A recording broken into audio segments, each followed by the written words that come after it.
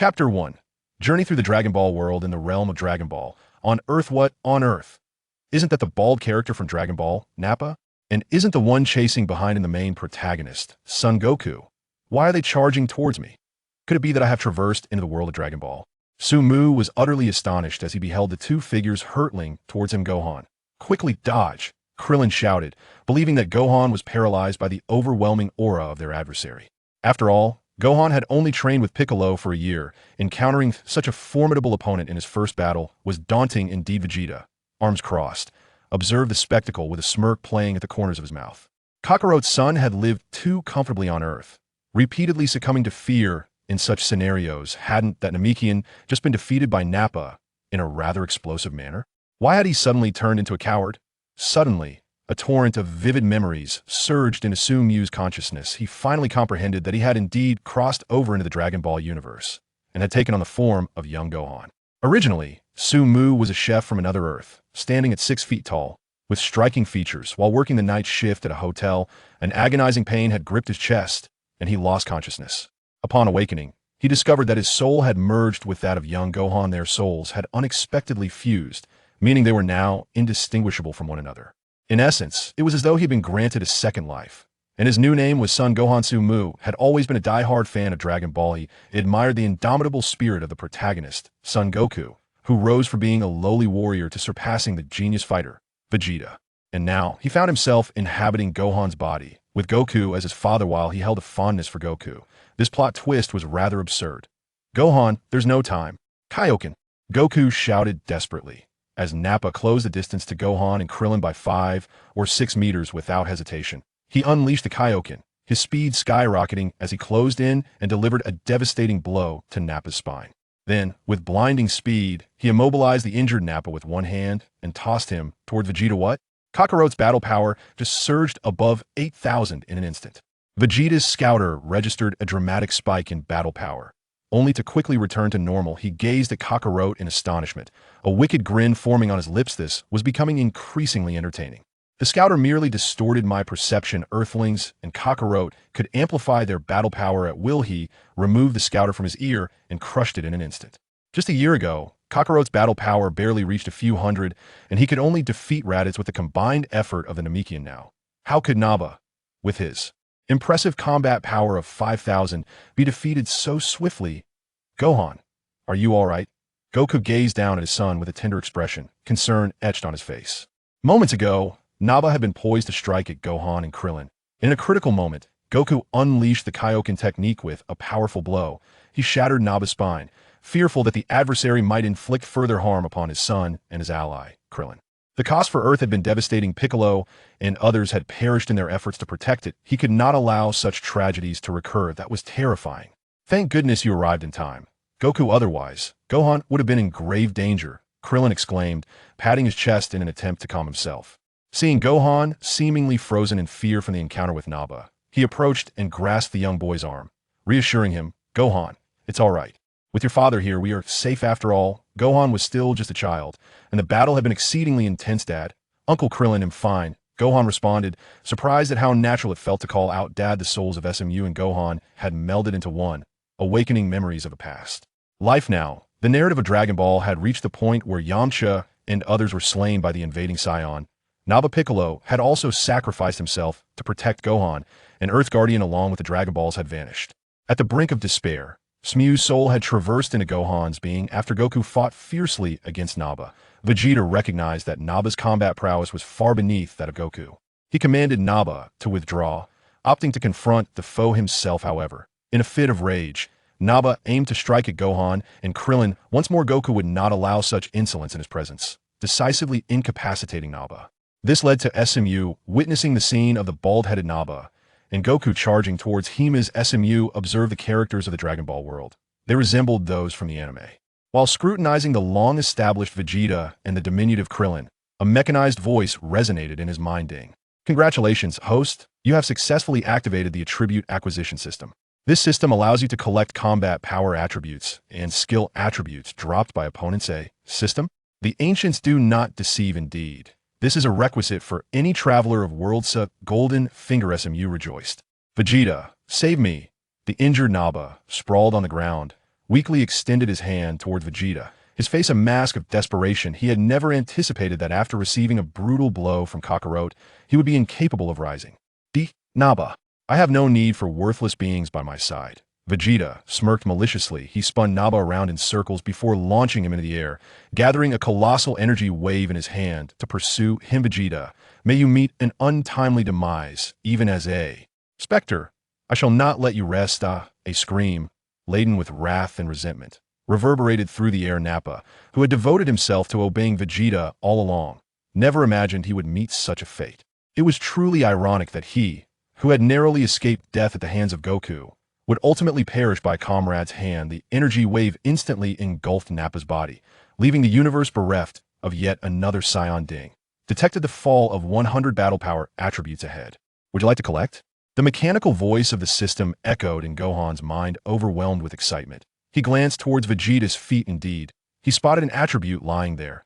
Visible only to him, the bald-headed Nappa had finally fallen at the hands of the millennial Vegeta.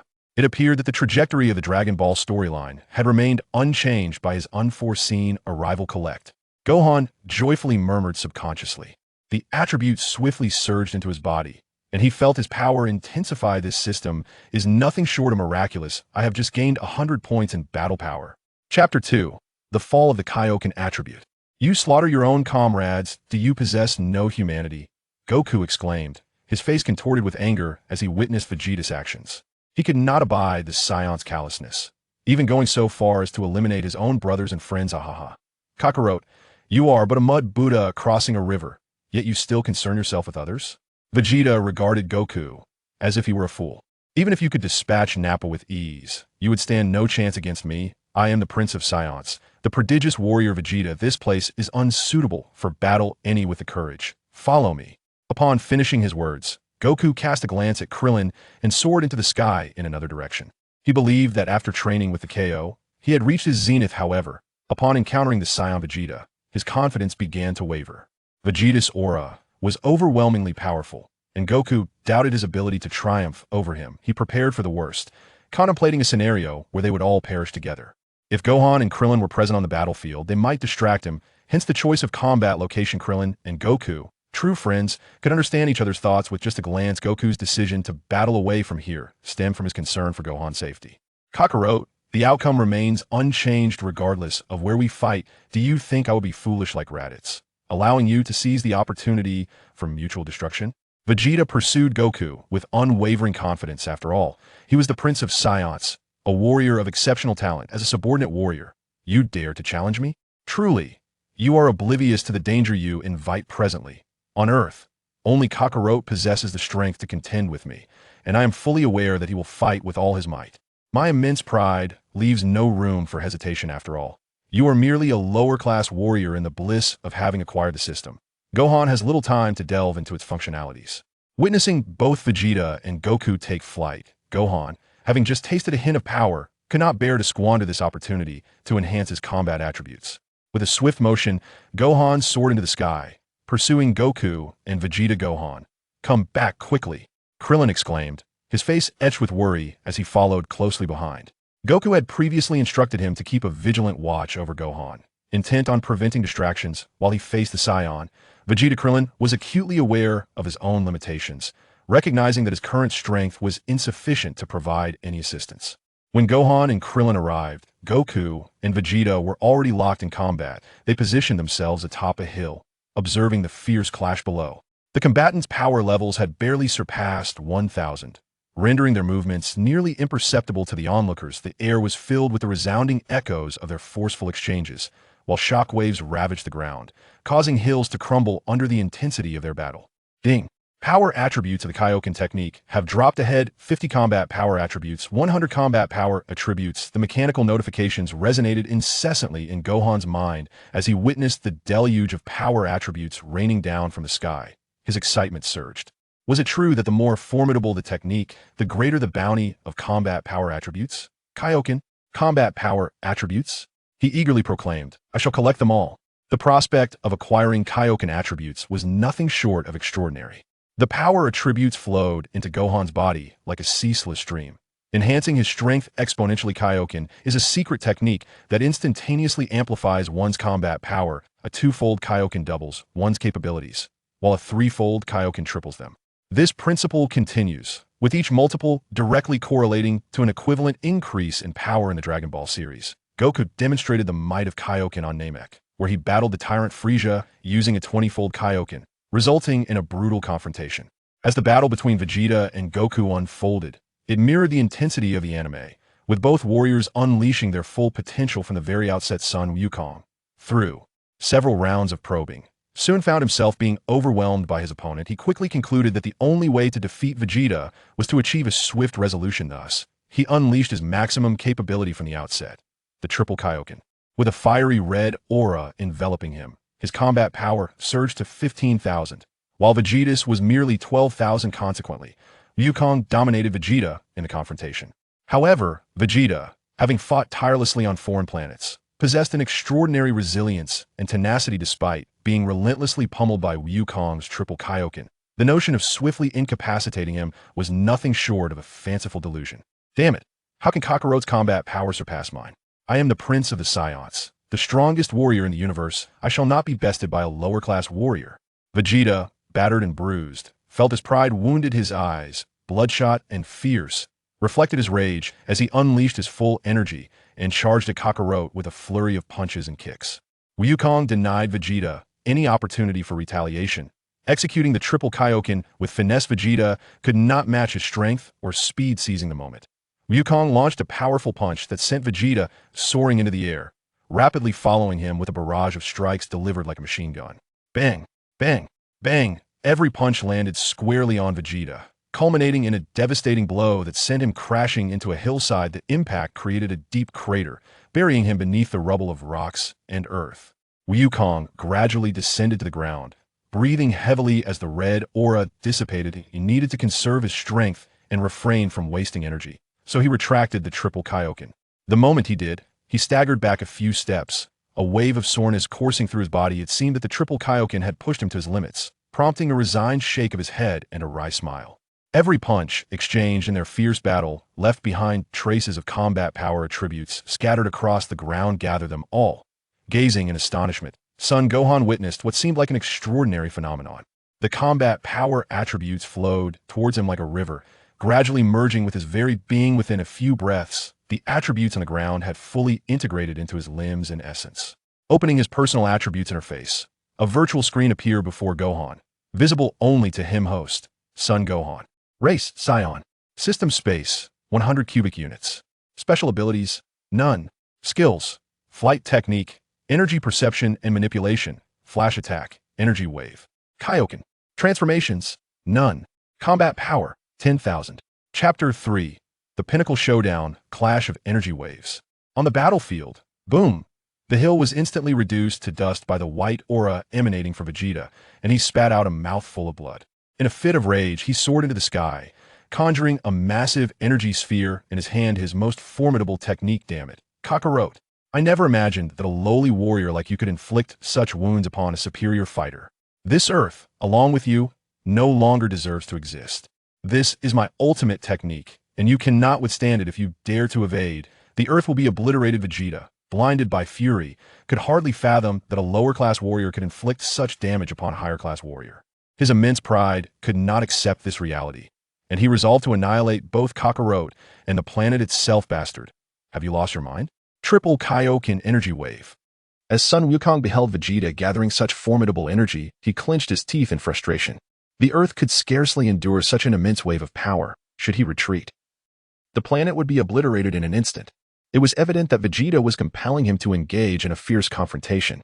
In response, Son Wukong activated the Kaio-ken technique at 3 times its normal strength and assumed the posture for the Kamehameha wave, placing his hands at his waist to commence the accumulation of energy. Instantly, fragments of stone from the ground began to levitate into the air. Both warriors had staked their fates on this very moment, as the energy wave surged wildly in preparation. How infuriating! The Scion had truly lost his senses. How could the Earth withstand such overwhelming energy? Wukong, you must hold on. Krillin, trembling in fear at the sight of Vegeta's colossal energy, placed all his hopes on Wukong's Kamehameha. The survival of the Earth hinged on this singular clash of energies. Should Wukong falter, the planet would cease to exist. He clenched his fists tightly, fervently praying within his heart. Ding! A Turtle School Kamehameha wave has fallen ahead. Will you pick it up? A combat power attribute of 100 has also dropped. Collect them all.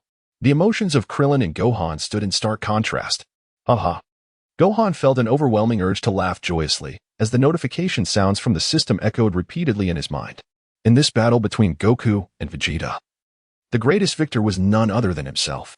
Thanks to the selfless contributions of the two warriors, he now reaped the rewards of the Kaio-ken, the Kamehameha wave, along with an unending surge of combat power. Vegeta unleashed a colossal energy wave, propelling it forward with fierce determination. Goku, undeterred, retaliated by unleashing his Kamehameha wave against Vegeta's energy. Boom! The two massive energy waves collided instantaneously, generating a terrifying shockwave that rippled through the ground. The surrounding hills crumbled in an instant, and Yachirobe, who had been observing the fierce clash from a distance, was swept away by the force. He had been secretly watching their battle unfold. Impossible! This is my strongest technique. You cannot withstand it. Vegeta was utterly astonished that his ultimate move had been countered by Kakarot. He unleashed his might fervently as the formidable Kamehameha gradually pressed down upon him. Goku, you must hold on. If you falter, Earth shall meet its demise. Krillin clenched his fists tightly, his palms involuntarily oozing with cold sweat. In this clash, it was evident that Son Wukong was at a disadvantage. Meanwhile, Gohan wore a stoic expression, yet within him surged a tempest of turmoil. In his mind, the incessant sound of the system's notifications echoed. It was revealed that the energy waves of Son Wukong and Vegeta had collided, resulting in a dramatic drop in their combat power attributes. The North Kai, who had been closely observing this fierce battle, was filled with anxiety. The Saiyans, true to their reputation as a warrior race, exhibited terrifying strength and resilience. Yet, was there truly no way out? The Kaio-ken ×3 had already reached the limits of Son Wukong's capabilities.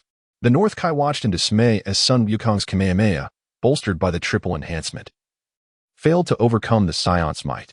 He clenched his fists tightly, beads of cold sweat adorning his forehead. Should Goku falter, the Earth itself would cease to exist. If he were to continue amplifying his Kaio-ken, his body would be unable to withstand the onslaught of such ferocious power. There was no alternative. He urged his body to endure, invoking the fourfold Kaio-ken. Goku recognized that prolonging this stalemate would be detrimental to his well-being, as his body could not endure prolonged exertion. He had no choice but to grit his teeth and amplify the Kaio-ken technique to 4 times its normal level. An excruciating pain surged throughout his entire body, contorting Son Wukong's face into a terrifying grimace. The energy of the Kamehameha wave surged dramatically, forcefully pushing back the explosive attack. What? This is my most powerful technique. How can Kakarot's combat power surpass mine? Vegeta exclaimed in disbelief, his heart brimming with dread. He found himself utterly unable to withstand Kakarot's energy wave. He was propelled into the sky by a wave of energy, piercing through the clouds. Vegeta exerted every ounce of strength to descend from the energy surge. The Kamehameha continued its trajectory towards the Earth's atmosphere. Yet, infuriatingly, he found himself on the brink of defeat against a lower-class warrior. I cannot afford to lose. Regardless of appearances, I shall transform into a mighty beast and crush Kakarot beneath my feet. Vegeta's countenance twisted into a grotesque mask of fury as he hastily scanned the heavens for the moon of this planet. He deliberately chose to invade Earth when the moon was full, annihilating all of humanity. Ha ha ha, in a bid to prevent Gohan from transforming into a giant ape. Piccolo obliterated the moon, rendering any attempts by the Saiyans futile. Far away on King Kai's planet, the king sensed the Saiyans' movements and understood they were in search of the power to transform.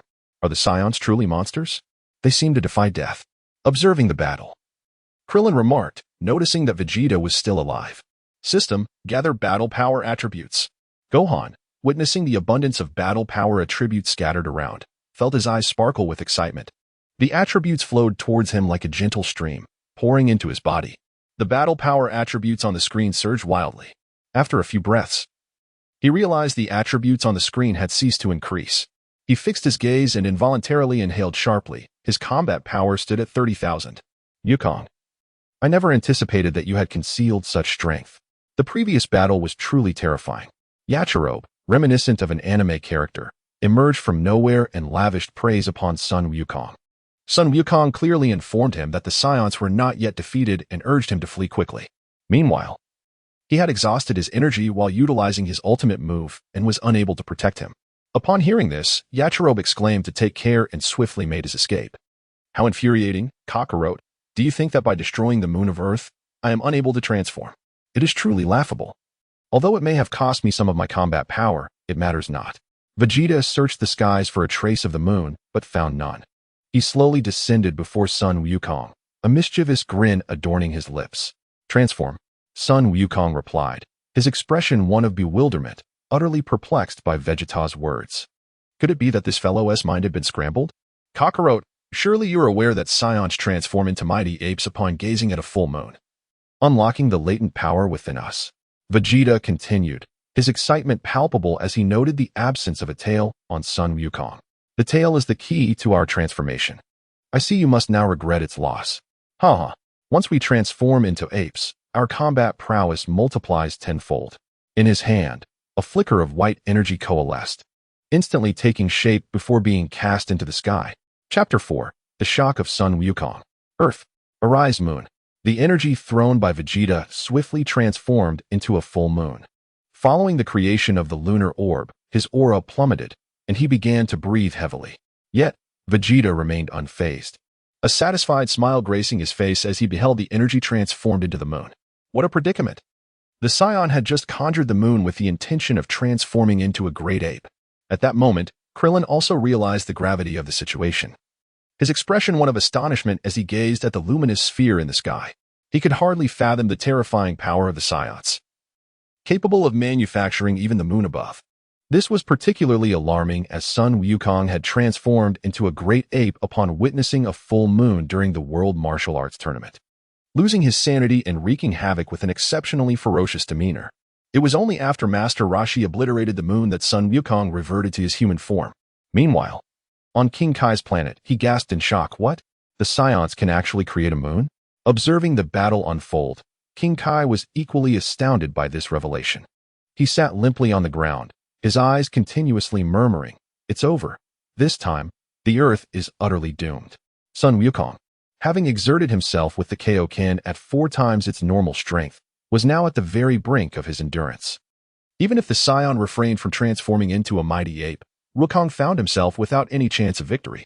Should Vegeta choose to transform now, his combat power would surge tenfold, leaving no one on Earth capable of standing against him.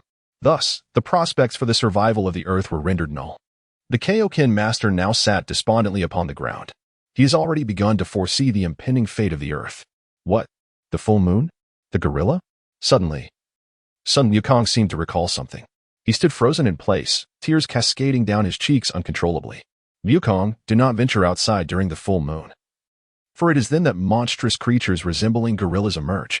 These gorillas are ferocious, wreaking havoc wherever they go. Encountering one spells doom. You must remember what Grandpa once told you. Remember. The words of his grandfather, Gohan, echoed in Sun Wukong's mind as he recalled them on his deathbed. Grandpa, I am so sorry. If I perish this time, I shall seek your forgiveness. Upon hearing the words of the Scion Vegeta, Sun Wukong finally comprehended the entirety of the situation. It turned out that his grandfather had never revealed the truth to him, that the gorilla was, in fact, his own transformation under the full moon, which had led to the demise of Gohan. Grandpa feared that if he learned the truth, he would be forever trapped in guilt and regret, which is why he withheld the revelation. Ha ha ha, Kakarot. Have you become so frightened that you mutter to yourself before I've even transformed? Vegeta sneered at Sun Wukong with a triumphant grin. Then, turning towards the moon, his heart raced with increasing intensity, and his tail began to stir, thrashing wildly. Thump, thump, thump. The rhythm of his heart beat like a drum, growing ever more frenetic. Vegeta's form began to swell like a mountain, his mouth revealing sharp fangs as he instantly transformed into a gorilla. How could this be? A gorilla? Sun Wukong watched in astonishment as Vegeta underwent this transformation. Once Vegeta had assumed the form of the gorilla, an aura of terror enveloped him. His only remaining ace was the spirit bomb he had learned from King Kai. However, gathering the energy required a considerable amount of time. Coupled with the exhaustion from forcibly utilizing the Kaio-ken technique at 4 times its normal strength, he was now on the brink of collapse, left to fate's design. What do you think? Do you now regret losing your tail? Vegeta reveled in the delight of Sun Wukong's stunned expression. his body now brimming with strength. The thought of soon vanquishing Kakarot and all the inhabitants of Earth filled him with a sense of delight. Vegeta, allow me to experience your power.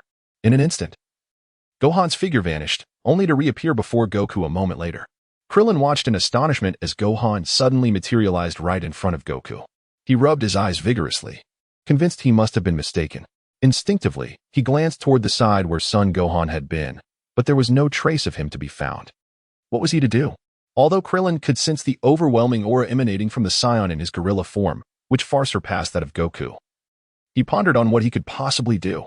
Should he charge forward to battle like Gohan? No. He needed to remain composed and consider how he could assist Goku and his son. Suddenly, an idea struck him, an unexpected strike to sever the Saiyan's tail. Krillin quickly recalled that the transformation of a Saiyan depended on their tail. If he could cut it off, the creature would revert to its humanoid form. He acted upon his thoughts, soaring towards the vicinity of Vegeta, where he began to coalesce a thin veil of energy in his hands, executing his signature technique, the energy sphere slash. Suddenly, a notification echoed in Gohan.'s mind. Energy sphere slash attributes have dropped. Would you like to collect? He realized that Krillin was employing his ultimate move. Energy sphere slash? Collect. In his personal attributes section, a new technique, the key sphere slash, has emerged. This technique was conceived by Krillin and frequently appears in the Dragon Ball series, inspiring many imitations. Within the anime, Krillin nearly severed the tail of the tyrant Frieza with the key sphere slash on Namek, demonstrating the immense power of this move. Gohan, hurry up. Before Goku could finish his sentence, he was struck with astonishment. Gohan's energy was surging at an astonishing rate. Just moments ago, he had been focused on confronting Vegeta, unaware of the presence of others on the battlefield. Had it not been for the sudden appearance of Kaio-ken, he might not have realized it until now. And now his own son Gohan had emerged. He gazed at Gohan with a look of astonishment, questioning whether this truly was his son. A formidable aura seemed to awaken within Gohan. Trust me, Dad, he declared, exuding an unparalleled confidence. His eyes sharpened, reminiscent of a fierce beast rousing from slumber. The fate of Earth rests in your hands, Gohan, Goku advised, nodding before swiftly departing the battlefield. He felt the overwhelming aura and realized that his son Gohan's power had far surpassed his own. Moreover, he was no longer able to fight after forcibly enhancing his Kaio-ken fourfold. Ha ha ha, Kakarot, you truly are a commendable father, allowing this little brat to battle me. Are you out of your mind? Vegeta scoffed with a smug expression as he observed Goku leaving the battlefield without attempting to intervene. Knowing that Kakarot's son had appeared, he was certain that the small, bald-headed fighter would also be lurking nearby. Vegeta began to be cautious of his surroundings. Though filled with strength after transforming, safety remained paramount. Die, Saiyan. Krillin hurled his ki blade vigorously towards Vegeta. If struck by the ki blade, the opponent would surely be severed in two. Chapter 5. Gohan takes action. Shocking everyone. A mere parlor trick. Did you think I hadn't noticed you? Once I deal with Kakarot and his son, I shall attend to you, little bald head. Vegeta leapt powerfully, evading the ki blade's attack, then turned to glare at Krillin with disdain. Hearing this, Krillin instinctively took several steps back. His heart felt as though it had been ensnared by a demon, trembling with fear. Krillin, taken aback, realized that Gohan's strength had far surpassed his own. Goku flew to Krillin's side, enduring excruciating pain, and spoke with a proud expression. He realized that Gohan's combat prowess had likely surpassed his own. Is this truly Son Gohan? It appears that Piccolo possessed foresight, drawing forth the immense power within him at last. As Krillin observed Goku approach his side, the fear that had gripped his heart gradually subsided. Simultaneously, he noted the overwhelming surge of energy emanating from Gohan, akin to a vast ocean. His heart gradually calmed down as the two departed from the battlefield, finding solace atop a hill overlooking the chaos below. Reflecting on Piccolo's words, he realized they needed to harness the formidable power residing within Son Gohan to triumph over the Saiyans. It appeared that Piccolo's judgment was indeed astute. Kakarot, you hold your son in far too high esteem. I shall crush his bones this very moment. Vegeta observed as Kakarot entrusted the battlefield to his son. He was not the slightest bit angered, for he was on the verge of annihilating all of humanity. This was precisely why he chose the night of the full moon to invade Earth. Although the moon of this planet had been obliterated by humans, it did not hinder his transformation into a colossal gorilla. Thunder rumbled ominously as dark clouds gathered in the sky, heralding what seemed to be the impending apocalypse. The ground trembled, and hills began to crumble. A wave of energy surged from within Son Wukong, radiating outward in all directions. It was as if a tempest had arisen, sending dust and debris flying, while nearby hills and loose stones were utterly devastated. How could this be possible? This little brat, Vegeta, now in his gorilla form, found himself pushed back a step by the force of the energy wave. He gazed in astonishment, utterly bewildered. How could this be? How could Kakarot's son possess such tremendous strength all at once? Both Son Wukong and Krillin were left in a state of disbelief upon witnessing this. Was this what Piccolo had foretold, that Gohan harbored such immense power within him? Could it be the result of the union between Scions and Earthlings? This newfound strength far surpassed that of Son Wukong just moments ago.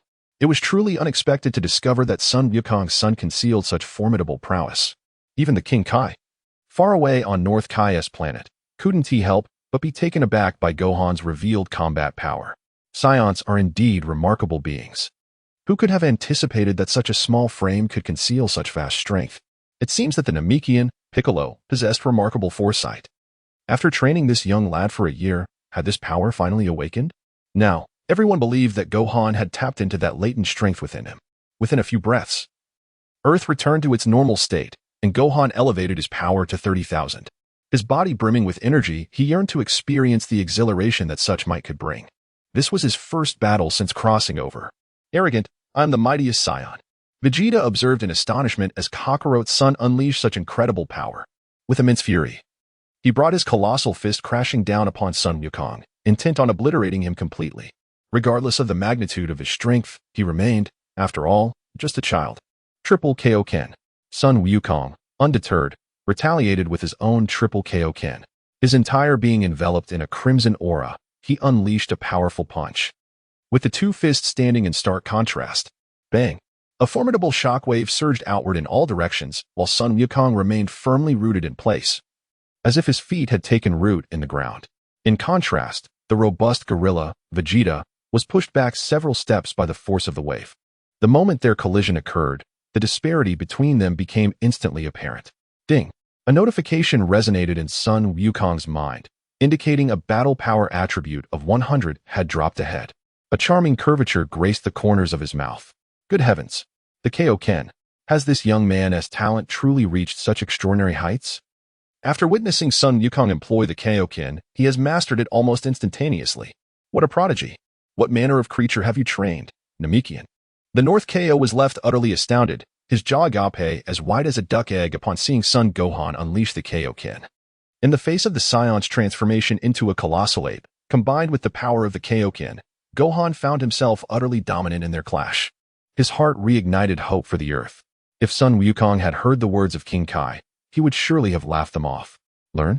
That is utterly impossible. I merely acquired attributes with the assistance of the system. How can there exist such extraordinary individuals in this world? Is that not akin to cheating? Oh, it seems that this dimension indeed possesses such extraordinary beings. Majin Buu. He learned the techniques employed by Son Wukong simply by observing them once. Moreover, after devouring his opponents, he would acquire their abilities and personalities. The Kaio-ken. Who would have imagined that Gohan could master it?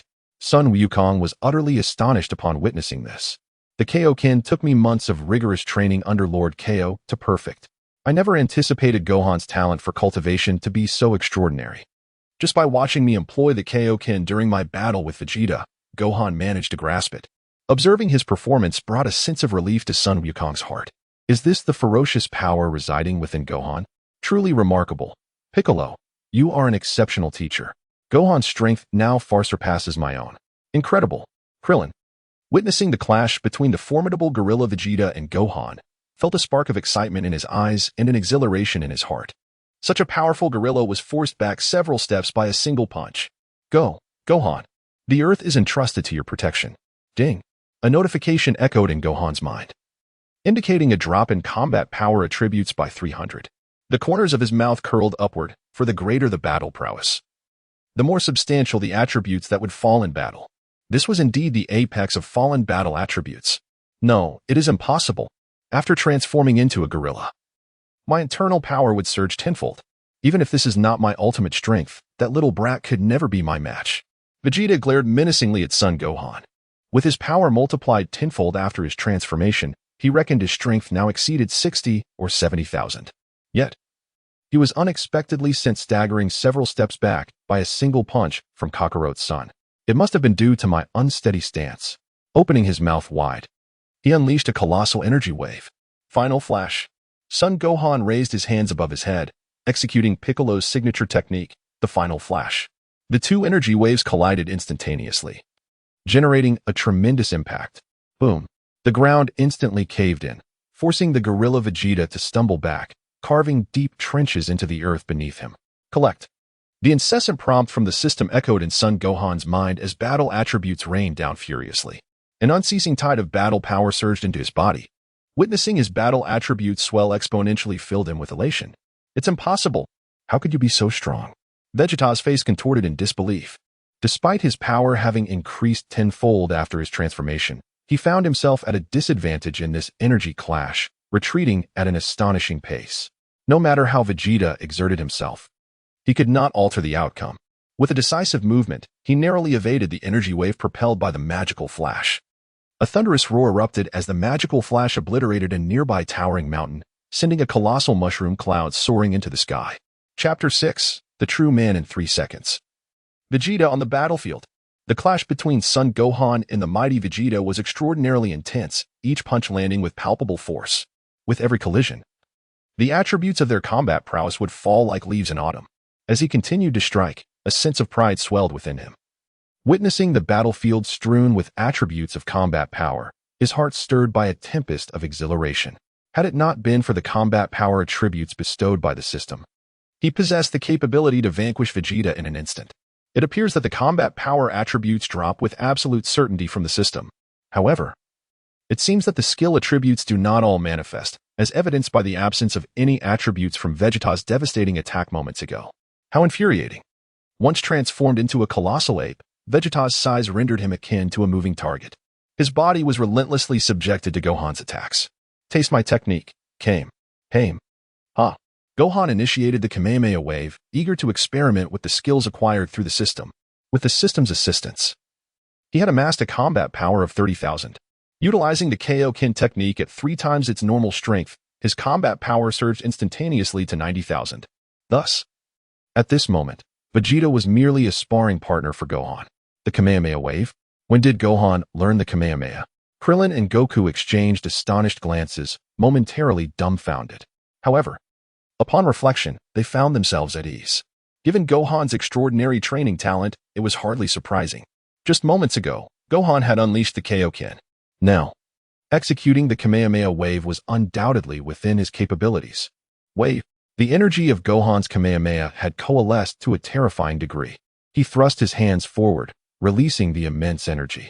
It transformed into a colossal beam of energy that surged towards his opponent. Oh no, not this move again. I must evade. Vegeta's heart raced as he beheld the massive energy beam, fear gripping him. He had just experienced Kakarot's technique moments ago. Now, the energy of his son's move surpassed that of the previous one. Vegeta dared not take the risk of confronting it head-on. His life was at stake. He swiftly evaded the colossal wave of energy. The Kamehameha surged into the sky, piercing through the Earth's atmosphere and vanishing into the cosmos. Where do you think you're going? Take this. Witnessing Vegeta deftly evade the Kamehameha, Gohan unleashed a barrage of energy blasts, akin to the relentless fire of a machine gun, bombarding the mighty Saiyan with unyielding force, eliciting cries of anguish from his opponent. Thunderous roars echoed as the dust and smoke enveloped the towering figure of Vegeta, soon obscuring him from view. Gohan ceased his relentless assault, eager to experiment with Krillin's energy disc technique. He raised his right palm towards the heavens, and a thin veil of energy unfurled instantaneously. What? Chi circular slash? Krillin gazed at Gohan with a mix of astonishment and delight. For the latter's innate talent was truly extraordinary. Having merely observed the technique twice, he was able to execute his signature move. The Chi circular slash was a technique I had painstakingly devised over 3 years. As the dust settled, Vegeta lay in a disheveled heap on the ground, gasping for breath. To my astonishment, Gohan harbored such terrifying power within him. Even the Saiyan transformation into a great ape was no match for him. King Kai, witnessing the incapacitated Vegeta, exclaimed in disbelief, "This young lad appears to be merely 5 years old this year, yet his strength has reached such alarming heights. If he continues to train diligently, to what extraordinary level will his combat prowess ascend as he matures?" I am truly eager to see how far this boy will go. Gohan, show some mercy. Such a remarkable opponent would be too great a loss if he were to perish on Earth. Just as Gohan was about to unleash the Chi circular slash, a thunderous shout from Goku echoed from a distance. Goku, have you lost your mind? How can you ask Gohan to show mercy? The Scions have taken countless lives on this planet, including Yamcha, Tien, and others. Krillin shouted angrily at Goku. The devastation Earth faced this time was immense. Even if the Scions were to die 1,000 times, it would not suffice. Krillin, just allow me this moment of indulgence. I once believed that my training in King Kai's realm had brought me to the pinnacle of power. However, upon encountering Vegeta, I realized that my strength pales in comparison to his. If he were to die now, it would be an immense loss. I promise you. I will train diligently and ensure that I can defeat him next time, Goku implored earnestly. The battle with Vegeta evokes a sensation of exhilarating fervor. As if the very blood coursing through his veins is ablaze, an extraordinary excitement enveloping him. Now, witnessing Vegeta lifeless upon the earth stirs a profound sense of reluctance within his heart. Very well, Goku, you possess the entitlement to be willful. Your prowess is not merely formidable, for Gohan's strength has escalated to unfathomable heights. Upon hearing Goku's words, Krillin felt his anger dissipate entirely. After all, given the opponent's might, such entitlement is indeed justified, as he has consistently been the one to save the planet. I understand, Gohan said, nodding at the two. He unleashed a key sphere, directing it towards the gorilla's tail, instantly severing it. Vegeta began to revert to his humanoid form, having lost the strength to remain upright. How infuriating. The mightiest Scion warrior, have been defeated on Earth. Vegeta coughed up a mouthful of blood, weakly expressing his despair. At this moment, he lacked even the strength to stand. He struggled to turn over, painstakingly retrieving the remote control from his pocket and pressing a few buttons. Then he collapsed onto the ground, sprawled out and gasping for breath. The spaceship in the distance received the signal and immediately activated, heading towards him. Vegeta, I hope to fight alongside you again in the future. Goku, having used the overwhelming fourfold Kaio-ken, was now racked with pain, his body feeling as though it might split apart. During the battle, he had merely gritted his teeth and held on, but now, as he relaxed, a wave of exhaustion and pain washed over him, causing him to wobble unsteadily. Goku, are you all right? Krillin exclaimed, rushing to support him. He never anticipated the extent to which his opponent's body had been overexerted. Had it not been for Son Gohan awakening the latent power within him, the consequences would have been dire. I'm fine, but I've just exhausted myself using my ultimate technique. Please assist me, Son Wukong said with a foolish grin. Krillin supported his hand on his shoulder, and together they soared towards Vegeta. Collect everything. Son Gohan also retracted his threefold Kaio-ken, reveling in the abundant battle power attributes scattered across the ground. These attributes flowed into his body like a gentle stream. After a few breaths, the battle power attribute ceased to increase, and he observed that his personal battle power had reached 50,000. The system is remarkable after engaging in battle. My power has surged by 20,000. Kakarot, I will not express my gratitude. Next time, I shall ensure your demise. Vegeta uttered weakly upon witnessing Son Wukong's arrival. His entire body felt as though it were no longer under his control, rendering movement cumbersome. On an unnamed planet in the cosmos, a report was made. Lord Frieza, we have intercepted a transmission from Vegeta concerning Earth. There exists something called Dragon Balls on Namek that can grant wishes. An alien with a canine visage entered through the electric door, bowing respectfully as he approached Frieza, who lounged on his throne, swirling a glass of red wine. Ha ha ha. Vegeta, I never imagined you would bring me such splendid news. Assemble the team. We shall depart for Namek in 3 days. A gleam of ambition sparkled in Frieza's eyes. He had long desired eternal life to dominate the universe. Regardless of the veracity of this information, he was determined to investigate Namek. Chapter 7. The method to revive everyone on Earth. Amidst the battlefield, Son Wukong cheerfully remarked, He. I look forward to our next battle. He and Vegeta are akin to formidable adversaries in a game of chess, each admiring the other's indomitable spirit. From Vegeta, he perceives a reflection of his former self. Recollections of his battle against the Demon King Piccolo emerge, where it was his unwavering resolve that ultimately led to victory. Whoosh. At this moment, Vegeta's spaceship descended before him, its hatch already ajar. He ascended step by step to the spaceship, while Son Wukong and the others did not intervene. You wretched beings, I shall not spare you. When I return to Earth, I will ensure your demise. Vegeta declared as he boarded the spacecraft, uttering his ominous threat. Krillin's lips twitched involuntarily several times. He yearned to rush forward and bring his opponent down, delivering a thorough beating. Truly, good intentions were met with ingratitude, having spared you. You still contemplated revenge. The hatch slowly closed, and then the spacecraft whisked him away from Earth. Not long after the Scion Vegeta departed, a jet aircraft descended upon the battlefield. Gohan, my poor Gohan, mother is here. Master Roshi and the others arrived at the scene aboard the jet. As soon as Chi-Chi disembarked, she rushed over and enveloped Gohan in her embrace, repeatedly murmuring, "I'm fine." Gohan struggled a few times, but, unable to break free, resigned himself to Chi-Chi's hold. This was his first encounter with maternal love, having been an orphan in his previous life. Gradually, he was coming to terms with his identity as Son Gohan in the Dragon Ball world. In this realm, he had a mother and a father, along with a multitude of good friends.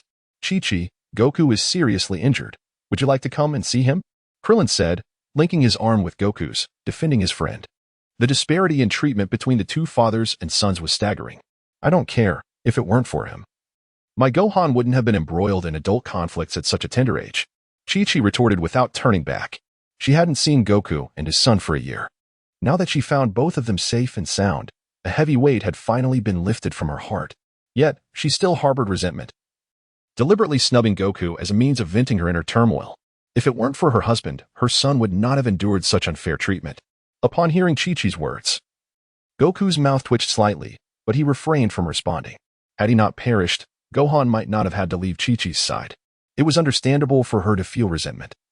Yet it was Gohan's assistance that had potentially saved the Earth today. Goku, it is truly wonderful to see you unharmed. Master Roshi and Bulma said simultaneously as they approached Goku. Tears welled up in their eyes upon witnessing the survival of Goku, his son, and Krillin. Grandpa, I'm sorry, but the Scions have already fled, Goku explained. No worries, driving off the Scions is quite an achievement in itself. Let us take you to the hospital first. The Senzu beans are depleted, and they won't be ready for harvest for at least a month, said the Cat Master with a cheerful expression. They did not witness the formidable display of power by Gohan. Instead, they presumed it was Goku who had driven the Scions away. A thought occurred to me regarding the method to revive everyone. Once aboard the aircraft, Krillin, noticing the somber mood among the group, suddenly uttered a remark.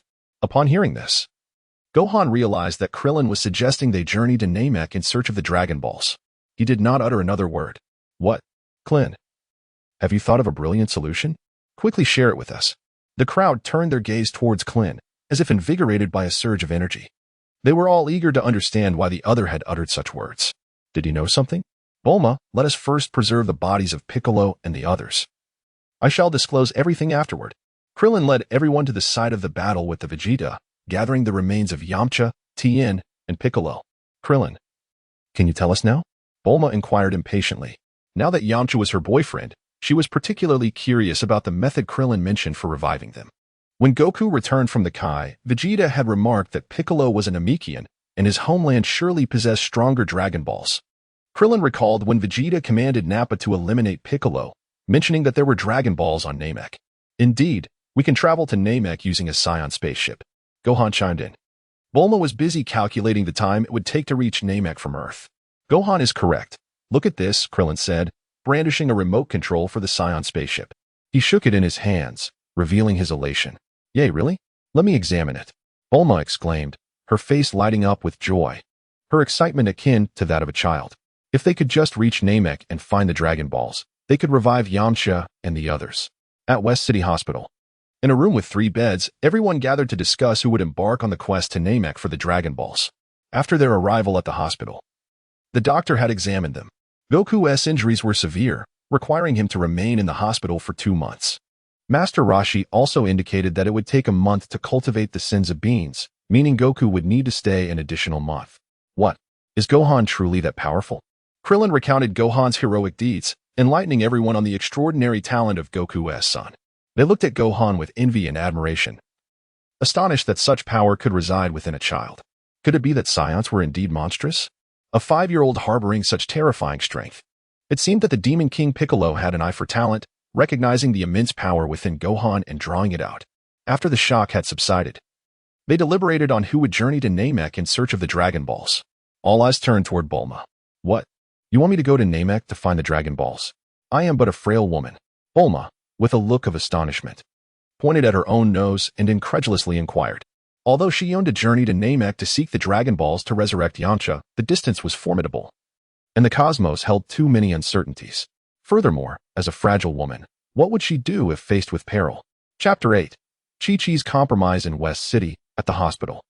Bulma, apart from you, who else can pilot a spaceship? Do not fret. I shall protect you, Krillin said with an air of nonchalance. Now, with Yamcha and the others having perished in battle, only he and Son Goku, along with Master Roshi and Yajirobe, possessed any fighting capability. However, Goku now lay in bed. Master Roshi was advanced in years and needed to oversee Earth, and Yajirobe, the coward, was not to be relied upon. It was now just himself and Gohan. But given Chi-Chi's nature, she would undoubtedly refuse to let her son depart. Gohan. Son Goku glanced at his son Gohan, hesitating to speak. His intention was clear. He wished for his son to safeguard Bulma and Krillin. He understood that Gohan was now capable of shouldering this responsibility. All eyes turned to the figure lying in the hospital bed, Son Wukong, and then back to Gohan. Wukong, you needn't even consider it. I have resolutely decided that I will not allow my Gohan to venture back to Namek for any perilous escapade, she declared. The thought of someone like Piccolo, terrifying enough as he was, returning to his homeland was simply too daunting. Chi-Chi, like a cat whose tail had been stepped on, erupted in indignation. She grasped her husband Son Wukong's intention, which was to send Gohan to Namek in search of the Dragon Balls to resurrect the people of Earth. Yet, the fate of the Earth's inhabitants mattered little to her, if it weren't for the Demon King Piccolo. She wouldn't have gone an entire year without seeing her son. As a mother, all she wished for was Gohan's safety, hoping he would avoid any dangerous situations. Mother, I know you mean well and wish for me to grow into a scholar, but have you ever considered that if Earth were to be destroyed by extraterrestrials, what would become of that aspiration? Gohan spoke earnestly, not wanting to cause Chi-Chi distress. In truth, Chi-Chi was a pitiable woman. Ever since their marriage, she had devoted herself wholly to her family. With Son Wukong constantly embroiled in battles, her hopes rested solely on their son. For a mother, her desires were not misguided. She merely wished for Gohan to become a scholar, envisioning a future devoid of hardship. Her reluctance to allow Gohan to train stemmed from a desire to shield him from a fate akin to his father's, a life of constant conflict, which she deemed devoid of promise. The onlookers gazed at Gohan in disbelief. Could these profound words truly emerge from a 5-year-old? This past year of training alongside Piccolo had indeed transformed him. He was no longer the same child, displaying not only formidable strength but also a maturity of thought that belied his years. It was evident he was the son of Son Wukong, capable of grasping such intricate philosophies at such a tender age, which only served to highlight Piccolo's prowess as an exceptional mentor. I need not concern myself with others. My only priority is your safety, Chi-Chi asserted with unwavering resolve, indifferent to the fate of anyone else. As for you, Gohan, there is no need for any danger. I can accompany Bulma instead. Upon witnessing Gohan's remarkable growth, Krillin too wished for him to join the expedition, believing it would provide some reassurance. However, given Chi-Chi's protective nature, he resigned himself to that hope. Mother, do you not often teach me the importance of responsibility? This time, it was Uncle Piccolo who sacrificed himself to save me, only to be killed by the Saiyans. I must journey to Namek to seek out the Dragon Balls and resurrect him, for otherwise, I shall never be able to live with myself. Son Wukong also spoke with unwavering determination. He was acutely aware that this journey to Namek was fraught with peril. Had he chosen not to accompany them, Krillin and Bulma would inevitably be sent to their doom. Indeed, Chi-Chi, Gohan has matured. He possesses a sense of responsibility that should fill you with pride. Upon hearing Gohan's words, Bulma also encouraged Chi-Chi. She was taken aback by Gohan's remarkable sense of duty at such a tender age. This made her reminisce about the time when Goku first brought Gohan to Kame House. Could it truly be that this was the same child who had once hidden behind Goku a year ago? Yes, Chi-Chi, you are aware of Gohan's formidable strength. He is capable of defeating even the Saiyans, so there is little danger. At this juncture, Master Roshi also spoke up, asserting that with Gohan's extraordinary abilities, their chances of success would be significantly enhanced. Goku lay in bed, nodding in satisfaction. Indeed, he was his son, and one must always be grateful and repay kindness. It was not in vain that Piccolo had dedicated a year to training him, sacrificing himself to protect Gohan. Now that he possesses the strength, he must shoulder this responsibility and seek the Dragon Balls to resurrect them. Chi-Chi hesitated, fully aware of the logic in their reasoning, yet her heart remained uneasy. For her child was only 5 years old. It was true that Piccolo had raised Gohan for a year and had died at the hands of the Scions to save him. "Mom, I promise I will return safely," Gohan said, sensing his mother's wavering resolve. He rushed over and clasped her thigh, assuring her, "All right, Mom, I promise to return safely, and I will not neglect my studies." Chi-Chi was not unreasonable. She understood the importance of gratitude. She was aware that Piccolo had sacrificed his life to save her son. Now, as everyone spoke of the journey to Namek to seek the Dragon Balls, deeming it not perilous, she allowed her son to embark on this quest for resurrection. The spherical object, an unidentified entity, was suspected to be an artifact left behind by extraterrestrials.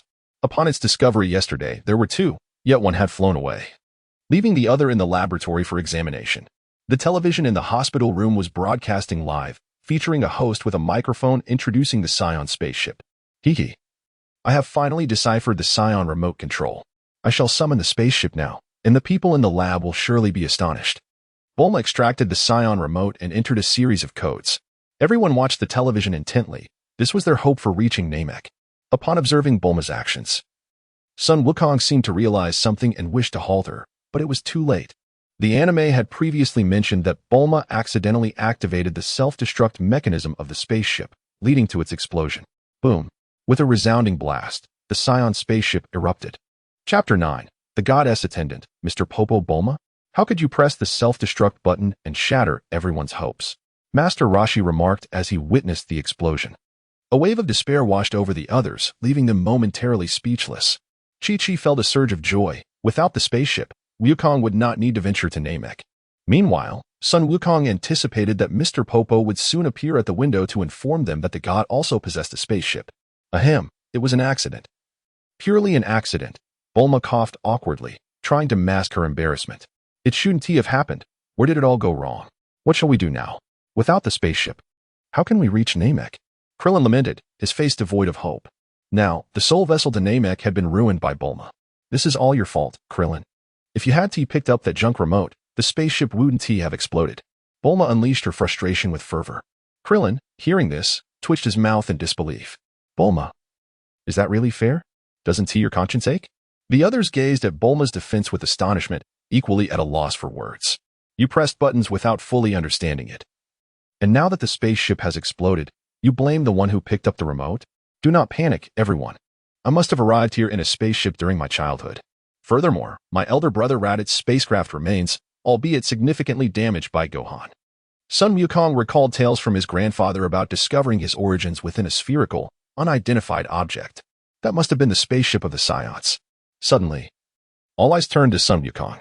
Indeed, how had they not considered this? They could modify their spacecraft. Wukong, you are brilliant. I must hurry to find it. Krillin exclaimed with palpable excitement, now filled with hope. Hello, everyone. I know where there is a ready-made spaceship. Just as the group was buoyed by Wukong's revelation, a man's voice from the window drew their attention. A man, resembling an Indian figure, with distinctive dead fish eyes and fiery red lips. It was none other than the attendant of the Supreme Kai, Bobo. How terrifying. Bulma, standing by the window, turned her head and was startled to see the imposing figure behind her, momentarily thinking she had encountered something sinister. After all, they were on one of the upper floors. Could it be that she was seeing a ghost in broad daylight? She stepped back in fright, nearly losing her balance. Gohan, witnessing this, smirked slightly. Indeed, it was Bobo. Exactly as depicted in the anime. Do not be afraid, this is Mr. Bobo, who has always been by the Supreme Kai's side. Sun Wukong introduced as he lay in bed. None knew Bobo's origins, though the Supreme Kai had mentioned him as having served the previous generation of Kai. With Wukong's introduction, the group relaxed their guard, realizing he was merely the Supreme Kai's attendant. Suddenly, a figure was seen standing at the window, causing quite a stir among the many onlookers in the hospital. It was indeed newsworthy for a century-old man to appear without warning. They then noticed that Bobo was standing on a flying carpet. Mr. Bobo, is it true that you mentioned a spaceship? Where is it? Krillin eagerly approached the window, his excitement palpable. The news he brought was astonishing. It is true. I am uncertain of the exact location, but I can lead you there. Who will join me? Bobo nodded affirmatively. He only knows that place. It cannot be succinctly described in just a few sentences. However, he recognizes the path, having been taken there by the deity in the past. Bulma, You should accompany Mr. Bobo. Krillin turned to Bulma, for she was the only one capable of piloting the spaceship. Me? But Bobo looks like a villain. As a delicate woman, what if he tries to act inappropriately towards me? Bulma gazed apprehensively at Bobo, who did not appear to be a good person in her eyes. An unsettling image involuntarily surfaced in her mind. What if this man took her to a deserted place and committed unspeakable acts? In such a scenario, her cries would go unheard. Bulma, I will accompany you, Gohan said upon seeing Bobo, recalling the heavenly palace and the miraculous room of spirit and time. A sanctuary for extraordinary training. This was the perfect opportunity to hone his skills and enhance his strength. All right, with Gohan by my side, I feel reassured, Bulma exclaimed joyfully. Gohan's formidable power guaranteed her safety. Gohan, please be careful. Chi-Chi hesitated, wanting to keep Gohan close to her. They had already been apart for a year, but she could not retain him with her, especially since Earth was no longer in peril. Goku and the others also reminded their sons to ensure everyone's safety. We are off now. Await our good news. Bulma and Gohan leaped onto the flying carpet, and Bobo piloted it, vanishing from the sight of the onlookers. At the edge of the Earth, in an icy realm. Bobo, what is this place? Why is it so cold? Bulma disembarked from the carpet, a chill wind enveloping her, prompting her to hug her arms and murmur her discontent. This is the edge of the Earth, a place that has not seen the sun for years. Hence its frigid temperature. I shall take you to see the deity's abode. I am uncertain whether it is a spaceship. Bobo led them over mountains and valleys toward the deity's residence. The deity visited this place periodically and occasionally brought Bobo along. Now, he skillfully guided Gohan and Bulma to a structure resembling an insect. Gohan, do you not think the deity's house resembles a dung beetle? Bulma remarked, gazing at the spaceship before her. It does bear some resemblance. Gohan replied, seeing a spaceship for the first time. This vessel, resembling an insect, was supported by 4 elongated pillars and adorned with moss. Bulma, being rather straightforward and lacking subtlety, wondered why one would utter such distasteful words when they already knew the truth. Is this truly a spaceship? It does not appear to resemble one at all. How does one open it? Bulma circled around the peculiar house of the deity, yet she could not discern where the entrance lay. Chapter 10. The deity's spaceship Piccolo. Bobo exclaimed as a segment of the deity's abode descended. Previously, every visit had seen the deity venture inside, thus Bobo had memorized the code for the entrance. Wow. It's voice-activated. The technology of these extraterrestrials is truly advanced. Bulma remarked with admiration. If Earth possessed technology as remarkable as that of the aliens, they would have already constructed their own spaceships, rendering the search for extraterrestrial vessels unnecessary. In essence, Earth remained woefully behind. Bulma, spare us the lamentations. Let us venture inside. Gohan and Bobo urged, having leaped onto a fragment that had fallen from the spacecraft, extending their hands towards Bulma. Upon hearing them, Bulma reached out, and Gohan pulled her aboard. Following this, Bobo called out to Piccolo, and like an elevator, they were transported into the interior of the house, whereupon the lights illuminated instantly. Why is there nothing here? Is this truly a spaceship? Bulma questioned, surveying the interior of the vessel, which appeared dilapidated, resembling a mere house. The interior contained but a single chair and a device that seemed to control the spaceship. She shouted towards the control panel several times, but to no avail. It was likely that this spaceship was also voice-activated, yet there was a language barrier. She recalled how the deity and Piccolo had communicated using the language of Namek during their battle. Mr. Bobo, could you command the spaceship to fly near Jupiter using the Namekian language? Gohan, witnessing a spaceship for the first time, felt a sense of novelty.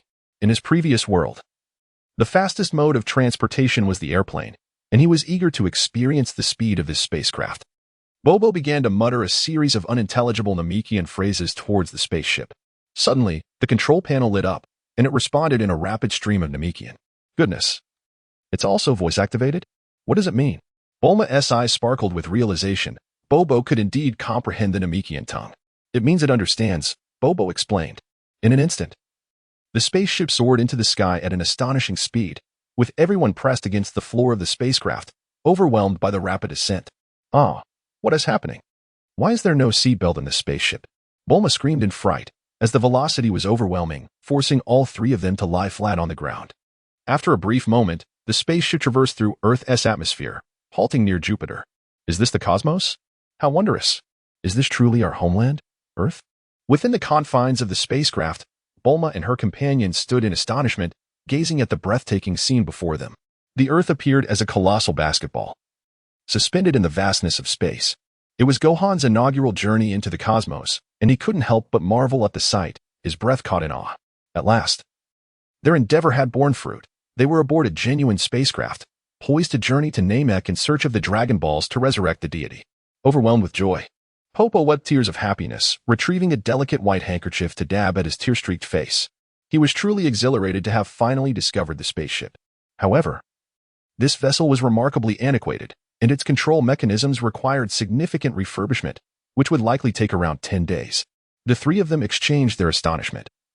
And Bulma addressed Bobo and Gohan, remarking on the ship's dilapidated state and the absence of amenities inside. She envisioned transforming it into a 2-bedroom apartment with a living room, bathroom, and various other facilities. There's no issue. We must also prepare, she said. Could you please call my parents to inform them that Bobo and I will be training together? Gohan agreed without hesitation and asked Bulma to relay his whereabouts to her family. Bulma, alongside her father, the professor, began to research and modify the spacecraft. They then returned to the West City Capsule Corporation, bidding farewell to Bulma's family as they departed. Bobo, I wish to train with you for a while before heading to the time chamber in the Supreme Kai's realm, Gohan stated while seated on Bobo's flying carpet.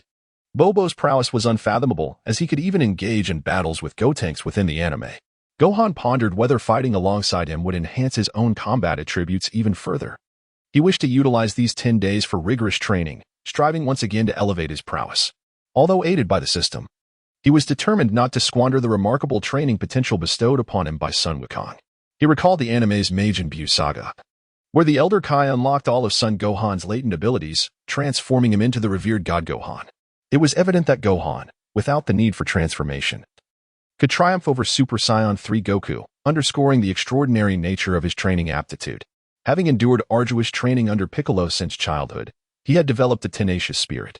He was resolute in his ambition to become a formidable force within the Dragon Ball universe, to ascend to the status of God Gohan. Super Saiyan 1. God of the Scions, Super Saiyan Blue, Super Saiyan Red.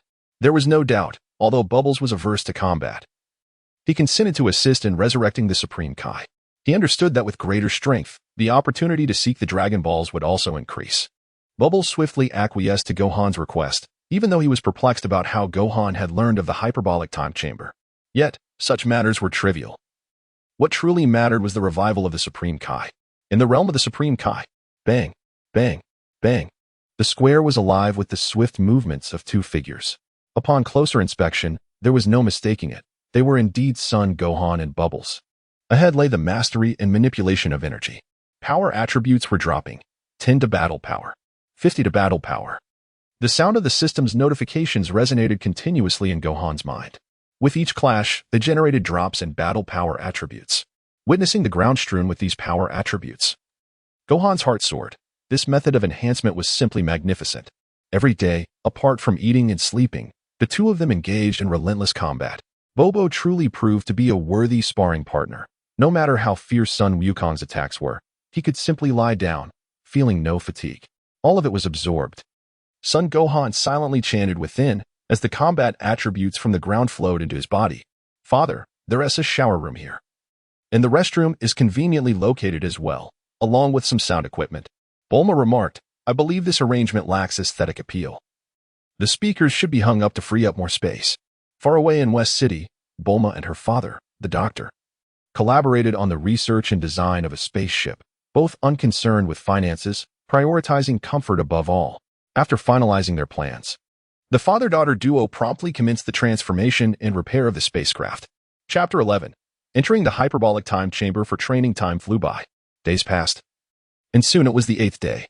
Bulma and her father had completed the construction of the spaceship.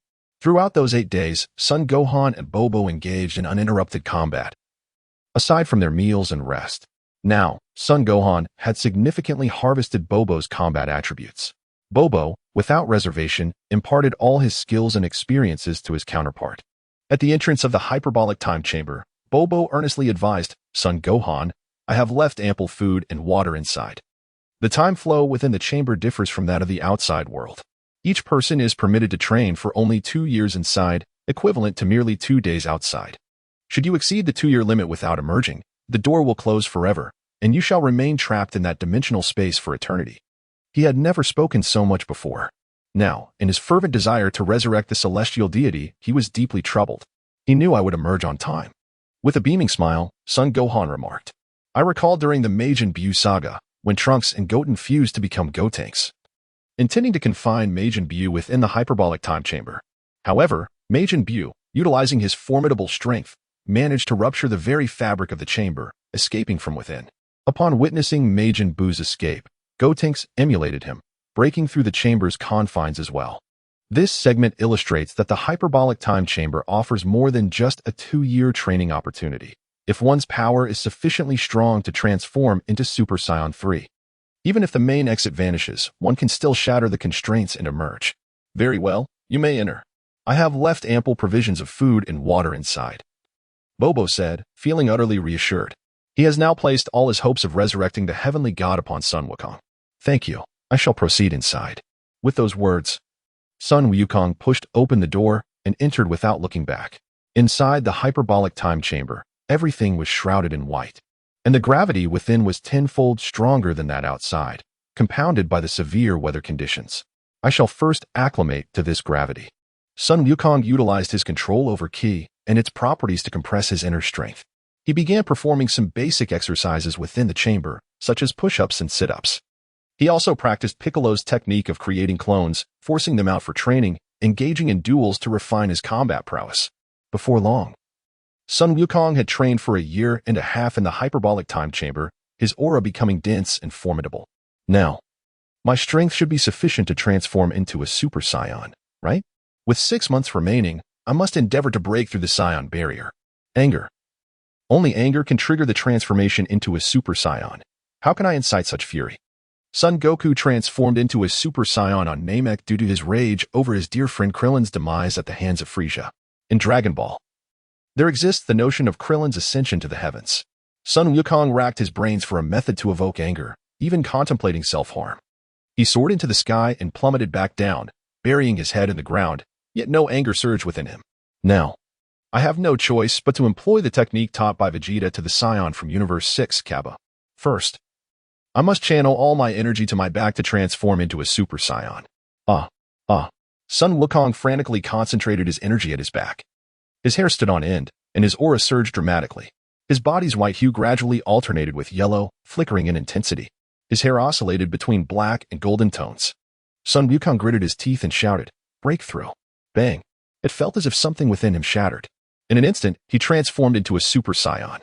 However, before he could revel in his triumph, he reverted to his normal state, maintaining the transformation for only a fleeting second. I never expected this method to be effective. I shall utilize this technique for the remainder of the year. Sun Wukong rejoiced, for that power was truly terrifying.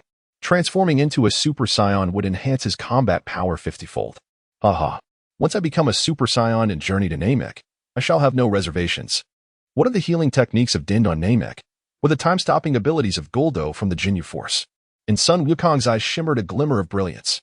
His journey to Namek was driven by purpose. He sought to harness the temporal abilities of Goku and the healing arts of Din. The anime has alluded to the fact that Din's healing techniques rival the legendary Senzu Beans of Earth.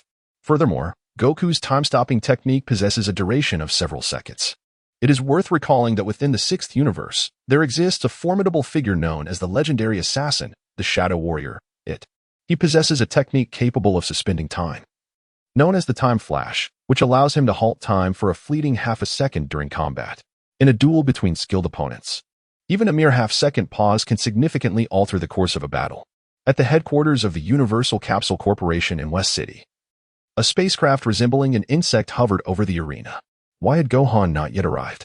Had he forgotten about their departure today? Krillin glanced at the clock, reflecting on how long it had been since he last saw son Gohan after their visit to the hospital. He wondered where that boy had wandered off to. Gohan, where are you? Your mother has brought you books and school supplies. The excited voice of Chi-Chi could be heard from afar. Her vehicle was laden with numerous bags, leading her to believe that Gohan had already arrived. Chi-Chi, allow me to assist you. Gohan is still not here, Krillin offered as he approached the car, unloading the multitude of bags with a slight twitch at the corner of his mouth. This wasn't a vacation. Why would there be so much luggage? In the sacred realm, the host, Son Gohan, race, Scion, system space, 100 cubic units, special abilities, none, skills, instant transmission, key perception and manipulation, magic flash, Kaio-ken, Kamehameha, Keyblade. Transformation, Super Saiyan 1, battle power, 3,000,000. As the door to the hyperbolic time chamber slowly creaked open, a young man emerged, his resolute visage radiating confidence. With his battle power now reaching 3 million, one cannot deny Gohan's extraordinary talent for cultivation. Gohan, it has only been 2 days since we last met. And you are almost unrecognizable. You had been waiting at the entrance, and the moment he laid eyes on Son Gohan, he was taken aback. He involuntarily blinked. For the transformation before and after was indeed staggering. The youthful innocence on Son Wukong's face had vanished, replaced by a visage sculpted with the resolute features of maturity. And he now stood at a height of approximately 1.4 meters. Mr. Bobo, it has been 2 years since our last meeting, Son Wukong quipped, having changed into a fresh set of clothes after a quick shower inside. Upon spotting Bobo waiting for him, he jested, "Now, it is up to you to resurrect the gods." Bobo waved at Son Wukong. One could sense that the other's physique had undergone a remarkable transformation.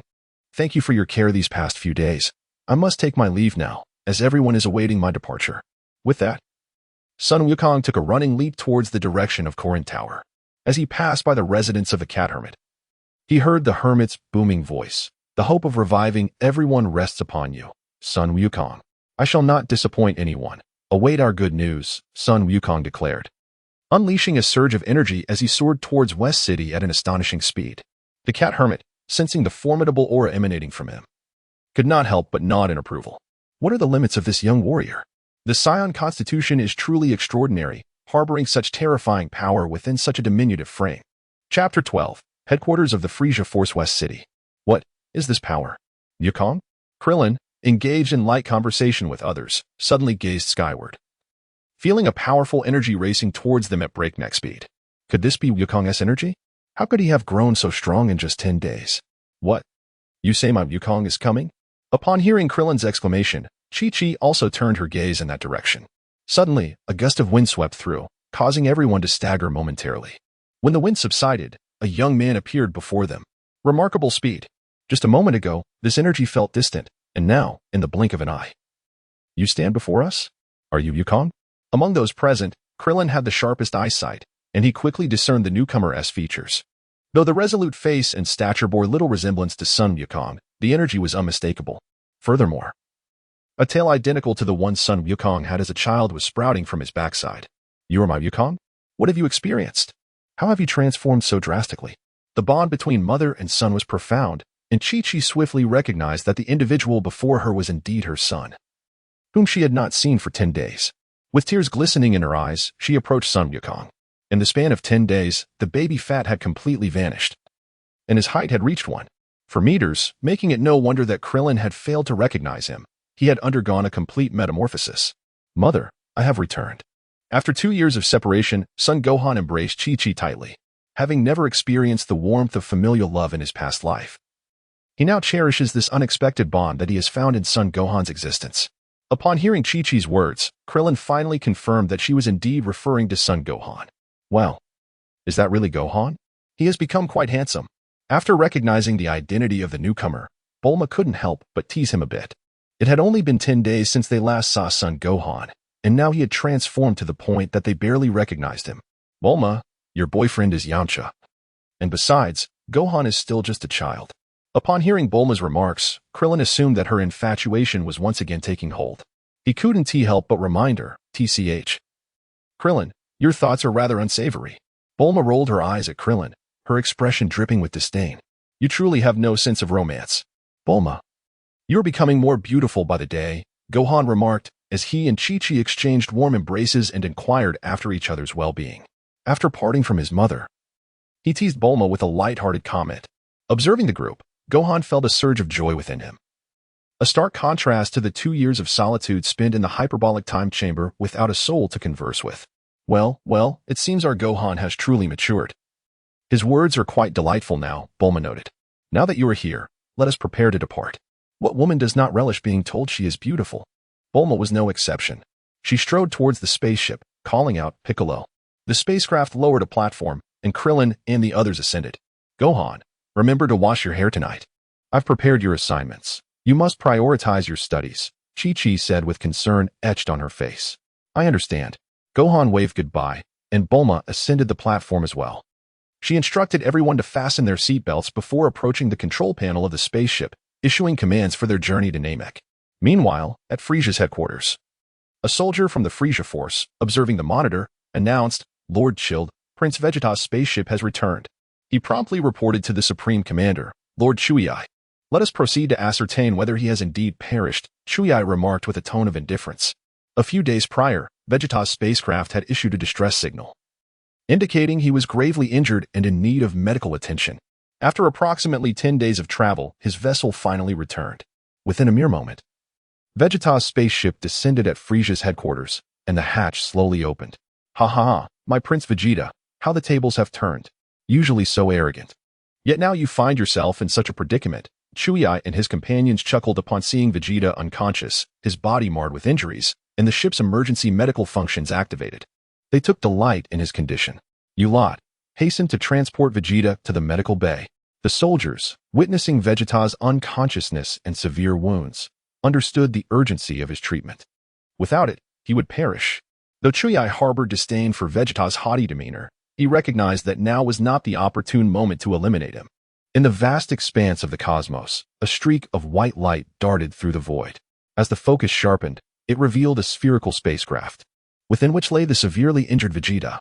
Ah, how dreadfully mundane.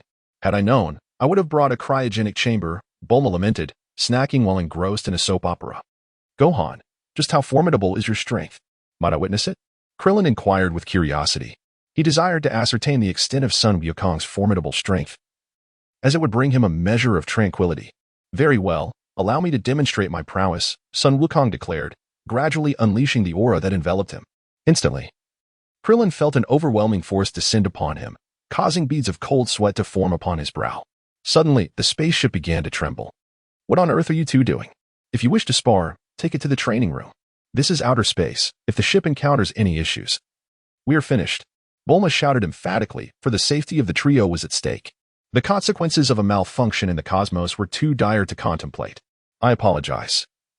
I have been exceedingly cautious in controlling my aura, Sun Wukong replied, compressing his energy, which brought an end to the ship's tumult. He spoke shyly, overwhelmed by the terrifying aura that almost made him falter. Klin, with a face etched in fear, patted his chest and recounted how his heart had raced as if confronted by a ghost, causing him to tremble uncontrollably. Faced with such an imposing presence, even the simplest of movements became a challenge. Klin, shall we hasten our training? Strengthening ourselves will ensure greater safety in the future. Sun Wukong was acutely aware that their journey to Namek would lead them to encounter the cosmic tyrant, Frisia. He also hoped that Klin would exhibit a more formidable strength, as this would provide additional assurance in their endeavors. With such a robust ally by his side, what could one possibly fear? Klin, wearing a proud expression, felt a modicum of relief upon witnessing Gohan's prowess. Although he often reassured himself that this journey posed no significant threat, the cosmos was rife with uncertainties. Let us proceed to the training room for a spar, suggested Son Gohan, wishing to harness some combat attributes during this interval, as any improvement would be preferable to none. Upon hearing Klin's words, he couldn't help but chuckle. Such a person lacks any determination to grow stronger, perpetually seeking to rely on others. Although the physical limitations of Earthlings are considerable, the prerequisite for overcoming them is the desire to become stronger. If one has no intention of improving, how can others assist them? Chapter 13. All set for departure, destination, Namek planet all right. With that, the two made their way to the training room. And soon the sounds of combat filled the air. Truly, they were two fools. Bulma expressed her dissatisfaction, wondering if these two rascals could think of anything beyond training and fighting. She resumed snacking while idly watching soap operas. Ding. A drop of 10 combat power attributes ahead. Ding. A drop of combat power attribute 10. Within the training room, the system's notification echoed repeatedly in Sun Wukong's mind. Collect them all. Even the smallest morsel counts. Little by little, it adds up. One can't afford to waste time while traversing the cosmos. The combat power attributes flowed into Sun Wukong's body like water, gradually enhancing his strength. Due to the rushed nature of their journey, Bulma had only equipped the spaceship with some basic furnishings and lacked a gravity chamber. Thus, their sparring was conducted with utmost caution, keeping their combat power at a minimum to avoid damaging the spacecraft. Time flew by swiftly. Before they knew it, 7 days had passed. The two of them spent their days either in combat or deep in meditation, while Bulma, in stark contrast, engaged in reading and obsessively following soap operas, leading to a rather mundane existence. Suddenly, the spacecraft jolted violently, as if under attack. "Oh no, we are being assaulted," Bulma exclaimed, rushing to the control room, her fingers flying over the keyboard, entering a flurry of codes. The screen abruptly displayed the chaotic scene outside the spacecraft, revealing a swarm of aerial vehicles launching an assault against them. "Bulma, hurry and counterattack," Krillin shouted, alarmed at the sight of a massive ship barreling toward them. If they were struck down, they could very well meet their demise in the vastness of space. Gohan, witnessing the unfolding chaos, seemed to have an epiphany. "Stop fussing. Do you not realize that this spacecraft is ancient?" Bulma continued her rapid typing, sending a series of commands into the system. Simultaneously, the spacecraft's weapons fired, obliterating the attacking vessels into mere fragments. "What is happening?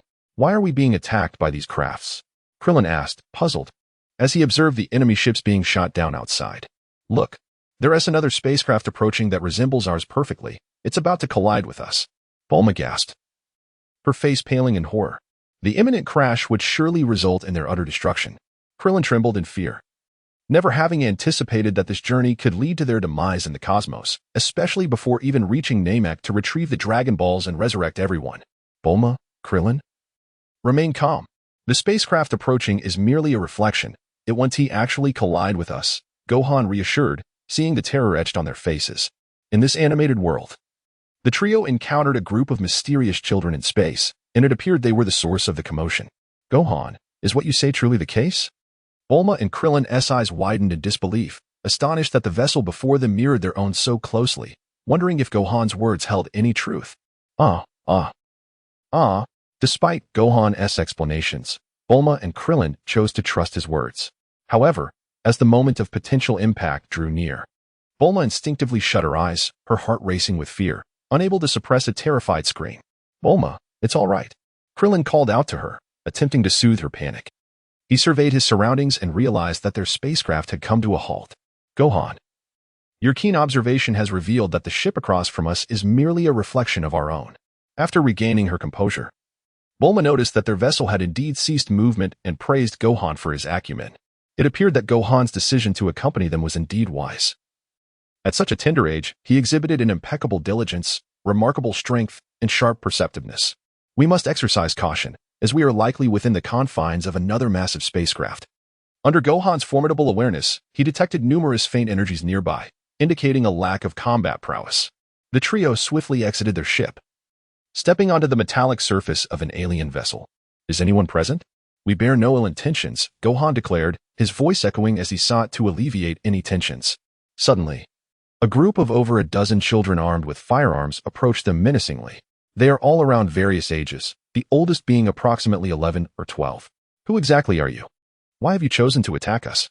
We were simply traversing the cosmos, causing no harm to anyone. Yet here you are, launching an assault against us." With the formidable strength of Gohan as our support, Bulma, unwilling to be outdone, confronted the group of children with a loud inquiry. "Are you not minions of Frieza?" A slightly older child, observing that the three posed no threat, curiously asked, "What is Frieza? I have never even heard of him." "We are simply on our way to Namek," Krillin retorted with irritation. "A bunch of youngsters, recklessly attacking without even understanding their adversary's identity. This could prove fatal. We are not affiliated with Frieza's army. Rest assured, we are merely passing through and shall depart immediately." Gohan felt there was no further need to waste time with them and promptly suggested they leave. "I apologize. The Frieza army is notoriously ruthless. They have seized our planet and taken the lives of our parents. We feared you might be associated with them and would retaliate. So we sincerely regret our actions and will allow you to leave now," said an older child, around 11 or 12, with an apologetic expression. The intense pressure emanating from Gohan and Krillin made it clear that these two were not to be trifled with. He felt a profound sense of foreboding towards the members of Frieza's army if he lacked the power to annihilate them in one fell swoop. It would surely be his own life, along with those of his companions, that would be forfeit. Observing the youth of the three individuals, he recognized their audacity in traversing the cosmos. It was evident that such recklessness could only be accompanied by formidable strength. Having narrowly escaped from peril, he dared not gamble with the lives of his comrades. He turned to his companion beside him and commanded, let them depart through the ship's hatch. Sun Wukong, Krillin, and Bulma said nothing and directly returned to their spacecraft. After all, it was merely a misunderstanding, and once clarified, it would be no issue. The overhead hatch gradually opened, and Bulma piloted the spacecraft to embark on their journey towards planet Namek. Chapter 14. The Resurrection of Vegeta and the Journey to Planet Namek due to Sun Wukong's intervention. The narrative took an unexpected turn. The children did not reveal the shortcut to planet Namek. Even if they had, they would not have taken that route. In the anime, they became ensnared in a spatial tunnel, landing on a desolate planet. There, they encountered two stranded aliens who conjured illusions to lead them in search of the 7 Dragon Balls. Ultimately, they aimed to seize their spacecraft, intending to confine them forever on that forsaken planet. Wukong, you are remarkable. With just a few words, you resolved the situation, Krillin remarked with admiration. He once believed that it would be futile to explain things to this group of youngsters. Little did he expect that Gohan would effortlessly resolve the matter with a few words. Indeed, Gohan, your time spent training with Piccolo has fostered significant maturity within you. I recall the first time I met you. You were quite shy, often hiding behind your father's back, Bulma remarked with a sense of nostalgia. She reminisced about the day a year ago when Goku brought Gohan to Kame House. Both Krillin and Bulma attributed Gohan's growth solely to Piccolo's training, never considering other influences. Indeed, the unpredictability of life teaches us that individuals must grow. Gohan echoed this sentiment with a look of contemplation. He had never imagined that he would traverse into the world of Dragon Ball, where strength reigns supreme, destined to live a life far from that of an ordinary person. After this farcical incident, the trio returned to their previous state. To pass the time, Bulma continued to indulge in her soap operas as usual. The two continued their battle, while Gohan was still absorbing the combat power attributes provided by Krillin. Meanwhile, at the distant headquarters of Frieza's army, a startling revelation emerged. What? Frieza had already departed for Namek to seek the Dragon Balls. Vegeta, having undergone treatment, was now fully recovered. Kaiotsu informed him that upon overhearing their conversation on Earth, Frieza had set off for Namek in pursuit of the Dragon Balls that could grant wishes. Vegeta was now as restless as an ant on a hot stove. Should Frieza acquire the gift of eternal life, his own chances for resurgence would vanish. Vegeta, I understand your desire for the Dragon Balls, but they are coveted by Lord Frieza. If you attempt to seize them, it would be an open act of betrayal, the consequences of which you cannot afford, Kaiotsu warned. Reveling in Vegeta's predicament, the Dragon Balls are mine, Vegeta declared, before dashing towards the spaceship. In passing a small Roraro, he deftly snatched away the opponent's scouter. He must hasten to the planet Namek. In the blink of an eye, he boarded his spacecraft and set course for Namek. Vegeta, how dare you openly betray Lord Frieza?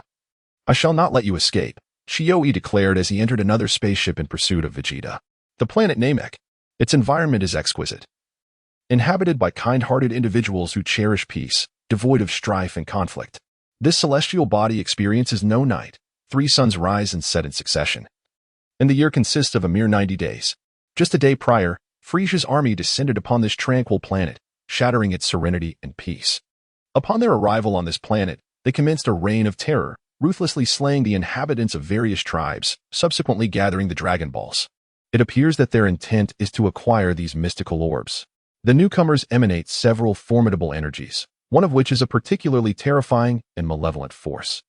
Both Namek and Earth possess 7 Dragon Balls. When united, they can summon the eternal dragon Purunga to grant wishes.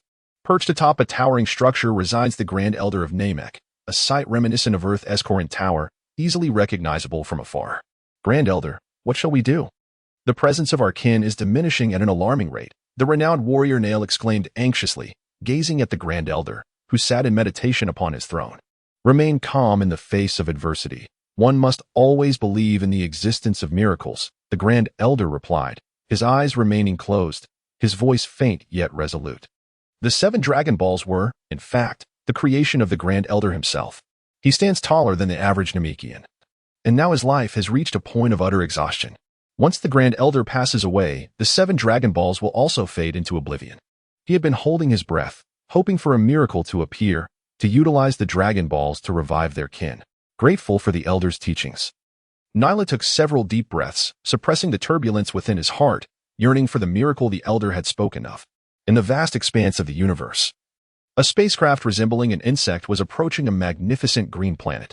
It was anticipated to reach its destination, planet Namek, in 10 minutes. At that moment, the ship's intelligent voice chimed in. Wow, it's so beautiful. We have finally arrived at planet Namek. I feel like I've been suffocating. Bulma exclaimed as she rose from her seat, stretching and showcasing her curvaceous figure. Is this the hometown of Uncle Piccolo? Gohan pondered. Gazing at the ever-enlarging planet Namek from the spacecraft, a grand battle was on the horizon, and he anticipated their contributions eagerly. Dragon Balls, here I come. Krillin, brimming with excitement after a month aboard the spacecraft, shouted joyfully as their destination lay before them. Gohan, inspired by the enthusiasm of his companions, couldn't help but smile back at them. Soon, the spacecraft landed safely on planet Namek. The trio stepped out and inhaled the fresh air of the planet, intoxicated by its purity. I never expected the air on Piccolo's planet to be this refreshing. It seems utterly untainted, Bulma remarked, greedily taking in several breaths. Feeling rejuvenated after a month of utter boredom aboard the ship. Upon arriving on planet Namek, Gohan sensed several powerful presences. It appeared that Frieza had arrived before them. Ha. No wonder Lord Zarbon summoned us here to gather intelligence. It turns out you three little ones have landed here. Two small soldiers from Frieza's army appeared before them. They habitually pressed the detectors in their ears, registering the combat power of the two individuals at just over 1,000. It turned out that the moment they descended onto Namek, the detectors of Frieza's army had already pinpointed their location. Allies of the Scions? Why were there so many malevolent energies on this planet, with some far exceeding even that of Vegeta? Krillin never anticipated encountering Scion allies on Namek, which implied that the notorious Vegeta had also arrived on this planet. How could there be such an overwhelming presence of evil? How bothersome. Gohan had already sensed two faint energies approaching their direction. He raised his hand and unleashed an energy blast to swiftly eliminate the two small adversaries. They simply had no time to squander on them. Chapter 15. The Cosmic Emperor Frieza. What? The Scions have allies? And individuals far more powerful than Vegeta? Bulma vividly recalled the invasion of Earth by the Scions. If they had accomplices, what would happen when they returned to Earth seeking vengeance? Yamcha and the others had fallen victim to the Scions, and if it weren't for the desire to resurrect them, she would never have traveled such a great distance to Namek. Now that she had just arrived on Namek, she spotted individuals clad in Scion battle attire. Bulma gritted her teeth in frustration, wishing she could flay them alive, especially now that being stronger than Vegeta had emerged. This energy felt eerily familiar. Could it be Vegeta? There was another presence of equal strength pursuing closely behind him. Suddenly, Krillin looked up to see two spaceships descending onto the planet's surface. He immediately sensed Vegeta's presence. Ignore them, they're merely a bunch of insignificant nuisances. Bulma, retrieve the Dragon Ball radar and ascertain the location of the Dragon Balls, declared Gohan with an air of authority. Even if Vegeta were here, he would be subdued effortlessly. Observing their battle attire, it was evident that they belonged to the Frieza Force. What on earth is happening? Has someone gathered the Dragon Balls before us? Bulma, examining the Dragon Ball radar, noted the convergence of 4 Dragon Balls. Realizing that Vegeta had also arrived on this planet, she surmised that their companions must be collecting the Dragon Balls together. She promptly used a satellite phone to inform Master Roshi on Earth that they had safely arrived on Namek, and that Vegeta, along with many allies, was present on the planet, accompanied by an exceptionally powerful energy signature. Earth. What? All of the Scion's allies have reached Namek, and another immensely potent energy has emerged? I must notify Goku immediately. After hanging up, Master Roshi hurriedly made his way to the hospital. He intends to convey the matters concerning the planet Namek to son Wukong. Although son Gohan possesses formidable strength, he is still quite young. He remains quite concerned about the safety of the three. Half an hour later, the figure of Master Roshi materialized in son Wukong's hospital room. That rascal Vegeta actually ventured to Namek? And there exists an even more formidable presence there? Son Wukong did not anticipate that Vegeta's injuries were so severe, yet he has recovered so swiftly and traveled to Namek. His companion's aura is even more formidable than his own.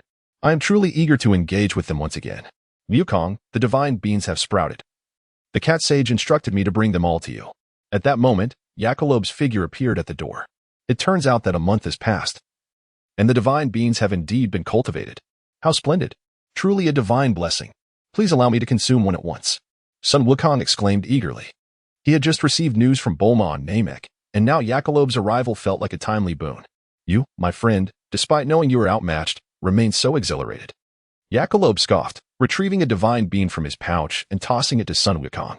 This is the essence of the Scion bloodline. They find joy in battling formidable foes. The turtle sage elucidated, having come to understand the nature of Wukong. Since childhood, Sun Wukong had been training by his side, and this lad was inherently combative.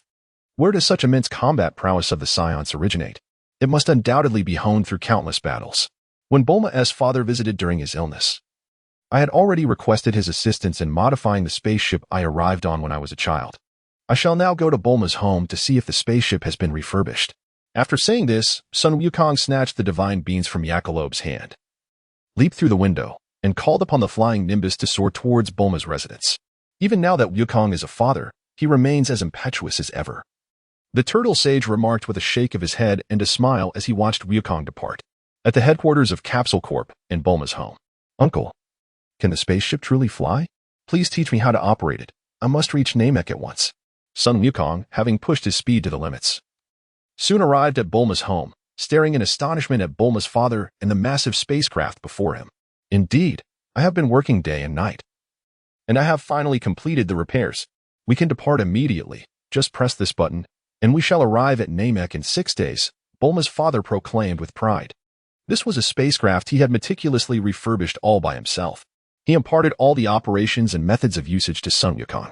Additionally, he had prepared various daily necessities and shared the usage of the gravity chamber. Uncle, you are truly remarkable. It takes the divine spaceship a month to reach Namek, yet your modified vessel can arrive in just 6 days, Sun Wukong remarked with admiration, before inviting Bulma's father out of the spaceship. Whoosh! The colossal spacecraft soared into the sky, swiftly breaking through Earth's atmosphere and entering the vastness of space. It was Sun Wukong's first journey into the cosmos. Observing the inky darkness outside, he found little beauty and commenced his training, subjecting himself to 20-fold gravity. On Namek, Lord Frisia, the 2 scouts we dispatched have lost contact, and it appears their situation is dire, Zarbin reported respectfully, clutching 2 Dragon Balls as he addressed Frisia, who sat imperiously in his hovercraft. What was the power level of their assailant? Frisia inquired expressionlessly, dismissing the loss of the 2 scouts as trivial. He is utterly indifferent to the fate of those 2 individuals. His sole curiosity lies in the combat prowess of their killer, King Frisia. Their strength scarcely exceeds a mere 1,000, and they do not appear to be Namekians. Sabo recalls the recent exchange between the 2 scouts. They must have only just arrived on Namek. Pathetic, to have been slain by 2 with such feeble power. There is no need to concern ourselves with them. We shall deal with them when the time comes. For now, we must seek another Dragon Ball. Upon hearing of their meager strength, Frisia dismisses them entirely. A power exceeding 1,000 is so trivial that a mere glance could extinguish their lives. They soared towards another tribe on the planet Namek, for the scanner indicated the presence of over a dozen life forms. This celestial body harbored several formidable beings, necessitating heightened caution. Kling sensed an overwhelming aura of malevolence enveloping the planet, accompanied by several presences even more powerful than his own. What had transpired on this planet? How could it be so rife with darkness? From the myriad signs, it appeared that this group had come in pursuit of the Dragon Balls. Fortunately, Gohan had accompanied them. Otherwise, their lives would have been forfeit on Namek. They decided to fly toward the direction of the nearest Dragon Ball. Gohan observed that the Dragon Ball radar indicated a Dragon Ball in their closest vicinity. He pressed his palm against the celestial spacecraft, and with a mere thought, he retracted it into the confines of the system's space. Bulma and Krillin, witnessing Gohan's extraordinary maneuver, were left utterly astounded. How could this be achieved? Chapter 16. Rescuing Dondi. On Namek, Frisia, accompanied by Zarbin and Dodoria, arrived at the village. They herded all the Namekians into the square, coercing and enticing them to surrender their Dragon Balls. Where are the others? Isn't there a total of 10 individuals in your village? Why are only the frail and the infirm before us? Dodoria remarked with a broad grin. Throughout their journey, the 4 Dragon Balls in his possession had all been seized by him. He and Doria both served as trusted aides to Frisia, yet Doria's prowess surpassed his own. Consequently, he was often tasked with managing trivial matters. You possess 4 Dragon Balls. The elder of the tribe was taken aback, for the presence of 4 Dragon Balls indicated that 4 of their kin had met a grim fate, as each tribe safeguarded 1 Dragon Ball. Moreover, the Dragon Balls were never meant to fall into the hands of extraterrestrials. How could these aliens possibly know the number of inhabitants within their tribe? Simultaneously, Gohan and his companions arrived at this tribe, guided by the Dragon Radar. On the distant towering mountains, Sun Wukong, Krillin, and Bulma concealed their auras, remaining vigilant as they observed the unfolding scene. Uncle Krillin, please take Bulma away from here. I need to ascertain the situation first, Sun Wukong urged. He noticed an elderly Namekian accompanied by 2 children, one of whom was likely Dandy. In the anime, Dandy played a pivotal role, as it was he who utilized the Namekian language to summon the eternal dragon Purunga for wishes. Furthermore, both Dandy and the Grand Elder possessed extraordinary abilities. Dandy's healing technique functioned identically to the Sinza beans, capable of restoring life as long as breath remained. Meanwhile, the Grand Elder could unlock memories and awaken latent potential merely by placing his hand upon another's head. Sun Wukong contemplated harnessing the remarkable powers of these 2 individuals for himself, which prompted him to send Krillin and Bulma away. With his current battle prowess, he was confident that none could pursue him should he choose to depart. Be cautious, Wukong. Bulma and I will leave now, Krillin advised before escorting Bulma away from the vicinity. He was acutely aware that his presence alongside Bulma would merely render him a burden, prompting both to depart without hesitation. Shortly after their departure, several warriors from the Namekian tribe returned, resulting in an immediate confrontation. The system's notifications echoed incessantly in Gohan's mind. 10 battle power attributes have been dropped. 10 battle power attributes have been dropped. The corners of his mouth curled slightly upwards as the battle commenced between the Namekian and the Frisia force. The attributes of combat power began to diminish incessantly. Meanwhile, in a distant locale, Vegeta stood face to face with Kaio-ken. Vegeta, I have long harbored a disdain for you, patiently awaiting the opportunity to act. Now, you dare to openly betray Lord Frisia. Do not blame me for my lack of mercy, Kaio-ken proclaimed with an air of triumph. He had always desired to eliminate Vegeta but lacked a just cause. Now that the moment had finally arrived, he would not let it slip away. His ambition was to subdue Vegeta. Kaio-ken, you dare to challenge me? Allow me to demonstrate the new skills I have acquired on Earth, Vegeta retorted, a smug smile adorning his face, relishing the chance to flaunt his earthly prowess and humiliate his opponent, who remained oblivious to his true strength. Haha. Could it be that you have learned the art of fleeing on Earth? Kaio-ken scoffed, his disdain palpable. You boast without a shred of modesty. You returned from Earth battered and nearly defeated, and now you dare to brag. That skill pertains to controlling combat power. Open your eyes and witness my current might, Vegeta declared defiantly, channeling all of his energy. Cold sweat streamed down Kaio-ken's forehead as dread enveloped him. The readings on his scouter sword, 15,000, 18,000, 20,000, 22,000, 23,000. With a resounding bang, the scouter at his ear could not withstand the force and exploded. What? Vegeta's combat power has reached 23,000, surpassing my own? Simultaneously, the scouter near Frisia's ear also detonated. Impossible. Your scouter must be an outdated model, surely malfunctioning. Allow me to check, Dodoria remarked, pressing his scouter twice, which also confirmed that Vegeta's combat power had indeed reached 23,000. The elder of the Namekians, ever astute, had been observing the battlefield. Upon overhearing the aliens' conversation, he realized that the devices they wore could detect their positions and combat capabilities. He seized the opportunity and swiftly destroyed all the instruments.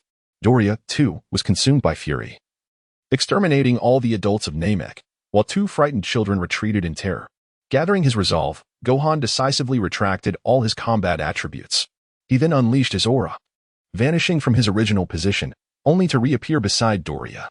With a swift kick, he sent the hefty pig flying against a building. He then swiftly scooped up 2 small children and fled the battlefield, recognizing that it was not yet the opportune moment to confront Frisia directly. All of Frisia's scouts had been obliterated by the Namekian, rendering them incapable of detecting any energy signatures or assessing the enemy's formidable strength. Everyone was taken aback by Son Gohan's unexpected maneuver, unaware that another presence lurked nearby. Dodoria clumsily rose from the wreckage, surveying the surroundings for any trace of the adversary. Mr. Dodoria, what are you waiting for? Over there, hurry and pursue. Frisia gestured toward the sky, a smile dancing on his lips as he addressed Dodoria. The inhabitants of this planet possessed feeble combat abilities, leaving him devoid of any desire to engage. Lord Frisia, we are now without our scanners. What should we do? Shall we call for reinforcements from nearby? Zabo remarked, noting the complete destruction of the scanners. Without their assistance, it was akin to being lost, making it impossible to locate the remaining Dragon Balls. Immediately summon the Ginyu Force, who were in the vicinity, to deliver the scanners, Frisia commanded, fully aware of their significance. The quickest solution lay in the hands of the Ginyu Force on a nearby mission. Damn it, let us see where you think you can escape.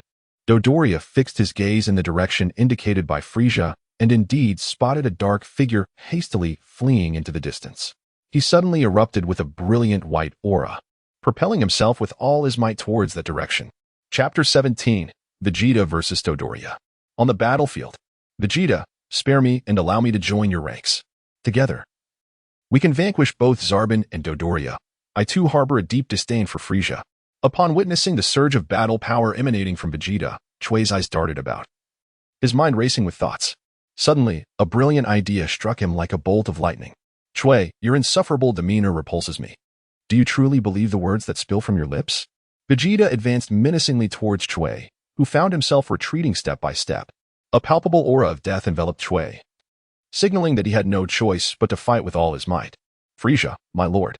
Chui shouted towards Vegeta, casting a glance over his shoulder. Vegeta's heart sank as he instinctively turned to look back. You've fallen into my trap, Vegeta. Prepare to meet your end. A wicked smile crept across Chui's lips, exuding the triumph of a schemer.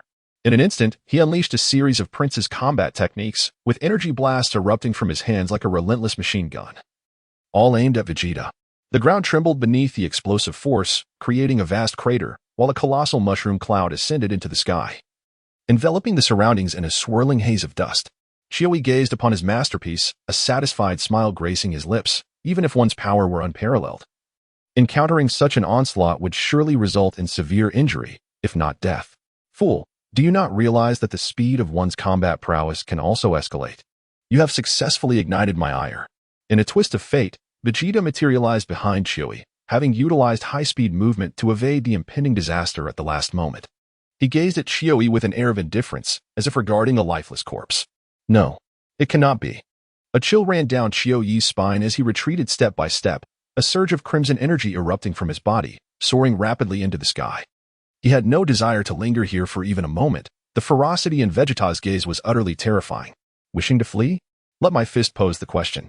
Suddenly, Vegeta's figure materialized before Chioi, delivering a punch the size of a sandbag directly into his abdomen. Chioi's countenance twisted in agony as he clutched his belly, beginning to retch uncontrollably, as if his very intestines were in turmoil. With immense energy coalescing in his hand, Vegeta instantaneously reduced his opponent's body to mere dust. He gritted his teeth and turned his gaze in another direction, sensing a familiar aura, Kakarot's son, Gohan. He never anticipated encountering him once more on Namek. And a fierce fire ignited within him. Once I gather all 7 Dragon Balls and attain eternal life, I shall gradually rid myself of you worthless beings. For now, I must first locate a single Dragon Ball and then stealthily acquire the 5 Dragon Balls belonging to Frieza, especially since they no longer possess their detectors. Krillin, Bulma, I have returned. Gohan descended directly in front of the fleeing Krillin and Bulma, cradling 2 small children in his arms. He was utterly unperturbed by the pursuit of Dodoria. Oh, how adorable those little Namekian children are. What are your names?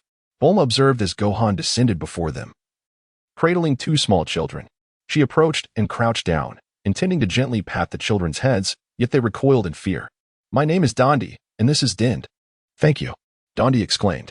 The two resembled each other quite closely, though Dondi was slightly taller and less timid. Dind, on the other hand, was shy and had not uttered a word throughout. Gohan sensed a formidable energy approaching from behind. Krillin broke into a cold sweat, acutely aware of the powerful presence drawing near. What could this mean? Was Gohan being targeted by someone? Ha ha ha, why aren't you running away? Dodoria flew in, casting a mischievous glance at Gohan and the others below. He gradually descended and cast a sweeping glance at the crowd. Gohan, leave this to me. You keep an eye on them. Krillin, steeling himself, stepped forward to shield Bulma and the others behind him. Though he could sense the formidable strength of his opponent, he couldn't allow himself, a grown man, to cower behind a child. After all, he was of an older generation than Son Gohan. He too wished to discover the extent of his limits. Very well, the stage is yours. Sun Wukong smiled faintly, then guided Bulma, Dandy, and Dendra to the other side. He desires precisely this effect, patiently awaiting the accumulation of combat attributes. Very well, you little bald head. Today I shall demonstrate my formidable prowess. Without the detector, Doria is unaware of the extent of Krillin's current strength. Observing Krillin's diminutive stature, he mistakenly assumes a lack of combat capability and intends to toy with his opponent. Come forth, you great hefty swine. Krillin, on high alert, resolves to strike first, for the opponent's aura is overwhelmingly powerful. He unleashed over 1,000 units of combat power within him, propelling himself forward with the force of a released arrow. Krillin's fists, akin to a rapid-fire machine gun, rained down upon Doria, Yet the latter effortlessly evaded each strike. No matter how swift Klin's movements, he could not land a blow.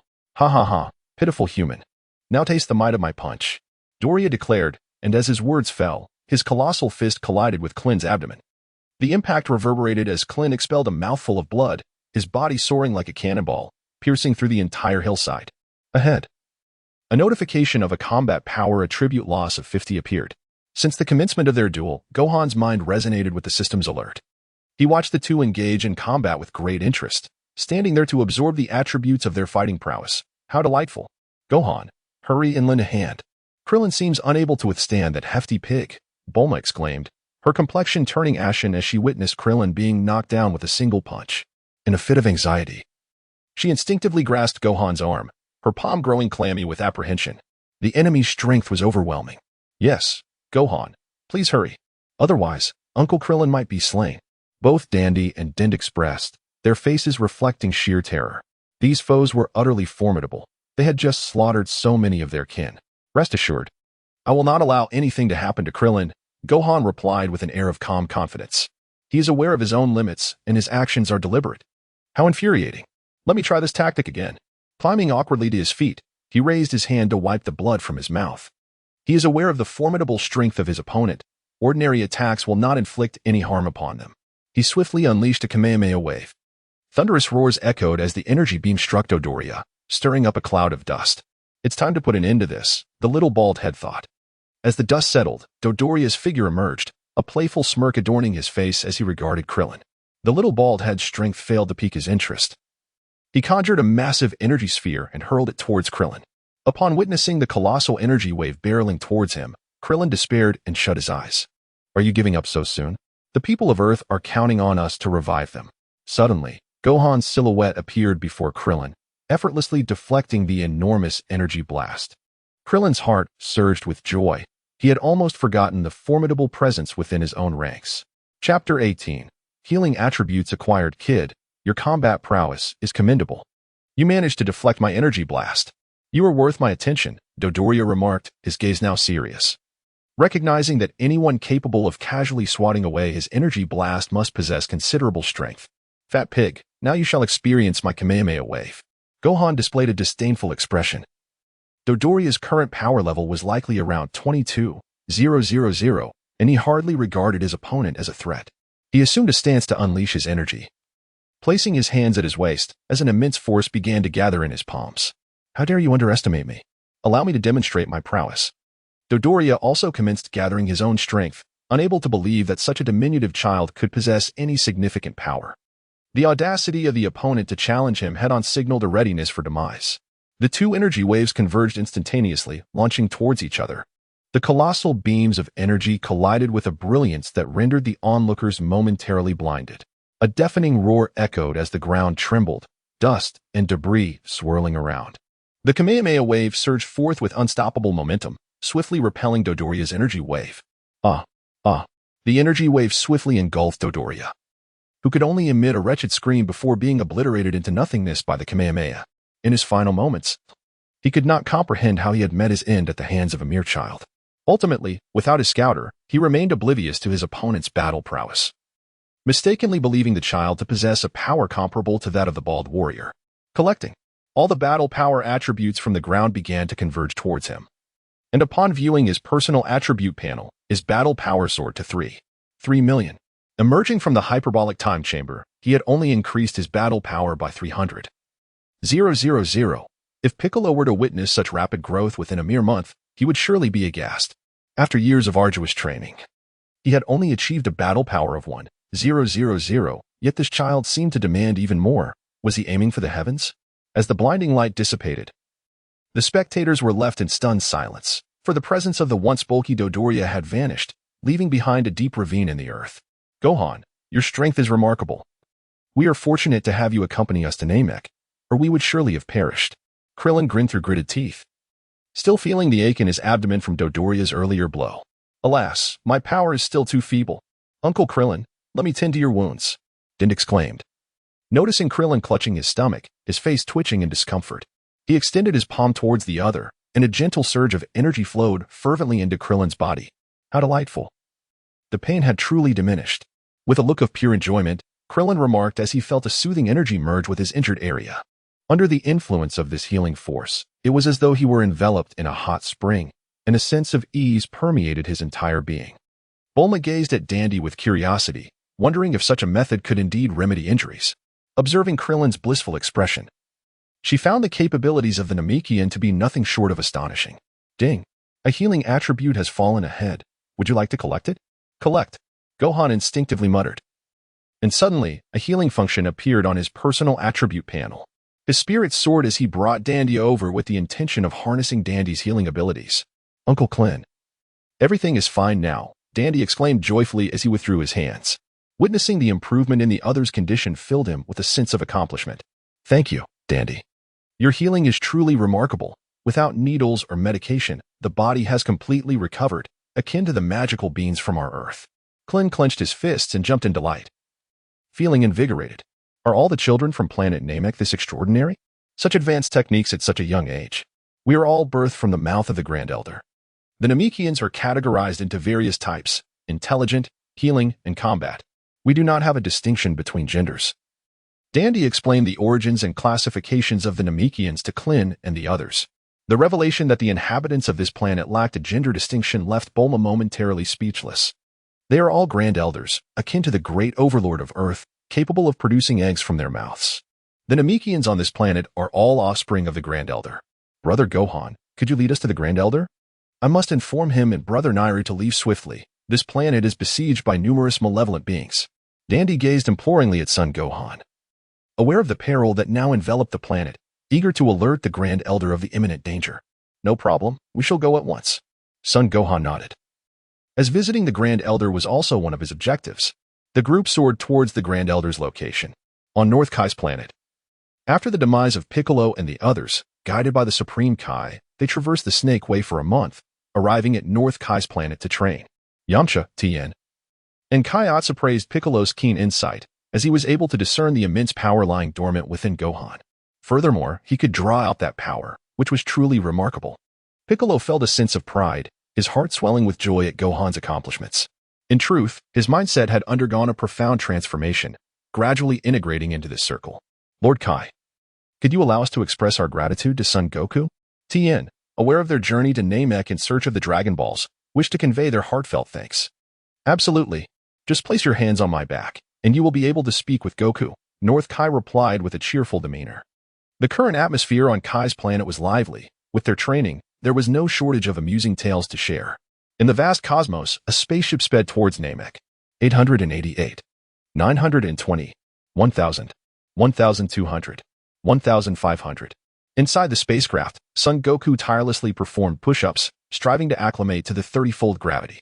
He is aware that a being more formidable than Vegeta has emerged on the planet Namek, and he must utilize these 6 days to acclimatize to the immense gravity. Though he recognizes Gohan's considerable strength, he is still young and lacks combat experience. It is imperative for him to swiftly augment his power in order to confront the powerful entity on Namek. Goku, can you hear my words? I have many visitors here, all of whom you know. At this moment, King Kai is communicating with Goku through the 2 antennas atop his head, informing him about Tien and the others training on North Kai's planet. Yamcha and the others are also engaging in brief exchanges with Goku through King Kai. They are all aware that Gohan and the others are on Namek in search of the Dragon Balls to resurrect their friends. Now, as Goku journeys toward that distant planet, he is met with expressions of gratitude. Lastly, North Kai advises Goku to avoid provoking the cosmic tyrant Frieza, for that individual is utterly deranged and, with a mere misstep, may unleash devastation upon entire planets. Chapter 19, Namek, the Grand Elder on the planet Namek, at the residence of the Grand Elder. Thank you for saving my child. Dend and Dend lead Gohan and the others to the Grand Elder's abode, recounting their heroic act of rescuing Gohan. The Grand Elder addresses the trio with gratitude. Bulma and the others finally behold the Grand Elder of the Namekians as described by Dend. His stature surpassed that of an ordinary Namekian. His face adorned with wrinkles as he lay with closed eyes upon the throne. There's no need for formality. It is our duty, he remarked. In truth, our arrival on Earth was to seek the Dragon Balls to resurrect our fellow Namekians. Krillin elucidated their purpose for being there, succinctly narrating the entire sequence of events. The Scion invasion of Earth, the disappearance of the Dragon Balls, and the revelation that Piccolo was indeed a Namekian all spilled forth in a single breath. Earthling, come closer. Allow me to touch your head, and I shall discern what has transpired. The Grand Elder listened, bewildered, questioning how Namekians could exist on Earth. However, as he accessed the memory swiftly, the entire narrative unfolded before him. Is it truly so miraculous? Krillin approached, half in disbelief, as the Grand Elder's large hand rested upon his head. Instantly, Krillin's memories unfurled in his mind like a cinematic reel. Ah, I see. The Grand Elder perceived the birth of the deity in the separation from the Demon King Piccolo, as well as Piccolo's demise. A chime echoed, signaling the retrieval of memory attributes. Earthling, I have comprehended the entirety of the situation. I shall assist you in awakening the latent potential within you. I hope you can aid us in overcoming this crisis. After delving into Krillin's memories, the Grand Elder recognized his exceedingly low combat power. He had nearly perished moments ago. Suddenly, a surge of white energy emanated from the Grand Elder's palm, enveloping Krillin entirely. Incredible! I feel as though I am being reborn, Krillin exclaimed, sensing a formidable power stirring within him, invigorating his very being. He had never felt so revitalized. The Namekians were indeed extraordinary. Another chime sounded, indicating the enhancement of potential attributes. I shall claim it all, Gohan instinctively declared, marveling at the method of potential enhancement. Quickly, Gohan. Come here and let the Grand Elder awaken your hidden abilities. Krillin expressed his gratitude to the Grand Elder for his newfound strength. He then swiftly ushered Gohan to the Grand Elder's side. Grand Elder, I appreciate your assistance, Gohan replied with a beaming smile, eager to discover the extent of his body's concealed capabilities. He recalled how, in the anime, the Grand Elder had helped him unlock his potential, just as the old Kai had assisted Goku. Each instance of potential awakening had yielded remarkable growth. There's no need for thanks. You are both good children. I hope you can help us navigate this crisis for our Namekian planet, the Grand Elder said, placing his large hand upon Gohan's head. A pale white aura emanated from his palm, instantly enveloping the opponent. Within Son Gohan, a terrifying power was awakening. He suppressed this ferocious combat power, lest the entire room be reduced to nothingness in an instant. Such terrifying potential. I find myself unable to unleash it all. Are you a scion? The Grand Elder was taken aback by this overwhelming strength, his previously closed eyes snapping open in astonishment. He observed that within the child, a primordial beast seemed to awaken, akin to a mighty gorilla. Indeed, I possess the bloodline of a scion, yet I was born on Earth. Son Gohan, filled with exhilaration, clasped his hands together. The sensation was simply exquisite. This body harbors untapped potential, confirming the truths portrayed in the anime. It appears I must seek out the old Kai to unlock this latent ability. Accessing the attribute screen. Host, Son Gohan Race, Scion System Space, 100 cubic special abilities, healing, memory reading, potential activation skills, flight technique, key perception and manipulation, instant transmission, energy wave, Kaio-ken, special beam cannon, Kamehameha, keyblade/transformation, Super Saiyan 1 combat power, 4. 310,000 incredible. The combat power has surged by a full million. It seems this body possesses immense hidden capabilities. Even Son Gohan himself found it astonishing. Ha ha ha. With a combat power of over 431 million, utilizing a 10-fold Kaio-ken would yield over 40 million. If one were to employ a 20-fold Kaio-ken, that would be an astounding 80 million. Naturally, the Kaio-ken cannot be used at will in any multiple. With a physical strength of over 4 million, a 10-fold increase should be feasible, while a 20-fold would require an all-out effort. Transforming into a Super Saiyan multiplies the combat power by 50. Isn't that over 200 million? Children, take the Dragon Balls. Henceforth, I entrust Namek to you. Accompany Dandy in your quest for the Dragon Balls. Simply instruct him on what needs to be done. My time is limited. Swiftly seek the Dragon Balls and make your wish. The Grand Elder wore a warm smile as he gently closed his eyes. A miracle has finally occurred. It seems the key to overcoming this crisis lies with them. He saw hope in Son Goku. Yes, Grand Elder, I understand, Dandy said, his eyes brimming with tears. He had inquired with his brother Naru, and learned that the Grand Elder had chosen to remain due to his advanced age, having grown indifferent to life and death. Moreover, his life had reached a point of exhaustion, with only a few days left to live. The crowd bid farewell to the Grand Elder and began their quest for the Dragon Balls. Meanwhile, the Namekian obliterated all of Frieza's reconnaissance devices. Frieza returned to his spaceship with 5 Dragon Balls in his possession, while Sabin continued his search for the remaining ones.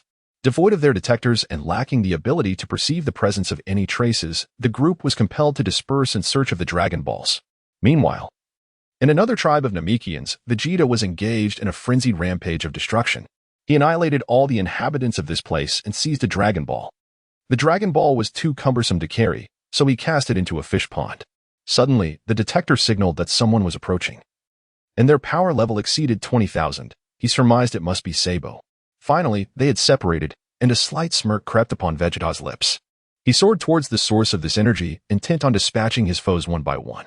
Soon, the two met in the air. "Vegeta, hand over your detector," Sabo exclaimed. His eyes ablaze with intensity upon noticing the device adorning Vegeta's ear. Now, the entire legion was deprived of their detectors, making the search for the Dragon Balls exceedingly difficult. Chapter 20, Vegeta vs. Sabo. Sabo, do you desire the detector? You shall not have it, Vegeta retorted, removing the device from his ear with an air of arrogance. With a forceful grip, he crushed the detector in an instant. Having already mastered the control of breath on Earth, this contraption had become redundant. "Vegeta, you wretched being." Sabo glared at his opponent, his eyes ablaze with fury.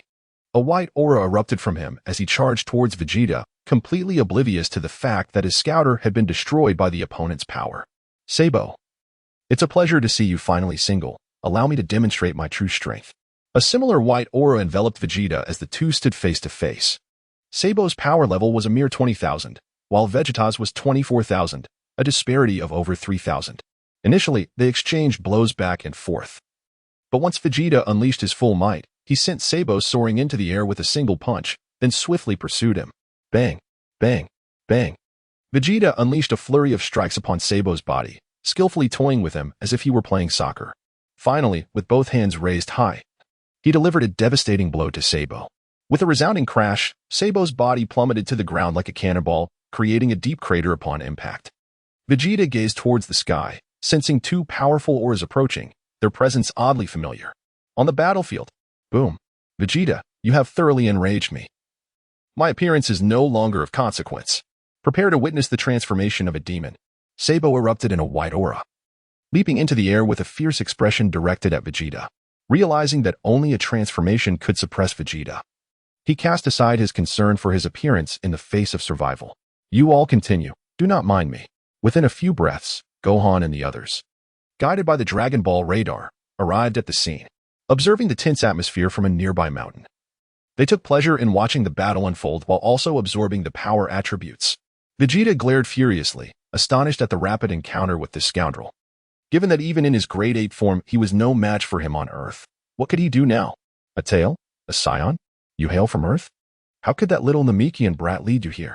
I can't believe I didn't think of such a simple solution. Haha. Once I eliminate Vegeta, I shall deal with you all. Sabo scrutinized Gohan and the others, quickly connecting the dots upon noticing the brown tail protruding from Gohan's back.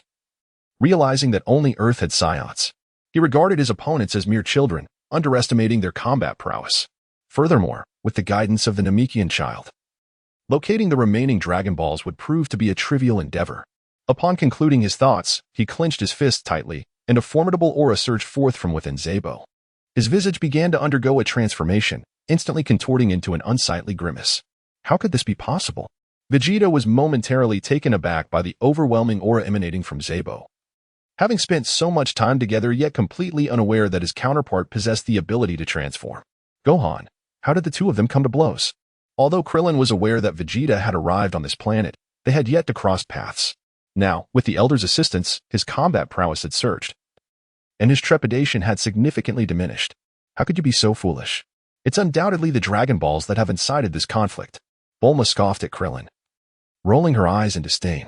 We followed the Dragon Ball radar, and en route, we stumbled upon the two engaged in battle. Anyone with a modicum of sense would realize they too are here for the Dragon Balls. Oh dear, my head. Krillin scratched his bald head, expressing his embarrassment. He is no fool. After Bulma's explanation, he instantly comprehended the situation. It would be splendid if both parties were to perish, for that would certainly simplify matters for us. That villain has slain numerous members of our clan. Gohan, wait a moment. You must avenge our fallen brother. Dandy immediately recognized Sabo as the individual from their village.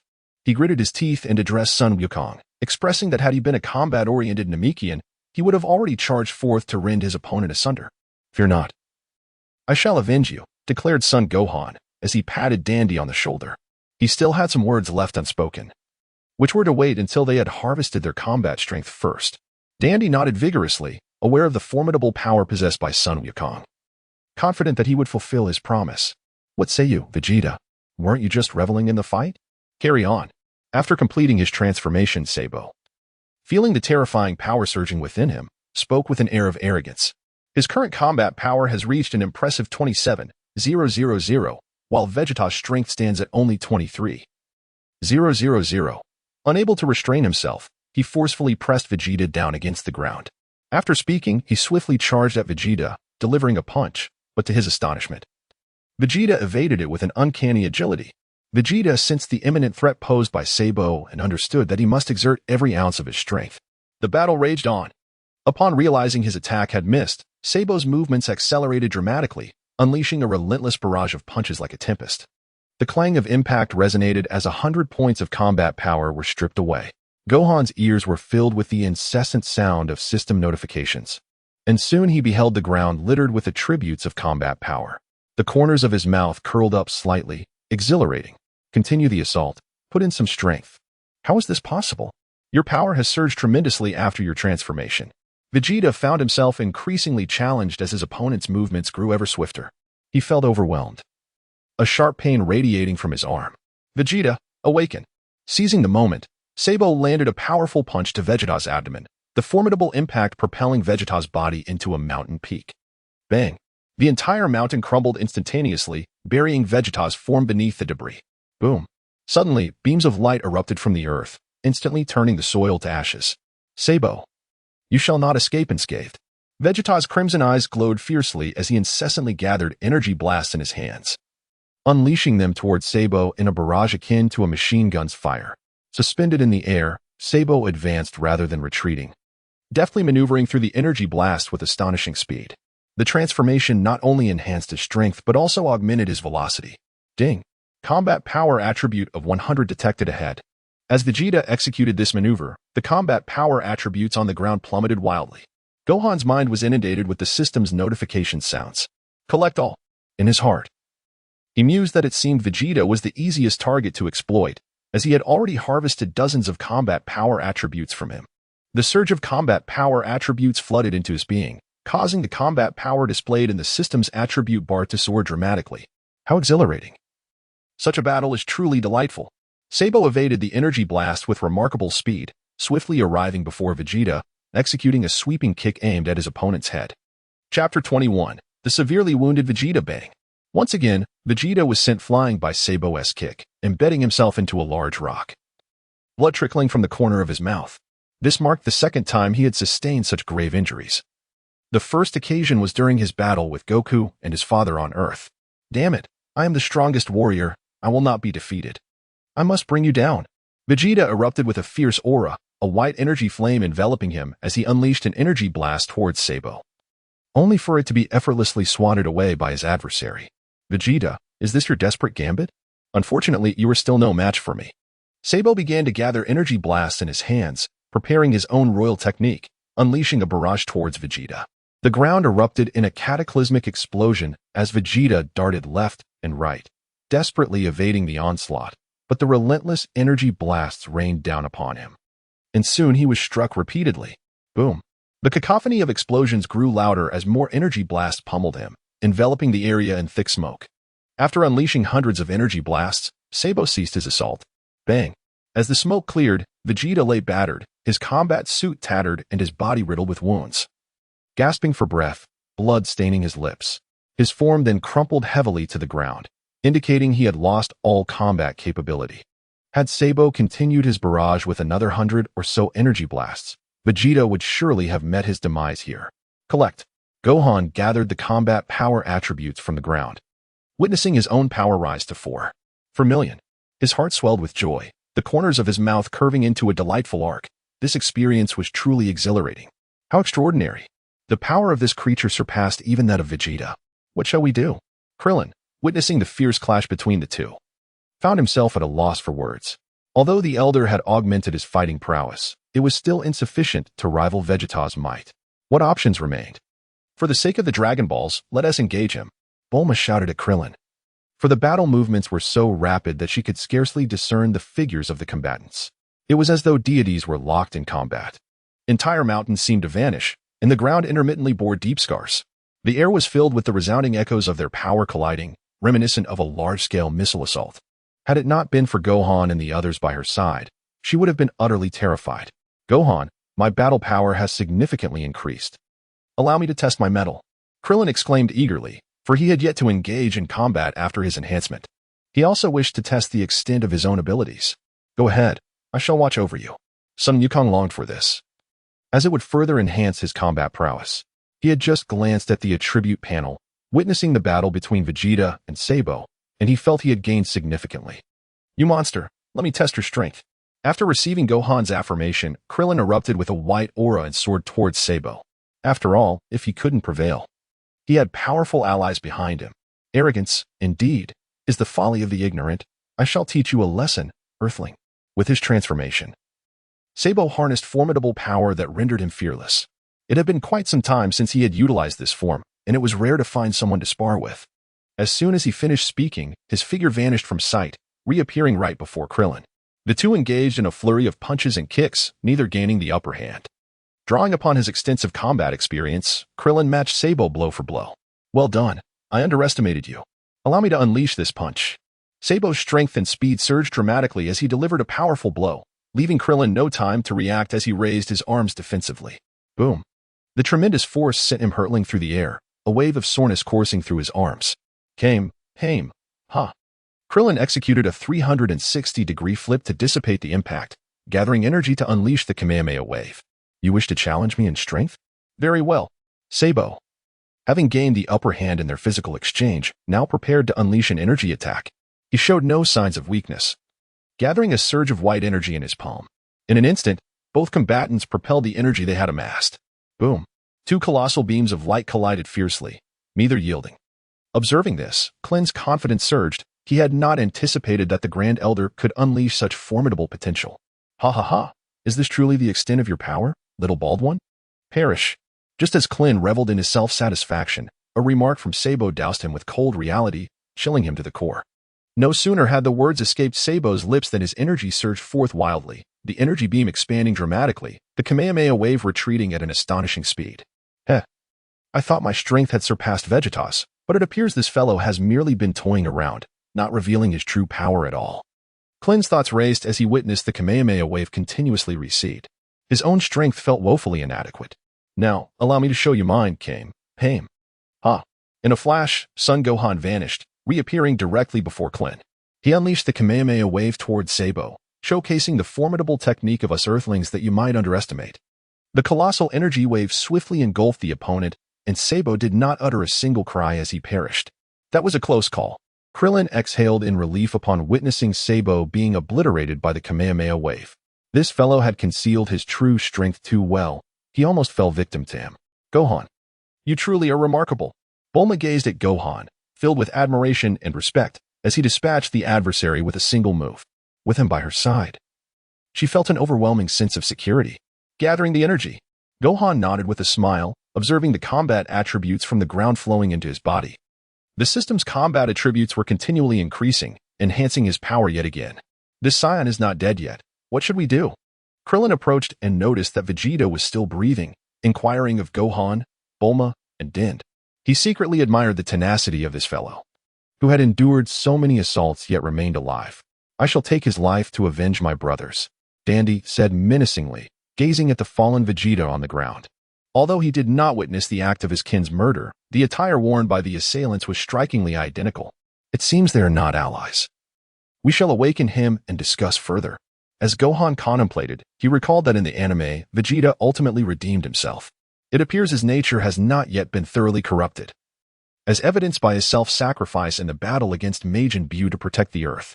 Moreover, sparing him may facilitate the acquisition of combat attributes in the future. Gohan approached Vegeta, crouched beside him, and extended his hands, channeling a stream of white energy that gently flowed into Vegeta's body. What? Dandy stared in astonishment at Gohan's actions, recognizing it as his own healing technique. How could Gohan, his brother, also wield such a skill? Had he merely observed Dandy's previous usage and mastered it? Krillin too discerned the underlying peculiarity, This was rather extraordinary. Dandy had only employed the healing technique once on me, and yet Gohan had seemingly learned it instantaneously. His jaw hung agape, a look of disbelief etched upon his face as he gazed at Gohan. However, Krillin soon broke into a joyful smile. The more formidable Gohan became, the safer they all felt. Chapter 22.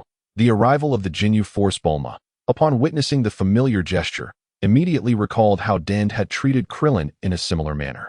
To her astonishment, Gohan had also mastered the art of healing. "Goku, you truly have an extraordinary son," she exclaimed. "Learn? How could that be? I merely possess an inherent trait," Gohan replied, discerning the thoughts of those around him from their expressions. "Did you rescue me? And what of Sabo?" In mere moments, Vegeta's injuries healed at a visibly rapid pace. Feeling the wounds completely mend, he was overwhelmed with joy at the surge of potent energy coursing within him. Vegeta promptly rose to his feet, his expression one of confusion as he regarded Gohan and the others, pondering their true intentions. "The monster you mentioned has been slain by Gohan," Krillin declared with pride. Though he had not personally dealt the blow, they were allies in this endeavor. With Gohan by his side, he felt unafraid of any tricks Vegeta might attempt. "Vegeta, you may leave," Gohan stated coldly. The dragon radar indicated the presence of a Dragon Ball in the vicinity, likely the one this individual had concealed. He had no inclination to regard what the other might do. For now, the priority was to locate the Dragon Balls. "Are you truly letting me go?" Vegeta exclaimed, his expression one of incredulity. He still harbored suspicions about the other party's intentions. The notion of being released seemed too incredulous to him. "What purpose would there be in keeping you here?" This individual displayed a complete lack of humanity, having even turned against his own comrades. "Were it not for Goku's insistence on granting you freedom, I would have already dispatched you." As Krillin pondered the fact that this person had slain his own allies, he felt a surge of trepidation at the thought of allowing him to remain close. After all, who could rule out the possibility of a treacherous strike from behind? That would surely spell doom.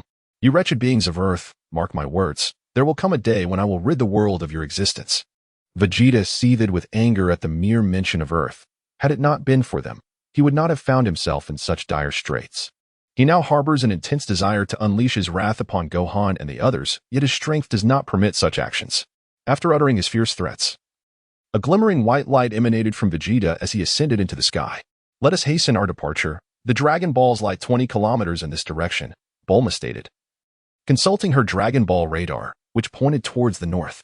In the hands of the Grand Elder, they had acquired one Dragon Ball, and now another lay before them, while the remaining 5 were gathered together. Everyone soared towards the direction indicated by the Dragon radar, swiftly arriving at a village where all the Namekians had perished. "Damn it. It must have been those 2 scoundrels who slaughtered the brothers of this village," Dandy exclaimed with fury upon witnessing the scene. The entire village, spanning all ages, had suffered devastation, leaving no survivors. It was undoubtedly that scoundrel Vegeta's doing. "I shouldn't have saved him, that heartless wretch," Krillin added, his face contorted with rage. The scene bore a haunting resemblance. Their companions on Earth had similarly fallen victim to the merciless Saiyans. "Do not grieve. According to the radar, the Dragon Ball lies within the fish pond.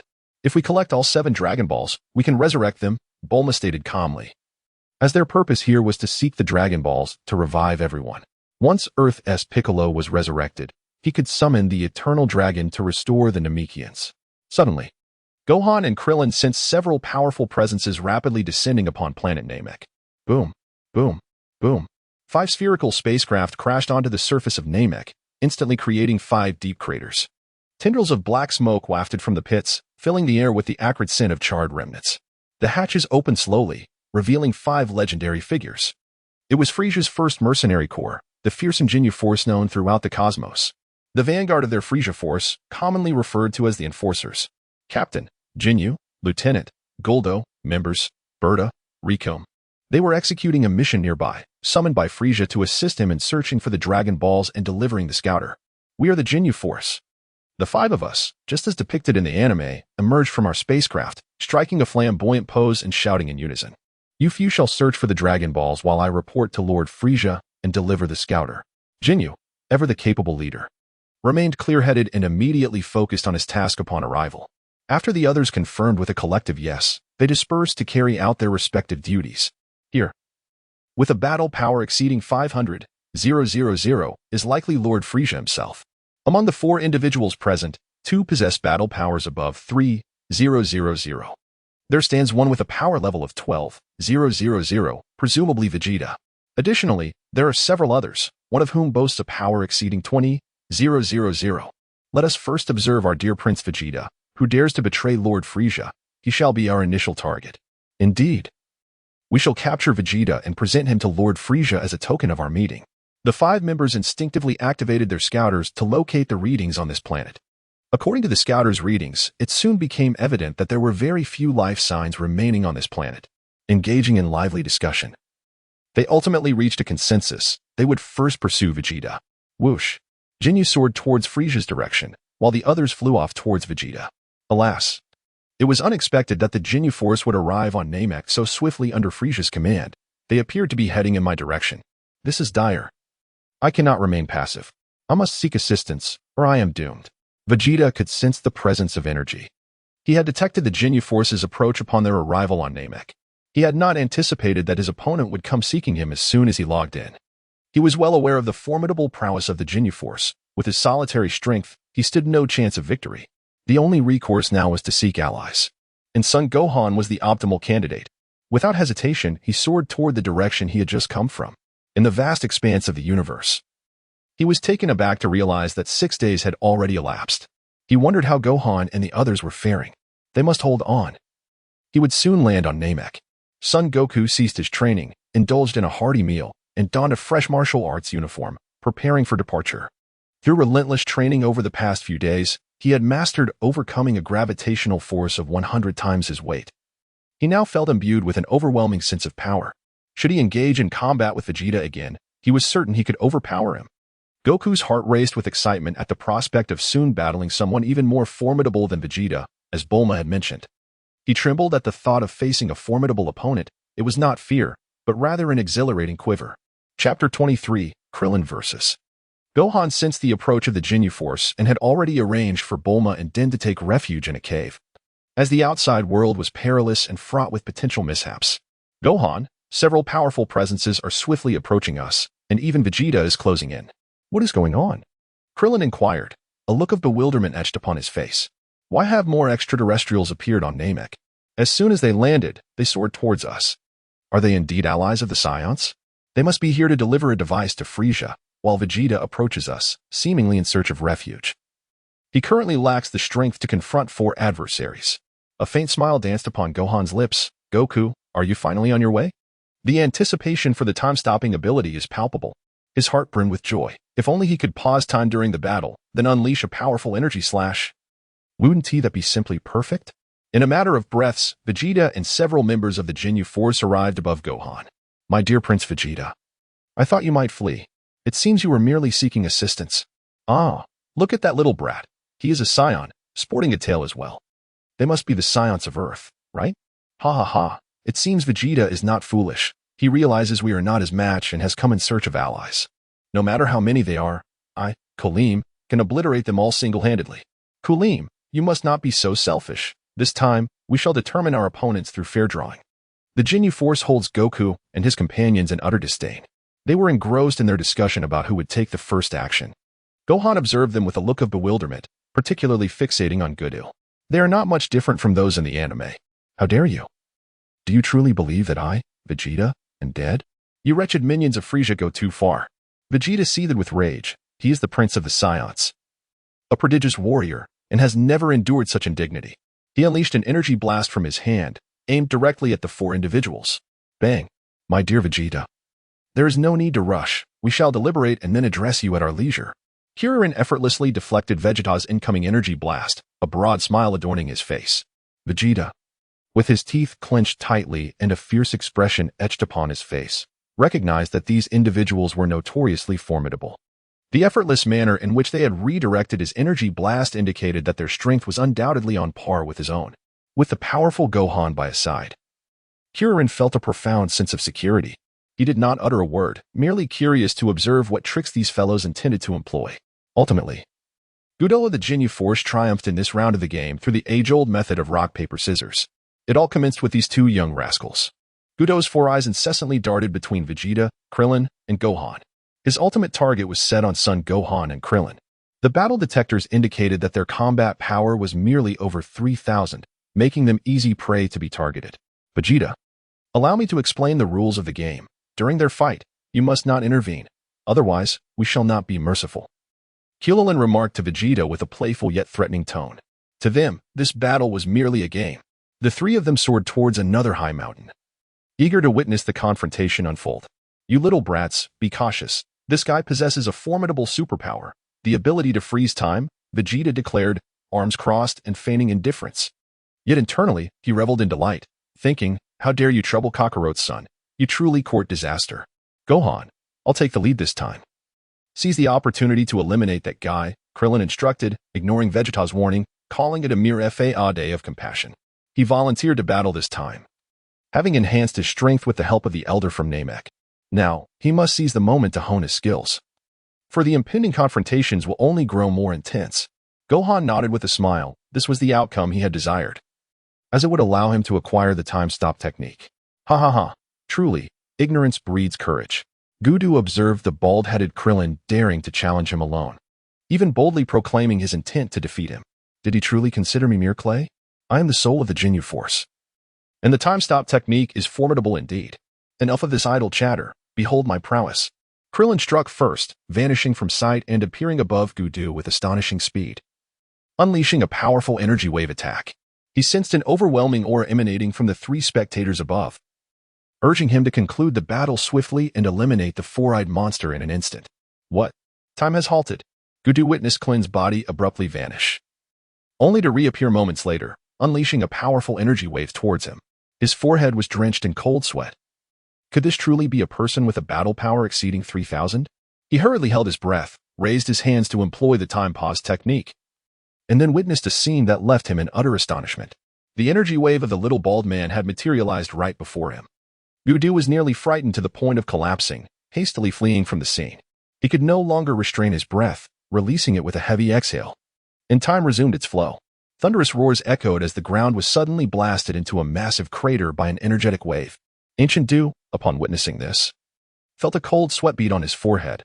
Fortunately, he had fled swiftly, for had he been struck, he would not have perished but would surely have sustained grievous injuries.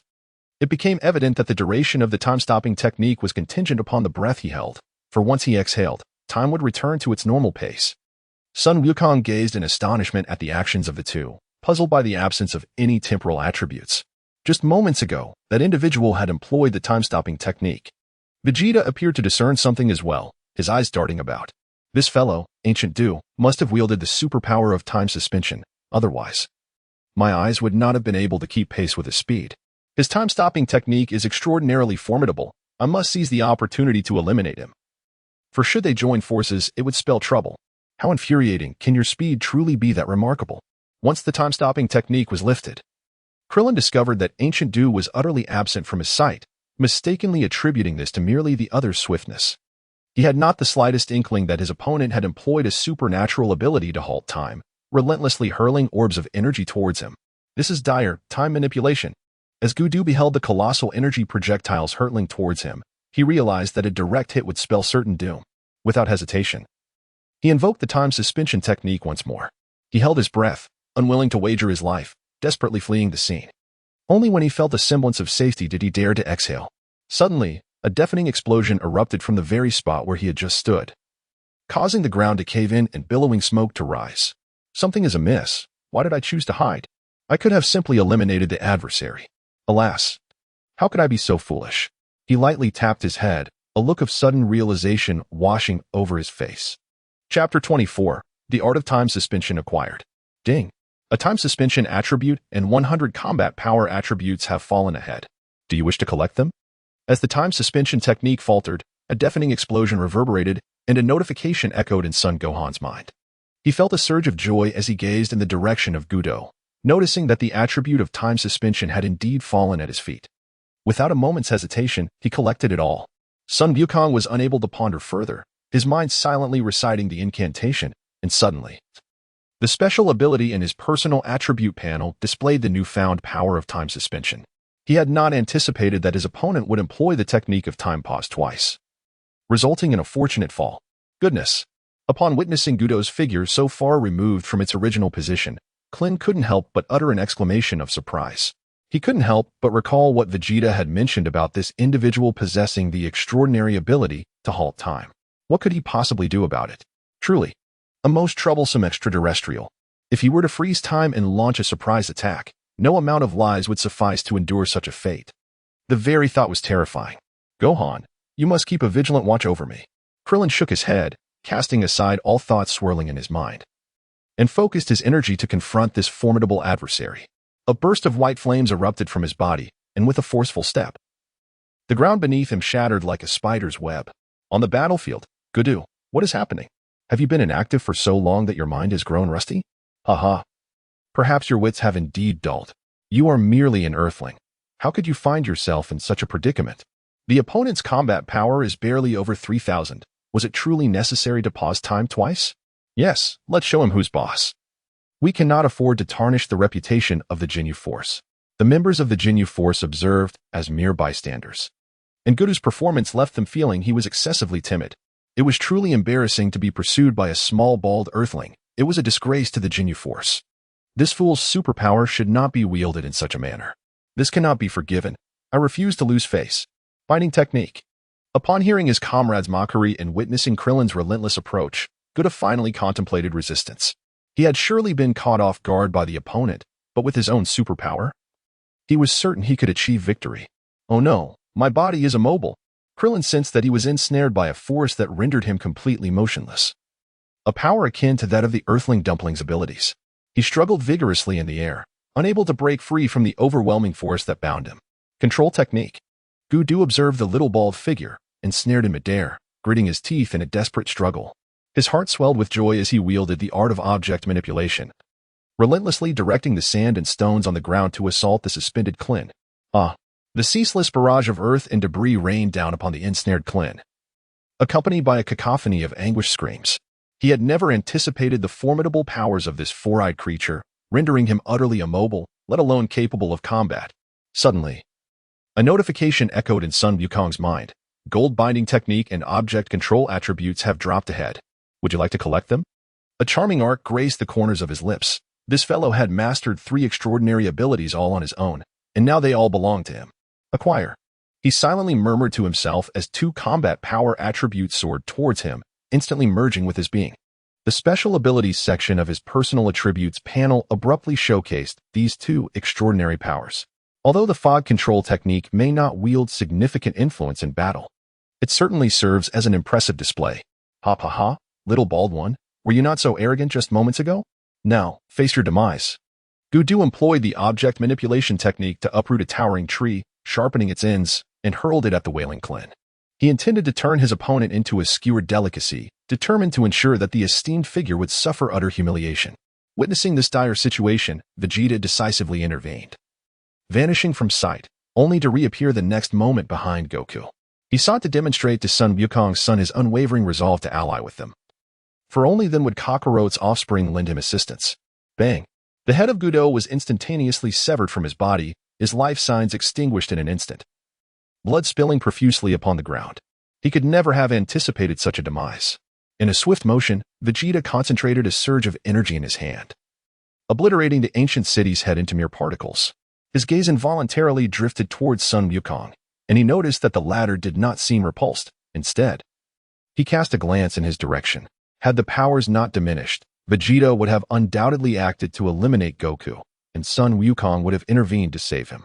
He had resolutely decided that, even if he had to resort to threats or temptations to capture this extraterrestrial being, he would ensure the time was halted to retrieve what had fallen. However, at this moment, Goku had lost all value. Even if Vegeta chose not to act, he would take matters into his own hands. What? This scoundrel Goku actually perished at Vegeta's hands, defying the rules of the game. With Goku's demise, the Ginyu Force was now 1 member short. How could they possibly strike their perfect poses now? Vegeta, how audacious of you to disrupt our plans. The Ginyu Force was incensed by Vegeta's blatant disregard for the rules. They cared little for Goku's death. Their concern lay solely in the fact that their team was now diminished, and they could no longer achieve their flawless formations. TCH. Did I ever state that I would refrain from intervening? Those were your rules, not mine. Vegeta asserted emphatically. He has unequivocally expressed his stance. Should Kakarot's son refuse to assist him, he shall bear the burden alone. Vegeta, since you choose to disregard the rules of the game, I shall commence my attack upon you, Kalim stated through gritted teeth, soaring to face Vegeta. This scoundrel dared to ignore his warning, thus violating the established rules and tarnishing his reputation. He paid no heed to the demise of Goku, solely fixated on preserving his own dignity. Vegeta and Kalim stood opposed, the battlefield poised for conflict. With Goku's death, the binding spell on Krillin vanished instantaneously, restoring his mobility. He did not expect that it would be Vegeta who made the first move. This fellow seemingly wished to extend an olive branch to us. Krillin remained airborne, observing both Vegeta and the pineapple-headed Kalim. Gohan, too, watched the two with keen interest. In a place where combat unfolds, power attributes would inevitably drop. Why should he intervene? Would it not be more prudent to await the accumulation of power attributes? Kalim, that attention seeker, always rushed to seize the spotlight, leaving no recourse for anyone else.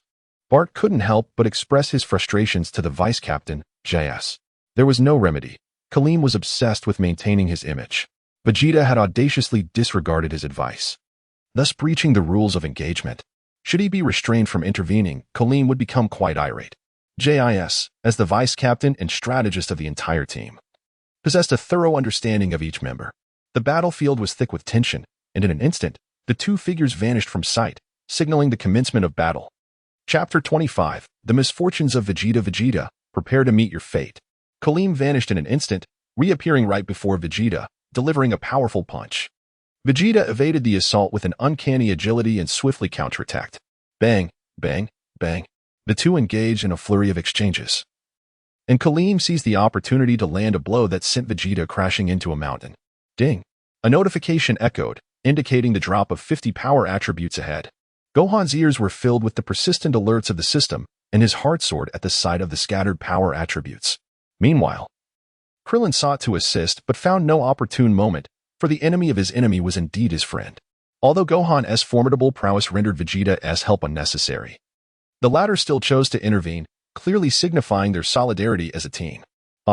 Vegeta seethed with rage, and the entire mountain was instantly obliterated as he charged toward Kalim, unleashing a torrent of ferocious attacks.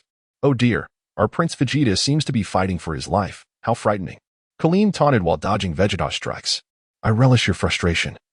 It's delightful to see you unable to vanquish me. How dare you underestimate me? I am a scion prodigy, and there is no way I could be bested by a scoundrel like you. Vegeta's pride ignited by Kalim's condescending remarks, his aura surged, and his movements quickened with increasing ferocity. He cannot afford to lose this battle. He must sever his opponent's head to use it as a ball. With a resounding thud, Kalim's body is propelled into the air by a powerful kick, and Vegeta follows suit, resembling a soccer player in his movements. He relentlessly assaults Kalim's form, before raising both hands to deliver a crushing blow. The impact reverberates, and Kalim's body crashes down, creating a deep crater in the ground. Soaring high above, Vegeta seizes the opportunity, employing his princely techniques, unleashing a barrage of energy blasts upon Kalim, who remains ensconced in the pit. A notification echoes in Gohan's mind as he registers a depletion of 100 in combat power attributes. Boom. The energy blasts explode within the crater, billowing thick clouds of smoke. After launching hundreds, if not thousands, of energy orbs, Vegeta takes a moment to catch his breath, observing the swirling dust within the pit. Kalim, that mischievous fellow, is merely toying with him. The combat power attributes from the ground continuously soar towards Gohan, merging seamlessly into his being. The numerical representation of his personal attributes fluctuates wildly, gradually stabilizing after a few breaths. Gohan is astonished to discover that his combat power has surged by over 30,000. The system is truly remarkable. Merely observing the battle allows him to acquire combat power attributes. My beloved Prince Vegeta, just moments ago you nearly struck me down. The thrill of overpowering others is exhilarating, is it not? Now, it is my turn to strike. As the smoke clears, Kalim emerges, his attire tattered and disheveled, presenting a rather pitiful sight. He rose from the depths of the pit, soaring before Vegeta with a sinister grin. This is impossible. How could this scoundrel possess such strength? A wave of fear surged through Vegeta as he beheld the unscathed Kurim. He involuntarily took several steps back, having already exhausted his full power moments ago. With all his might unleashed, Kurim radiated an overwhelming aura, summoning every ounce of his strength for battle. Small pebbles on the ground began to levitate, a formidable energy emanating from his being. There was no longer any need for pretense. His fists, as large as sandbags, crashed down upon the earth. Boom, boom, Boom. Energy waves erupted from beneath the ground, striking Vegeta and sending him soaring into the sky. Kuram offered no respite to his opponent. His speed surged dramatically as he charged towards Vegeta, delivering punches like a tempest. The sky echoed with Vegeta's anguished cries. With a powerful blow, Kalim sent Vegeta crashing to the ground. Bang! Vegeta's body plummeted like a missile, creating a deep crater upon impact. Lying in the center of the pit, he gasped for breath, occasionally spitting out blood. He appeared utterly defeated, completely overwhelmed by Kalim's onslaught. Ha ha ha, the little brat from Earth has arrived, Kalim said, turning to Gohan and Krillin with a mischievous grin. His confidence soared, having incapacitated even Vegeta. How could these two mere children be any match for him? Ignorance breeds fearlessness. Allow me to demonstrate my binding technique. Gohan, eager to test his newly acquired skill, felt that they had achieved their objective on Namek.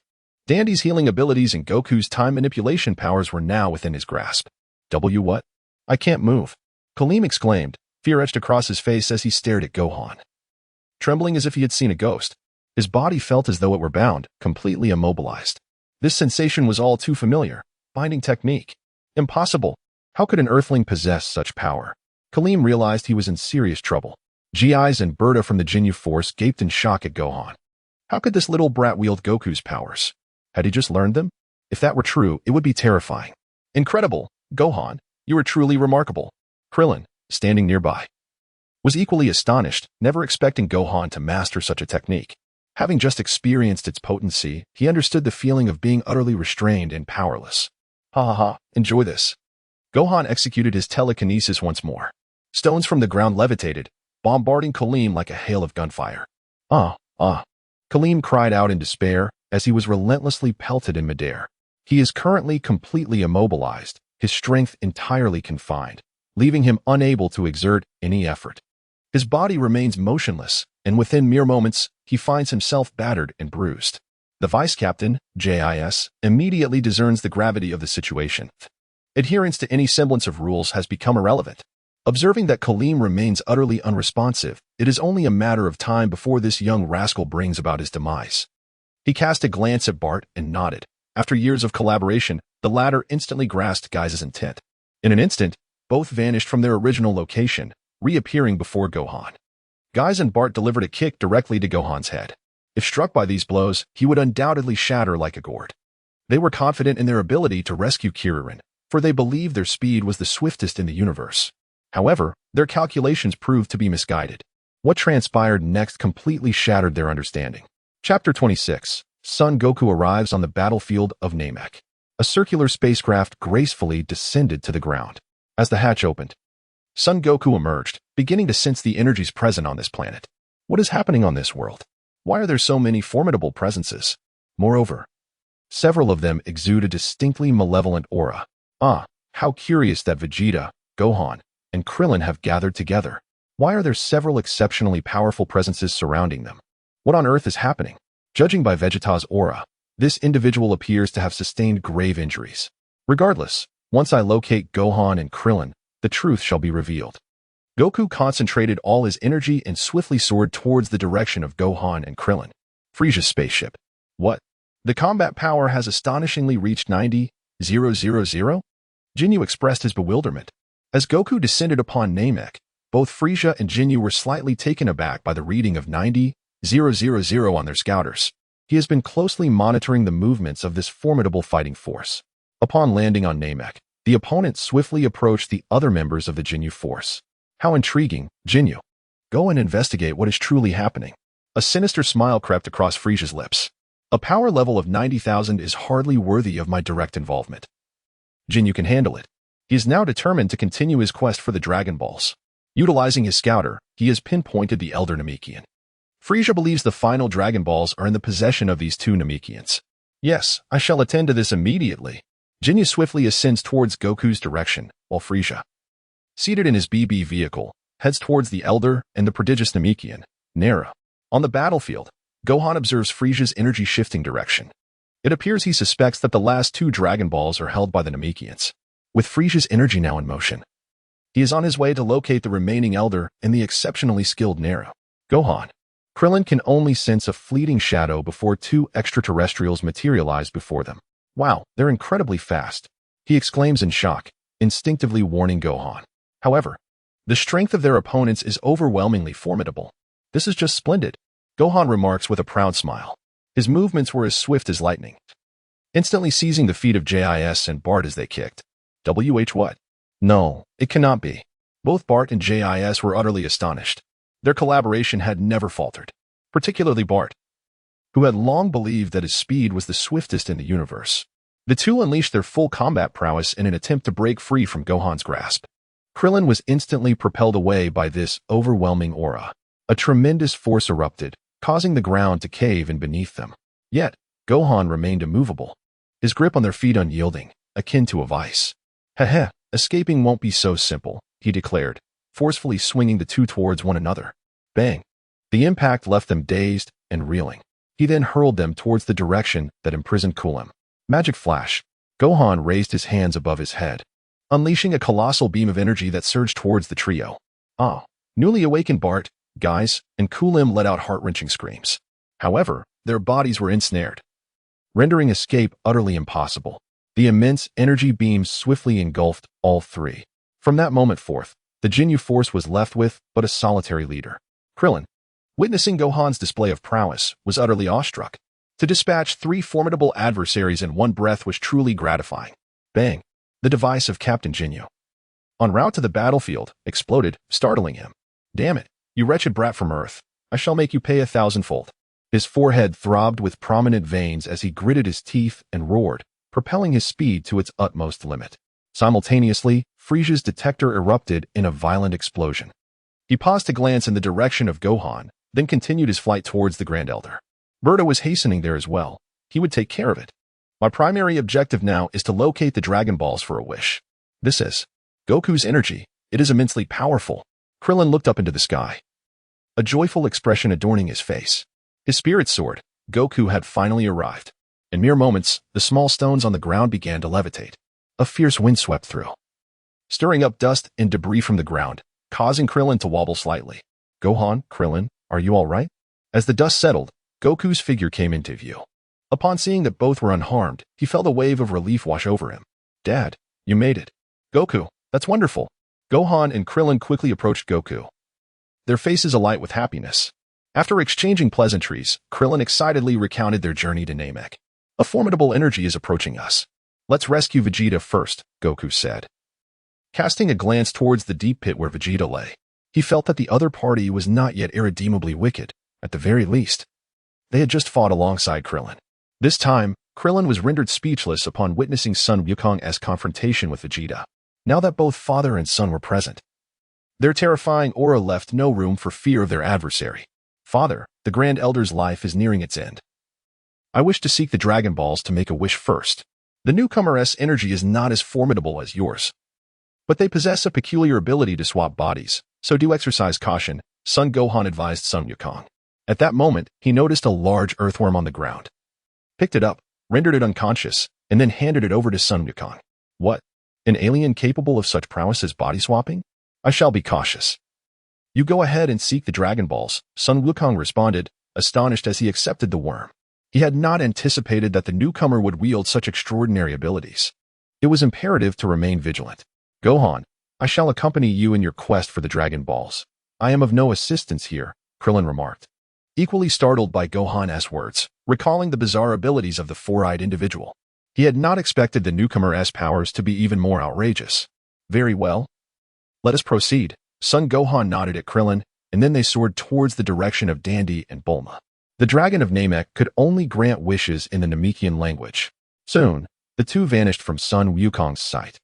Son Wukong placed the earthworm into his pocket and leaped down into the deep pit, confronting Vegeta. Kakarot, you scoundrel! I will kill you. Vegeta seethed, his eyes ablaze with fury at the mere sight of Son Wukong, recalling his experiences on Earth as he lay in the pit, gritting his teeth. He was infuriated by the overwhelming strength of his opponent.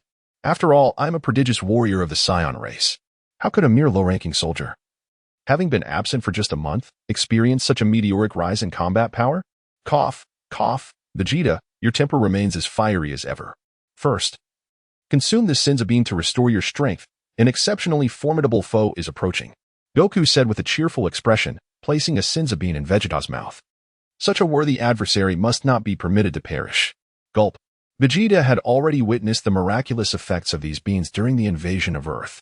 He devoured it without the slightest hesitation. Suddenly, as if invigorated by a surge of energy, he was revitalized completely. He rose from the ground. Astonishment etched upon his face as he surveyed his body. Not only had all his injuries healed completely, but his combat prowess had also surged significantly. Why is it that each time I endure an injury, my fighting capabilities increase so dramatically? Could this be attributed to the inherent nature of a scion? Or is it the result of combat itself enhancing my strength? I must find an opportunity to test this hypothesis. At that moment, Son Goku gazed skyward. Noticing an extraterrestrial being hovering in the air, adorned in attire identical to that of Vegeta, he looked down at the two of them from his elevated position, his eyes brimming with disdain.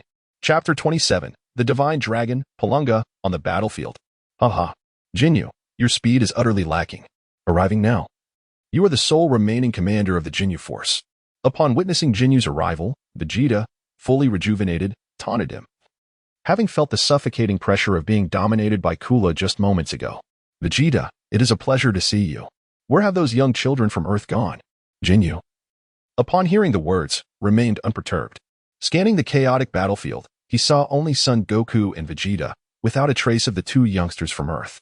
It seemed that the individual detected moments ago, registering at 90,000, was indeed this person. He regarded Sun Wukong with a face full of curiosity. You mentioned Gohan and Krillin? They have gone in search of the Dragon Balls. He chuckled softly. The aura emanating from you is remarkably potent. You must be a formidable opponent. Sun Wukong sensed the immense power radiating from Jinyu. His heart was in a tumult, as if his very blood were about to boil. What? The Dragon Balls. Jinyu was taken aback by Son Goku's words. This is disastrous. Frieza is now seeking the remaining Dragon Balls. Within the spaceship, chaos reigned. For there were still 5 Dragon Balls left. The consequences would be unimaginable if those 2 little brats from Earth reached them first. However, Vegeta remained unperturbed. For he had concealed the last Dragon Ball at the bottom of a fish pond. Even if those 2 youngsters were to discover the other Dragon Balls, they would be unable to make a wish. Yet, what Vegeta could never have anticipated was that the very Dragon Ball he had hidden would be located by Bulma using her Dragon Ball radar. He continued to revel in his own cleverness, having hidden a Dragon Ball. Suddenly, Jinyu made a decisive move, unleashing a surge of white energy as he soared towards the spacecraft. He has lost all desire to fight here. He must return to safeguard the Dragon Balls. Want to leave? It's not that simple. Sun Wukong understands that this extraterrestrial being is undoubtedly rushing back to prevent Gohan and the others from gathering the Dragon Balls. He unleashed the triple Kaio-ken, elevating his speed to its zenith, instantaneously obstructing Jinyu's path. Jinyu, disinterested in combat, soared away in a different direction. The two engaged in a fierce pursuit amidst the skies. Meanwhile, aboard Frieza's spaceship, alarms blared, signaling an enemy attack. It was none other than Gohan and Krillin, who had located Bulma and Din using the Dragon Ball radar. The Frieza force issued a warning. Suddenly, a horde of small, formidable fighters emerged from the depths of space. Their battle power ranged between 2,000 to 3,000. Within mere minutes, Gohan and Krillin dispatched them with ease, as if slicing through vegetables. With the aid of the Dragon Ball radar, the force swiftly located 5 Dragon Balls. Gohan retrieved 2 Dragon Balls from the system's space, gathering the total to 7. Come forth, Shinran. Din exclaimed in the Namekian language, invoking the Dragon Balls. In an instant, the sky darkened, filled with ominous clouds, accompanied by flashes of lightning. Bulma, terrified, hid behind Gohan. The 7 Dragon Balls emitted a dazzling radiance that pierced the heavens. Suddenly, a colossal dragon resembling a toad materialized in the sky at Palunga. Those who have gathered the 7 Dragon Balls, state your wishes, and I shall grant them. However, only 3 wishes may be made. Palunga's crimson eyes swept across the assembled crowd, his voice resonating with authority. At last, the 7 Dragon Balls had been collected. A faint smile appeared on the weathered face of the Grand Elder seated upon his throne. We entrust the fate of Namek to you. Meanwhile, Frieza's ship halted as he gazed into the sky. What on earth is happening? A golden monstrosity materialized in the direction of his spaceship. Could this be the dragon? He unleashed his full might, soaring towards the direction of the divine dragon. Who, pray tell, is the scoundrel bold enough to seize the Dragon Balls from me? The Emperor Frieza? Infuriating. I shall flay him alive and savor each moment of his torment. Frieza gritted his teeth, veins bulging on his forehead, his eyes ablaze with fury. A once-cooked duck has now flown away. One can only imagine the depth of his wrath at this moment. Meanwhile, Jinyu and Vegeta stood in utter astonishment. How could the sky, which was so clear, suddenly darken? They beheld a colossal creature emerging from the distant horizon. The monster radiated a resplendent golden light, starkly visible against the veil of night. Could this be the legendary dragon? No, it is impossible. One Dragon Ball remains securely hidden by me. How could those two insignificant Earthlings possibly gather all 7 Dragon Balls? I shall not allow you to succeed. Vegeta erupted with a formidable aura, soaring towards the shimmering golden dragon. Jinyu, upon hearing Vegeta's words, was equally astounded. He never anticipated that those two Earthlings would manage to assemble all 7 Dragon Balls so swiftly. He also soared towards the realm of the dragon, hoping to arrive in time. Witnessing this scene, Sun Wukong's lips curled into a smirk as he too flew towards the dragon's domain. Dandy proclaimed his first wish, to resurrect a being on Earth named Piccolo. For his second desire, he sought the skill of instantaneous movement. His third wish was to attain the ability to survive in the vastness of outer space. Unlike the characters from the animated series, Son Gohan was not one to dither. He expressed 3 wishes to Dandy in one breath. In the anime, before the 3 wishes could be fulfilled, the Grand Elder passed away, leading to the disappearance of the dragon Purunga, thus squandering the opportunity to make wishes. The instant transmission skill, however, is an extraordinary ability within the Dragon Ball universe. Sun Wukong has accomplished many incredible feats using this skill. For instance, during the Cell Saga, he utilized instant transmission to transport the self-destructing Cell away from Earth. When Majin Buu obliterated the planet, he again employed instant transmission to save Vegeta and Mr. Satan. This ability allows for traversing the cosmos to rescue oneself and others. Son Gohan's third wish, motivated by a desire for safety, was to ensure his survival in the universe. Even if a planet were to be destroyed, he could continue to exist in space and later use the Dragon Balls to resurrect that planet. Brother Gohan, I understand, Dandy said, pointing at Son Gohan with his Namekian fingers, muttering a long string of words to the dragon. The Grand Elder had previously instructed him to assist Brother Gohan in making wishes to the dragon, and he need not concern himself with the specifics of those wishes. Krillin and Bulma had no objections to Son Gohan's wishes. The two, unable to comprehend the Namekian language, felt as though they were listening to an esoteric scripture. These 3 wishes are quite simple and will be granted to you immediately, the dragon proclaimed, its crimson eyes flickering. Far away on King Kai's planet, Piccolo felt the sudden disappearance of the fiber-optic halo atop his head. Meanwhile, the Supreme Kai appeared in the Supreme Kai's temple on Earth. Bobo, upon witnessing this, was filled with joy akin to that of a child, excitedly wiping away tears. The first wish has been granted. Now I shall fulfill your second wish. The dragon's eyes shimmered once more with enchanting brilliance, and a white aura enveloped Son Gohan's body. His mind was crystal clear, and a delightful sensation coursed through his body. The skill of instantaneous movement had seamlessly integrated into his consciousness. The second wish had been fulfilled. Now it was time to grant the third wish. The voice of the dragon resonated once more, its eyes shimmering. A beam of white light once again enveloped Sun Wukong's being. He felt as though every pore in his body was capable of breathing.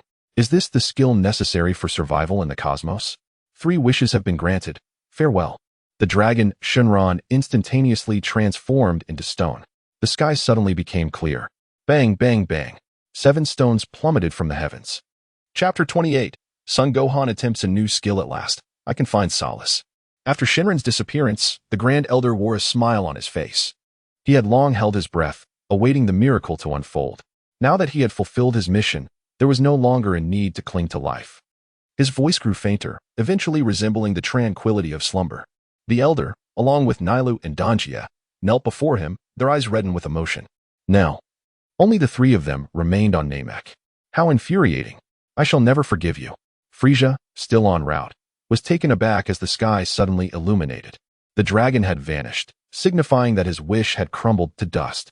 After traversing countless miles to seek the Dragon Balls, he found himself merely crafting garments for another.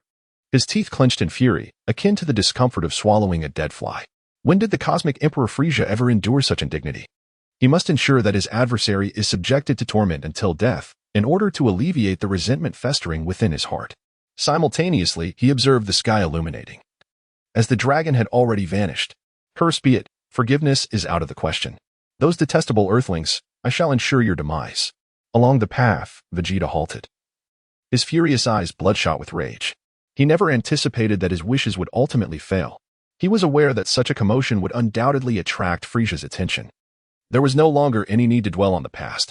How dare you attempt to seize what Lord Frisia has set his eyes upon? Prepare to face his wrath.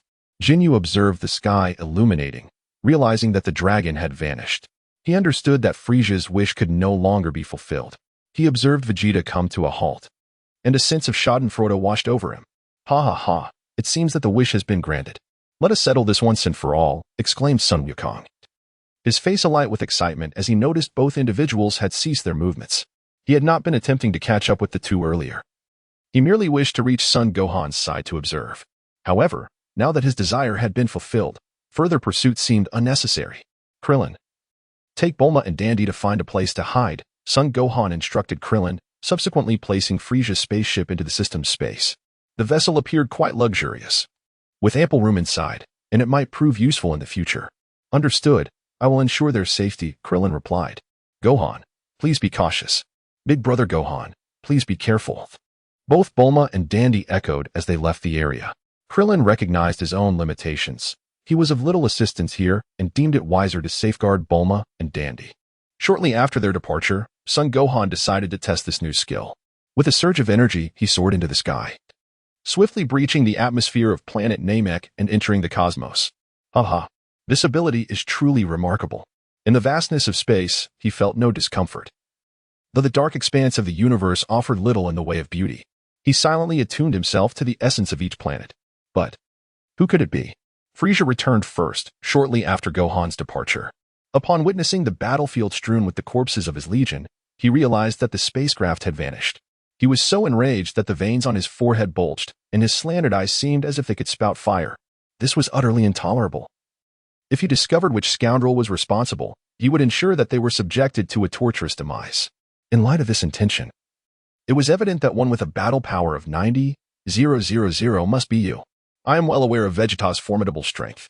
Captain Jinyu has long harbored disdain for Goku. Had it not been for the need to prevent the Earthlings from making their wish, he would have already eliminated that scoundrel. Now that the dragon has vanished, there are no reservations left. After dispatching these two individuals, he would seek out the Earth Brat. That scoundrel should cease underestimating others. Vegeta, filled with pent-up fury, was ignited further by Jinyu's words. In an instant, he unleashed a formidable energy blast. Buu's form vanished in a heartbeat. Evading the onslaught of the energy projectile, a thunderous roar erupted as the energy blast obliterated an entire mountain, sending a colossal mushroom cloud soaring into the sky. What transpired? Could it be a fierce battle? Was it the individual who had just stolen the Dragon Balls? Frisia, gritting his teeth in frustration, beheld the distant mushroom cloud rising ominously. He soared towards the explosion with full force. Vegeta, how could you resort to trickery? He is my opponent, exclaimed Goku, witnessing Vegeta's premature attack, refusing to be outdone. He charged towards Jinyu. You scoundrel, when did you become my adversary? Vegeta's fury surged uncontrollably. He requires an exhilarating battle to dissipate the fury that resides within him. Haha. You two wild monkeys, even if you join forces against me, I shall not fear you.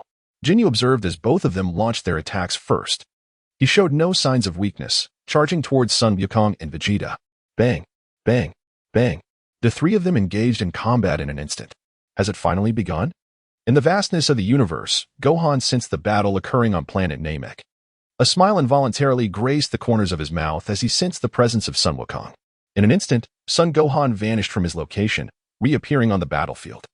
In the realm of Dragon Ball, there exist two variations of instant transmission. The instant transmission of the inhabitants of planet Yardrat relies solely on the ability to sense energy, making it exceedingly convenient for locating others.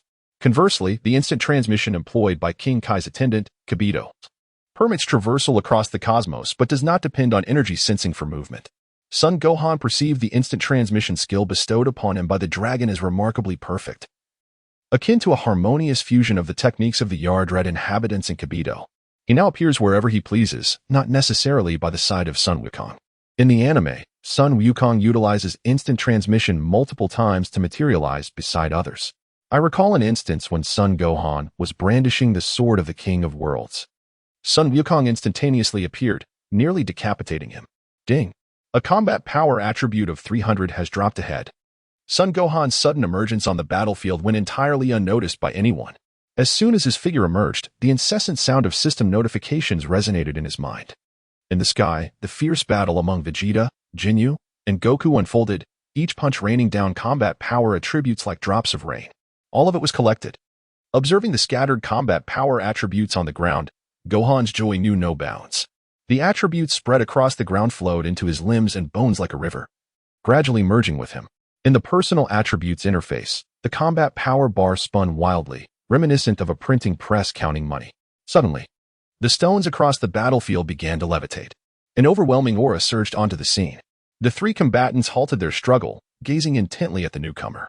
Chapter 29, The Arrival of the Cosmic Emperor Frieza. Ho ho ho. I did not expect this place to be so lively, Frieza remarked. Vegeta, it appears your wings have grown stronger. His anger twisted into a mocking smile, chilling the air several degrees. His triangular eyes scanned the three on the battlefield, ultimately resting on Vegeta. Upon seeing Goku, a flicker of familiarity struck him. It felt as though he had encountered this individual before, yet the memory eluded him. Gohan, on the other hand, was completely disregarded, merely seen as a child. As he made his way here, he had already devised a plan to torment those who had stolen his Dragon Balls, ensuring that they would suffer a fate worse than death. Frieza. Vegeta felt a twinge of trepidation upon witnessing Frieza's arrival, beads of cold sweat dotting his forehead.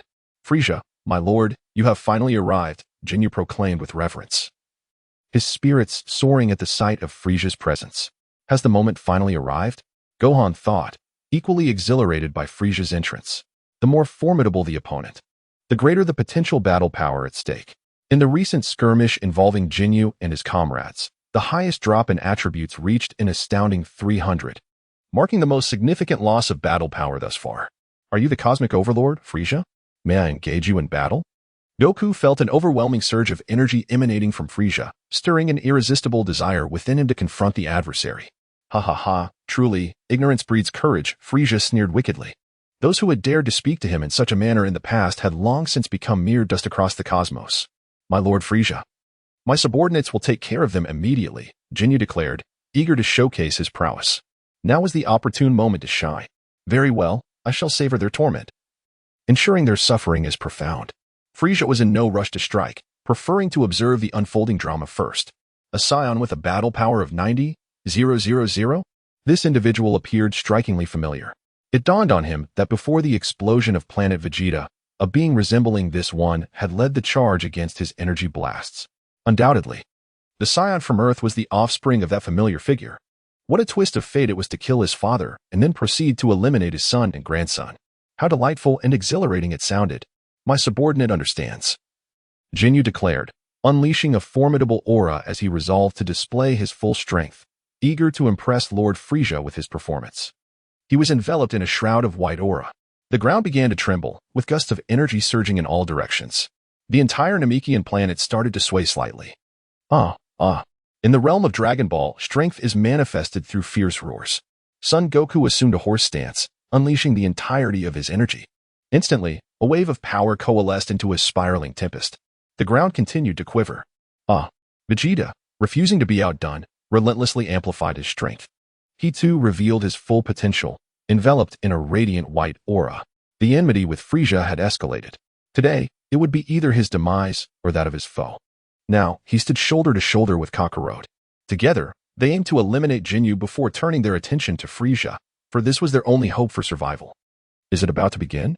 Such a formidable presence, even from this distance, it is palpably clear. Krillin, accompanied by Bulma and Dend, observed the unfolding battle from a distant peak. His current mission is to ensure the safety of the two individuals, preventing them from being affected by the tumultuous battlefield. What has befallen this planet? Is it an earthquake? Bulma remarked, gazing at the quaking Namekian world. It is now time for Goku and his companions to commence their battle. The planet trembles incessantly, influenced by their formidable powers, Krillin explained, directing his gaze towards the source of the energy. Come and take my life, wild monkey. Jinyu launched the first assault, swiftly appearing before Son Goku and delivering a powerful punch. In response, Goku unleashed a punch of his own, eager to gauge his opponent's strength. As was his customary approach, with a resounding crash, their fists collided. Jinyu remained steadfast, while Goku was propelled backward by the immense force, landing several meters away.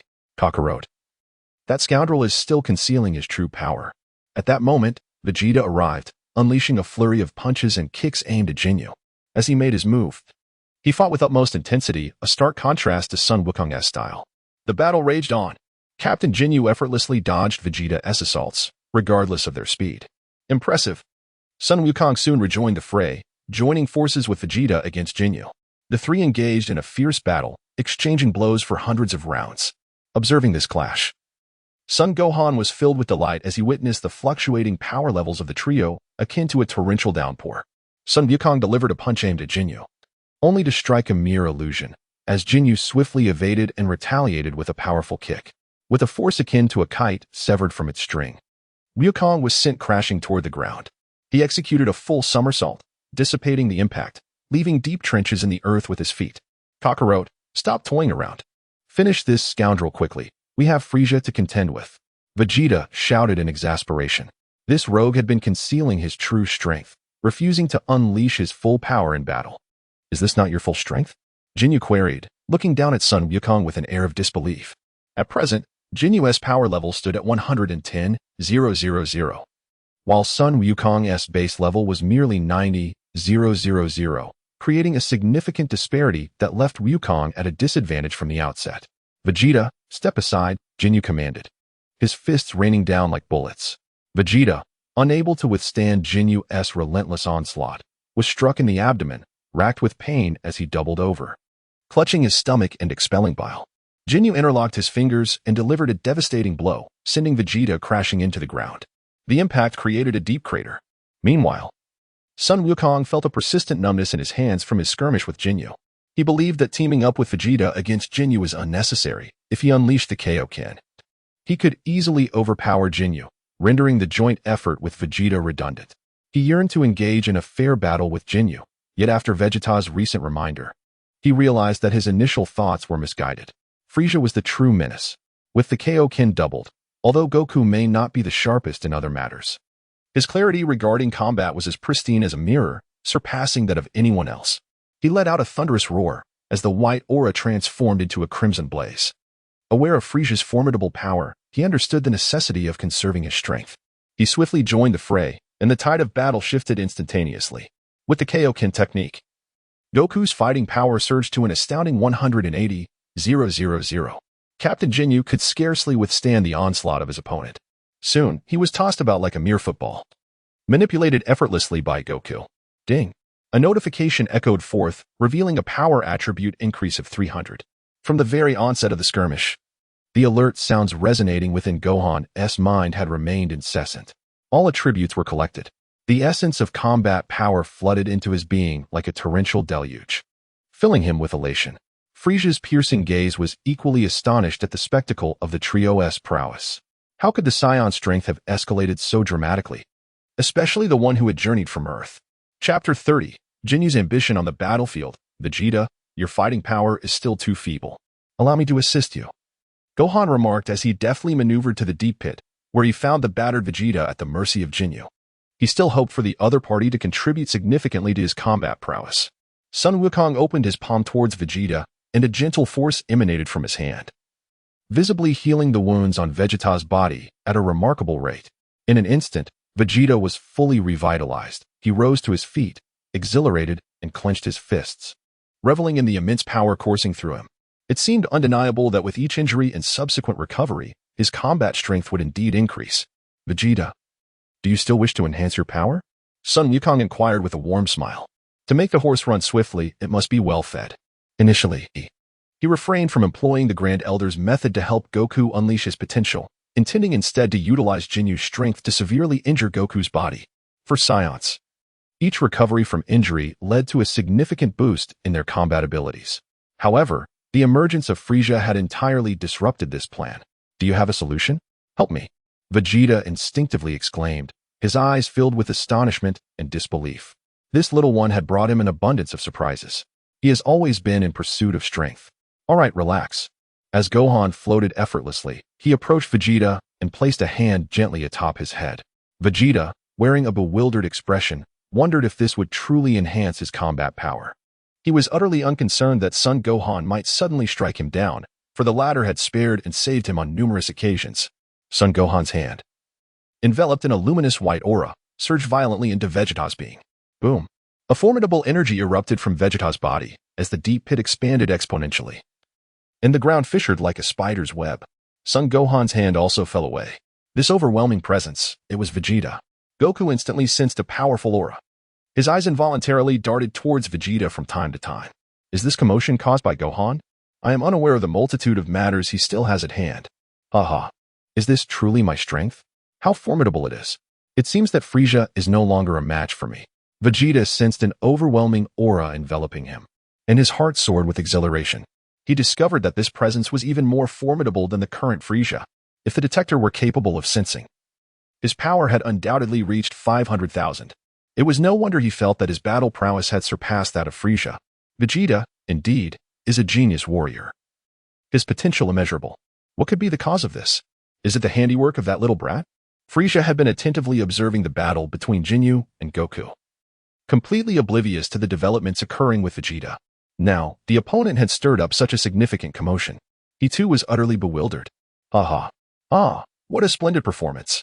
In the air, he was mercilessly tormented by Sun Wukong, experiencing a paradox of agony and delight. At times, anguished screams reverberated, while at other moments, uproarious laughter erupted. Anyone witnessing this spectacle would likely assume he was teetering on the brink of madness. Little did he anticipate that the strength of this scion would be so formidable, leaving him utterly powerless to retaliate. He has already set his sights on this body. Now, he merely awaits the moment when the other party tortures him mercilessly. Only then will the body swap be all the more exhilarating. Ha ha ha, Jinyu has completely relinquished his resistance. Has he indeed resolved to employ that particular tactic? Frieza exclaimed with an expression of unbridled excitement. If the body swap occurs, what sort of expression will the other party exhibit? The mere thought is thrilling. Vegeta, seek vengeance while you can. Delay, and the opportunity will slip away. Gohan smiled at Vegeta, lifting his gaze towards the clash between Jinyu and Goku. He then ascended from the deep pit to continue observing the fierce battle from above. Upon hearing Jinyu's words, he immediately discerned the intentions harbored within his adversary's mind. You wish to exchange bodies, do you? You are overestimating your chances. Jinyu, prepare to meet your demise. Vegeta exerted force through his legs, causing the very ground beneath him to crumble. His body vanished in an instant. With a resounding thud, he reappeared before Jinyu, delivering a powerful punch to his opponent's abdomen. He is indeed a person who repays grievances with vengeance. Were you not just enjoying yourself in the thrill of the fight? Now, experience the taste of being struck. Ugh. In an instant, Jinyu's stomach twisted in agony, the pain becoming unbearable. He doubled over, clutching his abdomen as he retched uncontrollably. Vegeta delivered a powerful punch to his opponent's back. These movements flowed seamlessly, leaving Jinyu utterly unprepared. His body plummeted towards the ground like a cannonball. Vegeta was determined to reclaim the dignity lost when his foe had previously dispatched him with ease. He assailed Jinyu in precisely the same manner. Sun Wukong, witnessing Vegeta's sudden surge in strength, was utterly astounded. Just moments ago, he had been oblivious to the unfolding events. The chasm between the two was now insurmountable, akin to an adult overpowering a child. Boom. The ground was instantly rent asunder, forming a massive pit. Cough, cough. Jinyu lay within the depths of the crater, coughing a few times. His face radiated excitement as he gazed up at Vegeta in the sky, akin to a man beholding a stunning beauty, saliva pooling at the corners of his mouth. This body was simply exquisite. A mere few punches had rendered him incapacitated.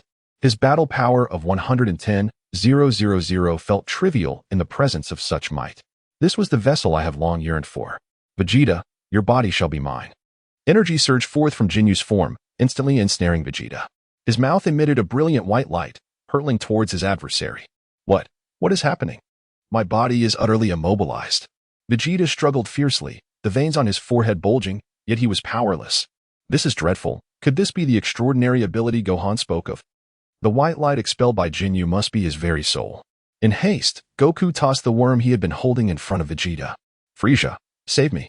Jinyu shouted desperately to Frieza upon seeing the worm that Goku had thrown. How could he carry such a thing with him? Did the Scions know of my ability to exchange bodies? How audacious. Frieza unleashed a crimson energy wave aimed at the worm. Jinyu was now left with only one subordinate. He could not allow his soul underling to be incapacitated before his eyes. No way. Gohan had anticipated Frieza's attack. In a swift motion, he intercepted the energy wave, deflecting it with ease. Thunderous sounds erupted as the energy wave penetrated a towering mountain. Frieza was momentarily taken aback, intending to strike again, but it was too late. He had not expected this child to withstand his energy wave. No, there was no obstruction. The worm successfully positioned itself in front of Vegeta. In an instant, Jinyu's soul exchanged with the worm. He let out a heart-wrenching cry. Jinyu, vanish from my sight. Once Vegeta regained his mobility, he unleashed a furious energy wave, obliterating the worm-like creature and the lifeless body of Jinyu on the ground.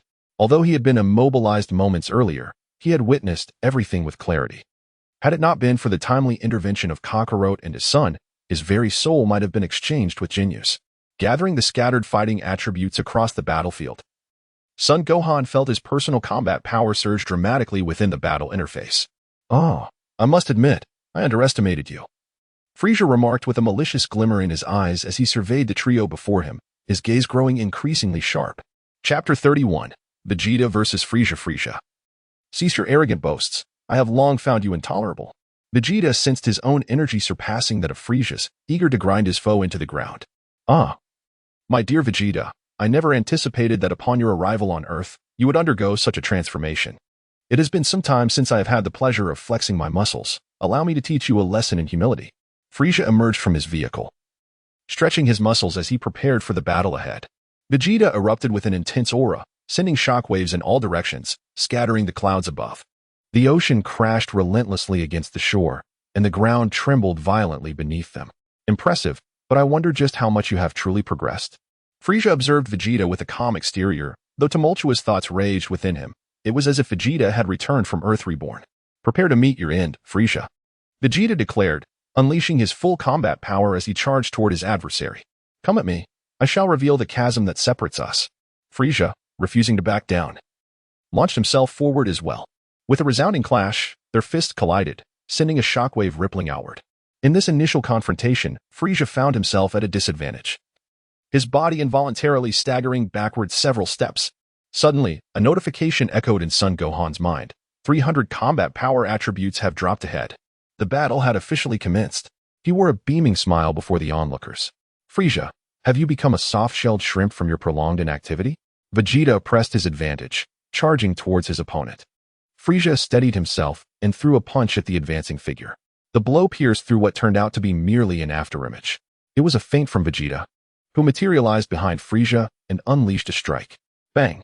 Without even glancing back, Frieza countered with an elbow strike against Vegeta's incoming fist. A tremendous force sent both combatants reeling. They instantly became entangled in a fierce brawl, exchanging blows in a test of raw physical strength. Do not let your success cloud your judgment, light beam. As they fought, Frieza's eyes suddenly emitted 2 beams of crimson light, catching one off guard. "This is bad." Vegeta sensed the fluctuation in energy and executed a roll just in time to evade the attack. Had he not acquired this skill on Earth, he would have been in grave danger. Ding! A light beam attribute has dropped ahead. Will you collect it? Nowhere to run. Multi-death beam. Frieza's fingers unleashed a barrage of red and white beams towards Vegeta, reminiscent of a princely technique. Damn it! Vegeta barely managed to evade the onslaught of light beams. Boom! The ground erupted as if bombarded by artillery. In an instant, chaos reigned, dust swirling in the air. Ding! A death beam has dropped. This is outrageous. How could Frieza's combat power be so formidable? Our speed and strength are nearly equal, Vegeta thought, increasingly alarmed as he dodged the light attacks. Incredible. How can Vegeta's strength be so great? Goku observed the clash, noting that Vegeta's power was on par with Frieza's, filled with envy and admiration. Only moments ago, he had been at the mercy of Jinyu, yet now he was so formidable. "Dad, let me help you unlock your potential." It seemed that Vegeta was struggling to overcome Frieza. Gohan, noticing his father's envious expression, recognized his eagerness to join the fray. If Goku entered the battle, they could together reap the rewards of combat power attributes. "What? Gohan, did you enhance Vegeta's strength? Hurry and help me too. I've been itching for a fight." Goku paced restlessly on the ground. He was overwhelmed with excitement, never anticipating that Gohan possessed such an ability. With a smile, Gohan nodded and raised his hand to rest upon Goku's head, employing the same technique as Vegeta to augment his power. Boom! A formidable aura erupted from Goku's body, sending a shockwave cascading outward in all directions. He sensed the terrifying power of his own body and was filled with joy. "What do you think? Are you satisfied with my strength?" Frieza remarked with a laugh, observing the disheveled Vegeta. He felt an immense sense of pride within himself. Now was the perfect moment to trample this arrogant individual beneath his feet. Frieza, do not revel in your triumph for too long. As soon as Sun Wukong augmented his strength, he immediately joined the battlefield. With a swift motion, he delivered a punch directly to Frieza. Bang! Unfamiliar with the fluctuations of energy, Frieza was caught off guard by the blow. His body was akin to a missile, instantly propelled into the heart of a great mountain. Vegeta's peril was thus averted. Strike, strike, strike. He unleashed a relentless barrage in the direction where Frieza had fallen. Energy blasts were fired as if there were no cost. The air reverberated with thundering sounds. The mountain was instantaneously obliterated, engulfed in thick, billowing smoke. A colossal mushroom cloud ascended into the sky. Vegeta ceased his assault, breathing heavily. It was time to gather the spoils. Gohan beheld the attributes scattered across the ground, flowing into his body like a tidal wave. His personal attributes expanded, granting him special abilities, beam attack and double death beam. His combat power surged wildly. The beam attack allowed him to emit beams from his eyes, making it nearly impossible for opponents to evade during combat. The death beam, one of Frieza's signature energy attacks, involved concentrating ki at his fingertip to unleash a rapid red laser capable of piercing foes or inflicting non-lethal wounds. In his golden form, this attack was exponentially more powerful. Frieza had efficiently eliminated numerous assassins from Universe 9 using this technique. The double death beam was considerably faster than the standard death beam, fired from 2 fingers. Frieza had once intended to use this move to eliminate Gohan, but was thwarted by Vegeta. The multiple death beam was a continuous firing variant of the death beam, rapidly unleashing waves of purple energy to assault opponents. The frenzied death beam, utilized by Frieza in his third form against Piccolo, while weaker, was characterized by its astonishing speed. A tactic designed to torment adversaries. The death beam net involved both hands emitting countless death beams, coalescing into a net to restrict the opponent's movements, causing injury upon contact. This technique was highly depleting of energy. Ha ha ha. Frieza, that move is exceedingly practical. Gohan chuckled with pride. With this ability, launching energy waves became a trivial endeavor. Oh ho ho, how delightful. You are truly privileged. Allow me to reveal my second form. Experience the terror of true power. As the dust settled, Frieza stood unscathed, having activated his protective shield. Enough of your empty bravado, Frieza. Today marks your demise, Vegeta retorted, suspecting Frieza's boast stemmed from desperation. Having been near Frieza for so many years, he had never heard of a second form. Second form? Goku inquired, perplexed by Frieza's claims. Could this not be his true strength?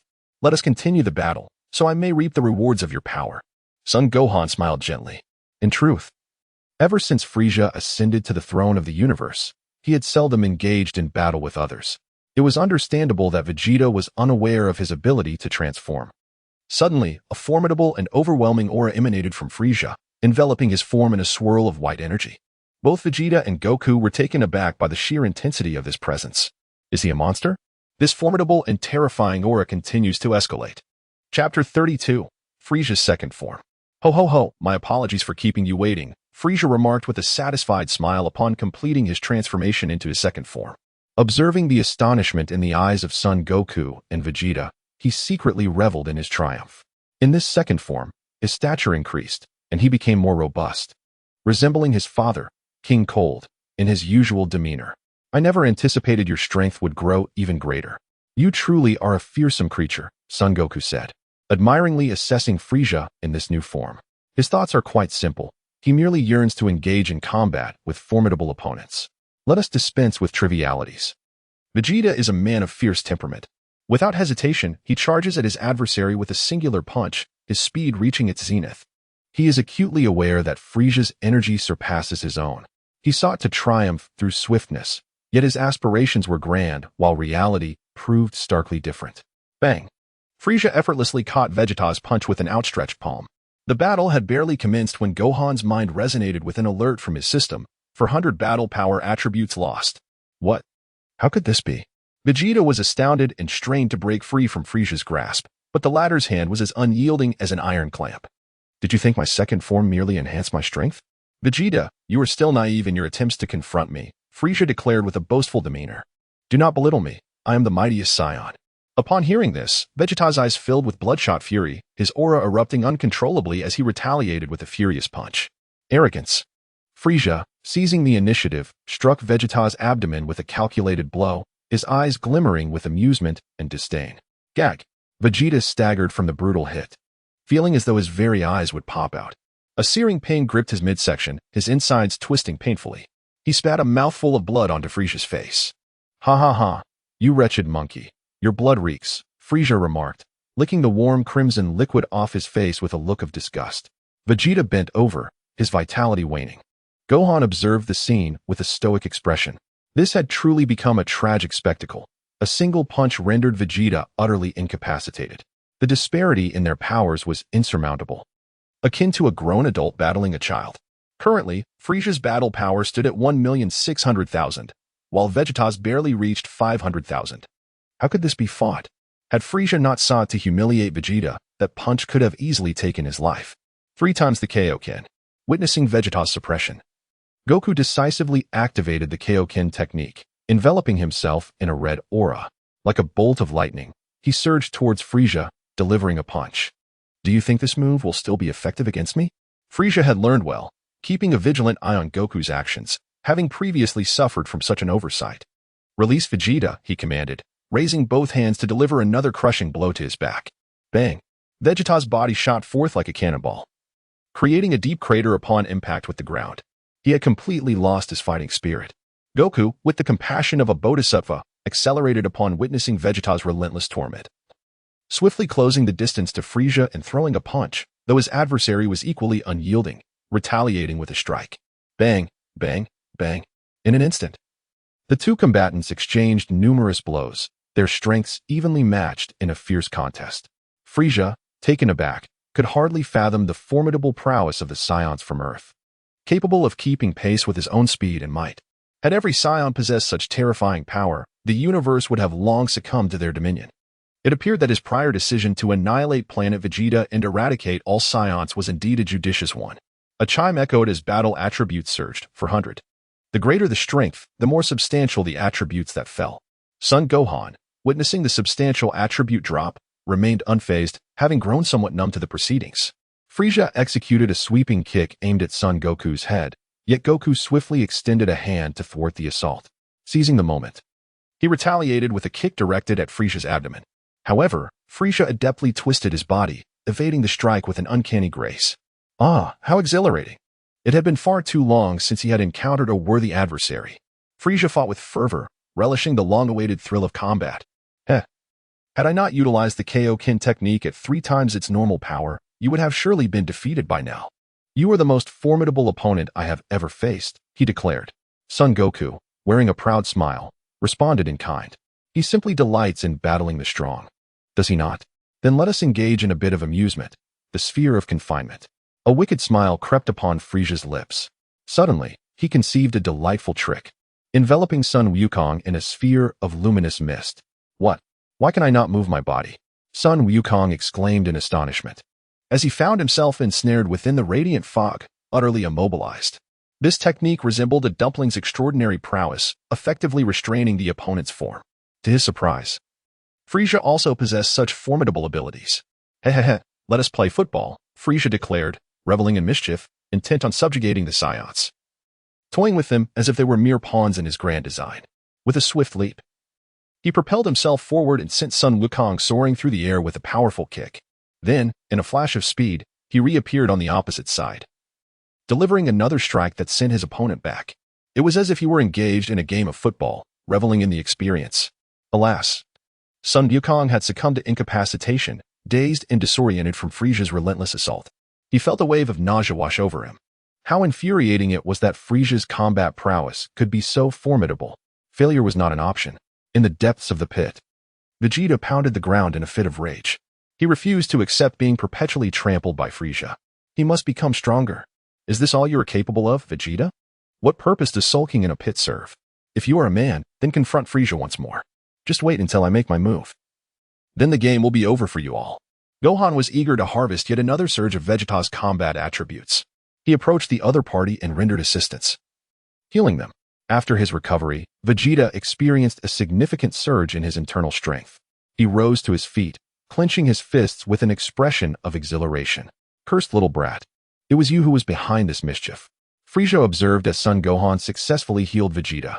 He had intentionally dealt a significant blow to his opponent just now. It had always perplexed him how, at that moment, Jinyu had seemingly incapacitated Vegeta, only for the latter to miraculously return to full strength and even stronger than before. Now, the source of this bewildering phenomenon became clear. It stemmed from this little imp. If this imp were not eliminated first, the troubles would be endless. At this juncture, Frieza's murderous intent had already been ignited. Chapter 33, The Fear of the North Kai. Frieza. Vegeta, upon his revival, immediately rejoined the fray. He soared towards Frieza, an energy sphere coalescing in his hand, which he hurled towards his opponent. How vexatious this fellow is. Frieza began to gather an energy orb in his hand, poised to unleash it upon Goku's restraining sphere. Upon witnessing Vegeta's resurrection, he decided to eliminate one opponent first.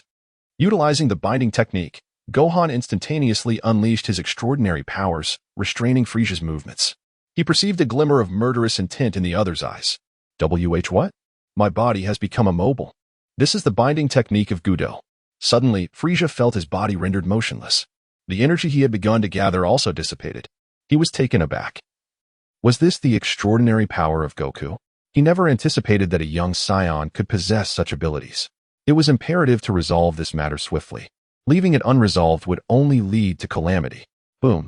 The energy blast unleashed by Vegeta struck the imprisoned Frieza instantaneously, the explosion resonating with deafening intensity. His sudden turn revealed a face of astonishment as he gazed at Son Gohan, unable to fathom that this young boy possessed the ability to wield such extraordinary powers. With a surge of energy coalescing in his hand, he directed a barrage of energy blasts towards Frieza, unleashing a relentless onslaught. That was truly perilous, Son Goku remarked, wiping the cold sweat from his brow. The mere recollection of the energy sphere Frieza had conjured still sent shivers down his spine. As Frieza found himself ensnared by Son Gohan's extraordinary abilities, Son Goku regained his mobility. Amidst the billowing smoke, he gathered energy orbs in his hands as if they were as plentiful as grains of sand, unleashing them with fervor. His actions were swift and powerful. Ding. Combat Power Attribute 500 acquired ahead. Ding. Another Combat Power Attribute 500 acquired ahead. The system's notifications echoed continuously in Son Gohan's mind. He beheld Vegeta's frenzied assault, as his battle energy attributes plummeted like torrential rain. Observing the ground littered with these attributes, Gohan's lips curled into a satisfied smile, affirming the worth of his healing efforts. Thunderous explosions echoed as Vegeta unleashed hundreds, even thousands, of energy blasts, the devastation expanding increasingly. Pleased with his handiwork, he nodded in approval, momentarily ceasing his relentless onslaught. At that moment, Vegeta too was breathing heavily. You bothersome wild monkeys shall witness what true, overwhelming power looks like. After a prolonged silence, the thick smoke began to dissipate, revealing Frieza, who wiped the blood from his mouth, his body now radiating an intense, formidable aura. A sphere of white energy enveloped Frieza, with tendrils of electricity crackling around its perimeter. His body began to undergo a transformation, with horns sprouting from his back. How could this be possible? Could Frieza still possess the ability to metamorphose? What manner of monster was this creature? As he felt the overwhelming aura, beads of cold sweat cascaded down Vegeta's brow. He was utterly astonished to discover that Frieza had concealed his true power. What could this mean? Was this truly the extent of Frieza's capabilities? As Sun Wukong sensed Frieza's formidable and tyrannical aura, he was struck with profound shock. He had never anticipated that his opponent would continuously challenge and reshape his understanding. Collect it all, Son Gohan silently recited to himself. He pays no heed to Frieza's transformations. The mightier one becomes, the more formidable their battle prowess. Witnessing the scattered battle attributes frantically merging into his being, his complexion took on a striking hue. The combat power attribute bar fluctuated incessantly. Planet North Kai. I never anticipated that Frieza could still transform. This could pose a significant problem. Far away, the Kai watching this battle from Planet North felt beads of cold sweat forming on his forehead, his body trembling uncontrollably. This power was truly terrifying. He had long advised Sun Wukong not to provoke the cosmic Emperor Frieza. What should be done now? The North Kai's eyes involuntarily turned towards Son Gohan. It seemed he was utterly unfazed by Frieza's terrifying aura, and the latter appeared rather smug. Could it be that Son Gohan's combat prowess surpassed that of Frieza? Observing the calm demeanor of the young warrior, a flicker of hope ignited within the North Kai. The last crisis on Earth had been averted thanks to this young man. Could a miracle unfold once more? Lord Kai, What is the matter with you? Yamcha inquired, noticing the North Kai lost in thought, his body trembling uncontrollably. Tien and the others also ceased their training, their gaze fixed upon him. Now, Frieza and son Wukong, father and son, were about to meet. The Kai addressed the group, explaining, to attain the throne of a cosmic emperor, one must possess formidable skills. He can currently sense the overwhelming aura emanating from Frieza's body, a feeling of helplessness. Is that true? With the support of the Kaio-ken technique, Goku and his son would undoubtedly prevail against Frieza. Unfortunately, we are unable to witness their battle utilizing the Kaio-ken. Tien Shin'an remarked, his expression one of resignation. He was eager to witness the unfolding events on Namek. Lord King Kai, surely you possess a means to allow us to see it, do you not? Exclaimed Yamcha, his face alight with excitement. The previous battle on Earth had left him feeling utterly constrained. Piccolo, too, perked up, harboring a desire to glimpse his homeland. However, he was a person who struggled with communication and interaction. Ha ha ha, you underestimate my capabilities. I am the ruler of the North Galaxy. Is it truly so difficult to observe the situation on Namek? Simply place your hands upon my back, the North Kai declared, his mood suddenly lifted. A smug expression adorning his face as he addressed Tien and the others. The group complied, resting their hands on the Kai's back. Instantly, the conditions on Namek vividly materialized in their minds, akin to a cinematic experience. On Namek, fierce winds howled, and the sky crackled with thunder and lightning. Resembling the onset of an apocalypse, waves crashed violently against the shore, while the ground trembled as though in an earthquake. Ah, Krillin, what on earth is happening to this planet? Bulma exclaimed, nearly driven to madness. It seemed as if Namek was perpetually on the brink of annihilation, with deafening, terrifying sounds echoing from the sky and the earth shaking violently. Bulma, this planet cannot withstand Frieza's immense power, which is why such phenomena are occurring, Krillin explained. He, along with Dend and Bulma, observed the battle from a distance.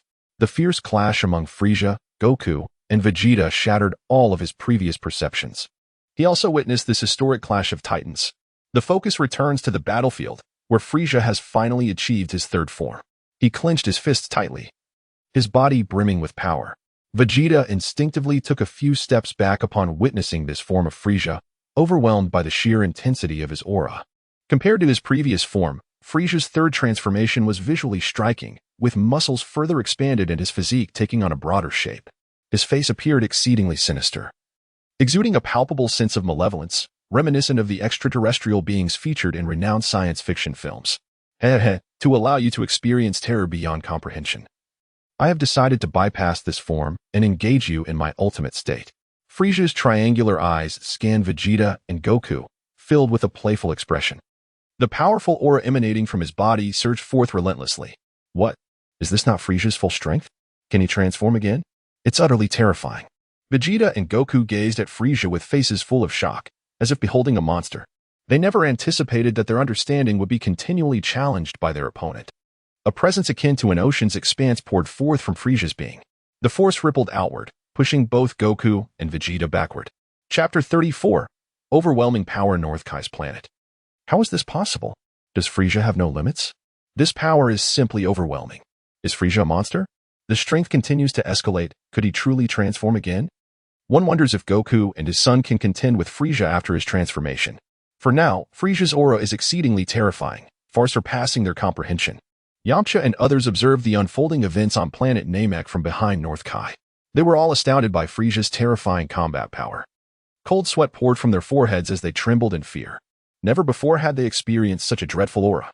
It was utterly inconceivable that such a formidable creature could exist in the universe. Uncontrollably, their attention converged upon Gohan. Hoping that this young boy could once again perform a miracle, they observed that son Wukong appeared remarkably composed, as if he did not regard Frieza as a threat at all. Their hearts gradually found a semblance of peace. The King of the North, too, was in a state of disarray, utterly devoid of direction. Even the divine is not omnipotent. He could only resign himself to the unfolding of events. Frieza, are you finally prepared to unveil your full strength? It is also time for me to demonstrate my true capabilities. Son Gohan observed as Frieza's form began to undergo a profound transformation. Soon, the miniature version of Frieza began to take shape. A formidable wave of energy swept across the battlefield, accompanied by thunderous roars in the heavens. The ocean relentlessly battered the shore, while the ground erupted with deep, unfathomable fissures. The entire planet Namek began to tremble once more, as if an earthquake had struck. Krillin felt the magnitude of this power. It was as if he were plucked from the depths of water. His body was already drenched in perspiration. "Apologies for the wait," he proclaimed. After approximately 5 or 6 minutes, the tremors finally ceased. Frieza had reached his ultimate form. His original appearance was that of a petite figure. With his battle power elevated to 50, it amounted to a staggering 60 million. Utilizing the Kaio-ken technique at 20 times its usual strength, Son Goku sensed Frieza's formidable aura and amplified his own Kaio-ken to the same extent. Now, his battle power soared to an equivalent of 10 million. The disparity in battle power between the two was insurmountable. Whoosh! Frieza's speed was astonishingly swift as he appeared behind Son Goku in the blink of an eye. What? Son Goku immediately felt Frieza's presence at his back, yet he had no time to react. Bang! A tremendous sound erupted as intense pain surged through Son Goku's back, sending his body crashing towards the ground like a missile. Thunderous rumblings followed. Performing a complete 360-degree flip, Son Goku managed to dissipate the force of the impact, then charged once more at Frieza. If his opponent had not held back out of a desire to humiliate him, that punch could have proven fatal. Otherwise, Son Goku would have already perished. Vegeta rushed in, launching a flurry of attacks against Frieza, yet the latter effortlessly evaded each strike. At that moment, Son Goku also joined the fray, but their combined assaults were easily neutralized by their adversary. Ha ha ha, you damned wild monkeys. Do you think my transformations merely alter my appearance? With each transformation, my speed and strength multiply exponentially. I am merely toying with you. Frieza taunted while skillfully dodging Vegeta's attacks. His current strength and speed are completely beyond Vegeta and Son Goku's reach. Frieza, you underestimate us gravely. A more intense aura erupted from Vegeta, his combat power surging once again fueled by rage. Son Goku's eyes sparkled with an insatiable desire for battle. He paid no heed to the might of his opponent. The mere prospect of combat exhilarated him. The Saiyan physique thrives on challenge. Their strength continually amplified through the heat of battle. You should take a breather. It is now my turn to strike, Frieza proclaimed with a smug grin. Suddenly, his figure vanished from sight. Here, with a swift turn, Son Goku unleashed a punch behind him, only for his fist to pass through Frieza's form. It was but a mere illusion. When Frieza's figure reappeared, he was already behind Vegeta, delivering a powerful punch. Vegeta sensed the opponent's aura looming behind him and, without turning, executed an elbow strike. Boom! A shockwave radiated outward. Vegeta was propelled away by the force of the impact. Multiple death beams. Frieza and Vegeta exchanged blows. Yet Frieza stood unwavering, as if his feet were rooted to the ground. His slanted, triangular eyes gazed menacingly at Vegeta, as fingers unleashed torrents of lethal energy beams. Cursed be this fate. I shall not be defeated. Vegeta's furious voice resonated once more as he launched another energy sphere. Boom. The air crackled with the incessant explosions of multiple death beams and energy blasts, akin to a dazzling display of fireworks amidst billowing smoke. The extent of the devastation escalated, forcing Vegeta to retreat step by step. Now, behold my ultimate technique, Supernova. Frieza's finger concentrated a dark crimson energy, expanding at an astonishing velocity. In the blink of an eye, the energy sphere swelled to the magnitude of a towering mountain. His fingers glided downwards, and a colossal sphere of energy hurtled towards Vegeta. This was the Supernova, an evolved version of the Death Ball, possessing an energy output far superior to that of its predecessor. The mechanical Frieza had employed this technique against Trunks, yet it was effortlessly evaded. The final flash. Vegeta, upon witnessing this immense energy, was taken aback, involuntarily retreating several steps. He steadied himself, casting aside the fears that plagued his mind. Summoning all the strength within him, he concentrated to unleash his most formidable technique. The beam of his Big Bang attack surged forth, aimed directly at the approaching crimson energy sphere. At this moment, it was evident that Vegeta's combat prowess might not suffice to withstand the immense destructive force contained within that energy blast. With a resounding crash, the two waves of energy collided, Frieza's dark red energy sphere ruthlessly overpowering Vegeta's Big Bang attack. Gritting his teeth, Vegeta unleashed a torrent of energy against the luminous beam. Alas, he realized with dread that he could not withstand this energy blast. Goku, witnessing the immense crimson energy sphere conjured by Frieza, felt a chill of sweat trickle down his spine. With a swift motion, he appeared beside Vegeta, unleashing a Kaio-ken Kamehameha at 20 times its normal strength. Bang! In that instant, Goku's Kamehameha and Vegeta's final flash collided, forcefully repelling Frisia's dark red energy blast. Do you think sheer numbers grant you an advantage? In the presence of absolute power, you are but insignificant ants, Frisia boasted arrogantly. As he unleashed a furious barrage, the dark red energy sphere expanded severalfold. The sphere was once again propelled towards them by Frisia. Hold your ground, Goku urged as he was relentlessly pushed back by the immense energy sphere, despite the overwhelming force. He gritted his teeth, resolutely enduring the pressure.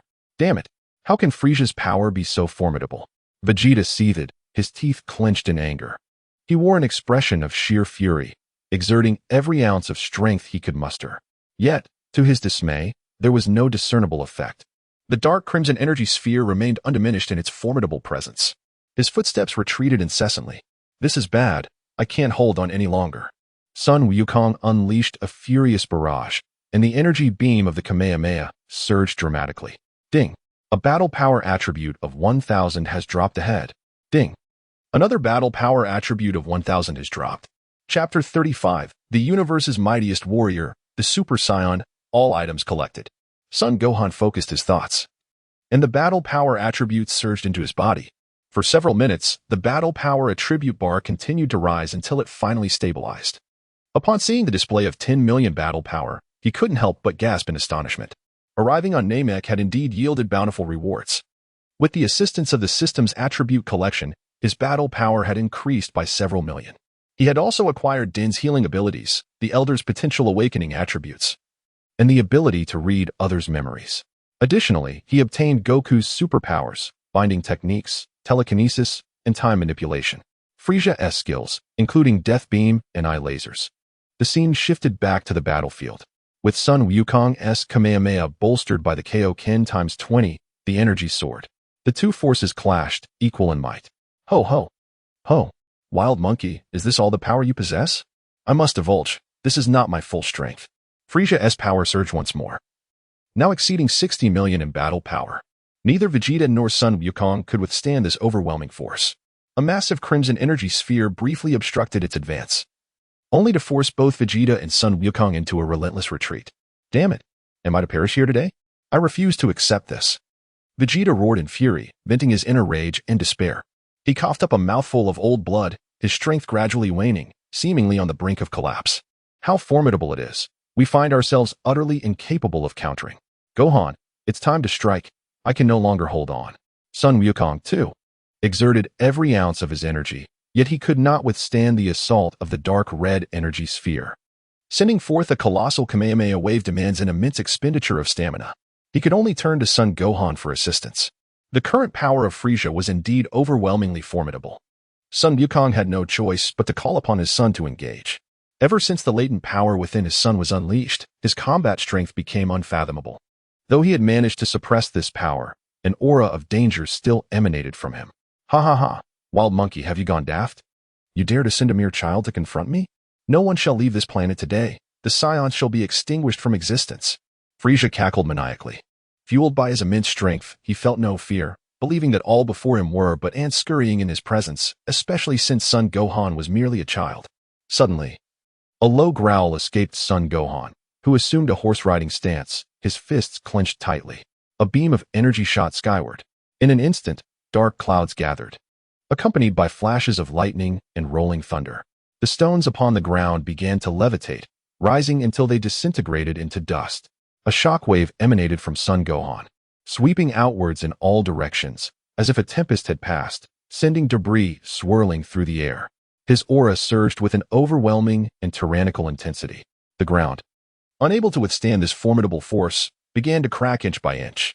The sea relentlessly crashed against the shore, as if heralding the arrival of the apocalypse.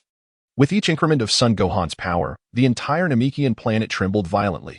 Soil cascaded down the mountainsides, and the waters began to surge back inland.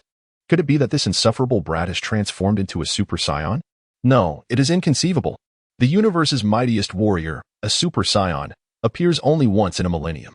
Surely, the one most likely to achieve this transformation is none other than I, Prince Vegeta. Vegeta sensed the overwhelming and domineering aura. He found himself murmuring involuntarily. The terrifying aura was even more potent than that of Frisia moments ago. This suddenly reminded Vegeta of an ancient legend surrounding the Super Saiyan. How could the Scions possess such formidable power? Today, he was determined to annihilate all scions on this planet. Although Frieza did not comprehend the magnitude of the aura. He observed the tremors of Namek and the shifts in weather. He faintly sensed a subtle aura of danger. A Super Saiyan? Are you suggesting that Gohan is a Super Saiyan? What about the claim that a Super Saiyan appears only once in a millennium? Son Goku uttered a trio of existential inquiries. He was utterly oblivious to the concept of a Super Saiyan. This was the first time he had ever heard Vegeta mention it. Suddenly, a more terrifying aura engulfed the arena. Gohan's energy reached its zenith. A golden aura erupted from his being, and in an instant, his hair and eyebrows transformed into a vibrant yellow. His pupils shifted to a striking blue. His gaze sharpened to an extraordinary degree, exuding a chilling presence. Sun Wukong's piercing eye swept over Goku, Vegeta, and Frieza, ultimately resting on Frieza, devoid of any emotion. As if gazing upon a lifeless corpse. The transformed Super Saiyan bore blue eyes, filled with a ruthless thirst for destruction.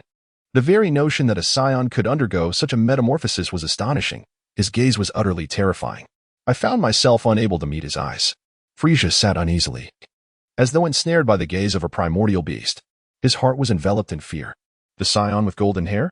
Frieza gazed at the golden-haired Gohan, muttering to himself. Suddenly, the admonition of the ancestors of the Frost Demon clan echoed in his mind just before their demise, from this moment forth. You must never provoke the Saiyans with golden hair. The Super Saiyan. Vegeta gazed at Gohan, who was emanating a formidable aura, surrounded by a halo of golden flames. His hair transformed into a striking yellow. In a fit of frustration, he bellowed in rage. He always believed that he was the most likely candidate to ascend to the status of a Super Saiyan. After all, he was the Prince of the Saiyans. Possessing a lineage of pure and noble Saiyan royal blood, coupled with the prowess of a prodigious warrior, little did he anticipate that a lowly warrior's child, born of a human, would emerge as a Super Saiyan. How astonishing. He had not expected Gohan to attain such a transformation. Is this truly what Vegeta referred to as a Super Saiyan? This aura is as boundless as the cosmos itself. Goku's face radiated excitement and envy. Astonished by the immense strength of his son, who, as Vegeta had claimed, was a Super Saiyan that appeared only once in a millennium. I am Frieza, the Emperor of the Universe, its sovereign ruler. Damn it, those yellow-haired Saiyans are not to be trifled with. Who would believe such absurdity? My race, the Frost Demons, is the most formidable in this universe. Saiyans, today I shall obliterate you all upon this very planet. Frieza suppressed the fear that welled within him. Channeling his fury into a blazing resolve, his hands unleashed a torrent of energy, rendering any further play unnecessary. Chapter 36. Frieza's Full Power. North Kai's Planet. What? Could Gohan truly transform like Frieza? Is this really the aura of Son Gohan? It is terrifying. Frieza is undoubtedly no match for Gohan now. It is truly unbelievable that Gohan can also transform, and his aura is so overwhelmingly powerful afterward. Saiyans are indeed extraordinary beings. Who could have imagined that such a small physique could harbor such immense combat prowess? Son Gohan's potential is astonishingly vast. It is thanks to Piccolo's skill that Gohan's hidden strength has been successfully drawn out. Yamcha, Tien, Kaiatsu, Piccolo, and North Kai were all left in shock. Had they not witnessed it with their own eyes, they would never have believed that the spokesperson could transform into such a form, aside from the great ape. Cursed wild monkey, disappear. Frieza, upon encountering the gaze of the transforming Super Saiyan Gohan, was rendered utterly dumbfounded. He unleashed all 60 million of his battle power, and the dark red energy sphere in his hand surged forth with fervent intensity. The overwhelming crimson orb of energy expanded exponentially in an instant. Frieza intended to obliterate this planet along with the Saiyans, for he sensed danger encroaching upon him the moment Gohan transformed. This was the instinct of a master. Ding. A battle power attribute of 10,000 has fallen ahead. Ding. Battle power 10,000 has been acquired. At this moment, the voice of the system echoed ceaselessly in Gohan's mind. The prospect of obtaining such a significant battle power attribute filled him with exhilaration, for he had never before encountered such a remarkable drop. Frieza, you are truly a generous source of battle power. Gasp. Vegeta once again spat out blood, having exhausted all his strength to sustain the colossal dark red energy sphere. Goku was not faring much better. Blood trickled from the corner of his mouth, having done all he could. Alas, the disparity in battle power was insurmountable. Ha! Gohan unleashed the Kamehameha wave, a formidable column of energy that instantaneously propelled Frieza's dark red sphere away from the Namekian planet. Vegeta collapsed onto the ground, gasping for breath, while Goku, having rescinded the 20-fold Kaio-ken, was immediately beset by its aftereffects throughout his body. He staggered back a few steps, collapsing onto the ground. His breath came in rapid gasps as he struggled for air. No, it cannot be. How could your fighting prowess be so formidable? I am the mightiest warrior in the universe. Frieza watched in disbelief as his dark crimson energy sphere was effortlessly shattered by Gohan. His heart felt as though it had been struck, and in a frenzy, he charged at his opponent, delivering blows with both fists and feet. Son Wukong effortlessly evaded Frieza's onslaught. He ascended from the ground to the sky. Yet his opponent followed closely like a shadow. Bang, bang, bang. The two engaged in a rapid exchange of blows, exchanging hundreds of strikes in an instant. Son Wukong and Vegeta were utterly unable to discern the movements of Frieza and Super Saiyan Gohan. The two of them could only hear the continuous, deep thuds of power resonating in the air. Occasionally, the ground would yield to a depression or collapse. Flames crackled fiercely. Frieza's palm erupted with a formidable energy attack.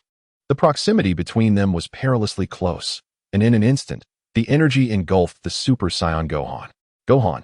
Suddenly, Goku beheld his son being consumed by the energy unleashed by Frieza. In a moment of urgency, he cried out loud. A level of tension he had never experienced even during his own battles. Frieza, your technique is commendable, but it is ineffective against me. With a surge of energy, Son Gohan propelled himself forward, launching a powerful punch aimed directly at Frieza's head. Frieza let out a piercing scream, his body hurtling through the air like a cannonball, crashing into the sea below. The impact sent towering waves soaring 100 meters into the air. In the anime, Frieza had employed this very move against Super Saiyan Goku, yet it had proven utterly futile. Now, facing the transformed Super Saiyan Gohan, whose combat prowess surpassed that of the Super Saiyan Goku from the series, the outcome was decidedly different. With fervor igniting within him, Gohan beheld the vast array of combat power attributes that had fallen. Instantly, an influx of energy surged into his being. However, after several breaths, the numerical representation of his combat power ceased to rise further. He glanced at it, astonished to find that his battle power had surged by 1,000,000. Goodness! Is this the true prowess of a Super Saiyan? To think that a freakish opponent like Frieza could be vanquished with a single blow? How infuriating. I am utterly unable to witness their clash. Is this the vast disparity in strength between Frieza and the Super Saiyans? Vegeta watched in disbelief as Super Saiyan Gohan dispatched Frieza with one punch. He roared through clenched teeth. This glory belongs to me. I am the Prince of the Saiyans, the one destined to become a Super Saiyan. How could fate conspire against me? His resentment and fury were fully unleashed. Ha! I was just terrified. I never anticipated that Gohan possessed such formidable strength, effortlessly disregarding Frieza's assault. Goku's heart gradually began to ease. In a duel between masters, a single move can decisively determine the victor. He withdrew a cloth pouch from his belt, within which lay the last 2 mystical beans. Son Wukong tossed one of the beans to Vegeta, who, without uttering a word, placed it in his mouth, chewed it thoroughly, and swallowed it. Instantly, their injuries were completely healed, and a formidable aura surged forth from their bodies. Son Wukong and Vegeta both sensed a significant enhancement in their combat prowess. Suddenly, the sea began to churn and bubble violently, akin to water coming to a boil. Frieza erupted from the depths of the ocean, a more potent aura radiating from him. His slanted eyes were veined with blood, and his visage had turned grotesque. Frieza, this kind of battle is utterly meaningless. Unleash your full power and fight, declared Son Gohan with a look of disdain. He sought to further harvest the combat attributes of Frieza. A master is indeed a master. The combat attributes that fall from him are of considerable magnitude. Damn it, it's all you're doing. Don't you dare regret this, Frieza gritted his teeth and uttered. His current combat prowess is utterly insufficient to contend with his opponent. Although exerting 100% of his fighting capacity would render him weakened for a period, it matters little at this juncture. How could this be possible? Is this not Frieza's true strength? Could he be concealing even greater power? Vegeta, upon overhearing their conversation, found himself utterly bewildered. Frieza continuously reshaped his understanding and left him astounded that his adversary could still augment his strength. A more formidable aura surged from within Frieza, instantly enveloping the entire battlefield. His combat power surged at an astonishing pace. Chapter 37, Fierce Battle on the North Kai Planet. The Kai's eyes were filled with shock and disbelief. Was this not Frieza's true strength? Incredible! Frieza's combat power could continue to rise. What manner of race was this? capable of transforming repeatedly while their power consistently escalated? Was there truly no limit to his combat prowess? How could Gohan be so foolish? He should have eliminated Frieza at this very moment. Piccolo and the others, sensing this cataclysmic battle, were filled with trepidation.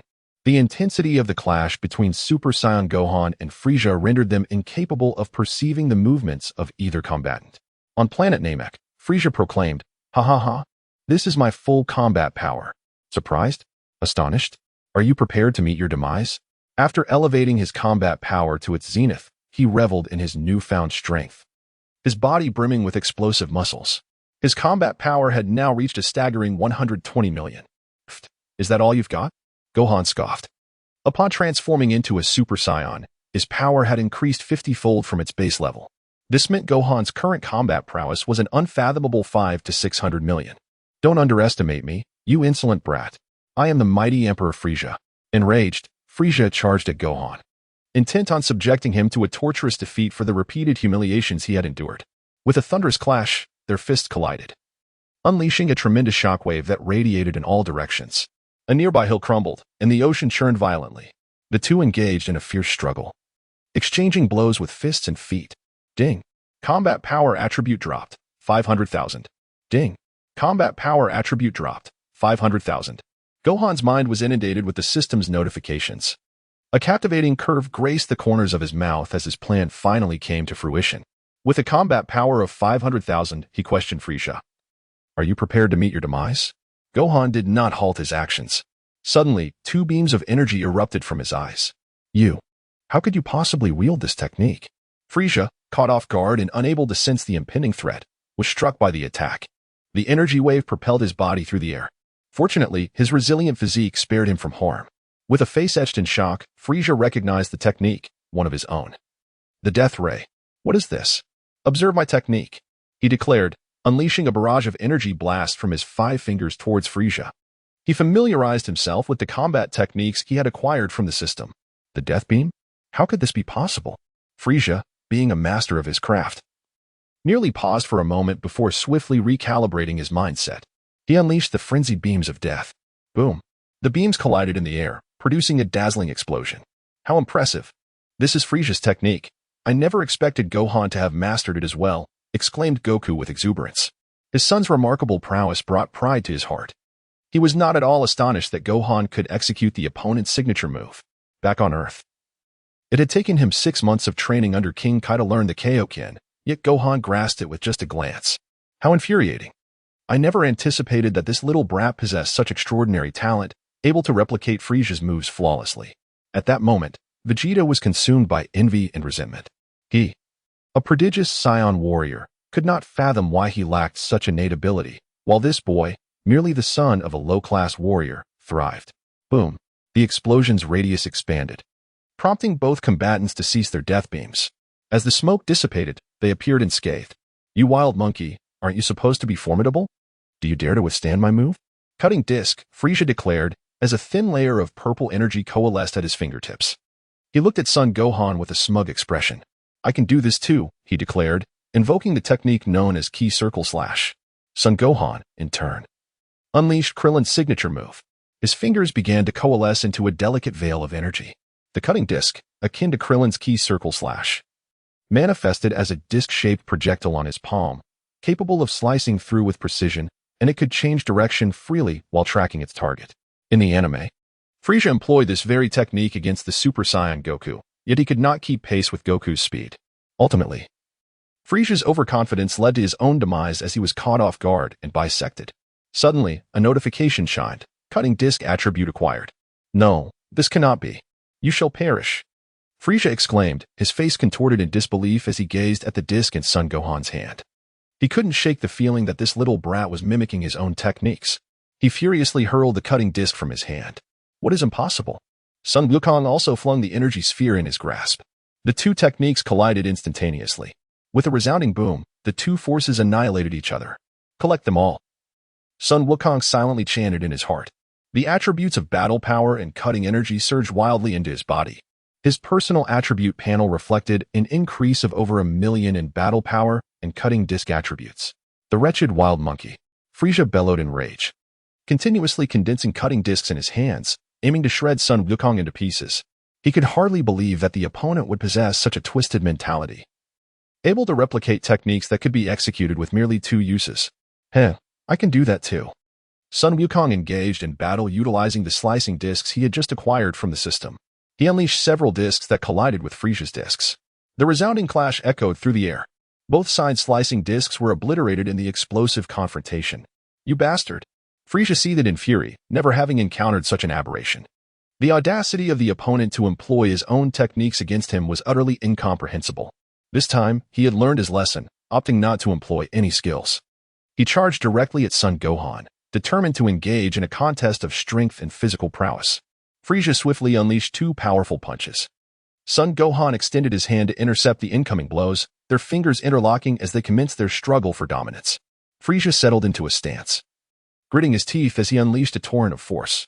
Meanwhile, Son Gohan maintained an impassive expression, channeling his own strength with relentless vigor. The stones on the ground began to levitate, and the entirety of planet Namek trembled under the strain of their combined might. With their hands firmly clasped, Son Gohan leaned back, and Frisia felt an overwhelming force surge towards him, lifting his entire body. With a resounding thud, Super Saiyan Son Gohan delivered a powerful kick to Frisia's abdomen, causing the latter to gasp in pain and loosen his grip. His body soared into the sky like a kite severed from its string.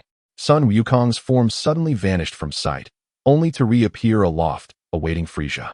He clasped his hands together and delivered a powerful blow to his opponent's back. Frisia spat out a mouthful of bile, letting forth a heart-wrenching scream. His body crashed to the ground with a thunderous roar. Instantly, a colossal pit was formed upon impact. Chapter 38. Frisia's Nightmare. How astonishing! I never anticipated that Gohan, in his transformed state, would possess such formidable strength. Even the cosmic tyrant Frisia was being overwhelmed by his might. Watching this battle from a distance, Krillin could hardly believe his eyes. He instinctively rubbed his eyes. Yes, it seems that Gohan is on the verge of victory. The Grand Elder's words were entirely accurate. Gohan has finally triumphed over those malevolent foes. Bulma and Din were overjoyed upon hearing Krillin's words. They knew that Sun Wukong would not let them down. On the battlefield, the damned Scion, utterly unforgivable. Frisia erupted with an astonishing aura of fury. The expanse of the crater instantaneously magnified countless times. With a powerful thrust of his feet, he propelled himself forward like a cannonball, hurtling towards Sun Wukong. The ground could scarcely withstand such force, instantly caving in and cracking under the pressure. Boast as you will, unleash whatever prowess you possess. Sun Wukong remarked with an air of disdain. He assumed a formidable stance, fully prepared for battle. Bang, bang, bang. Frisia unleashed every ounce of his strength. In an instant, the two were entangled in a fierce struggle, their speeds reaching unprecedented heights. Sun Wukong and Vegeta could scarcely discern each other's movements, only hearing the resounding clashes echoing through the air. Meanwhile, the ground occasionally buckled under the strain, creating deep craters, and mountains crumbled in their wake. They shook their heads in resignation, acknowledging their own inadequacy. If it were they who had taken the stage, they feared they would be unable to withstand even a single blow from Frisia. Frisia's fist pierced through Gohan's body. However, contrary to expectations, there was no torrential flow of blood. The opponent's form gradually faded, revealing merely an afterimage. Frisia, taken aback, began to survey his surroundings with heightened vigilance. Yet, it was too late. Gohan materialized behind Frisia and delivered a powerful blow to his back. With a gasp, Frisia coughed up a mouthful of blood. Gohan followed up with a sweeping kick, launching Frisia into a towering mountain. The impact resonated with a thunderous crash as Frisia's body was thrust deep within the mountain, where rocks swiftly engulfed him. A terrifying surge of energy erupted into the sky, instantly reducing the entire mountain to mere dust. Cursed be this planet. It serves no purpose for existence. You shall perish along with it, Frisia spat, his body marred with wounds, appearing thoroughly disheveled. A murderous glint flashed in his eyes as his body soared into the air, a colossal sphere of energy coalescing in his hand, expanding instantaneously. Frisia now harbored an intense loathing for Gohan and this planet. Whether it was energy assaults or physical confrontations, nothing could rival Gohan's prowess. He harbored an intention to obliterate this planet along with its inhabitants. No one could have anticipated that he, the Cosmic Emperor Frisia, would ultimately fall to the hands of a Scion. Alas, Frisia sought to annihilate this world. His race, the Frost Demons, possessed the ability to endure in the vastness of the cosmos. Vegeta beheld the ominous energy sphere in Frisia's grasp, casting an overwhelming shadow across the horizon. Within him, fear began to take root. In contrast, Sun Wukong exuded an air of unwavering confidence. He believes that his son is capable of resolving this crisis. Frieza, since you desire a long life, I shall grant you that wish. Kamehameha, said Sun Wukong with an expression of indifference as he began to perform the Kamehameha technique. A terrifying and domineering energy sphere swiftly expanded in his palm, radiating a blinding light that rendered one unable to open their eyes. Wild monkey, perish, he declared. As Frieza hurled the colossal energy sphere, imbued with terror and devastation, towards the ground. He derives immense pleasure from witnessing the expressions of struggle on others' faces. Son Gohan propelled the Kamehameha wave from his hands, unleashing a colossal beam of concentrated energy that surged towards Frieza's energy sphere. The collision was cataclysmic. The two energy orbs collided instantaneously, unleashing a terrifying and domineering shockwave that radiated in all directions. Vegeta and Goku took a firm stance, their fists clenched, crossing them to shield their heads. Their feet felt as if they were rooted to the ground. Yet they were still pushed back several meters by the overwhelming force of the shockwave. The ground was carved into deep trenches beneath them.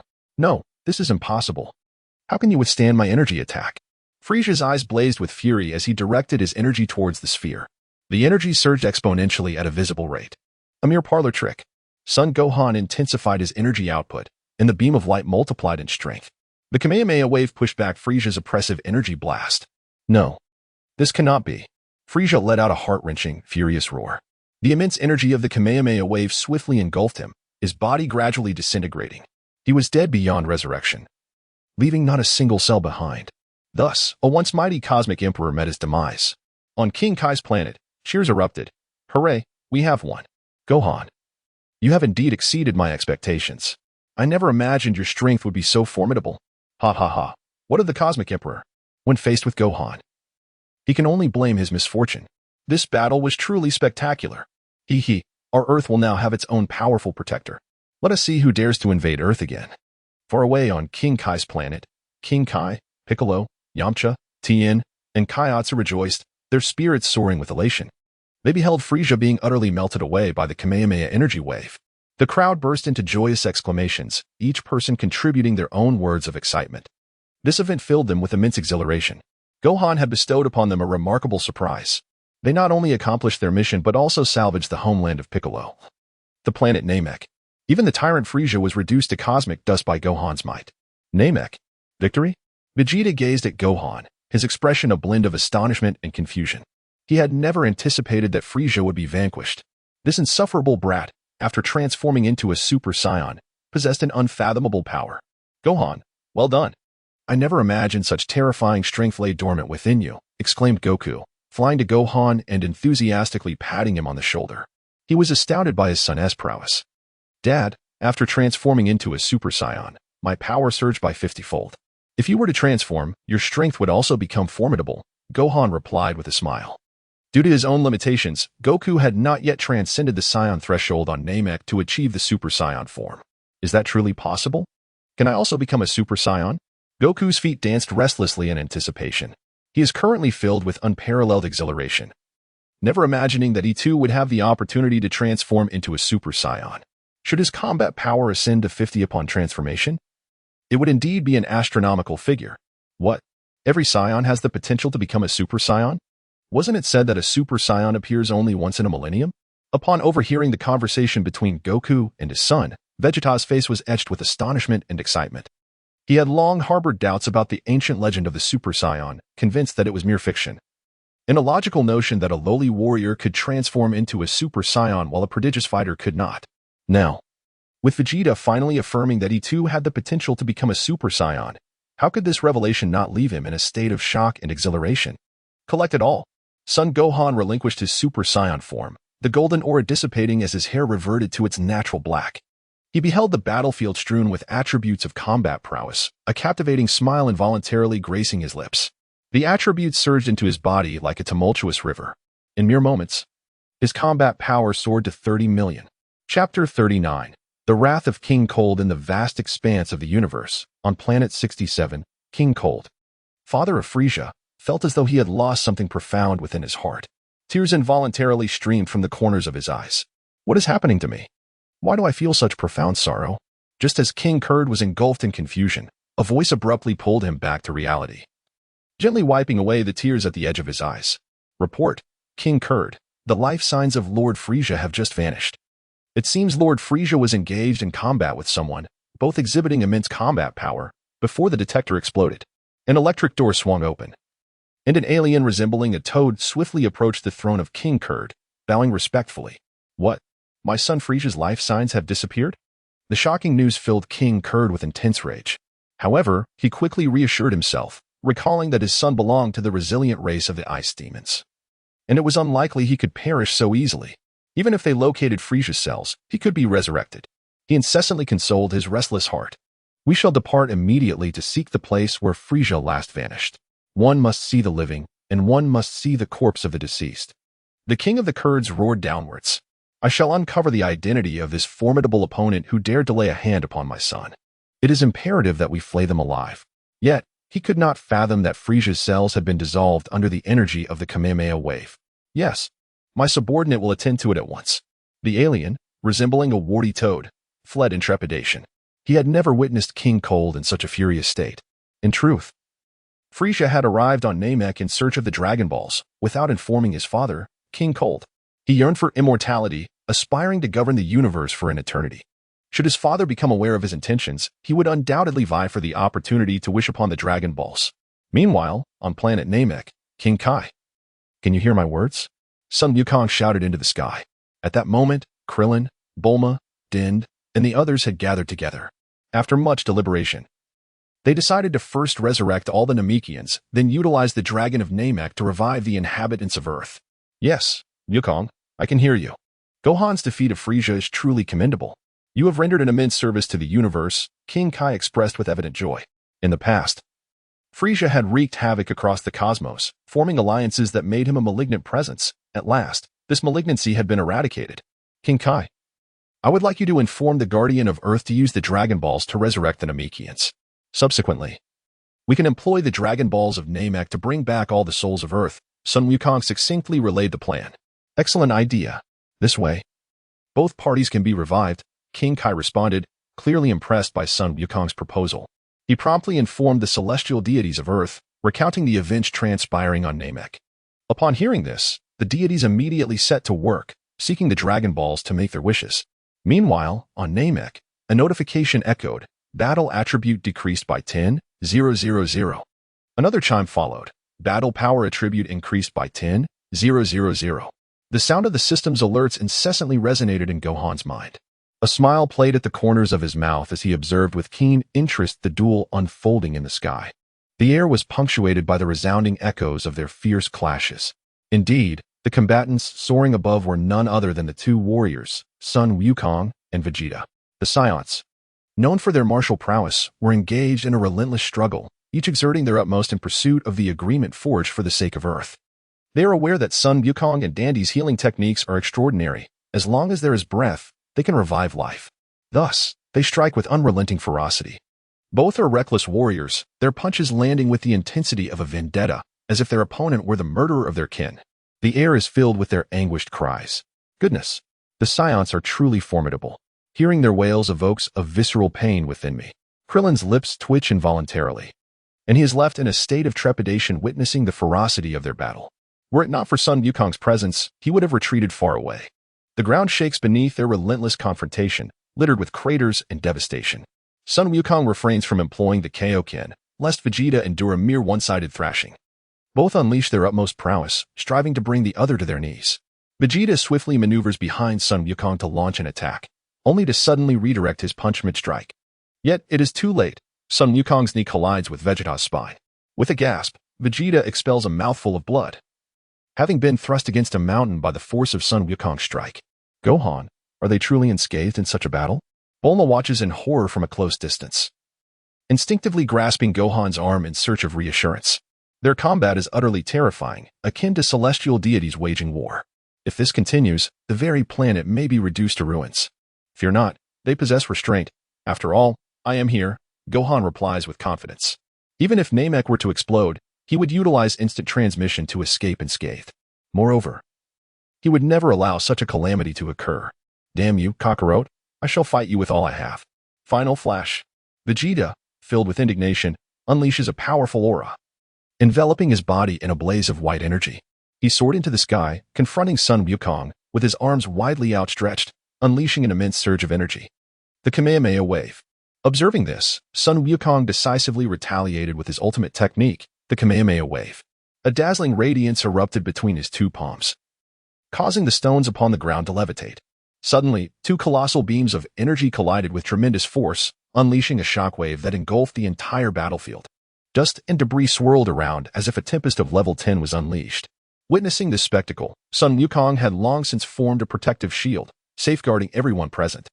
How remarkable! Krillin observed the tremendous clash of energies from a close distance. He could not help but swallow a few times. Had it not been for the protective shield of Son Gohan, they might have been swept away by the shockwave. Kakarot. I shall not be defeated by a mere lower-class warrior. I am the Prince of the Scions, a prodigious fighter. Vegeta exerted every last ounce of his combat power, squeezing out the remnants of his strength. Having already suffered defeat on Earth once, he was determined to reclaim his princely dignity this time. Vegeta, you are merely indulging in daydreams. Shatter his illusions. Son Goku, too, summoned all the energy within him. Even without the enhancement of the Kaio-ken, he was resolute in his aim to triumph over Vegeta. He has not yet forgotten his promise to Krillin on Earth. When Vegeta invaded Earth, he was incapacitated by Gohan. However, Goku, in his obstinacy, allowed him to escape, promising Krillin that the next time they encountered Vegeta, he would surely defeat him. The energy of the Kamehameha Wave repelled the energy of the final flash. But a thunderous explosion resonated as Vegeta was instantly struck and obliterated by the Kamehameha. Thick smoke billowed into the air. Collect everything, Gohan silently thought. A surge of combat power attributes flooded into his body, elevating his battle power to 32 million. Unexpectedly, the two had contributed 2 million to this increase. As a gust of wind swept through, the smoke dissipated, revealing Vegeta's figure, his battle suit tattered and torn, resembling a beggar in disarray. Both fighters gasped for breath in the air. Ultimately, Vegeta, outmaneuvered, lost this battle. Chapter 40. The method to transform into a Super Saiyan. On planet Namek. What? The method to transform into a Super Saiyan is to concentrate all your energy in your back. Both Goku and Vegeta had already been healed by Gohan. They have been fully revitalized, and their combat prowess has significantly escalated. Due to the unique physiology of the Saiyans, their strength is greatly enhanced upon resurrection. Vegeta and Goku, upon hearing from Gohan about the technique to transform into a Super Saiyan, were left in a state of astonishment and exhilaration. They had not anticipated that becoming a Super Saiyan involved a particular skill. Gohan observed the two of them, their joy reminiscent of that of children. In truth, by the time the Dragon Ball series reached the Majin Buu saga, the transformation into a Super Saiyan had become exceedingly commonplace. Even the young Goten and Trunks were capable of achieving this transformation. It seems this is the essence of becoming a Super Saiyan. This time, I am certain I too shall attain the form of a Super Saiyan. Vegeta exclaimed with palpable excitement. He has always been in pursuit of immense power. When he beheld Son Gohan transform into a Super Saiyan, he was consumed by envy and resentment. Little did he expect that he too could ascend to the ranks of a Super Saiyan. With two resounding roars, both Son Goku and Vegeta summoned all their energy. They were eager to transform into Super Saiyans, concentrating all their energy at their backs. With a crackling sound, there was no sign of their transformation into Super Saiyans. After several attempts, the outcome remained unchanged. Aside from feeling utterly exhausted, they could not achieve the transformation.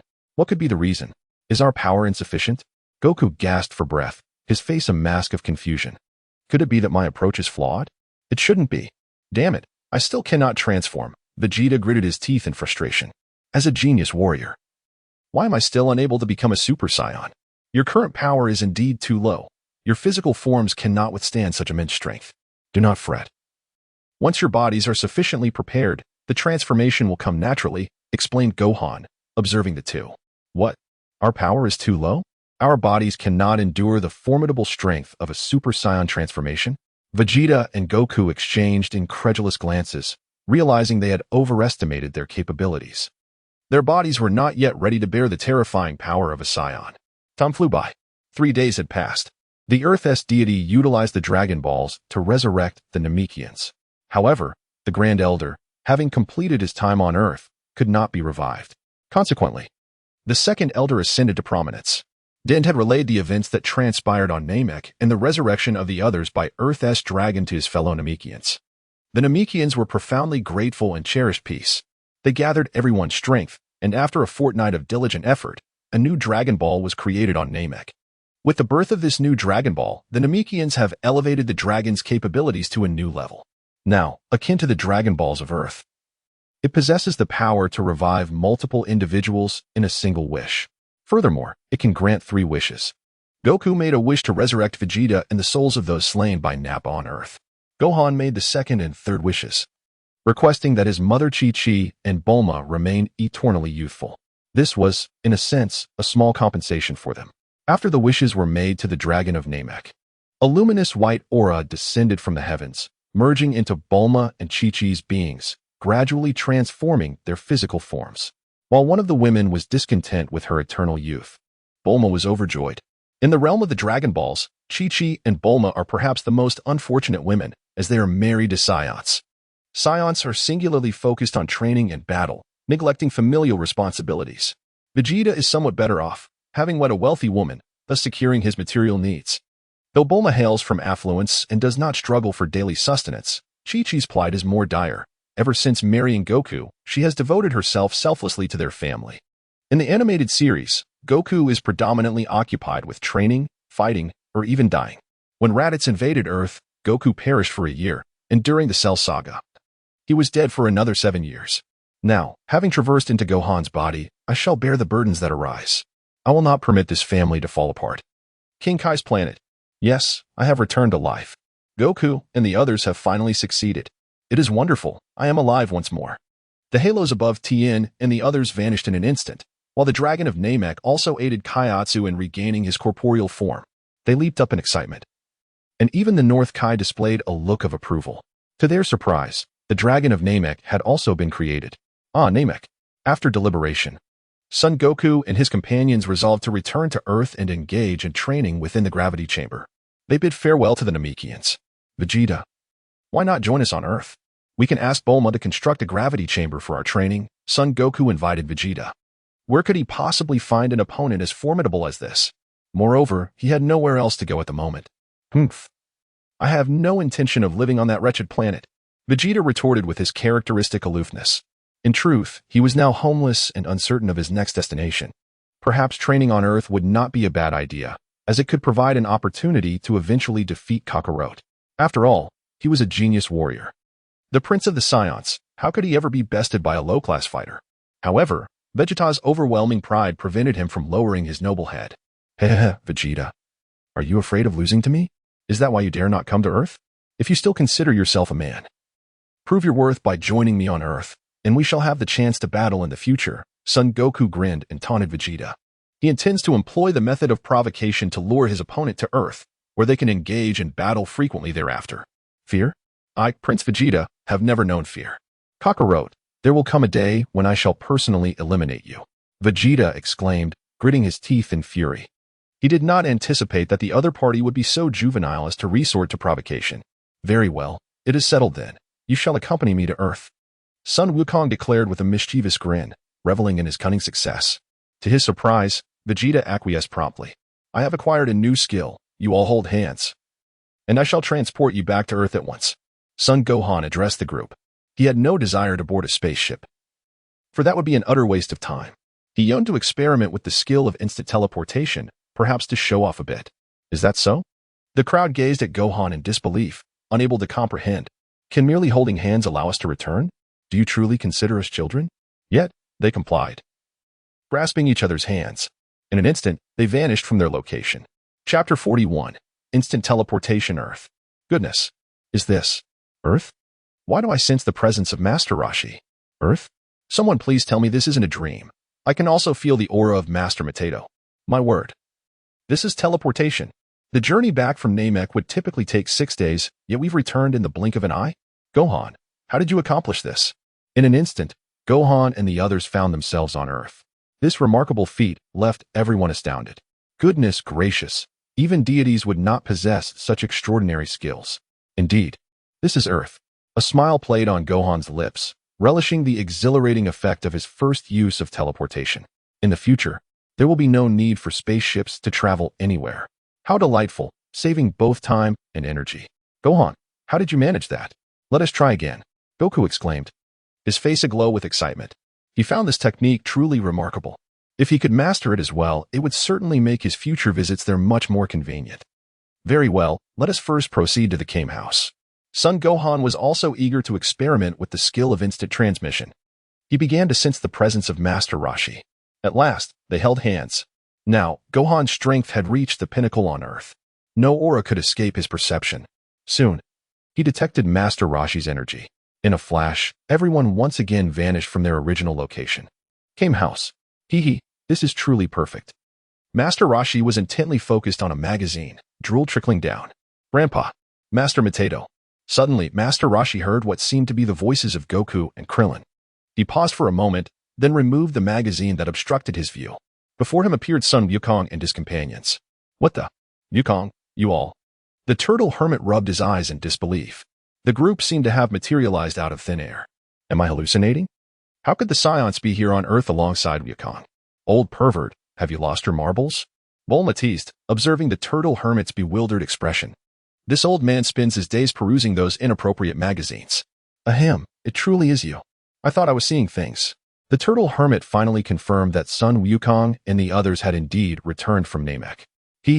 This is a new skill Gohan has learned, instant transmission. We teleported directly from Namek. Son Wukong proclaimed with pride, as if to showcase his son's remarkable abilities to everyone. Hearing this, the turtle hermit looked at Gohan as if he were a monster.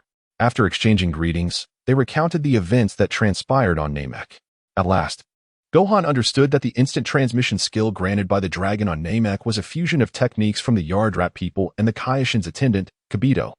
In the Dragon Ball anime, instant transmission exists in two forms.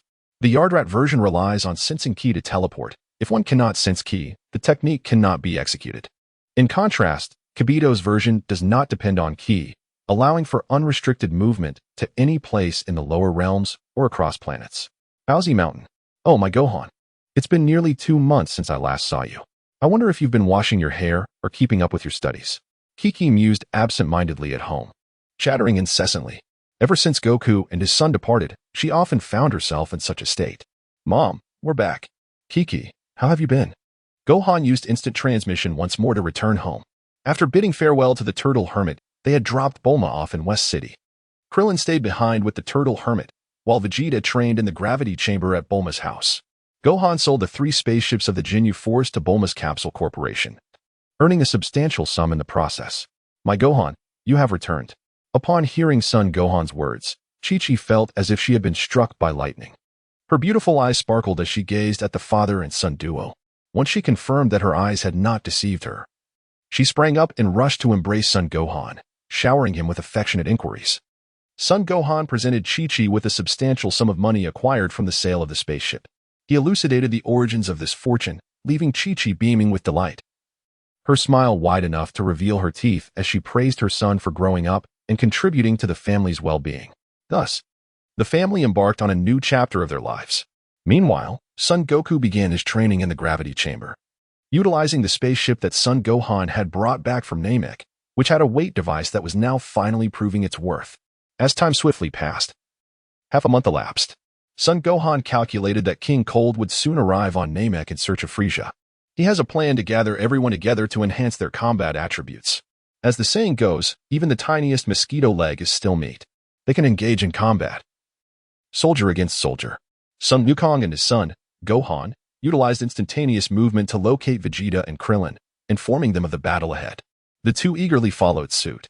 On King Kai's planet, several guests suddenly materialized out of thin air. They have utilized the art of instant teleportation to arrive here, accompanied by Son Wukong and others. What? How did you appear out of thin air? Remarkable. Just a moment ago, we sensed none of your presence. This technique is truly extraordinary. Should it be employed against us later, it would be devastating. Tien, Kaiatsu, Yamcha, and Piccolo were all left in utter astonishment. The magnitude of this display was simply breathtaking. Uncle Piccolo, perhaps influenced by the remnants of the original owner's memories, Gohan embraced Piccolo tightly, overwhelmed with joy and tears. In his mind, a vivid image of Piccolo emerged, one where he was fiercely protecting his own life. At that moment, Piccolo, with tears in his eyes, said, "Gohan, you are the only one who truly engages with me. Gohan, well done. You are my pride." Even Piccolo, the Demon King, felt his eyes moisten. He had always held high expectations for son Gohan, and Gohan had not disappointed him, successfully saving both the Earth and his homeland, Namek. Son Goku explained that the purpose of their arrival this time was to engage in battle, and everyone was eager to participate. Gohan utilized the Elder's extraordinary abilities to elevate the potential of all present. The battle powers of Piccolo, Tien, Yamcha, and Kaiotsu surged above 10,000. Chapter 42, The Gathering of Dragon Ball Warriors. In the vastness of the universe, a luminous object streaked across like a meteor. As the view drew closer, it revealed a spaceship identical to Frisia's. It was King Cold who had summoned his forces and was hastening towards them. Report to the king. We will land on Namek in 20 minutes. Frisia's life signs have vanished from this location, said a respectful alien from the intelligence department to King Cold, whose aura was overwhelmingly powerful. Cold sweat involuntarily beaded on his forehead. We had all approached the vicinity of planet Namek, yet there was no sign of Frisia. It seemed he was in grave peril. I vowed that everyone on Namek would accompany him to the grave. King Cold gazed upon the verdant surface of Namek. His face contorted in anguish as he roared in fury. Deep down, he had longed since the demise of his son. Yet, he clung to a flicker of hope in search of Frisia's cells. As we drew ever closer to Namek, a profound heaviness weighed down on his heart, accompanied by a faint, stabbing pain. He still cannot accept that Frisia has met his demise. The Namekian planet. This is dire. An immensely powerful and malevolent aura is approaching our planet. There are many beings whose strength surpasses ours. What shall we do in this predicament? These fiends must be here to seize the Dragon Balls. This presence is several times more formidable than Frisia's aura from a month ago, and their numbers are substantial. Oh heavens, is it truly destined for our Namekian race to face extinction? Who will come to our rescue? At this moment, the Namekians are acutely aware of the overwhelming evil energy drawing closer to their world, alongside numerous extraterrestrial beings more powerful than themselves. The shadows cast by Frisia loom large over them. These aliens are dreadfully strong and utterly inhumane. Had it not been for Gohan's timely intervention during the last encounter, they would have faced annihilation. If only Gohan were here, he could surely vanquish these villains once more. At that moment, Dandy suddenly interjects, and all eyes converge upon him. Indeed, only a Super Saiyan possesses the power to eradicate these malevolent invaders. How can we possibly reach out to them? Time ticks away, and the Namekians are in a frenzy, yet they find themselves powerless to avert this catastrophe. Boom. A colossal spaceship soars overhead, enveloping the entire planet in a sinister aura. The Namekians tremble in fear. Just as they are at a loss, a sudden flash reveals a multitude appearing in the sky. It is none other than Gohan, once again utilizing his instant transmission to bring everyone here. They gently descend before the Namekians. "Brother Gohan, how wonderful!" Dandy exclaims, rushing into Gohan's embrace as if grasping a lifeline. Moments ago, his brothers were paralyzed with fear, and he too was immensely frightened. Witnessing Gohan and the others descend from the heavens ignites a wave of excitement among the Namekians. They appeared as though they had consumed a calming elixir. Reassured by the knowledge that their planet was saved, Sun Wukong sensed an overwhelmingly powerful presence. It seemed that Frisia's father, King Cold, had arrived. "I have returned to my homeland, the planet Namek." Piccolo gazed upon his kin and homeland, overwhelmed by an indescribable sense of familiarity and warmth. He took several deep breaths, slowly exhaling to alleviate the excitement within him. At this moment, Piccolo felt as though he had been living abroad, completely devoid of any sight of his kin. Suddenly, one day, he returned to his homeland and beheld his fellow beings, who bore an uncanny resemblance to him. In that moment, words failed to encapsulate the emotion swirling within Piccolo. "Hello, welcome back." At that instant, after the initial thrill, the Namekians' gaze was drawn to Piccolo's words. They finally beheld their kin residing on Earth, Piccolo. The group exchanged greetings and soared toward the direction of the spaceship's landing. The defenseless Namekians and the Grand Elder refrained from joining the battlefield, for the demise of the Grand Elder would lead to the disappearance of the Dragon Balls, thus depriving them of the means to resurrect their fallen comrades. The colossal hatch of the spaceship gradually creaked open, revealing King Cold, who emerged with a throng of diminutive followers. This time, King Cold had intentionally come seeking vengeance, bringing his full force along. Upon witnessing King Cold's appearance, the realization dawned upon the group. He was indeed a kin of Frisia, sharing an uncanny resemblance. "Vegeta, so you are here as well. It seems Frisia's demise is inextricably linked to you," they thought. King Cold's eyes burned crimson, akin to an enraged lion. as he suppressed his fury and bellowed at Vegeta and the others. His form bears a striking resemblance to Frisia's second transformation, towering and formidable. Heh. In the past, I lacked the strength to vanquish Frisia. Now, eliminating you all will suffice. A wicked smile curled at the corners of Vegeta's mouth as he regarded King Cold with an air of amusement. Upon seeing Frisia's father, he was filled with a desire to eliminate him. What was the point of lengthy discussions? Direct action was the only course. Sun Wukong, upon encountering King Cold, felt as though he was witnessing an exponential increase in battle prowess. This time, he was certain that tremendous gains awaited him. The Scions truly are untrainable beasts. It seems that Frisia's annihilation of your planet Vegeta was indeed justified. King Cold remarked to Vegeta and Sun Wukong with a triumphant smile. He also noticed the brown tail protruding from Son Gohan's backside. To his surprise, there were other Scions besides Vegeta. How infuriating, you wretched beings. Vegeta's eyes blazed with fury, resembling a raging tiger. What significance do the Scions hold? Truly, the Na'vi young are unafraid of the fierce. King Cold viewed the mere child, Son Gohan, believing him to possess little combat prowess. His sharp gaze swept over the crowd, and with an air of disdain, he remarked that the strongest combat power among them barely exceeded 10,000. Sun Wukong could sense that King Kurd's strength surpassed even that of Frisia. Kill them. King Kurd commanded with a wave of his hand to the massive army behind him. After issuing the order, he gradually ascended into the sky to observe the battle. Kill. Eliminate them. Avenge Lord Frisia. A swarm of small warriors surged forward like flies, charging towards Sun Wukong and his companions.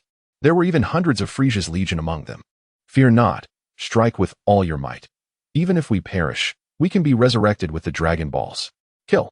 Bellowed Naru, the foremost combatant from Namek. With the addition of Gohan and others, they felt fearless. Today, it is either you who dies or I. At worst, they thought they could resurrect after death. Chapter 43, The Great Battle on Planet Namek. Ding. Combat Power Attribute dropped, 100. Ding. Combat Power Attribute increased, 100. As the battle commenced, the sounds of the system notifications echoed continuously in Gohan's mind. Fight with abandon. The more intense the battle, the faster the combat power attributes will fall. He gazed upon the grand spectacle of battle, his heart brimming with joy. This was an opportunity for tremendous gain. The scene before him resembled the chaotic clash that ensued when Frisia, resurrected in Dragon Ball Super, descended upon Earth with his legion seeking vengeance. The tumultuous melee unfolded. Yet King Cold refrained from intervening, hovering in the air as he observed the fray. Meanwhile, Goku and his son, along with Vegeta, chose to remain on the sidelines for the time being. They soared into the sky to observe the battle, fully aware that with their current combat prowess, should they strike first, the feeble adversaries would be utterly crushed by their sheer force. Piccolo, Tien, Yamcha, Kaihatsu, Krillin, and others moved through the ranks of their foes like wolves among sheep. The genius warrior from planet Namek, Nail, ruthlessly harvested the lives of the invaders with the ease of slicing through vegetables. Empowered by Gohan's latent potential, Piccolo and his companions found their battle power exceeding the 10,000 mark, akin to Krillin. This was their battlefield. Should they wait for Gohan and the others to arrive, their chance to engage would vanish. The Frisia force, nearly a crowd, posed little threat. Their combat power generally hovers around 2,000 to 3,000. The last remnant of Frisia's elite forces met their demise on Namek. The Ginyu Force displayed commendable prowess, yet they have been utterly annihilated. The combat capabilities of Doria and his ilk have only just surpassed 20,000, marking them as Frisia's favored minions. It is evident that Frisia's army is merely a horde of misfits. Without a doubt, the battle is overwhelmingly one-sided. King Cold observes the conflict with an impassive demeanor, showing no remorse for the fallen Lolo. Ding. The Namekian bloodline attribute has dropped. What? The Namekian bloodline? Can even this be obtained? This system is truly remarkable. I shall collect it all, Gohan mutters instinctively. The combat power and Namekian bloodline attributes seamlessly merge into his being. This is absolutely splendid. Does this mean I can possess multiple bloodlines like Cell? As long as my head is not destroyed, I can reincarnate infinitely. The battle raged for an hour, and Frisia's forces were completely vanquished. The Namekians suffered heavy casualties, with only 5 or 6 remaining. Had it not been for the assistance of Nail and Piccolo, the Namekians might have been entirely wiped out. Krillin and the others also sustained injuries. Despite their high combat power, they were overwhelmed by sheer numbers. Gohan collected all the combat power attributes, raising his personal attribute panel to a staggering 35 million. This signifies a gain of 5 million in combat power from this encounter. Useless, all of them are worthless, King Cold bellowed in exasperation. A colossal army. Yet not a single capable subordinate remains. King Cold, the show is over for you. Now it is our turn to strike, Vegeta declared, his impatience palpable. For the past fortnight, he had been training in the gravity chamber, feeling a distinct enhancement in his strength. Vegeta, I will make you wish you were never born. King Cold smirked wickedly. Just wait until you witness my true abilities. Let us see if you can maintain your arrogance. Let us change the venue for our battle. Goku shouted to King Cold before unleashing a fierce aura and soaring to the other side. There are far too many injured here. Fighting in this place would surely endanger their lives. It matters not where we battle. Today, I will eliminate every one of you Saions. King Cold retorted fiercely as he pursued Goku into the distance. He intends to annihilate all Saions and the inhabitants of this planet. Kakarot, you scoundrel. How dare you usurp my opponent? Vegeta roared, charging after King Cold. He did not anticipate that Sun Wukong would employ such a tactic. The trio had scarcely flown a short distance before they came to a halt. Allow me to assist you with your injuries. Gohan declared as he descended to address Piccolo and the others. Due to the absence of the healing Namekians on the battlefield, their lives could be in jeopardy without prompt medical attention. Gohan, thank you. You are truly our savior from Namek, Nail expressed earnestly, acknowledging that without Gohan's protection, they might all have perished. Piccolo and the others were bewildered. Did Gohan possess the mystical beans? The Earth warriors exchanged perplexed glances, utterly baffled. Yet, how could he place his hand upon the Namekians? Let us not be overly astonished. In truth, Gohan has mastered the art of healing, Krillin observed. Noting the eager curiosity on the faces of Tien, Yamcha, Kaiotsu, and Piccolo, he elucidated what? Healing technique? When did Gohan become so formidable? Did he acquire it upon arriving on Namek? Piccolo and the others gazed intently at Son Gohan, who was channeling a stream of white energy from his palms, initiating the restoration of the injured. The wounds of the Namekians healed at a visibly rapid pace. In the blink of an eye, a near-lifeless individual was revitalized with vigor. Piccolo, Tien, Yamcha, and Kaiotsu were left astounded, their mouths agape, capable of holding a duck egg. If they had not witnessed it firsthand, they would have found it hard to believe such an extraordinary healing technique existed. This technique rivaled the mystical Senzu beans of Earth. In a matter of moments, all the wounded Namekians were fully revived. Gohan, this healing technique is truly remarkable. It is nothing short of divine prowess. You, my friend, have an immeasurable future ahead of you, they exclaimed in unison. Having experienced the aftermath of the fierce battle, their combat power had dwindled significantly, and each bore varying degrees of injury. Thanks to Gohan's healing, not only were their wounds mended, but their combat strength was also restored to its fullest. Once rejuvenated, they all hastily flew towards King Cold, Goku, and Vegeta. Gohan, with a casual gesture, stored the luxurious spaceship piloted by King Cold into the system's space. Once they returned to Earth, he could sell one of the two spaceships he now possessed. Frisia's spaceship remained in the system's space as well. Perhaps due to Gohan's past as an orphan, or perhaps he simply wished to spare his mother Chi-Chi from financial worries, he decided to keep the spaceship. Finding a secure spot, Gohan settled down to observe as a bystander, collecting attributes of combat power. A low, resonant voice echoed as Goku assumed a horse stance, unleashing a surge of energy skyward. In an instant, he unleashed all his strength, enveloped in a radiant sphere of white flames. He gazed at King Cold with palpable excitement. Scion, your courage is commendable, yet you have chosen the wrong opponent, King Cold remarked disdainfully, observing Sun Wukong enveloped in a radiant white aura. At that moment, he too emanated a formidable presence. The battlefield was thick with the scent of gunpowder, and Tianjin Han and the others watched with eager anticipation. A monumental clash was imminent. Chapter 44. The power struggle of two great races on the battlefield. King Cold declared, prepare to meet your fate. Just then, Vegeta arrived, launching a powerful punch directly at King Cold. The corners of his lips curled slightly, revealing a hint of malevolent glee. In an instant, Vegeta's figure vanished from the spot. Vegeta, you are exceedingly cunning, Goku observed as he witnessed his quarry being snatched away. He charged towards the King of the Kurds with fierce determination. A mere trivial skill. I have seen through you. The King of the Kurds, now alert, responded with a powerful punch.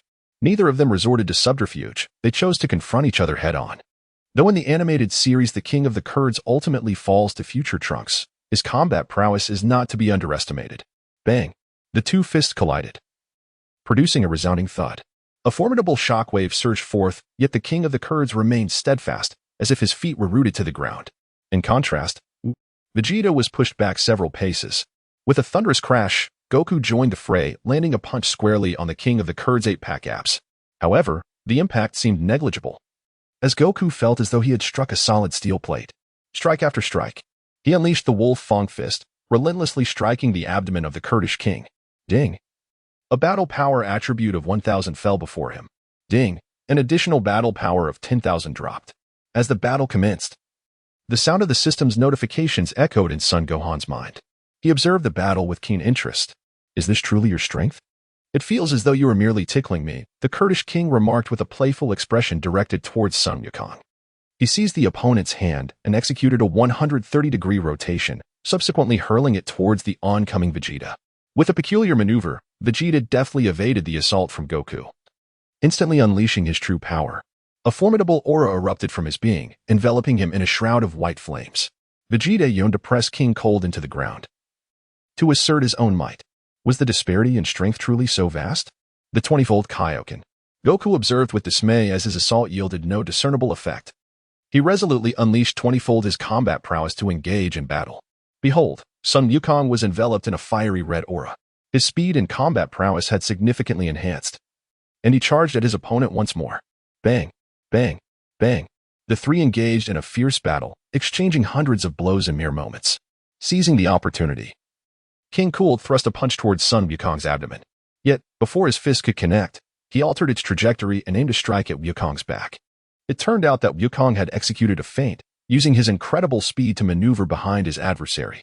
However, King Cold, a seasoned warrior, instinctively retaliated with a punch aimed at his rear. Bam! Sun Wukong was once again sent hurtling away. Suddenly, beams of light shot from King Cold's eyes. Vegeta, utilizing his ability to sense energy, leaned back, delivering a powerful kick to Cold's chin, thereby evading the surprise attack. Following his successful strike, Vegeta pressed the advantage, swiftly positioning himself above King Cold. With both hands raised, he delivered a devastating blow to Cold's head. Boom! King Cold's body plummeted into the sea like a cannonball.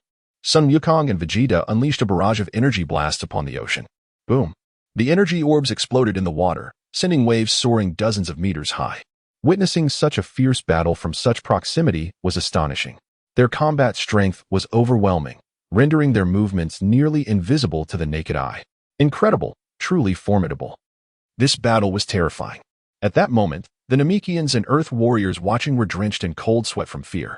Had Sun Wukong and his son, along with Vegeta, been present, Namek would likely have been obliterated by now.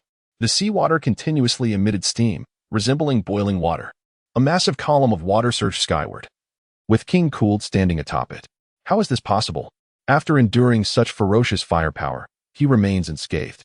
Our combat prowess is vastly inferior. Sun Wukong gazed in astonishment as King Cold emerged from the water. Like father, like son. No wonder Frieza possesses such formidable strength. Vegeta, infuriated by King Cold's unblemished appearance, could hardly believe that their combined attacks had no effect whatsoever. Science, the warm-up is over. Now, prepare to face my wrath. King Cold looked down upon Sun Wukong and Vegeta, his eyes gleaming as if toying with his prey.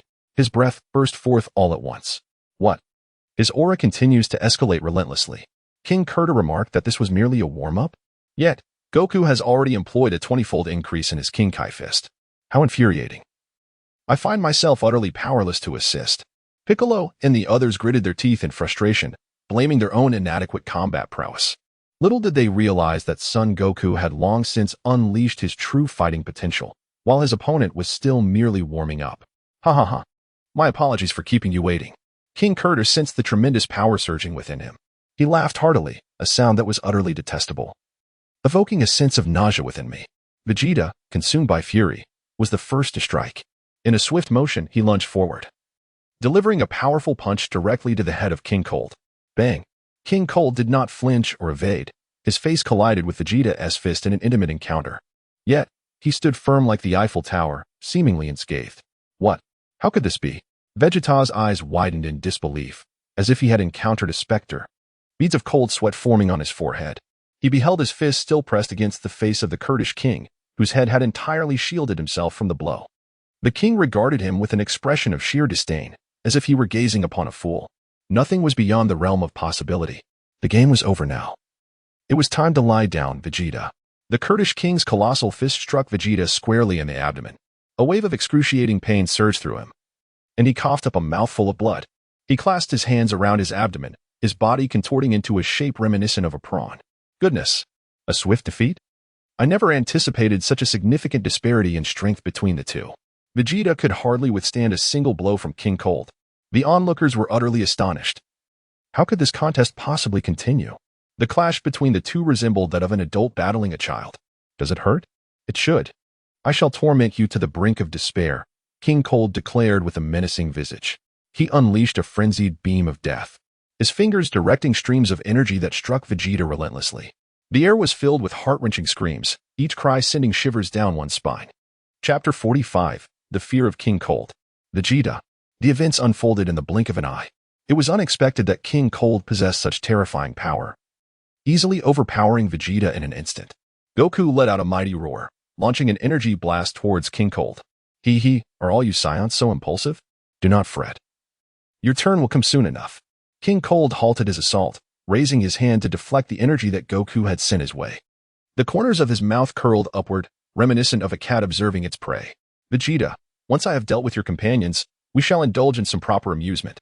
Suddenly, King Cold appeared above Vegeta, delivering a heavy blow that sent him crashing to the ground. Boom. A massive crater was created upon impact. Vegeta lay helplessly within the pit, his eyes reflecting a profound sense of frustration and resignation. Ha. It turned out that Goku had witnessed his energy blast proving ineffective against King Cold. He resolutely unleashed the Kamehameha, empowered by the 20-fold Kaio-ken. A magnificent beam of light surged towards his opponent. Insignificant Saiyan, meet your demise. With a mere finger, King Cold summoned an overwhelming energy blast that blotted out the sun. With a gentle flick of his finger, a colossal energy sphere was launched towards Sun Wukong's Kamehameha wave. Bang! The two immense forces collided, causing the very ground of planet Namek to quake and the seas to surge. The sky became shrouded in ominous clouds, accompanied by flashes of lightning and thunder. The atmosphere itself shifted in response to the clash of these powers. Ding! A combat power attribute of 20,000 dropped ahead. Ding!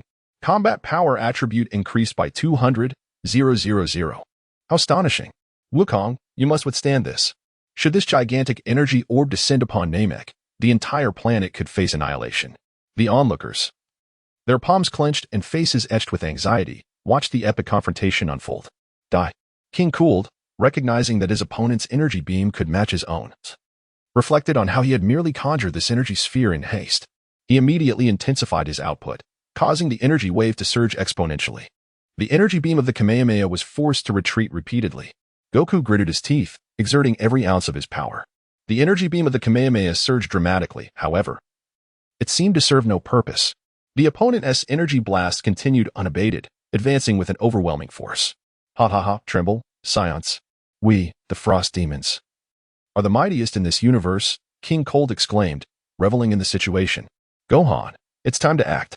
Your father is nearing his limit, Krillin said anxiously. Observing the dire circumstances, he heard no response and instinctively turned to his side to glance at Son Gohan. Yet, there was only the shadow of the other. Suddenly, with a flash, Son Gohan's figure materialized beside Sun Wukong. He unleashed a quintuple Kaio-ken, enveloped in a fiery aura of red and white.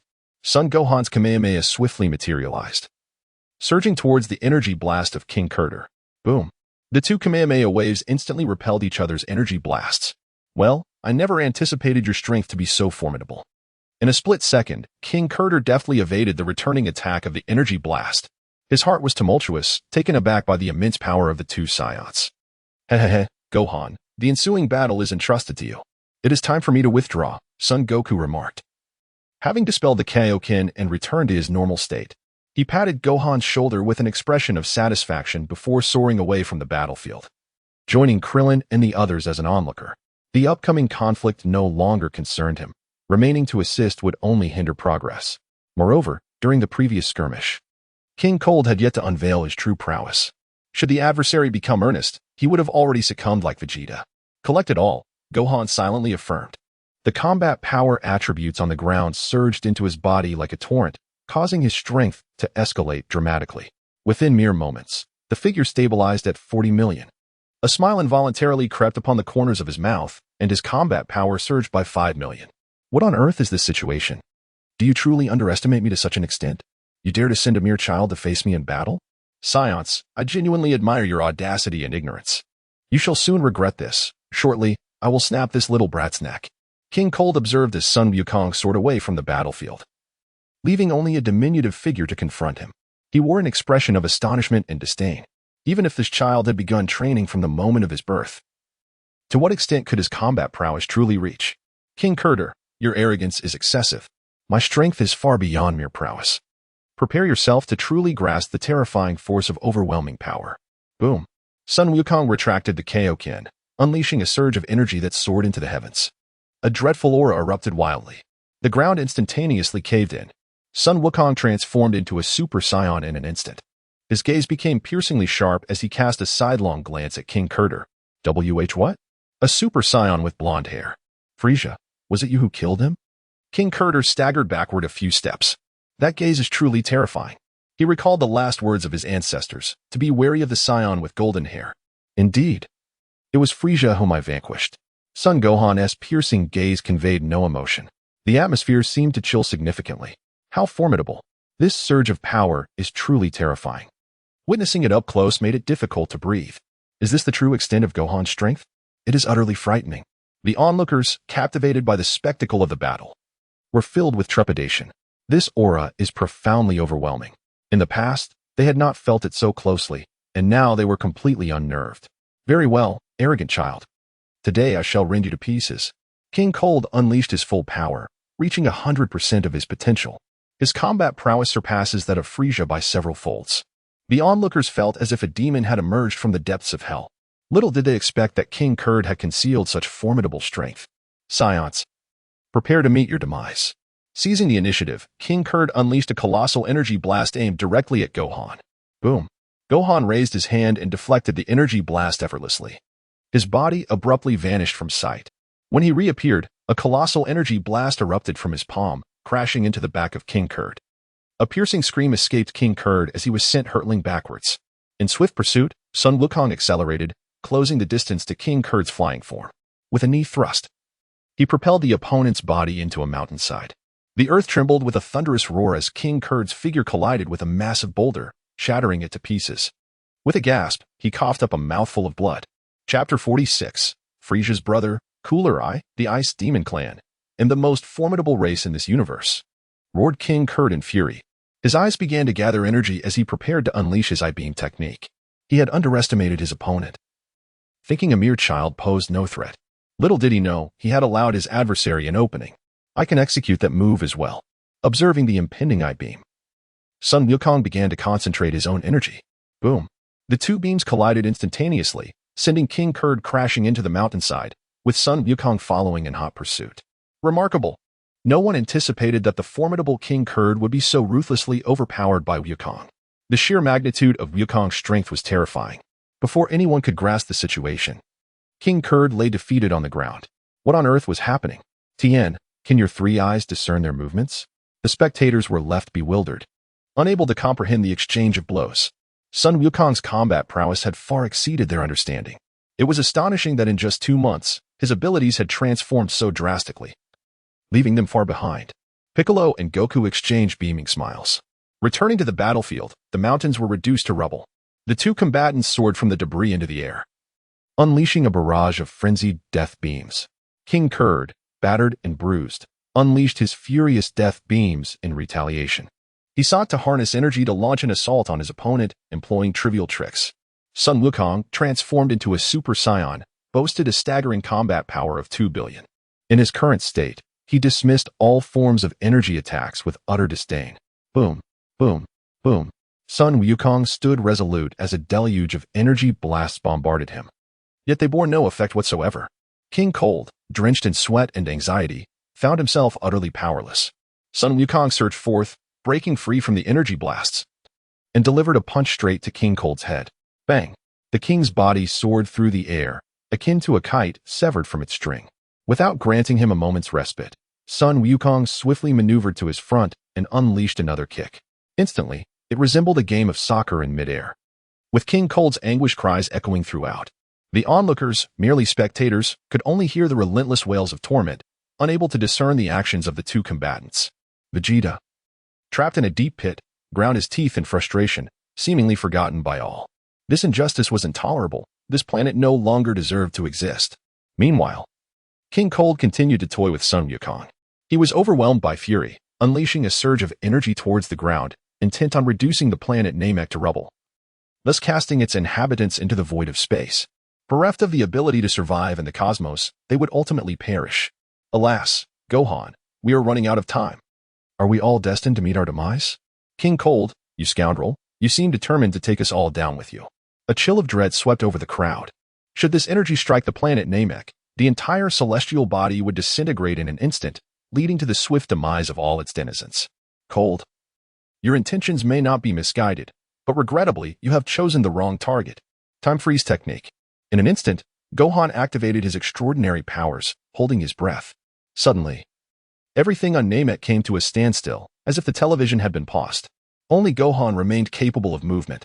In a swift motion, he arrived at the site where the energy projectile was about to descend.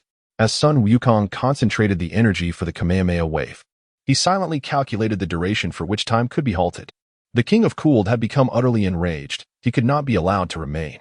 As the 5-second mark approached, a wave of discomfort washed over him.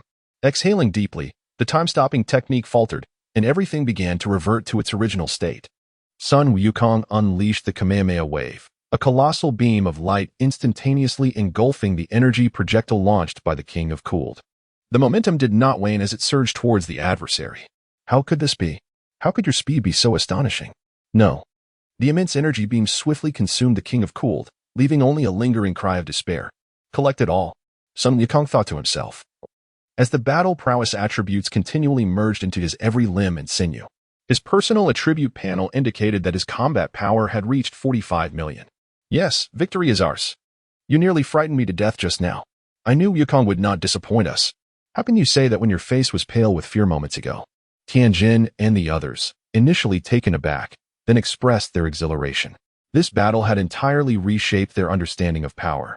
They now eagerly wished to commence their training, aspiring to surpass Sun Wukong as their ultimate goal. Thank you, Gohan, for once again saving their planet. The Namekians rejoiced and leaped in celebration to express their profound excitement. They were filled with immense joy. After vanquishing Queen Kuroda, the Namekians utilized the Dragon Balls to resurrect their kin. Gohan perhaps made a wish, hoping that Goku would be spared from ailments and remain impervious to poisons. He was aware that during the Cell Saga, Goku would succumb to chronic heart disease. Had it not been for the medicine delivered by future Trunks, the consequences would have been dire. Time flew by. A year slipped away in silence. After the defeat of Queen Kuroda, Gohan once again transported everyone back to Earth using instant transmission. Each individual commenced their own training. Suddenly, a colossal spaceship pierced through the Earth's atmosphere. A terrifying and malevolent aura enveloped the planet in an instant. Alarmingly, Earth was in peril. The god of Earth sensed this formidable and wicked presence, his face paling with dread. Beads of sweat streamed down his forehead. Overwhelmed by the sheer force of this ominous energy, he gazed towards the direction of Baozi Mountain, murmuring to himself, Son Gohan, the fate of Earth rests upon your shoulders. Could this malevolent presence belong to Frieza? It should not be, could it be? As this aura approached Earth, Son Gohan instinctively sensed it. It seems that by vanquishing King Cold and Frieza, he has altered the course of events. Now, seeking vengeance on Earth is Frieza's brother, Cooler. Cooler is the ruler of a certain region of the universe, making his first appearance in the Dragon Ball Z movie, The Strongest versus The Strongest. While Frieza annihilated the Scions, Cooler merely observed, sparing the young Goku Kakarot, who was sent to Earth. He ridiculed Frieza's carelessness, and 24 years later, Frieza was defeated by Super Saiyan Goku. In the film, Cooler and his minions launched an assault on Earth to defeat Goku. Little did he know he would arrive on Earth so swiftly. Soon, the warriors of Dragon Ball Z, Piccolo, Yamcha, Tien, Kaiatsu, and Krillin also sensed this terrifying and malevolent energy invading their planet. They all took flight, heading towards the malevolent aura. Chapter 47, Future Trunks. Just as the crowd hastened towards the sinister presence, a time machine suddenly materialized on Earth, gently descending to the ground. Mother, we have succeeded. The door of the time machine slowly creaked open, and a young boy, bearing a sword upon his back, leaped out. Clad in a trench coat adorned with the emblem of the Capsule Corporation, he appeared to be around 16 or 17 years of age, with striking light blue hair. He gazed at the familiar surroundings, an expression of excitement illuminating his face. What is happening here? Have I inadvertently stepped into an alternate timeline? How can there be three distinct Scion presences? Is that overwhelming aura emanating from Master Gohan? It bears an uncanny resemblance. The other two Scion presences must belong to Uncle Goku and my father. There is no doubt. I have arrived in the future, where Trunks finds himself utterly perplexed. Logically, Uncle Goku should not have returned to Earth yet. Moreover, why is there only one malevolent aura? Is it not the case that King Cold has resurrected Frieza, and the two have come to Earth seeking vengeance? He shook his head, dismissing the thoughts swirling within. For now, he would set them aside and hasten toward the source of the disturbance. Whoosh. Future Trunks returned the time machine to its capsule form and stored it within his convenience box.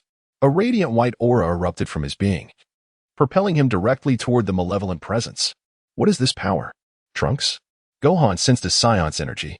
A youth, bearing a long sword upon his back, suddenly materialized in his mind. To his astonishment, Future Trunks had also arrived. This aura unmistakably belonged to a Scion. What could this possibly mean? Vegeta too felt a familiar Scion energy. With so few Scions remaining, who could it be? It seemed as if the entity had appeared out of thin air. Without further contemplation, Vegeta surged toward the direction of the sinister energy, sensing that the potent Scion aura was also converging there. Gohan. What is the nature of this terrifying presence? It bears a striking resemblance to Frieza. I also sense another familiar energy that seems to have suddenly emerged. Likely that of a Scion. Goku regarded Gohan with a puzzled expression. How could two immensely powerful auras suddenly manifest on Earth? Let us investigate, and we shall understand. Gohan grasped Goku's hand, and together they utilized instant transmission to arrive at the location. Boom. A colossal spaceship landed on Earth in an instant. Is this Earth? What a remarkable planet it is. No wonder the Scions chose to settle here. The hatch slowly opened, and Cooler emerged from the vessel, feeling the planet's gravity, which was remarkably light. He expressed his awe. Following Cooler, his subordinates began to disembark in succession. Shuiza, a calm and discerning fighter, possessed a combat power of 170,000. Dor, formidable in strength, boasted a power level of 185,000, and Nez, with a combat power of 163,000. The three of them resembled the Ginyu Force of Frieza's army, serving as the vanguard for Cooler. In a flash, Goku and his son arrived first using instant transmission, followed closely by Future Trunks. What is happening? Who is this Frieza-like figure? How could Uncle Goku be here? Have I truly arrived in the wrong timeline? Cooler, robust and of similar stature to Goku, appeared unremarkable at first glance, occasionally crossing his arms. His blood-red eyes and purplish-black lips gave him a striking visage, with two lines resembling blood tears beneath his eyes. His glossy purple exoskeleton gleamed, and one of his feet bore 3 toes, producing a creaking sound with each step. His entire body was encased in a protective shell that effectively immunized him against all ordinary physical attacks, serving to protect his joints and frame, providing resistance against friction and impact. Ha ha ha. I never expected you to come to me, he exclaimed. Science, allow me to introduce myself. I am Cooler, the brother of Frieza. I have come to Earth with the intent of annihilating all of you Scions. We, the Frost Demons, are the universe's strongest warriors. Cooler gazed at Goku and his son, as well as Future Trunks, revealing his vendetta against them, feeling that Frieza and King Cold had brought disgrace to their family. He must eradicate all the Scions and restore his dignity. What? Frieza has a brother? What is happening? Have I truly arrived at the wrong time? Shouldn't it be King Cold and the mechanical Frieza seeking vengeance on Earth? Where did Frieza's brother come from? Trunks, greetings. Gohan paid no heed to Cooler's words. He approached Trunks and greeted him in a voice only the two could hear. In truth, he had felt profound sorrow for the Future Trunks in his previous life, fighting alone in a desolate timeline. The Future Trunks was a Scion of remarkable fortitude. What could this mean? Gohan, my teacher, actually knows me? The Future Trunks wore an expression of astonishment, unable to comprehend how this version of Gohan could recognize him. Could it be that I have not traversed to the wrong timeline? I once, like you, journeyed through time, which is why I am aware of your origins. Gohan casually remarked, dismissing the inquiry with a lack of detail. Just as Trunks sought to delve deeper into the matter, an exasperated voice interrupted their conversation. You rascals! I am speaking here, and you dare engage in idle chatter beneath me? You wild monkeys exhibit a shocking lack of manners. I shall put an end to you." Gula observed Gohan and future Trunks whispering to one another. His gaze turned icy as he raised his hand, pointing towards Gohan and Trunks. Two beams of lethal energy shot forth, aimed at Gohan and Trunks respectively. In response, Gohan unleashed two beams of death towards Cooler, while Trunks propelled an energy blast in his direction. The lethal beams from Cooler and Gohan collided and neutralized each other. Meanwhile, Trunks' energy surged forward in an instant. But Cooler effortlessly deflected it with a mere flick of his hand. Swish. The audacity of it all. "Are you a Scion? Why is your hair pale blue?" Vegeta demanded as he arrived, confronting future Trunks. He had never seen a Scion with lavender hair before. It is, Mr. Vegeta." "The hair is natural," future Trunks said, trembling. His head lowered slightly, unable to meet Vegeta's gaze. Tears of excitement shimmered in his eyes. "At last. I have seen my father. How will he perceive me? Will he be disappointed?" Gohan gently patted future Trunks on the shoulder and spoke. "I feel elated. Just as my mother described." Future Trunks composed himself and replied with palpable excitement. "My childhood wish was to behold the father my mother spoke of. A man of immense pride." Tragically, in his early years, Vegeta from the future timeline was slain by the androids. Whoosh, whoosh. At that moment, Piccolo and the others had all arrived at the battlefield. Before they could fully grasp the situation, they witnessed a figure resembling Frieza issuing commands. "Kill them all. Leave no one alive." With a single command from Cooler, the armored battalion surged forth, swarming towards Vegeta and the others like a plague of locusts.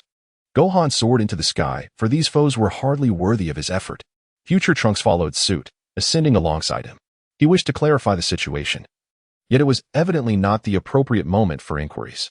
The two departed from the battlefield, taking a position to observe the conflict. However, their exit did not go unnoticed by Gula, who swiftly pursued them. "Kill them all, not a single Scion shall remain," commanded Gula, as his formidable subordinates, Shaviza, Dre, and Nez, engaged in battle against Vegeta and Goku. The scouter indicated that these two possessed the most formidable combat power in the vicinity. Piccolo and the others also joined the fray, their battle prowess greatly enhanced after a year of rigorous training. This skirmish provided a perfect opportunity to gauge the fruits of their efforts. Instantly, the sky was ablaze, and anguished cries resounded. As the battle erupted, Gohan's mind was inundated with the system's notifications. Ding! Combat power attribute of 1000 has dropped ahead. Combat power attribute 100. Chapter 48. Gula vs. Future Trunks on the battlefield. Gula exclaimed, "You two little brats, so this is where you've been hiding. Today, you shall all meet your demise. Experience the terrifying power from the depths of hell." Gula had been relentlessly searching for Gohan and Future Trunks. When has he ever endured such indignity? These two ruffians are utterly arrogant. Just moments ago, as he was speaking, they blatantly disregarded his presence. How dare they even lay a hand on him? Truly, one does not shed tears until faced with the grave. Boom. Gula's body erupted with a terrifying and malevolent aura, instantly enveloping the entire earth. He cannot follow in the footsteps of Frieza and King Cold, suddenly revealing his true power. Upon transforming into his ultimate form, his physique expands considerably, becoming significantly more robust. From his head, four horns extend backward, while his mouth is shielded by a mask, though it is not obligatory to cover it. His eyes turn a fierce crimson, with his pupils vanishing entirely. Additionally, his shoulders protrude prominently, resembling a protective chest plate, and two more horns sprout from his back. His arms develop sharp, blade-like protrusions, and his strength is further enhanced. What is the meaning of this? How could Gula's aura be so formidable? He astonishingly transforms once more. Future Trunks instantaneously becomes a Super Saiyan. He is undoubtedly the least reckless Saiyan, yet he immediately reveals his true strength. With a resounding clang, the sword behind him is unsheathed in an instant. A chilling aura swiftly envelopes the entire battlefield. What is this? This scoundrel can also transform into a Super Saiyan. At this moment, Vegeta witnesses Future Trunks ascend to the form of a Super Saiyan. He gritted his teeth, his face twisted in fury. Each of these brash youngsters has managed to transform into a Super Saiyan, while he, the Prince of the Saiyans and a prodigious warrior, remains unable to achieve the same transformation. Vegeta, seething with rage akin to that of a tiger, unleashed his frustration upon his adversary. His meteoric rise unleashed an overwhelming force, instantly decimating the three formidable generals of Gula. While the adversary boasted a mere battle power of over 100,000, he now commanded a staggering force exceeding 1 million. He too departed from the battlefield, taking a position to observe the conflict. Goku and his companions, akin to a tiger among a pack of wolves, relentlessly reaped the lives of their adversaries. They all desired a swift resolution, only to later witness a grand battle. How astonishing! I never anticipated that this young man could transform into a Super Saiyan. Sun Wukong also awakened the fighting spirit within, unleashing a formidable aura that sent a multitude of lesser opponents flying. He wore an expression of envy and resentment. Little did he expect that today's youth would possess such remarkable prowess. Gula was astonishingly able to transform once more, exuding a presence that seemed even more formidable than that of the young warrior. Sun Wukong, much like Vegeta, had also chosen to observe the battle from a different vantage point. What? That young man is a Saiyan as well? How come neither Vegeta nor Sun Wukong mentioned this? Could he possibly be a friend of Gohan? The warriors of Earth could sense the terrifying power emanating from both fighters. However, with Gohan present, Earth remained as steadfast as an impregnable fortress. They have never known fear. Super Saiyan? It is my frozen demon clan that reigns as the mightiest in the universe. Golda was not the least bit surprised to witness the Scion's transformation. Over the course of the year, he had gathered intelligence revealing the Scion's ability to metamorphose. Golda had long since prepared himself, having undergone grueling training throughout this year. His combat power reaches an astonishing 470 million. Arrogance shall meet its reckoning today. In the future, Trunks brandishes a sword, aiming directly at Gula's head, delivering a decisive strike. With a resounding clang, Gula merely extends a finger to deflect the oncoming sword attack. In the realm of animation, even Sun Wukong has employed a similar maneuver. He effortlessly concentrated energy in his fingers, easily blocking future Trunks' sword. Now, Gula enveloped himself in a powerful aura, completely disregarding the blade of future Trunks. Future Trunks executed a series of sword techniques, yet they proved utterly futile. Even if struck, Gula's body resembled that of bronze and iron, rendering the sword incapable of inflicting any harm upon him. Damn it, witness this. Future Trunks sheathed his sword back into its scabbard on his back. He intends to employ energy waves along with physical strikes, launching a fierce assault against Gula. Suddenly, a notification sounds. Combat attribute dropped. 1-0-0-0-0-0-0. Another chime follows. Combat power attribute increased. 1-0-0-0-0-0-0. How infuriating. How can the scoundrel possess such overwhelming power? Future Trunks is increasingly alarmed. This foe's strength has surpassed that of the androids. Is this truly all you are capable of? Now it is my turn to strike. Seizing the opportunity, Gula delivers a powerful punch aimed at Future Trunks. However, Trunks skillfully evades the attack with agile movements, simultaneously launching an energy blast. Boom. The energy sphere collides with Gula, enveloping the area in a thick cloud of smoke. Yet, the adversary emerges from the haze, delivering a fierce blow to Future Trunks' abdomen. With a gasp, Trunks spits out a mouthful of blood, the agony contorting his body like a shrimp. Damn Scion, are you now aware of our disparity? I have yet to unleash my full potential, savor the dread of impending death. In a swift motion, Gula appears behind Future Trunks. Bang! A heavy fist strikes his back, propelling Trunks rapidly towards the ground. Boom! The impact creates a massive crater in the earth. Gula's combat prowess is genuinely formidable.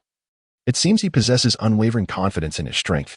He has just arrived on Earth to eliminate the Scions and restore his family's honor. How formidable he is. This is indeed a terrifying individual. It is surprising that even the Super Scions could not withstand Gula's assault. I wonder if Gohan's combat prowess is sufficient to vanquish him. Sun Wukong, witnessing Future Trunks crashing down onto the ground, wore a worried expression as he spoke. I absolutely cannot afford to lose. I must not allow this planet to descend into chaos as it has in our future timeline. I must eradicate you. With a flash of energy, Future Trunks soared out of the deep pit, his eyes ablaze with fury, and with both hands raised, he concentrated immense energy into a colossal beam directed at Gula. He contemplated the dire consequences of his potential defeat. The entire Earth would fall under the dominion of his adversary. In such a scenario, this timeline would mirror that of a dystopian future, ensnared in an endless cycle of despair and helplessness. Humanity would be reduced to mere vermin, scurrying to evade capture, struggling to survive. If fate permits, let me demonstrate what true overwhelming power entails. Gula witnessed Future Trunks unleashing a formidable energy assault. He showed no signs of weakness, determined to triumph over his opponent in every aspect. Only then could he demonstrate that his frozen demon clan was the mightiest race in the universe. In an instant, Gula's fingers coalesced into a sphere of energy, hurling it toward the energy beam that charged toward him. What? A magical flash? How could this fellow wield my technique? Was this taught by Gohan? Piccolo observed the technique that the future Trunks would employ. He was momentarily taken aback, then speculated whether it was Gohan who had taught him. With a resounding boom, two streams of energy collided in an instant. A fierce shockwave rapidly spread outwards. Chapter 49, The Astonishment of Future Trunks. Vanquish, Scion. Gula unleashed a frenzied barrage, causing the energy sphere to expand dramatically, reaching a size equivalent to that of a basketball court in an instant. He yearned to annihilate the earth alongside himself. I shall not concede defeat. Trunks gritted his teeth, resolutely suppressing the immense energy coursing through him. My radiant energy beam surged instantaneously, propelling the colossal energy sphere back, sending it soaring into the cosmos. It became apparent that Gula had long vanished above. He suddenly appeared behind Future Trunks, delivering a single punch. How could this be? Future Trunks sensed the ominous presence of Cooler looming behind him. With a swift spinning kick, he aimed backward, yet it was a moment too late. A resounding thud echoed as a sharp pain surged through his back, propelling him into the air. Crashing directly against the wall of the deep pit, Gula, like a shadow, unleashed a relentless barrage upon Future Trunks. Both combatants were now ensnared in a brutal exchange, trading injuries in a desperate struggle to endure until the bitter end. However, the disparity in their combat prowess was insurmountably vast. Bang, bang, bang. The fierce battle raged on within the depths of the pit, carving a profound trench into the ground. Future Trunks was sent soaring into the air by a powerful uppercut from Gula. A frenzied barrage of death beams ensued, as countless violet energy columns erupted from Gula's hands, relentlessly targeting Future Trunks. Agonizing cries filled the air, echoing with sheer torment. The dense cluster of energy beams struck Future Trunks mercilessly, eliciting a chorus of anguished screams. Ding. Combat power attribute increased by 1 million. Ding. Combat power attribute increased by 1 million. Saiyan, the more you scream, the more exhilarated I become. Haha. Gula cackled madly. He is determined to mercilessly torment the Scions, making them aware of who reigns supreme in this universe. After unleashing hundreds of energy waves, Future Trunks returned to his normal state. His voice gradually diminished, and Gula ceased his assault as well. He resembled a cat toying with a mouse. Choosing not to dispose of his adversary immediately, for that would strip away the thrill, Gula sought to instill fear within them. He desired to toy with his opponent before delivering the final blow. Huff! Huff! Future Trunks gasped for breath, his garments tattered and torn. How could this be? I have actually lost. This foe possesses an overwhelming fighting prowess. What am I to do? At this moment, Future Trunks found himself engulfed in confusion. Gather it all. Son Gohan silently chanted within his mind. The battle power attributes from the ground surged into his being. In mere moments, his fighting power soared to 50 million. Gula, do not let your arrogance blind you. Today, you shall witness the terror of the Scions. Boom. Son Gohan transformed instantaneously into a Super Saiyan. A far more terrifying aura began to radiate. Future Trunks stood in astonishment, momentarily forgetting his injuries. Wasn't it Uncle Goku who transformed into a Super Saiyan? How is it possible that Teacher Gohan can attain this form? Moreover, his presence after transformation is exponentially more terrifying than mine. At this juncture, Future Trunks was utterly perplexed. What on earth is happening? Gohan's power seems to have surged once more. Why is it that every time I see Gohan, he brings forth new surprises? Does his fighting prowess know no limits? The Scion physique is indeed remarkably formidable.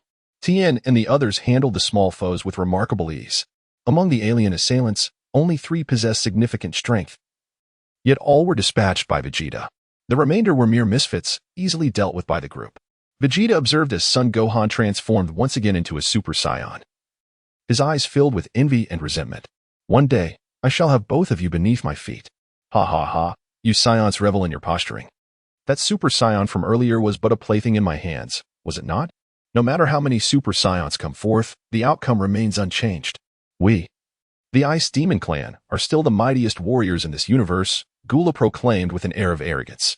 After vanquishing Future Trunks, his confidence soared, leading him to believe that Super Scions were nothing extraordinary. Were Guldo able to sense energy, he would likely tremble in fear. For the power emanating from Super Saiyan Gohan was on an entirely different echelon compared to that of Future Trunks. Suddenly, Gohan's form vanished, reappearing before Guldo, delivering a powerful punch. What? How can your speed be so astonishing? Guldo presumed that Super Saiyan Gohan's strength was inferior to that of Future Trunks, and thus, he did not regard Gohan's combat prowess with due seriousness, thinking him merely a child. After all, Could a mere child surpass an adult in strength? However, Goldo's calculations were gravely mistaken. Boom. As Gohan's fist made contact with Goldo, the latter regretted underestimating him.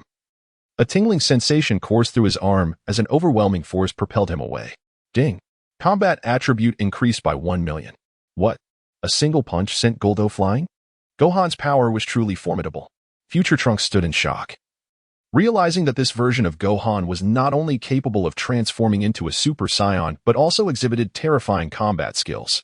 The adversary he struggled against, Goldo, was effortlessly dispatched by Gohan with a mere punch.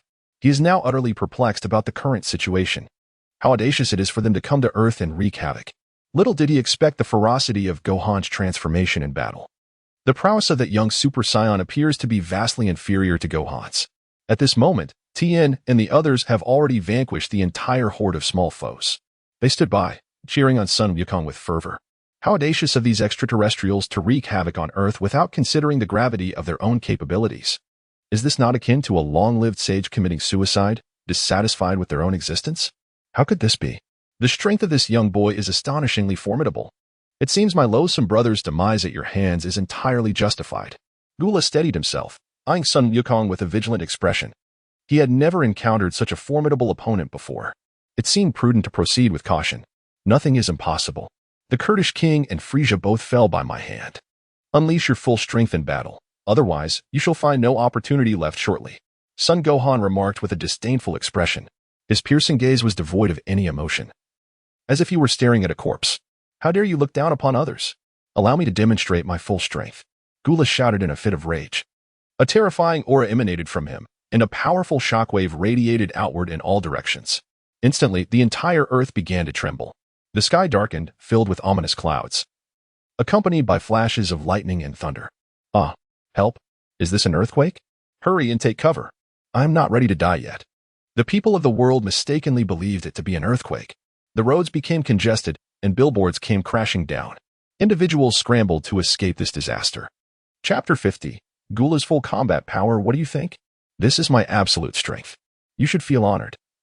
Never before has anyone compelled me to unleash such a terrifying force in battle. You are the only one, and the last. After revealing his full power, Gula wore a smug expression, brimming with pride. He sought to perceive fear and despair in Sun Wukong's eyes. However, Goldo miscalculated. The other party's gaze remained devoid of expression. It was inconsequential, for this power was truly too feeble. Sun Wukong said with an air of indifference. He demands that his opponent demonstrate their true strength in battle. He wishes to see whether the system will bestow even greater combat attributes. Arrogance, indeed, is utterly excessive. You insolent brat, I shall rend you to pieces. Gula gritted his teeth, completely taken aback by the realization that he had been underestimated. He furiously charged at Gohan, delivering a left hook. However, it did not unfold as he had envisioned. The boy did not go flying. Instead, Gohan's form began to gradually fade away. Goldo, taken by surprise, responded with an elbow strike aimed at his rear. Bang! The two collided once more, the ground beneath them unable to withstand their combined force, erupting into fragments. In an instant, they were entangled in a fierce struggle, exchanging punches and kicks with neither gaining the upper hand. The air reverberated with thunderous roars, each clash generating waves of energy. Ding! A notification echoed, indicating a drop of 1 million in battle power. Ding! Another alert chimed, signaling a gain of 100,000 in battle power. Gohan's mind was flooded with the system's notifications, revealing that the decrease in battle power had reached its ceiling. Suddenly, Gohan's eyes emitted 2 beams of light. Ah! Goldo had no time to react before being blasted away. The pain forced a cry from his lips. Curse be! Goldo gritted his silver teeth, completely taken aback by the boy's unexpected ambush. Fortunately, his armor had absorbed a portion of the energy attack. Was this truly just a child? His battle prowess was formidable, his movements agile, and his combat experience remarkably seasoned. Incredible! That maneuver was executed flawlessly, leaving no room for defense. Who would have thought Gohan possessed such formidable strength? This extraterrestrial seemed utterly outmatched. Tianjin and the others breathed a collective sigh of relief. Their spirits lifted as they cheered. Moments before, they had witnessed Future Trunks transform into a Super Saiyan, yet he could not overcome this alien foe. They secretly worried whether Sun Wukong's son, Gohan, possessed the strength to defeat him. It seems they had underestimated Gohan's capabilities. Bravo, Gohan! Piccolo, watching from the sidelines, felt a surge of pride at Gohan's ability to master his special beam cannon, demonstrating remarkable power. Hehehe, Piccolo, I owe you my gratitude. Having a mentor like you is indeed a blessing. Sun Wukong sincerely expressed his thanks. Gohan's prowess was undoubtedly a testament to Piccolo's influence. Cut that out, Wukong. I'll surely defeat you one day, Piccolo retorted, his irritation evident. This fellow was simply insufferable, and he vowed to one day bring this rascal down to earth. In truth, Piccolo felt a sense of satisfaction witnessing Gohan's performance. Vegeta clenched his teeth, resolved to train diligently and transform into a Super Saiyan at the earliest opportunity. This honor was rightfully his. It was utterly frustrating to be relegated to the sidelines, merely observing others engage in battle. The encounter was far from over. After launching Goldo into the air, Gohan concentrated energy to form Frieza's signature attack, the energy disc. He unleashed 5 consecutive discs, reminiscent of Krillin's Destructo disc. These circular energy blades, capable of slicing through targets, could change direction and pursue their mark. What? Goldo exclaimed, bolting in fear. He was all too familiar with the devastating power of this technique, a signature move of his brother Frieza. He never expected the Saiyan to wield it. If struck by such an attack, it would surely cleave his body into countless pieces. He swiftly flew out of the range of attack. Sun Wukong diligently maneuvered 5 cutting discs, relentlessly pursuing Gula from behind. What a marvel! I never anticipated this technique could be utilized in such a manner. Krillin mistakenly believed it was his own move, the Ki Sphere Slash. The Ki Sphere Slash could be employed akin to Yamcha's Super Ki Blast. It seemed as though he had an epiphany, suddenly gaining insight. Once this crisis is averted, I too shall endeavor to try it. This technique is ineffective for me. Gula also unleashed his cutting discs, and in an instant, both sets of discs annihilated each other. He merely lacked the opportunity to showcase his abilities earlier. Now, having created some distance, he can unleash the same techniques, can he not? Suddenly, the voice of Gohan echoed behind Gula, startling him and causing beads of cold sweat to trickle down his forehead. This little sprite is truly elusive. Gula swiftly turned around, channeling an enormous energy wave towards Gohan. Boom. Gohan was instantly engulfed by the torrent of energy. Ha ha ha, this time you shall not escape. Gula's heart rejoiced at the sight, reveling in the belief that this impudent child would be reduced to mere ashes. The way this fool laughed was utterly ridiculous. He was oblivious to the whereabouts of his opponent. One cannot entirely blame them, for the extraterrestrial beings lack the ability to perceive the movement of energy signatures. They must rely solely on sight and instinct to discern the location of their adversaries.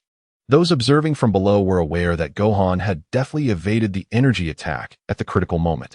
Yet, Gula remained blissfully unaware, convinced he had obliterated the Super Saiyan Gohan.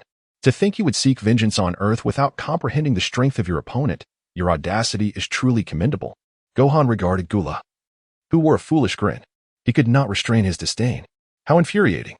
The Frozen Demon Clan is truly the mightiest race in the universe. I shall ensure your complete annihilation. Is fleeing the only skill you Saiyans possess?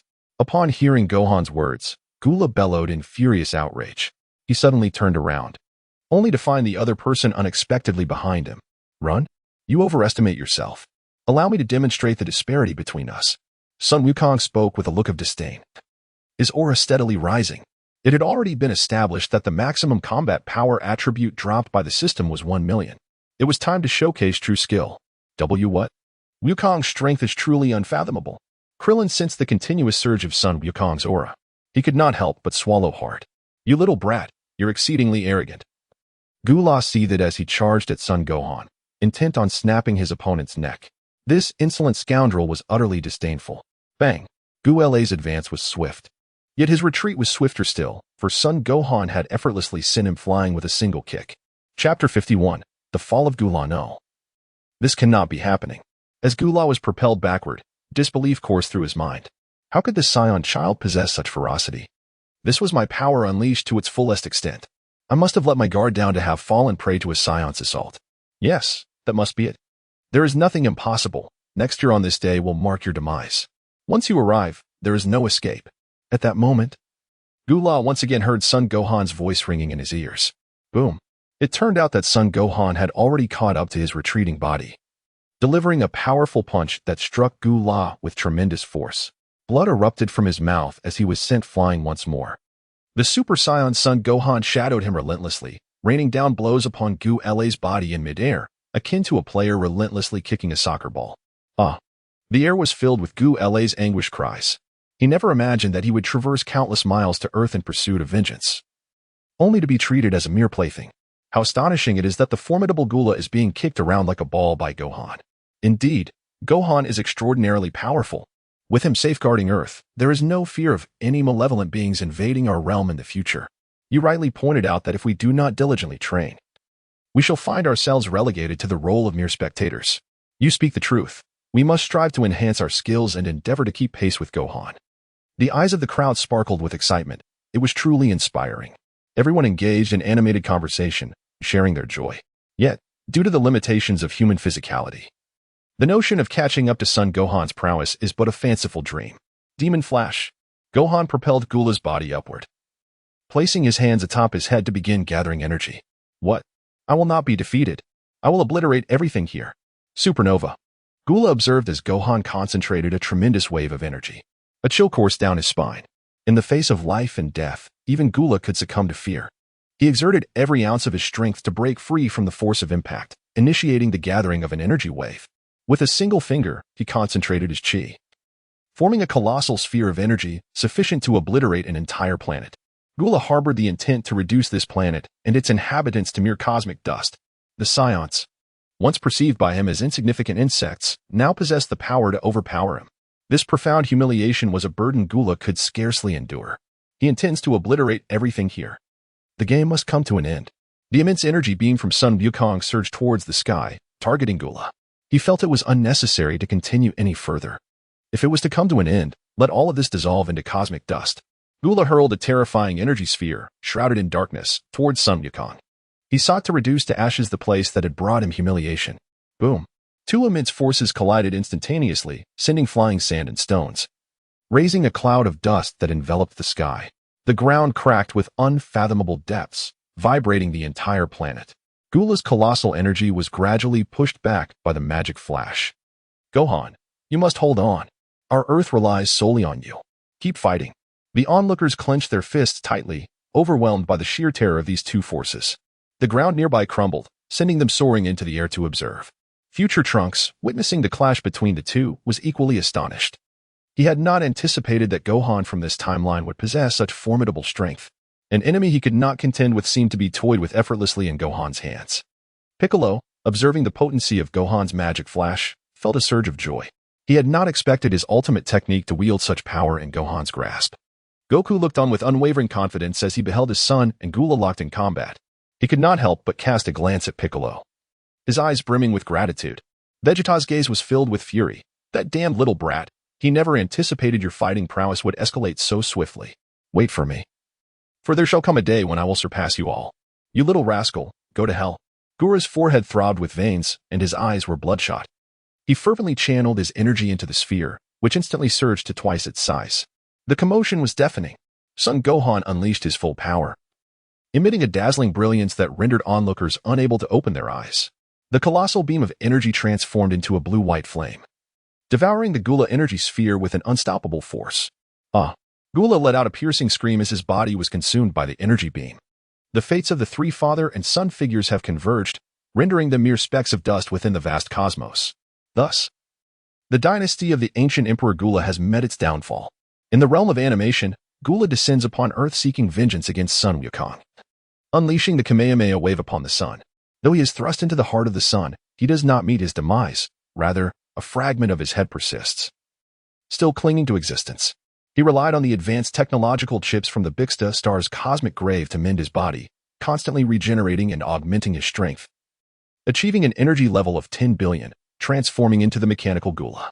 His body was enveloped by countless mechanical chips, resulting in a significant increase in size. The right side of his head retained his original form, while the left side was entirely replaced by mechanical components. However, Gula's physical form and cells had been entirely obliterated. Any chance of resurrection would have to wait for the next reincarnation. Collect everything, Son Wukong thought as he relinquished his Super Saiyan form, mentally reciting. An unending surge of combat power attributes flooded into his limbs and core. The data reflecting his combat power on his personal attributes panel fluctuated wildly. Within a few breaths, he sensed the data gradually stabilize. His combat power reached 80 million, meaning he had gained a remarkable 30 million in combat power from this battle. Yes, we finally won. Ha ha ha, Wukong is indeed reliable. I knew victory belonged to us. Indeed, I've always had faith in Wukong. The crowd exchanged jubilant remarks, celebrating with exuberant gestures. With Sun Wukong stationed on Earth, they felt no fear of any demons or monsters that might emerge. In the heavenly temple, the wrinkled deity wiped the cold sweat from his forehead. He was taken aback by the sudden appearance of a scion on Earth, feeling a mix of astonishment and concern. To his surprise, the scion had come to aid Earth in overcoming its crisis. When future Trunks, transformed into a super scion, was unable to contend with the invader, the deity was drenched in cold sweat, realizing the terrifying combat power of the extraterrestrial. Fortunately, the subsequent super scion Sun Wukong overwhelmed and defeated the foe. Otherwise, Earth would have faced grave peril. He nodded in satisfaction, taken aback by the tremendous energy concealed within such a diminutive form. The scion physique truly is extraordinary.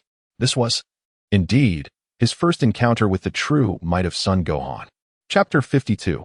Journey to the Future. What? This fellow is actually Trunks, who has traveled back from the future. He is indeed the offspring of Vegeta and Bulma.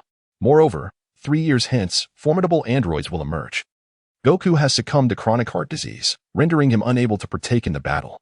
One by one, everyone has fallen in their quest to protect the Earth, leaving the future world under the dominion of androids. The inhabitants of Earth live in dire straits, akin to rats scurrying in the street, barely clinging to life. The Namekians possess a unique physiology, their hearing remarkably acute. Upon overhearing the conversation between Gohan and future Trunks, Piccolo felt as though he had been struck by a bolt of lightning, utterly taken aback by the shocking revelation. This news is nothing short of astonishing. However, Gohan was not surprised by Trunks' words, for he understood that the androids of the main timeline differ greatly from those of the future timeline. In the main timeline, androids 17 and 18 do not perceive humans as mere insects, nor do they revel in destruction and murder as their future counterparts do. They were created with the singular purpose of vanquishing Sun Wukong, for in his youth, he had personally obliterated the Red Ribbon Army. The mastermind behind the creation of these androids is none other than Dr. Gero of the Red Ribbon Army. Master Gohan, I implore you to refrain from disclosing my identity for the time being, as my parents in this timeline have yet to unite. Meanwhile, Trunks and Gohan observed from a distance. He feared that if the masses were to uncover his identity, it might alter the course of history, preventing his successful birth. You need not worry. We shall keep this secret. Son Gohan's gaze involuntarily shifted towards Piccolo. He was aware of the unique physiology of the Namekians. Even from a considerable distance, they could still hear one another's conversations. Now, with the bloodline of the Namekians merged within him, he could perceive the dialogue between Tianjin and the others across the expanse. Master Gohan, your strength is formidable. I humbly request your assistance in the future to help us eradicate the androids, Trunks said earnestly. He does not wish for the mothers of the future and the people of Earth to be threatened by artificial beings any longer. Without hesitation, Sun Wukong agreed wholeheartedly. He was captivated by the boundless energy attributes of androids 17 and 18. Initially, they were ordinary humans, only to be subsequently captured and transformed by Dr. Gero. Master Gohan, let us depart at once. Future Trunks retrieved a universal capsule from his convenience box, pressed it, and tossed it aside. With a resounding boom, a time machine materialized before them. He opened the door and stepped inside, his gaze instinctively drawn towards Vegeta. Goodbye, father. I am delighted to see you this time. He greeted. Hello, father, Uncle Piccolo, and everyone. This friend has come to request my assistance, and I shall accompany him at once. I will return once I have completed my tasks. With a swift motion, Gohan presented himself before the group, offering his salutation. He handed the miraculous medicine to Piccolo, saying, Uncle Piccolo, please explain the situation to them. As Gohan and future Trunks vanished in the time machine before their eyes, Piccolo exclaimed, What? That boy is actually a time traveler. On May 12th, 767 of the age of the universe, Android 19 appeared in South City? That would be 3 years hence. The others, upon hearing Piccolo's words, could hardly believe their ears. It was utterly preposterous. Piccolo refrained from disclosing Trunks' true identity. Such a formidable enemy. Should we not seek him out and eliminate him? Krillin cautiously suggested. The unknown adversary was the most terrifying of all, and he was unwilling to take such a risk. Indeed, that is a prudent strategy. We can extinguish the threat in its infancy, Yamcha concurred, feeling it unnecessary to court danger, especially since he had already faced death once. Anyone who dares to pursue this course of action, I shall slay, Vegeta declared with a fierce countenance. The Scion thrives in adversity. The quickest path to strength is through combat. The group turned their gaze to Goku, eager for his perspective. I, too, yearn to battle a powerful foe, Goku said with excitement. The mere thought of a formidable opponent stirred something within him. Actually, I have yet to finish speaking, Piccolo interjected. Goku was destined to succumb to a chronic heart virus 3 years hence and would not partake in this battle. This young man had come bearing the miraculous medicine for the heart ailment. Piccolo then revealed another astonishing piece of information. He handed the medicine to Goku, leaving everyone in shock. The mighty Saiyan Goku, capable of such strength, was to meet his end through illness. The irony was palpable. A warrior not falling in battle but succumbing to disease. Oh my, you nearly gave me a fright. I had no idea there was a miraculous remedy, Goku exclaimed, patting his chest in astonishment. He did not ponder much. Having an effective remedy was sufficient. Thus, we shall take our leave. Now, one must redouble efforts and cultivation to prepare for the impending battle 3 years hence. Tangent Fan and Jiaozi bid farewell before soaring into the sky, vanishing from sight in the blink of an eye. Vegeta also ascended towards the direction of West City, resolutely declaring that he would assuredly transform into a Super Saiyan next time. One by one, the others took their leave, returning to their respective places for training. In the future timeline, the capital city. Oh dear. A few crows circled in the air, occasionally cawing. This place resembled a desolate city, akin to a hell on earth. Ruins were scattered everywhere. Buildings lay in ruins, dilapidated and crumbling. It was as if the area had just endured a fierce battle. The ground was marred with craters, as though subjected to relentless bombardment, still emitting wisps of black smoke. The air was thick with the acrid scent of gunpowder. Bodies lay sprawled in pools of blood, while severed limbs were strewn about indiscriminately. Suddenly, a time machine materialized in the sky, gradually descending. How infuriating. I never anticipated that West City had also fallen. Future Trunks gazed upon the desolate ruins of West City with a face etched in fury. It had only been a short while since I departed, and the androids have commenced their rampage once more. Trunks, please accept my condolences. Everything will improve, Gohan remarked, his expression turning somber as he beheld the grim scene. The androids of this timeline reveled in their propensity for slaughter and destruction. Master Gohan, let us locate the androids at once. They must be wreaking havoc in Peppa City. I can sense it. Trunks gritted his teeth, resolute. He has dealt with androids for an extended period. Through certain unique channels, he can sense the fluctuations of the android's energy. In the future, Trunks will convert the time machine into a universal capsule and store it away. A powerful aura erupted from him, propelling him towards the direction of Peppa City. Was flying truly necessary at this moment? It seemed rather sluggish. Son Gohan raised his hand to seize the future Trunks, who was on the verge of taking flight. Upon arriving in this future timeline, his formidable perception had already pinpointed the location of this planet. He knew the whereabouts of androids 17 and 18. In an instant, Son Gohan and future Trunks vanished from the scene. Chapter 53, Future Time Androids, Peppa City. The air trembled as energy blasts rained down upon the structures. The cacophony of explosions was deafening, as if the area were under a relentless missile assault. Flames erupted everywhere, and entire skyscrapers collapsed in a heartbeat, sending clouds of dust swirling into the air. The anguished cries and wails of the distressed filled the atmosphere, sending shivers down one's spine. It was revealed that merely half an hour prior, the androids had launched a sudden assault on this location. Android 17, adorned with a red scarf around his neck, and Android 18, with her golden hair, unleashed a barrage of energy waves, mercilessly targeting the buildings and the inhabitants within. Witnessing the destruction of edifices and the heart-wrenching lamentations of the people was a harrowing sight. Their hearts brimmed with unrestrained joy and delight. Little mice, let us engage in a game. Run with all your might. In 10 minutes, we shall make our move. Should you manage to escape during this interval, consider yourselves fortunate to have evaded your demise.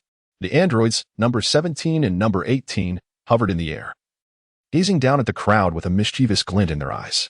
They intended to play the game of cat and mouse. The crowd stared at each other, utterly transfixed by these two fiends. Chaos reigned as they realized that fleeing this place within 10 minutes was an impossible feat yet, where there is a glimmer of hope, one must strive. The people of Peppa City took flight, scattering in all directions. Suddenly, the scene became one of utter pandemonium. 10 minutes swiftly elapsed. Ha ha ha, time's up. Prepare to meet your demise. They cackled. Oh, feeble humans, it is not that we deny you a chance. Rather, it is your failure to cherish it that seals your fate. The sinister laughter of number 17 and number 18 echoed ominously. They issued a final ultimatum to the crowd. You two demons, are you intent on exterminating us? I do not wish to perish. Lord Trunks, please come to our rescue. Mother, farewell. We shall meet again in the next life. Lord Trunks, hurry. The anguished cries of the men, women, and children of Peppa City filled the air. At that moment, everyone faced the specter of death, left only to silently pray for salvation from the planet's great hero, Trunks. Haha, Trunks? That little mouse cannot even save himself. How could he possibly come to your aid? You might as well resign yourselves to death. The androids 17 and 18 wore wicked smirks as they began to coalesce a sphere of energy in their hands. They hurled the energy sphere down upon the crowd below.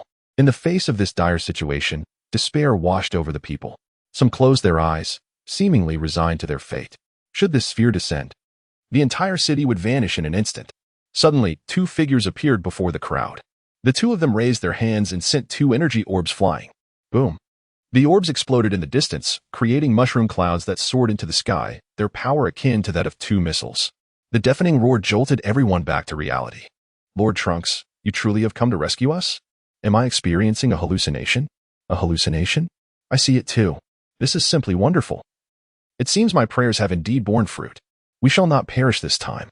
Indeed, Son Gohan had utilized his instant transmission skill to arrive just in time, deflecting the descending energy orbs. Trunks, you ultimately made it here.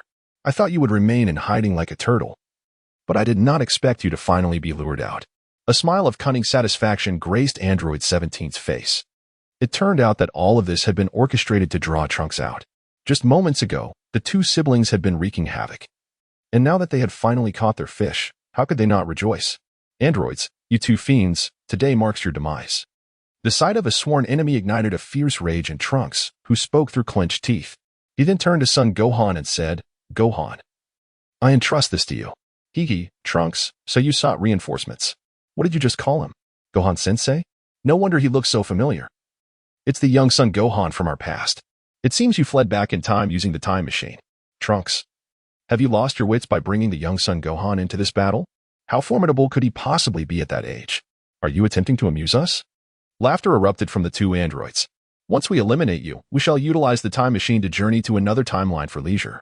Androids 17 and 18 exchanged banter, mocking Trunks and Son Gohan for traversing back in time to battle with a younger version of Gohan.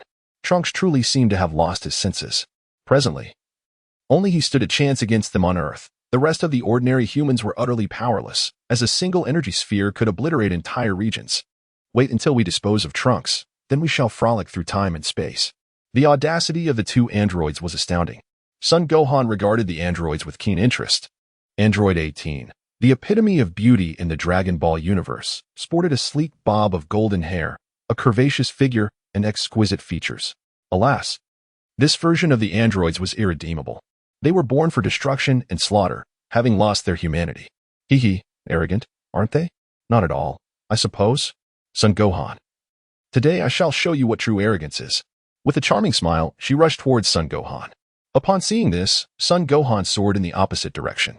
Behind him, there were numerous ordinary individuals. If a battle were to ensue here, it would inevitably affect many lives. What is the matter? Have you fled upon seeing your sister? 18. Witnessing Gohan flying away, could not suppress her derisive laughter. She believed he was merely intimidated by her presence. After all, he was just a mere child. 18 pursued Gohan as he soared into the sky. 17, let us find a place to settle the score, Trunks declared angrily, his body gradually levitating as he chased after Gohan. 17 flashed a sinister smile and followed suit. You truly frightened me just now. Thankfully, Lord Trunks appeared, otherwise we would have all perished, one among the crowd remarked, relieved after the departure of the androids, Trunks, and Gohan. The sense of having narrowly escaped death was exhilarating. Everyone silently prayed, hoping that Trunks and the young boy would vanquish these two fiends and liberate the people of Earth from their dire plight, allowing them to live in peace. Gohan, where do you think you're running? 18 relentlessly pursued Gohan, growing increasingly impatient as she hurled an energy blast in his direction. Chapter 54. The Fury of the Androids in a Future Timeline. Atop a great mountain, a man and a woman floated in the air. 18. Are you in such a hurry to meet your fate? Gohan exclaimed, deflecting the incoming energy blast with a swift motion. He came to a halt and inquired of number 18. Sister has a fondness for those with such a fiery temperament. I hope you can maintain that steadfastness for a while longer.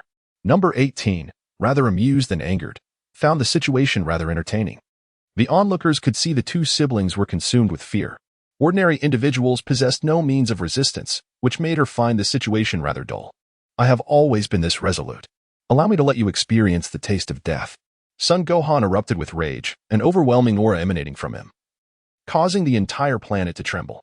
At that moment, Trunks and number 17 also arrived at the scene. They remained unhurried, quietly observing Son Wukong and Android 18. Hee. You Scions are quite fond of those flamboyant transformations. Just like you, transforming into a Super Saiyan. Bring it on, and I'll take you down, Android 18 exclaimed with palpable excitement. Her eyes sparkled with anticipation at the prospect of facing a worthy opponent. Is that so? Then let us await the spectacle, replied Super Saiyan Son Wukong just before he vanished from sight. When he reappeared, he was already before Android 18, delivering a swift left hook. What? How could his speed be so astonishing? Number 18 merely perceived a fleeting glimpse, and before she knew it, Son Gohan stood directly before her. Before she could even react, her face met with a powerful punch. Number 18's body soared away like a kite with its string severed. But that was not all. Do you not enjoy a good challenge? Let us play together wholeheartedly. With a burst of frantic energy beams, Son Gohan instantaneously teleported to the spot where number 18 was hurtling through the air, directing his fingers towards her as a barrage of energy projectiles surged forth. He showed no mercy, striking with unrelenting ferocity. Boom, boom, boom. Number 18's body was incessantly pelted with bullets, her heart-wrenching cries echoing through the air. Number 17 witnessed the relentless assault on number 18, as she was struck repeatedly, her agonized screams resonating in the atmosphere. He was filled with an urgent desire to assist. 17, do not forget, your opponent is me. In an instant, Trunks transformed into his Super Saiyan form, spreading his arms wide in a T-pose, blocking 17's path. He did not anticipate that Master Gohan would be so formidable, swiftly overpowering Android 18. Get lost, Android 17 exclaimed, unleashing a barrage of energy blasts in a fit of rage. He sought to breach Trunks' defenses in a desperate attempt to rescue Android 18. Trunks maneuvered skillfully, evading the relentless barrage of energy blasts as their combat prowess was nearly on par with one another. There was no necessity for him to forcefully absorb these energy orbs. A notification chimed, indicating the imminent drop of a combat power attribute worth 100,000. Another chime followed, announcing an additional combat power attribute of 100,000. Then, another notification echoed in Son Wukong's mind, proclaiming the impending drop of infinite energy attributes. Subsequently, the infinite energy attributes cascaded down. All were collected without hesitation. The boundless energy and combat power surged wildly into Son Wukong's being. Indeed, as he had surmised, both Android 17 and Android 18 were artificially enhanced beings. The modifications to their bodies merely involved the installation of a micro-explosive device. Every other aspect remained original. Thus, the possibility of infinite energy drops was plausible. Henceforth, he too would possess infinite energy. Without the ability to wield such power, one would inevitably weaken. In the realm of Dragon Ball, Son Wukong often found himself in peril due to exhaustion and depleted stamina. During the Cell Saga, after his battle with Cell, he was left fatigued, resulting in a brutal defeat at the hands of the younger Cell. In the Majin Buu Saga, Son Wukong transformed into Super Saiyan 3, yet succumbed to Majin Buu due to insufficient energy to sustain that form. Furthermore, when he attempted to obliterate Majin Buu with the Spirit Bomb, it was again his lack of stamina that nearly led to his demise, as the opponent almost deflected the Spirit Bomb back at him. Ultimately, he had to wish upon the Eternal Dragon to restore his vitality, which allowed him to vanquish Majin Buu. To his demise, Android 17's intentions were not solely focused on the energy. Seizing the opportunity while Trunks evaded, he directed an energy blast towards Son Wukong. This was his ultimate objective. This is troubling. Trunks realized he had been deceived. Android 17's target was none other than his master, Son Wukong. A swift response came forth. Super Saiyan Son Wukong likewise aimed his hand at Android 17. He is now a being of boundless energy, utterly unafraid to engage in a war of attrition against Android 17. Boom. The waves of energy from the two collide incessantly in the air, resulting in bursts of energy that explode instantaneously, enveloping the surroundings in thick smoke. At this moment, Android 18 coughs up a mouthful of blood, her body bruised and battered. It is evident that she has sustained significant injuries. Her hair is disheveled, and her clothing is tattered, resembling a beggar in her disarray. How infuriating, how unforgivable. Son Gohan, How dare you inflict such harm upon me? I will see you dead. Android 18's beautiful eyes are bloodshot, radiating a fierce desire for vengeance. She wipes the blood from the corner of her mouth and bellows in fury. Ever since Dr. Gero transformed them, they had never faced such a setback. The two siblings had never encountered an adversary before. Once, they had toyed with the scions as if they were mere playthings. Yet now, one of them had managed to reduce her to such a state of disarray. This humiliation was unbearable for her. She clenched her fists tightly, her nails digging into her flesh, blood trickling from her fingertips. At this moment, Android 18 had lost her rationality. She charged at Gohan like a raging bull. Android 18. Your opponent is me. Trunks, having fallen for 17's trick, swiftly positioned himself in front of 18. Had he earlier shielded Gohan from 17, 18 might have been eliminated by his mentor. Get out of the way. In her fury, 18 unleashed a barrage of attacks upon Trunks. The two engaged in a fierce struggle. Ding. Combat power attribute increased by 1 million. With a sweeping kick, 18 aimed to strike at Trunks' head. Bang. Trunks raised his hand to block and countered with a punch directed at her abdomen. A cry of anguish escaped her lips as she was caught off guard. The blow landing squarely in her midsection, sending her body hurtling backward. Trunks, relentless as a shadow, denied her any chance to recover. With a swift movement, he appeared before 18, delivering a kick that sent her soaring into the air. Then, like a soccer player, he relentlessly struck 18 while she was airborne. Her cries echoed through the sky. In this moment, 18 was utterly out of sorts. Consumed by rage, she had lost her capacity for judgment, coupled with her injuries. It rendered her vulnerable to Trunks' relentless onslaught. Come on, 18. Trunks unleashed all his pent-up frustration. He drew his sword from behind, his face contorted with rage as he bellowed. Chapter 55, The Nightmare of Future Androids. How is this possible? My power is limitless. How could you withstand such a prolonged clash of energy without depleting? Number 17 asked in astonishment. He intended to harness the boundless energy of his own body to deplete Son Gohan's strength.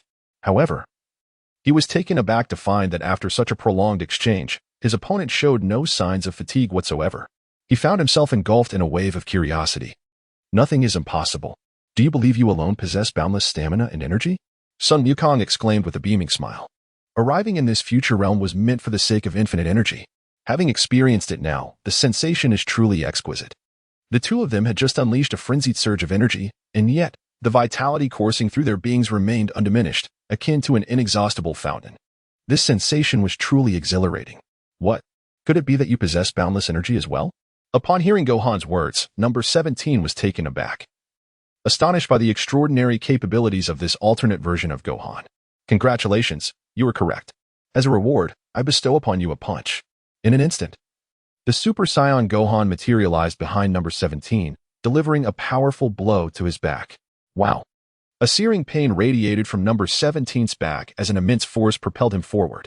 Take a moment to savor the taste of death, Gohan declared, his voice echoing as his form gradually faded, only to reappear ahead, awaiting number 17's arrival.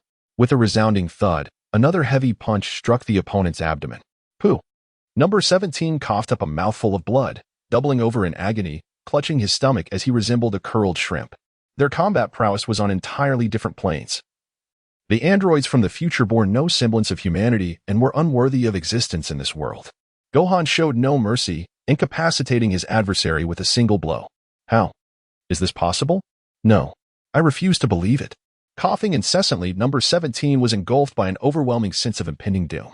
He had never imagined that he would experience such a day. The Super Scions of this dimension wield their power with effortless grace.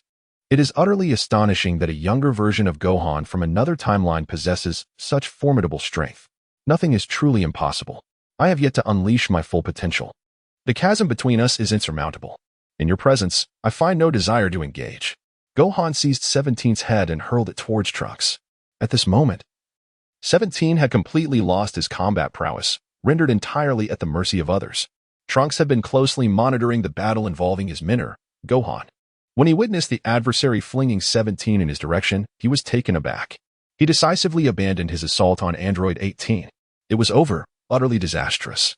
Android 17, soaring towards Trunks, let out a wail, his spine chilling with dread. A wave of terror, akin to being doused with frigid water, coursed through his entire being. From head to toe, was this the sensation of death? It was utterly terrifying. Die, Android 17. Trunks, wielding his sword, unleashed a flurry of strikes upon the approaching 17. Slash, slash, slash. In an instant, the unfortunate 17 was cleaved into countless pieces. Trunks then released an energy wave, reducing the remnants of his foe to mere dust. Android 17. Android 18 witnessed the demise of 17 right before her eyes. Overwhelmed with anguish, she cried out for him, her heart torn asunder. It was Trunks' decision to forego his attack on her that granted her the chance to escape. How absurd, she thought. Android 18, do you possess emotions? Trunks mocked in rage. You have slaughtered so many. Do you not understand the bonds of kinship? At last, he could avenge his deceased father and the people of Earth by vanquishing these two fiends. Android 18, I will fight you. With newfound composure. Android 18 retaliated with an energy attack directed at Trunks. Swiftly, she maneuvered to the other side, recognizing that her foremost priority was to flee for her life. She needed to recover before seeking vengeance. There's no escape, Android 18. Trunks observed her attempt to flee. A formidable aura erupted from his being as he pursued the direction of Android 18. Utilizing the binding technique, Super Saiyan Gohan flashed forward. Positioning himself protectively in front of Android 18. He unleashed a supernatural ability upon his opponent, immobilizing their movements. Should number 18 manage to escape, locating her would prove to be a formidable challenge, for the androids possess no discernible aura. How could this be possible? My body has become utterly unresponsive. Number 18, gripped by terror, realized she could not move at all. She had never encountered such a predicament before. It seemed that even in the face of life and death, she could feel fear. Perish. Trunks paid no heed to whether number 18 could move or not. He swiftly appeared before his opponent, unleashing a flurry of strikes. Swish, swish, swish. In an instant, number 18 was reduced to countless fragments. Trunks, with a solitary energy wave, obliterated his adversary into mere dust. Never in his wildest dreams did he anticipate that the ally Trunks had summoned would possess such formidable strength. Before the two siblings, Son Wukong and Gohan, appeared as fragile as glass. It is over. Everything has come to an end. Father, Master Gohan, the people of Earth, I have finally avenged you. Trunks cried out with a heart-wrenching roar. The long-suppressed wish has finally been fulfilled. At last, I can lay down the burdens I have carried for so long. These years have been unbearably suffocating. To survive, I have endured countless hardships. Tears streamed down uncontrollably from his eyes. Son Gohan relinquished his Super Saiyan form. Now, Trunks could finally release the pent-up resentment that had built over the years. He gathered every last ounce of energy. The power levels scattered across the ground flowed into his body like a river. His combat strength had soared to an astounding 100 million. The people of Earth rejoiced. The androids had been vanquished at last. No longer would they need to live in constant fear. Those who had taken refuge in basements could now emerge to embrace a new life. After releasing his emotions, Trunks let out a series of furious roars towards the heavens. He seeks to convey this delightful news to the ears of the masses at the earliest opportunity, for Trunks remains in his Super Saiyan state. His voice resonated like a broadcast, echoing across the vast expanse. It was the voice of Lord Trunks. He proclaimed that he had vanquished the androids. At last, the androids have been defeated. Lord Trunks, you are the hero of our people. Oh, how wonderful it is that the Earth is finally safe. We can now live in peace without fear. Upon hearing Trunks' words, the crowd was overcome with joy and tears. Some shouted with elation, while others danced in exuberance. The news moved them deeply. The people were finally free. There would be no more need to hide or live in fear for their lives. Chapter 56, The Future Timeline. Poor Chi-Chi in the future timeline. What? The time machine is out of energy? It will take a year to recharge? Son Gohan looked at Trunks with a face full of confusion. He had not anticipated that replenishing energy would take an entire year. My apologies, Master Gohan. Due to the rampant destruction caused by the androids, energy has become scarce. We are left with no choice but to impose upon you to reside here for a while. Trunks said with an expression of deep regret. When he invited Son Gohan over, he never contemplated this issue. No worries, let us just consider it a vacation here. Son Gohan reassured Trunks with a gentle pat on his shoulder. There is no way to alter the situation, so one must simply accept it. Allow me to take you to meet my mother. She will undoubtedly be overjoyed to see you, Trunks exclaimed with great enthusiasm. He eagerly sought to convey this splendid news back to West City. The two soared toward the direction of West City. West City, which had long since transformed into ruins. The populace of West City would no longer need to live in fear and concealment. The artificial beings had been vanquished by my hand. Henceforth, everyone could commence a new life with peace of mind. Trunks ascended above West City and proclaimed with fervor. He intends to spread this news to every year. Is that the voice of Lord Trunks? How wonderful it is. The androids have finally been vanquished. From now on, we shall no longer live in hiding. Thank you, Lord Trunks. After Trunks finished speaking, he observed a number of individuals gradually approaching from the ground. Among them were both men and women, their attire tattered, yet their faces radiated joy and a yearning for life. The crowd engaged in lively discussions, filled with happiness. They wept tears of joy, having lived for years in constant hiding, akin to street mice, fearful of being discovered by the androids. This place has transformed into a desolate ruin. Where do you reside? Sun Wukong observed the uneven ground, littered with bones. Not a single building stood intact. All were in disarray. Teacher Wukong, you are aware of our plight, Trunks called out to him as he led the way. The two descended into the basement, which was brightly lit. Trunks navigated through winding passages until they arrived at a laboratory. Presently, Bulma was the sole scientist left on Earth. Her fingers dancing across the keyboard in a flurry, seemingly engrossed in some research. Mom, I'm back. We successfully returned to the past and even encountered Dad. I brought Teacher Wukong along with us. Together, we vanquished the androids. No longer shall we live in fear within this basement. Trunks exclaimed joyfully as he rushed to Bulma's side.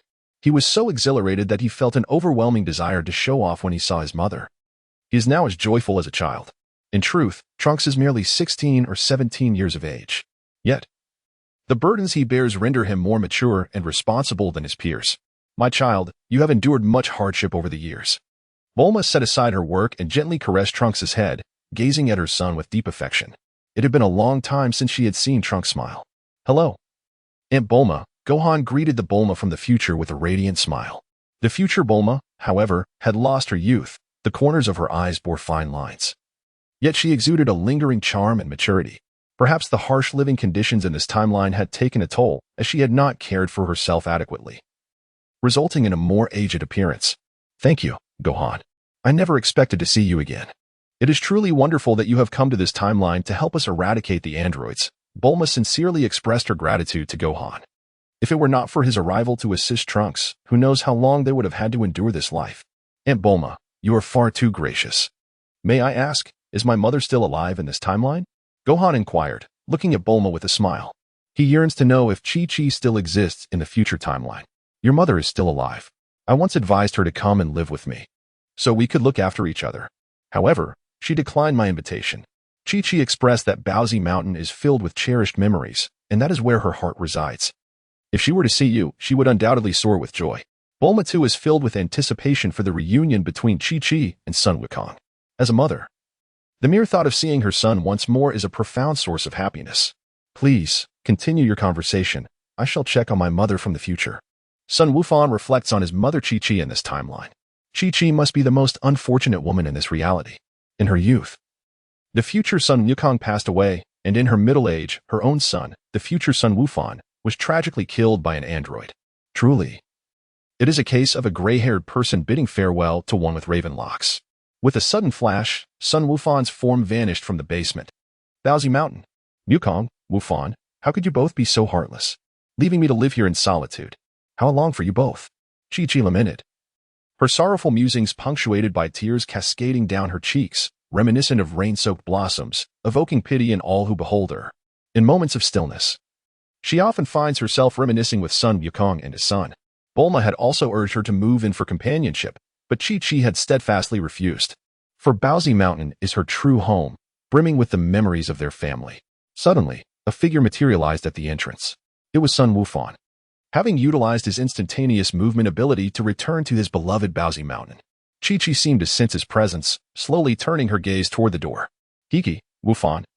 It seems my yearning for you has manifested so strongly that I can almost see your younger self. I must say, you were quite charming as a child. Slowly, Chi-Chi rose, her steps tentative as she approached Sun Wufan, fearful that if she moved too quickly, the dream would shatter, and he would disappear once more. Mother. Sun Wufan murmured, his heart aching for this pitiable woman before him, as tears streamed unbidden from his eyes. It appears that the memories of Sun Wufan were stirring within him. Wufan, your mother misses you dearly. To her astonishment, the dream felt astonishingly real. Chi-Chi stood before Sun Wufan, gently caressing his face. Mother, I miss you too. I am truly Sun Wufan. Son Gohan embraced Chi-Chi tenderly. The mother in this timeline was truly pitiable. I know you're my son. I hope this dream never ends so that I can remain with Gohan. Chi-Chi expressed with a blissful countenance, overwhelmed with joy. It felt as if the heavens had bestowed their favor upon her. Mother, you are not dreaming. Feel my heartbeat. It is real. It was Bulma Annie who invented the time machine. I traveled to the future alongside Trunks. After sharing a warm embrace, Chi-Chi's emotions began to settle. Son Gohan recounted the entire sequence of events to Chi-Chi. Chapter 57, The True Power of Son Gohan. Time flew by. And in the blink of an eye, 3 days had passed. With the androids finally vanquished, it was time to pause and recuperate. Trunks reclined upon a large rock on the lookout. The entire Earth was in the midst of rebuilding, having suffered extensive destruction due to the androids. Taking a brief respite, Trunks sought out his mentor, Son Gohan, who now resided on the lookout with his future mother, Chi-Chi. Trunks, in this timeline, you are the Soul Warrior. You must never forsake your training. The Earth will still require your protection in the future. As Son Gohan contemplated the future timeline, he envisioned the emergence of the malevolent Kaio-ken Zamasu and the sinisterly grinning Black Goku. Zamasu, originally the Kaio-ken of Universe 10, was selected as a candidate for the Kaio-ken position by the powerful Kaio-ken Gawasa due to his extraordinary strength. However, he harbored a warped perception of good and evil, unable to tolerate any transgressions he deemed sinful. Despite his divine status, he held a prejudice against humanity, believing that humans, referring to all non-divine intelligent races in the universe, would only misuse violence and instigate wars. This led to a divergence in ideals with his master Gaosu regarding the worthiness of humanity's protection. Ultimately, Zamasu devised a terrifying plan, the Zero Human Project, which spanned multiple parallel universes. Black Goku, in truth, was another incarnation of Zamasu from an alternate timeline of Universe 10. In that reality, the apprentice Kaio-ken Zamasu successfully murdered his master, seizing the Potara earrings and the time ring to ascend as the Kaio-ken of Universe 10. He then utilized the Super Dragon Balls to swap bodies with Goku from a year later in another timeline. Black Goku annihilated all the Kaio-ken across the universe. And upon Zamasu's wish for immortality, he destroyed the Super Dragon Balls.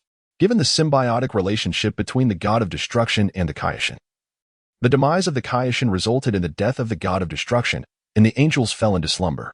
Consequently, the future timeline was devoid of any other gods. Save for the Omni King, only 2 Zamasus remained. The Black Goku from the alternate timeline and the original Zamasu who existed within the future timeline.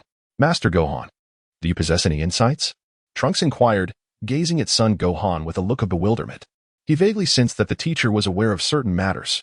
Trunks, there are some things that knowing will not benefit you. You need only to diligently cultivate your skills and protect your planet, Gohan said earnestly. He hoped that the people of Earth in the future timeline, along with Trunks and others, would lead prosperous lives. Master Gohan, I understand. I hope you can train me once more, Trunks replied with sincerity. He fondly reminisced about the days spent training alongside Master Gohan. All right, let us engage in a spar, he proposed. Son Gohan, recognizing the impossibility of returning to those times, resolved to focus on his training in the present moment. Moreover, he was fortunate to have a remarkable Super Saiyan, Trunks, as his training partner. Even the system's acquisition of combat attributes promised considerable rewards. Master Gohan, might you allow me to witness your true prowess? Trunks asked earnestly, performing a graceful roll off the rock and gazing sincerely at Son Gohan. He was eager to ascertain the true extent of his teacher's formidable abilities. You brat, allow me to demonstrate the depth of my true power. Suddenly, a terrifying aura erupted from within Sun Wukong. Boom. In an instant, Sun Wukong transformed into a Super Saiyan. He was enveloped in a radiant golden aura, embodying the full power of a Super Saiyan at its peak. This state allowed him to maintain the Super Saiyan form for an extended duration, representing the most optimal condition for a Saiyan. The advantage of full power lies in its ability to mitigate the rapid depletion of stamina typically experienced by Super Saiyans during combat. It maximizes the latent combat potential of a Super Saiyan, while avoiding the energy loss that occurs even in the absence of battle with a regular Super Saiyan. This is the essence of the full power of a Super Saiyan, enabling a prolonged maintenance of this form, which is indeed the ideal state for a Saiyan, as it consumes remarkably little energy. Sun Wukong explained. Currently, his base strength stood at 100 million, which multiplied by 50 upon transforming into a Super Saiyan, resulting in a staggering battle power of 5 billion. Remarkable, Trunks exclaimed, nodding in astonishment as if he were a machine. The aura was overwhelmingly powerful, akin to the vastness of the universe. Yet, the revelation was not over. Sun Wukong, witnessing Trunks' astonishment, uttered another statement that would leave him utterly astounded. His aura continued to surge upward relentlessly. What? How is this possible? Trunks was utterly astonished, his mouth agape as if it could accommodate a duck egg. Boom. A surge of energy shot skyward. The heavens were enveloped in dark clouds, with lightning flashing incessantly. The ground fissured with deep, bottomless cracks. The entire earth began to tremble. Son Gohan's form radiated a blinding light, rendering it impossible to gaze upon. The ground beneath him suddenly sank, enveloped in swirling dust. A minute later, the sky returned to normal and the earth ceased its tremors. As the dust settled, a figure emerged. Son Gohan's golden aura transformed into a jet-like form rather than a flame. His hair stood even more erect, surrounded by crackling electricity as he emanated energy. The sound of lightning crackled intermittently. This form was more chilling than that of a Super Saiyan at full power, with a gaze that became piercing. Trunks watched in astonishment, overwhelmed by the sheer magnitude of this power, which defied description. This was the Super Saiyan 2, with a battle power increased 100-fold from its original state. Son Gohan's sharp gaze met Trunks, conveying the sheer magnificence of this power, now reaching an astounding 100 billion. Super Saiyan 2. Trunks took 2 involuntary steps back upon meeting Gohan's gaze. He had always believed that transforming into a Super Saiyan was the ultimate form. But it seemed his perspective was limited. Yet, the transformation was not complete. Kaio-ken. Son Gohan enveloped himself in a terrifying crimson aura. The entire planet trembled violently, while the sky erupted with thunder and lightning. Gohan, please stop. The earth can't withstand this power. Trunks shouted urgently, witnessing the scene unfold. If this force continued to escalate, the planet might face annihilation. Gohan's strength was unfathomable, capable of overwhelming even the entire planet with its terrifying presence. Realizing the gravity of the situation, Son Gohan gradually diminished his power and retracted his Super Saiyan form. Chapter 58. Future Time and Space Cell. Trunks, I shall take you to a place. In his recent transformation to Super Saiyan 2, Son Gohan's perception had increased 100-fold. He sensed a faint presence, intermittent and elusive. All the martial artists on Earth had been eradicated by the androids, leaving no other essence in existence. Thus, there remained but one possibility, a minuscule creature lurking beneath the ground. Cell, the ultimate android crafted by Dr. Gero, possessed the cells of numerous formidable fighters. His objective was to absorb androids 17 and 18 to attain his perfect form. In the anime, Cell mercilessly eliminated another Trunks from a different timeline. Due to his excessive size, he was unable to board the time machine, thus he transformed into a juvenile form and traversed into the primary timeline. Concealed underground for several years, he emerged only when the 17th and 18th entities made their appearance. He forcibly absorbed Android 17, transforming into a semi-mature form. Subsequently, he was granted the opportunity by Vegeta to absorb Android 18, achieving his perfect state. He subsequently triumphed over both Vegeta and Trunks, and fought evenly with Goku. Later, Gohan, driven by the death of Android 16, transformed into Super Saiyan 2 and overwhelmed and humiliated him. After a failed self-destruction and a mutual demise, owing to his Saiyan cells, he revived with greatly enhanced strength. He utilized instantaneous movement to return to Earth, swiftly vanquishing Trunks in a single strike. The moment the true man, Vegeta, laid eyes upon his son's demise, a tempest of fury surged within him. A formidable aura erupted from him as he unleashed a frenzied assault on Cell. However, our dear Vegeta, despite his valiant efforts, nearly succumbed in mere moments. In a bid to safeguard Vegeta, Gohan suffered an injury to his left arm at the hands of Cell. Ultimately, during a clash of Kamehameha waves with Gohan, Cell briefly held the upper hand. Yet, he could not withstand the united resolve of Goku's encouragement and the warriors of Earth. With Gohan unleashing his full might, Cell met his bitter end. Had Gohan not transformed into Super Saiyan 2, he would have been oblivious to this faint aura. Teacher Gohan, have you uncovered something? Trunks inquired, his face etched with confusion. He discovered that the teacher was not only immensely powerful, but also remarkably mature and seasoned in his actions, bearing no resemblance to a mere 6 or 7-year-old child. One would understand upon arrival. Let us depart now. Son Wukong smiled as he gazed at Trunks. With the skill of instantaneous teleportation, the two vanished atop Bowsy Mountain. In a flash, Son Gohan and Trunks materialized within a dilapidated cavern.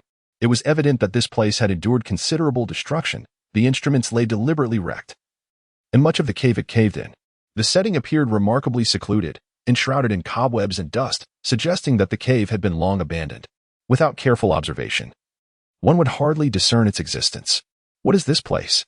It is the laboratory of Dr. Gero, where he conducted his experiments on androids. Trunks gazed at the derelict cavern. He observed the instruments and experimental blueprints in the room, and soon deduced that this was Dr. Gero's laboratory for the creation of androids. There could be no mistake. It was here that the androids were developed. We simply waited in silence, for perhaps a delightful surprise awaited us. Son Gohan remarked with a smile, sensing the faint energy that had just emerged, indicating that Cell was about to make his entrance. If this little insect were to realize we were anticipating his arrival, would he be frightened? A surprise? Could there be another android here? Trunks felt a sudden jolt of unease, his demeanor shifting to one of vigilance as he scrutinized the surroundings, gradually attuning himself to the changes in the atmosphere. Suddenly, Trunks looked at Son Gohan in astonishment. A faint and elusive aura emanated from beneath the ground, perceptible only at intervals. Were it not for Son Gohan's reminder, Trunks would have remained oblivious to this subtle presence.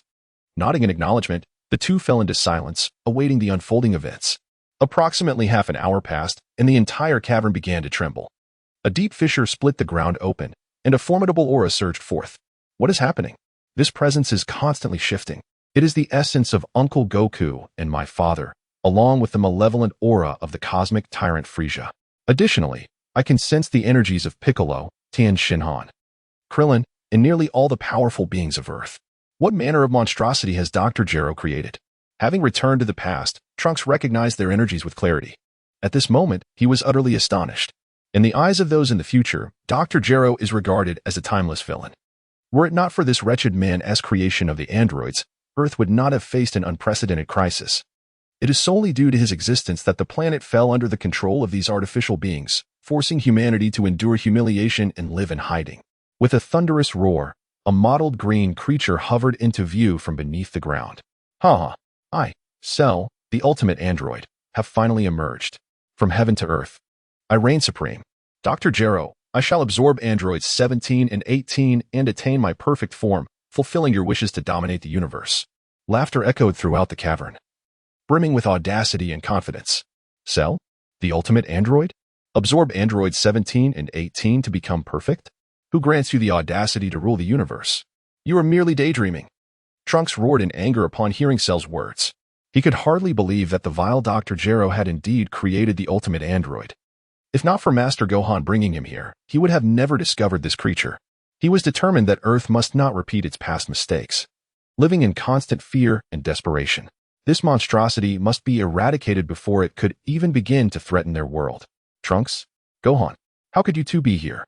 Cell exclaimed in shock as he finally noticed them, having been too caught up in his excitement to recognize their presence.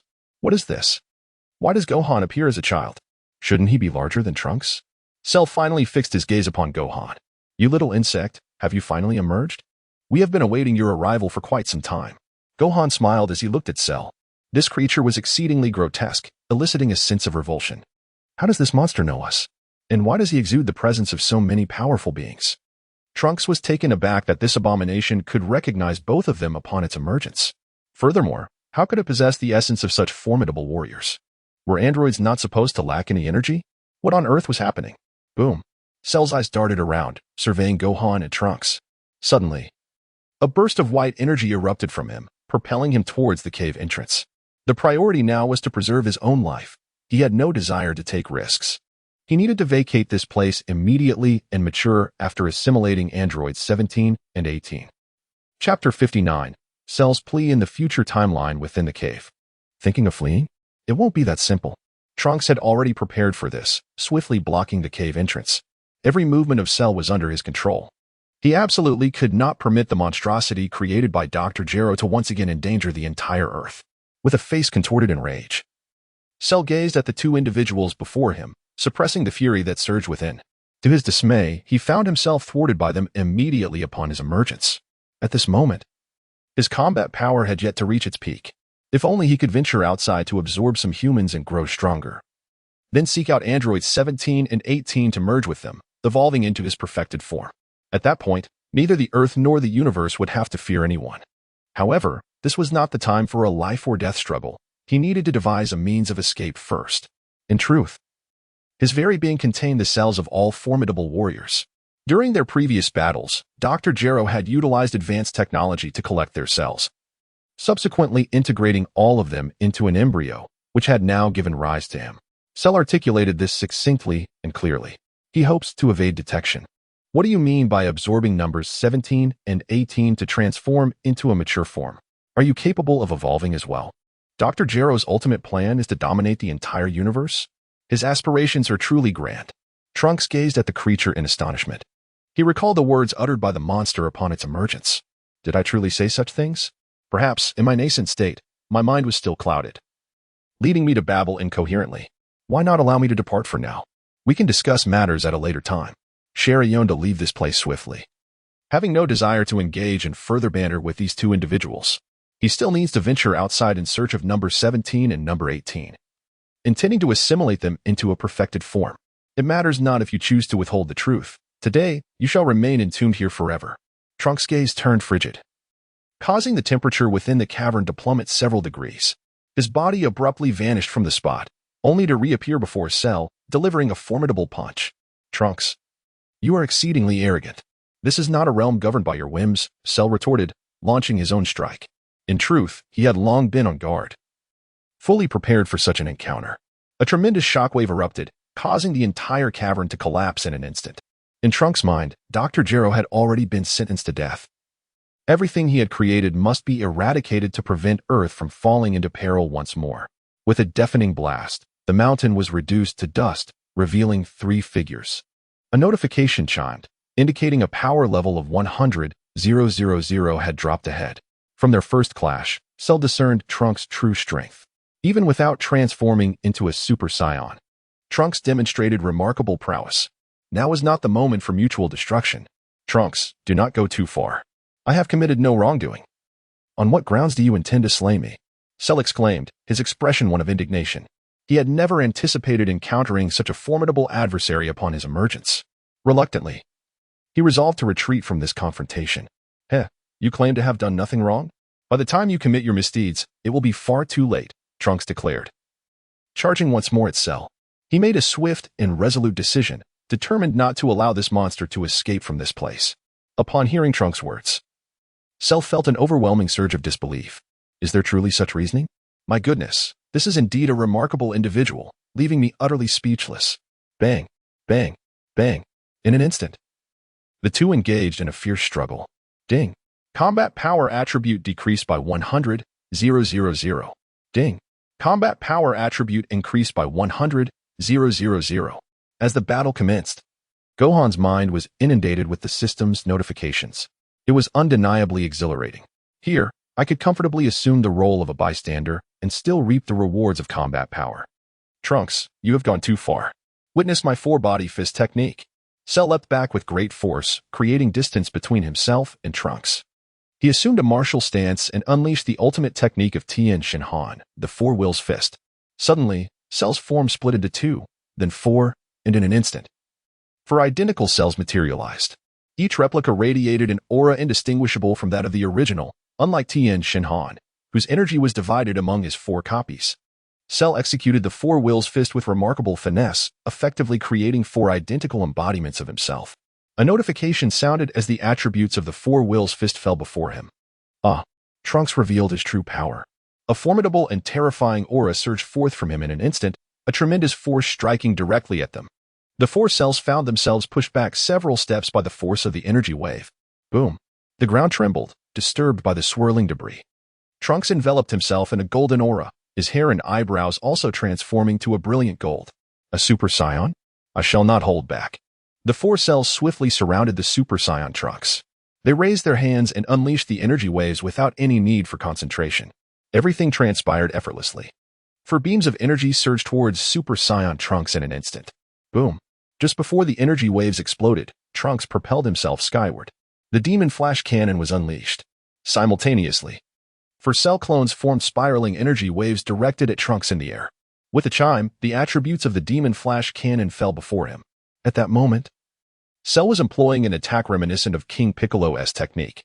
While Piccolo required an extensive period to gather energy for this ultimate move, Cell executed it instantaneously without any build-up. It could be said that the formidable techniques of so many powerful warriors were executed flawlessly through Cell. Freak, Trunks remarked. Such long-range attacks are utterly ineffective against me. In a swift movement, he evaded the 4 beams of light with ease. Upon transforming into a Super Saiyan, his combat prowess surged significantly. Dodging such attacks was a trivial task, given the vast disparity in their strengths. Is that so? Then you shall experience my technique, he declared. Invoking the cutting disc, the 4-cell clones once again employed Frieza's technique, hurling it towards Trunks with the intent to shred him to pieces. He incessantly maneuvered the discs underground in pursuit of Trunks. However, the opponent's speed was simply too swift. The 4 cutting discs, attempting to encircle him, found themselves unable to keep pace. Your insignificant trick should come to an end. Trunks, growing increasingly impatient with Cell's relentless assaults, had reached his limit. He was utterly enraged and soared towards Cell, intending to bring this creature before him and swiftly evade. What? You scoundrel! Cell beheld Trunks hurtling in his direction. He cursed in anger, never expecting that he would bring the cutting disc with him. In an instant, one of the androids was caught off guard and was split into several pieces. Super Saiyan Trunks then charged towards the 3 androids. No, it's impossible. How could his speed be so extraordinary? The android observed Trunks' body flickering rapidly, drawing closer to him, causing his own body to tremble in fear. This is it. What should I do now? He could not discern the movements of his opponent at all.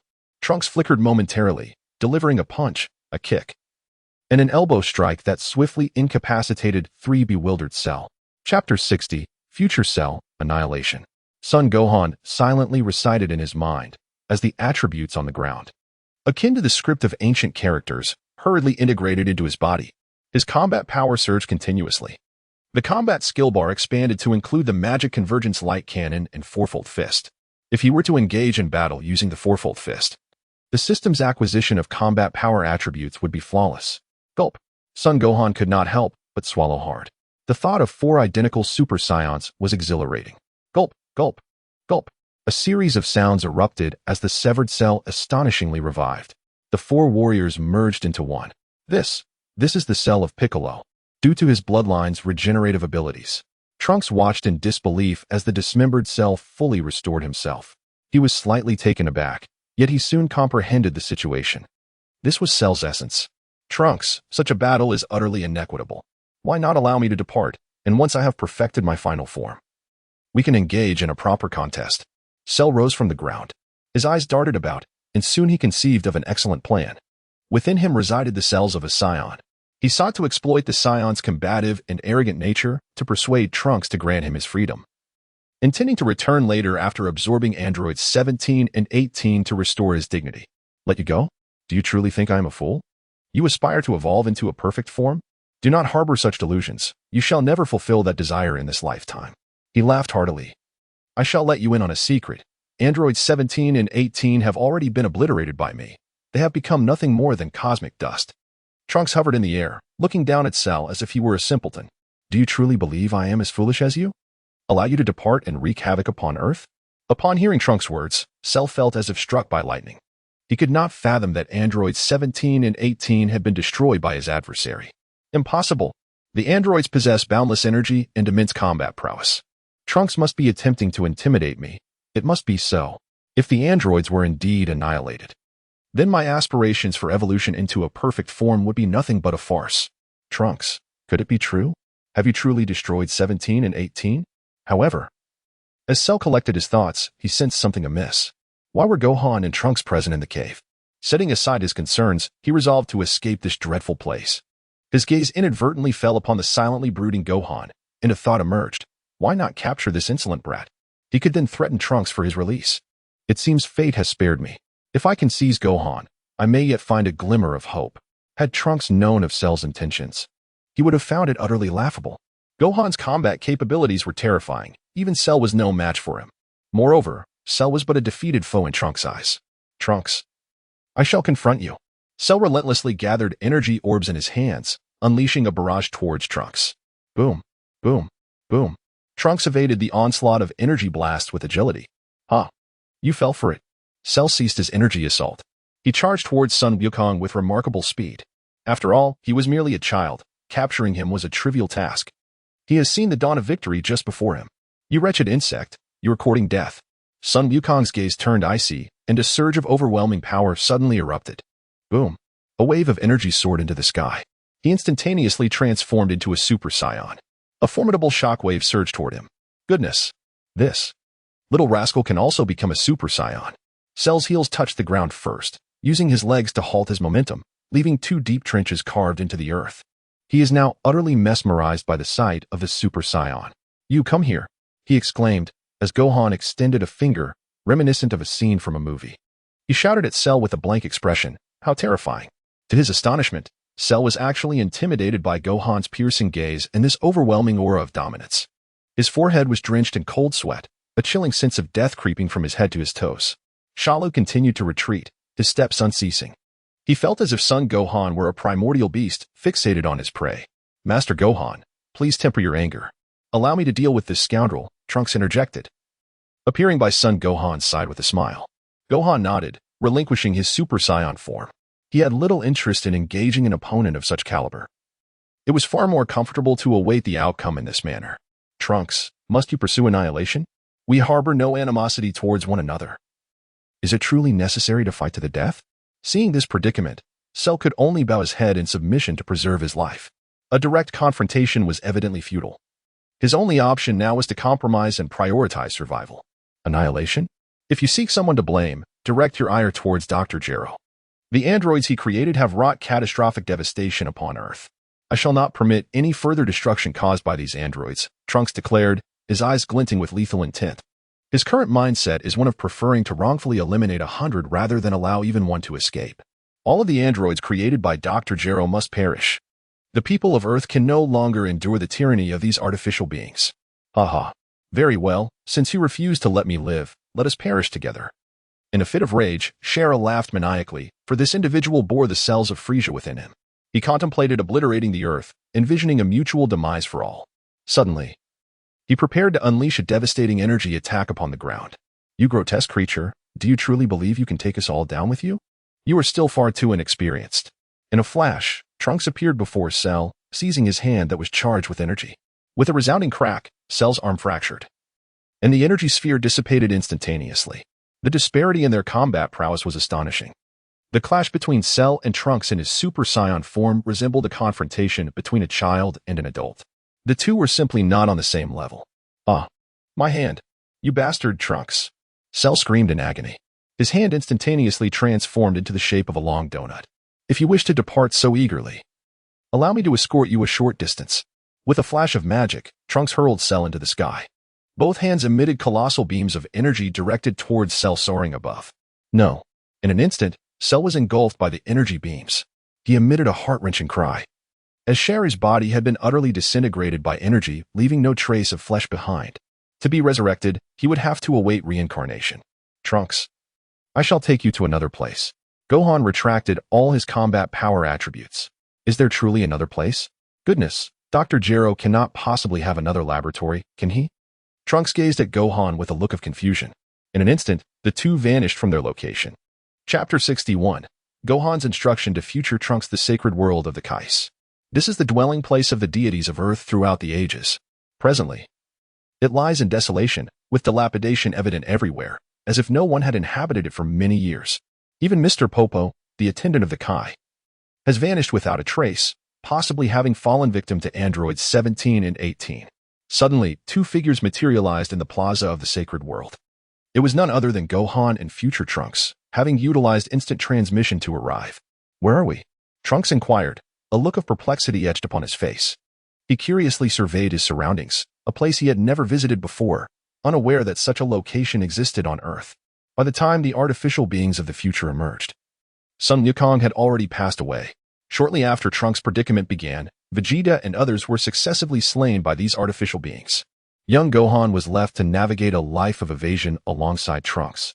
Thus, it was hardly surprising that Trunks was oblivious to the existence of this place. This was the pinnacle of Korin Tower, the abode of Earth's deities throughout the ages, the Divine Temple. Within the Divine Temple resided a servant of the gods, Mr. Popo. No one knew his origins, only that he had served several deities. It appeared that the artificial beings had previously wreaked havoc here, resulting in Popo's disappearance.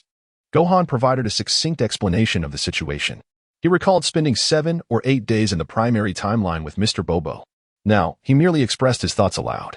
"Master Gohan, Is there something peculiar about this place? Trunks inquired with curiosity. He still fails to comprehend the true intention behind Son Gohan, bringing him to this place. It is a splendid training ground, though he wonders if it has been ravaged by the androids. Son Gohan is already well acquainted with this location. As he made his way towards the time chamber, he explained with enthusiasm. Trunks, equally exhilarated, remarked, "Where is the wonderful place that Master Gohan spoke of? I can hardly wait." The two meandered through winding paths until they arrived at an ancient, majestic gate, halting before it. Fortunately, it remained unscathed. "You truly are fortunate," Gohan said, gazing at the pristine entrance of the time chamber.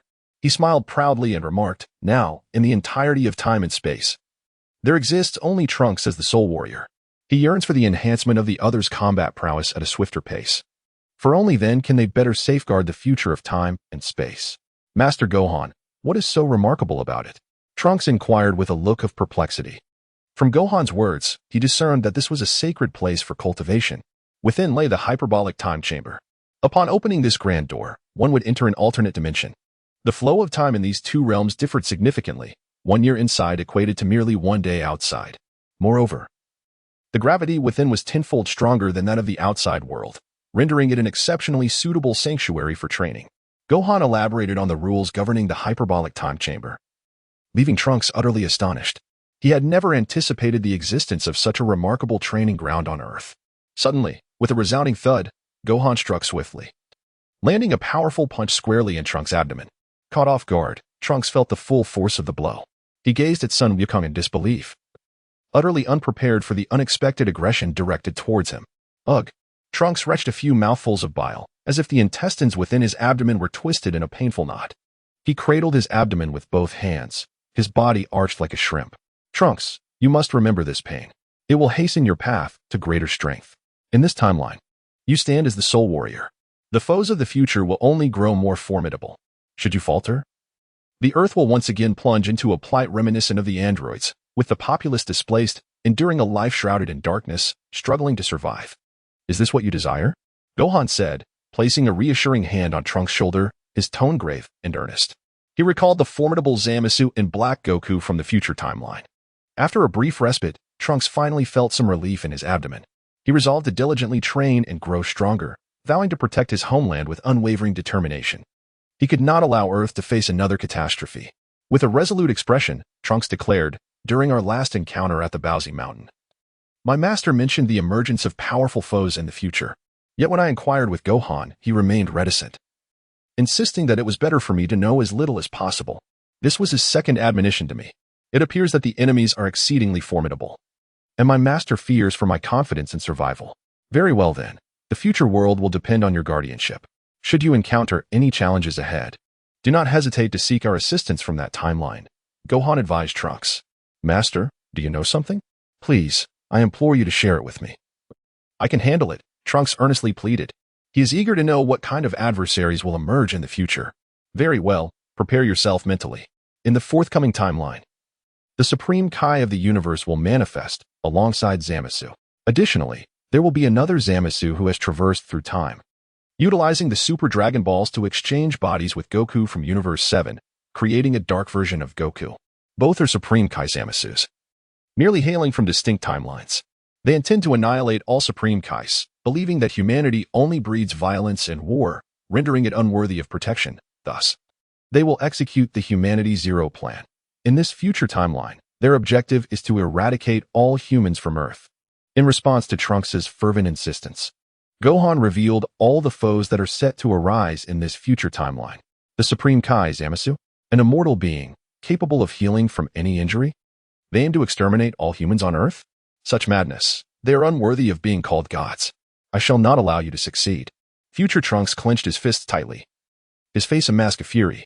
He fully believed in Son Gohan's words, for it was through traversing the realms of time that he had sought out his mentor. There was no need to burden himself with excessive pressure. My intention in advising you is solely to encourage your diligent training, preparing you for the future. When Zamasu eventually appears, we shall come to your aid, Son Gohan reassured future Trunks with a gentle pat on his shoulder. Thank you, Master Gohan. I will dedicate myself to rigorous training to safeguard our future timeline, future Trunks declared with unwavering determination. Over the years, his character had become remarkably resilient. With that, The two pushed open the ancient doors and stepped into the room of spirit and time. Chapter 62. The marvelous application of the fourfold fist inside the future room of spirit and time. A notification chimed. Battle power attribute increased by 1,000,000. Battle power attribute 1,000,000. Bang, bang, bang. The air was filled with the sounds of colliding forces. Waves of energy radiated outward in all directions. It was Son Gohan, employing the fourfold fist technique to conjure 4 manifestations of himself. They simultaneously transformed into 4 Super Saiyans engaged in combat.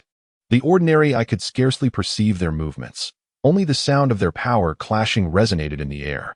The ground was strewn with the remnants of combat attributes. Son Gohan employed the fourfold fist specifically to gather these combat attributes.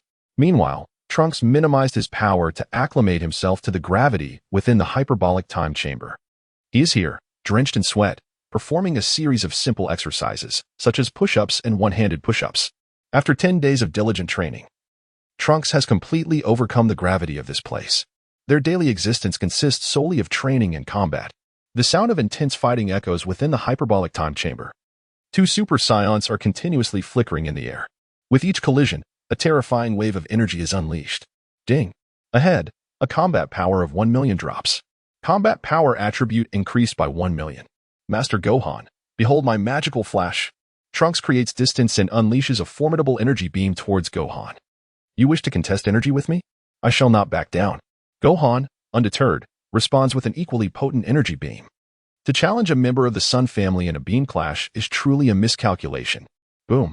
The 2 energies collide instantaneously, generating a fearsome wave that reverberates throughout the entire space. Even the hyperbolic time chamber trembles from the force. Master Gohan, be careful. Trunks warns as he intensifies his output. The maximum energy beam surges exponentially. You little rascal, unleash whatever you have, Gohan retorts with a laugh. His energy output surged dramatically. The colossal beam of energy instantly overwhelmed Trunks' own beam, forcing it to retreat steadily. Gradually, the immense energy column engulfed the Super Saiyan Trunks. Boom. The gigantic energy beam erupted explosively, giving rise to a mushroom cloud that soared into the sky. At the sight of the explosion, thick smoke billowed forth. A terrifying shockwave radiated outward in all directions. After a considerable duration, the dust settled. Remarkable! Trunks' silhouette emerged from the haze. His clothing was tattered, and his body trembled uncontrollably. Covered in wounds, he gasped for breath incessantly. Trunks instantly reverted to his normal state. With a resounding thud, the moment he relaxed, he collapsed to the ground. Trunks, are you all right? Gohan, having returned to his usual form, approached Trunks' side. He crouched down, placing his hands upon the other's body. A gentle energy swiftly flowed into Trunks' being. I am fine, Trunks said weakly. He now felt an overwhelming ache throughout his body. Suddenly, Trunks sensed a wave of comforting energy emanating from Gohan's palm, causing him to involuntarily moan in relief. His injuries healed at an astonishingly visible rate. What? My wounds have completely mended. Moreover, my combat power has surged significantly. Gohan, your abilities are truly remarkable. They are akin to a mobile version of the Senzu Bean. Trunks swiftly regained his vitality, rising from the ground and assessing his physical condition. He exclaimed with great excitement, "Ha ha ha, you are quite the talker. It's not as exaggerated as you claim. This is merely a form of healing ability." Son Gohan chided playfully. This act is rather enjoyable. He thought to himself as he gathered everything. The battle power attributes on the ground surged into his limbs and bones. Trunks and Son Gohan spent their time solely on training and combat. Time passed without notice, from spring to autumn, and in the blink of an eye. 2 years had elapsed. Now, Son Gohan had reached the age of 10. His height has reached approximately 1.5 meters. His facial features have become more defined, and a striking fringe of hair adorns his forehead. When agitated, his body emits a substantial burst of intense silvery energy. The last time he visited Master Roshi on Kame House with Sun Wukong, he was already 4 years old. He has diligently trained for a total of 4 years in the main timeline and future timeline within the Spirit Time Chamber. Following that, he spent another year training under Piccolo. After vanquishing Frieza, he returned to Earth for an additional year. Bang, bang, bang. The sounds of battle echoed continuously through the sky. Master Gohan, I never anticipated that in just these 2 years, I would be unable to surpass your normal state, exclaimed Trunks, his face a picture of astonishment. Under the guidance and assistance of Sun Wukong, he has successfully transcended into Super Saiyan 2. However, at present, Even the Super Saiyan 2 Trunks finds himself unable to defeat the ordinary form of Sun Wukong. Haha, my luck is remarkable, and my training progresses at an astonishing pace. Sun Wukong remarked with a triumphant smile. Over the past 2 years, aside from engaging in combat with Trunks, he has also utilized the Kaio-ken technique to conjure 4 identical Super Saiyans for battle. The combat power attributes amassed over this year cannot simply be quantified by mere data. Sun Wukong, even in his base form, can now contend with Trunks in Super Saiyan 2 without any discernible difference in prowess. He has successfully transcended to Super Saiyan 3. Based on his combat prowess, transcending to Super Saiyan 4 would pose no challenge. However, the transformation into Super Saiyan 4 requires him to assume the form of a colossal ape. He feared that transforming into a gorilla would plunge him into a state of fury. The prospect of killing Trunks and wreaking havoc here was indeed troubling. Thus, Gohan had always refrained from attempting it. At present, no one knew the true extent of Gohan's combat prowess. "Freak, behold my strength," Trunks exclaimed angrily before launching a fierce assault. Energy blasts surged forth as if they were devoid of cost, relentlessly bombarding Gohan. Ha ha ha, the tactic is futile against me. Gohan's body twisted and turned, darting left and then upward. He flickered continuously, appearing behind Trunks to deliver a powerful punch.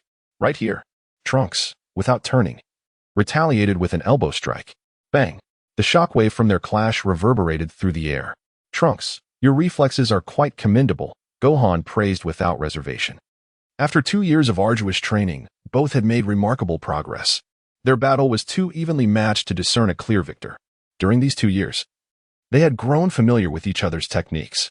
Let us step outside. One must understand the balance between work and rest. Moreover, there was a drawback to the hyperbolic time chamber. Each individual could only train for 2 years. Once the time elapsed, the door would forever close, trapping them inside. However, if one's strength was sufficient, one could shatter the space and emerge. Gohan opened the door to the chamber as he explained.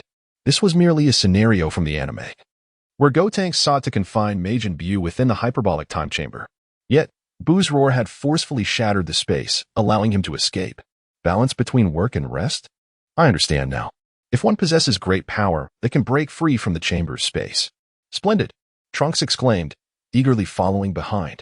Upon hearing Gohan's words, he wore an expression of excitement. "Trunks, once we exit here, have your mother construct a time machine for me," Gohan added, harboring a bold idea. He spoke to Trunks. Chapter 63, Thoughts of the Future Time and Space, Chi-Chi. "Gohan, it feels like you've grown quite a bit taller since I last saw you 2 days ago. You also appear even more handsome," Chi-Chi remarked, noticing Gohan's astonished expression. It turned out that Gohan and Trunks had each returned home after emerging from the hyperbolic time chamber. "Really? I think I look about the same," Gohan casually dismissed, not wanting to cause Chi-Chi undue worry. "Hee, perhaps it's true.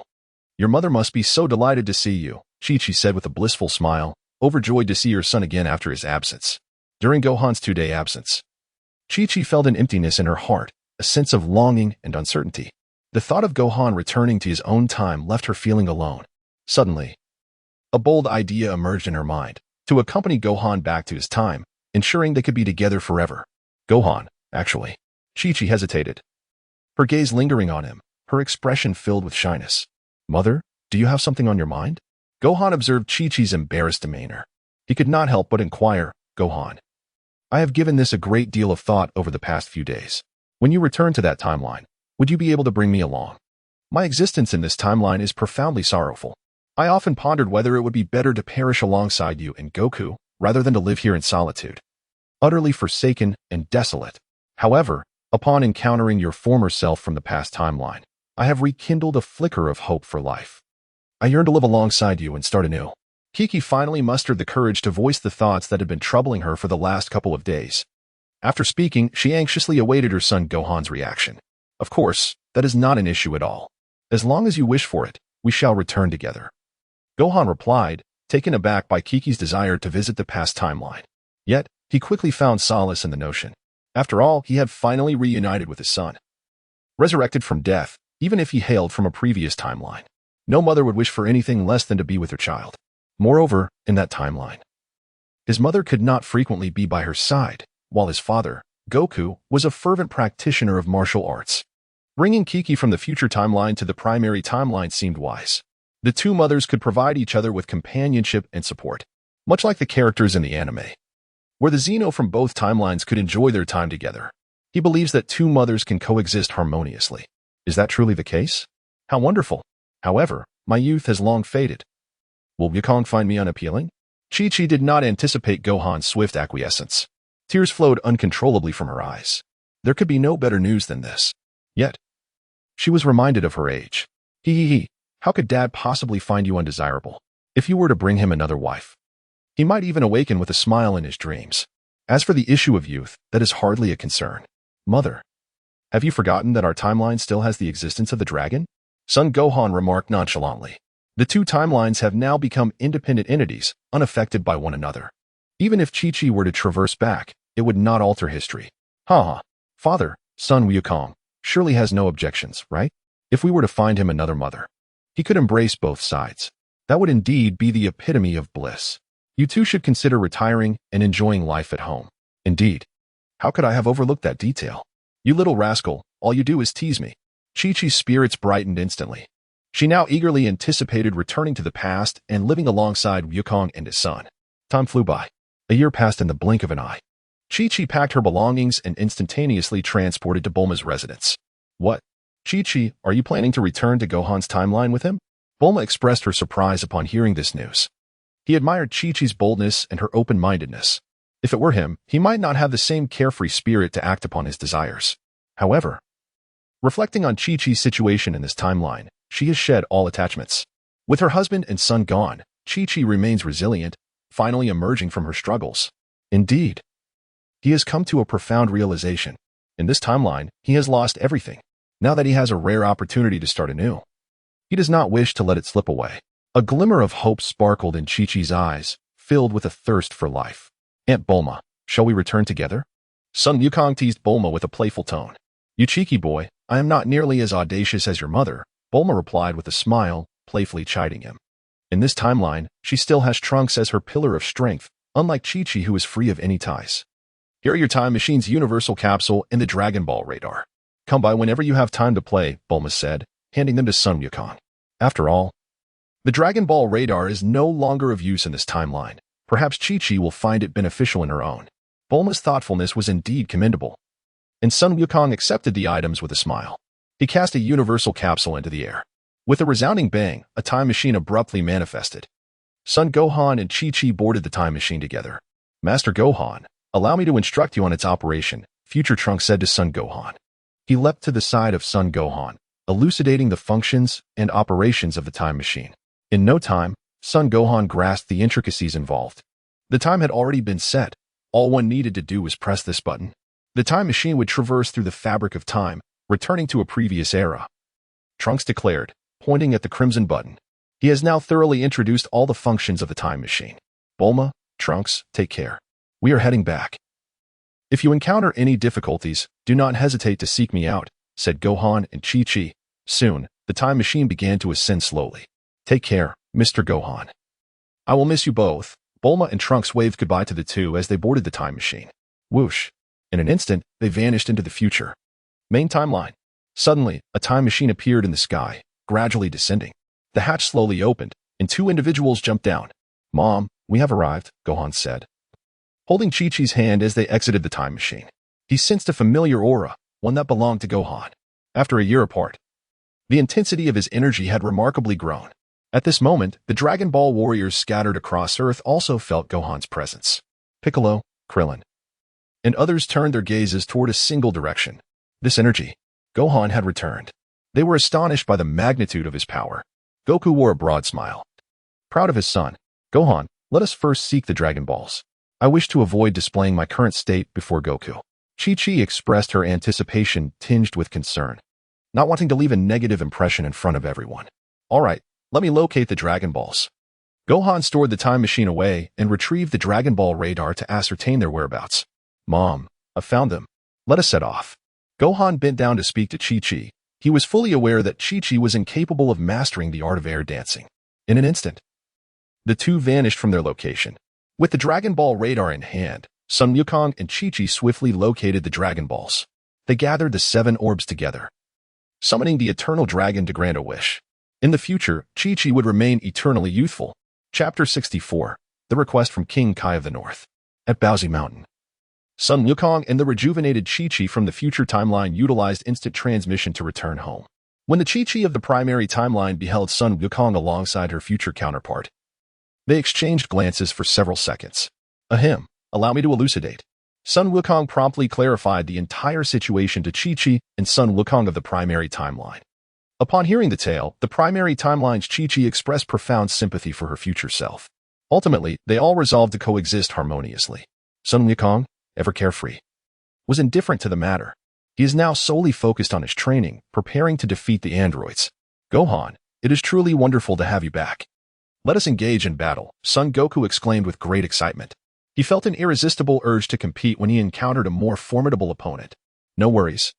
As long as you are happy, Son Gohan said with a beaming smile. He is well aware of Sun Wukong's character, which is characterized by a penchant for combat. The two ascended into the sky, soaring toward a different direction. They all understood that in battle, one must leave the confines of home. Otherwise, a careless moment could lead to the destruction of everything cherished. In the future, both Kiki and her counterpart from the main timeline cast blissful smiles in the direction of the departing figures. Subsequently, they retreated indoors to engage in conversation. The Kiki from the main timeline was filled with curiosity about what events had transpired in the future, leading her future self to endure a life of solitude and desolation. On this desolate mountain, Sun Wukong's body began to emit an ominous aura. A terrifying energy radiated outward in all directions. A golden aura erupted from his body. His hair and eyebrows transformed into a brilliant yellow, while his cerulean eyes gleamed with intensity. Gohan, what do you think? I too can achieve the form of a Super Saiyan, proclaimed Goku with a self-satisfied expression after his transformation. The implication was unmistakable. He craved admiration. The concept of a Super Saiyan is indeed remarkable. Gohan, however, was not the least bit astonished by Goku's metamorphosis. Had it not been for his own presence, he could have attained this form on the distant planet Namek. Unfortunately, he still required a full 2 years before he could ascend to the status of a Super Saiyan. Father, come and witness my strength, Gohan said, a pleasing smile gracing his features. His aura surged steadily, swiftly surpassing that of Super Saiyan Goku. Gohan's current form resembled the moment when the old Kaio-ken helped him unlock his potential in the anime. Now, he need not transform. He could contend with Trunks in his Super Saiyan 2 form merely by engaging in battle. This power, could it be that of both Goku and his son? How terrifying. Goku can also transform into a Super Saiyan? The warriors on Earth, including Krillin and others, sensed these two overwhelming auras. They gazed intently at a particular spot. Astonishing, indeed. Gohan, is it not terrifying that you need not transform into a Super Saiyan to exude such an intimidating presence? Sun Wukong observed his son, astounded by the sheer intensity of his aura without the need for transformation. He was filled with immense excitement. Goku, I have arrived.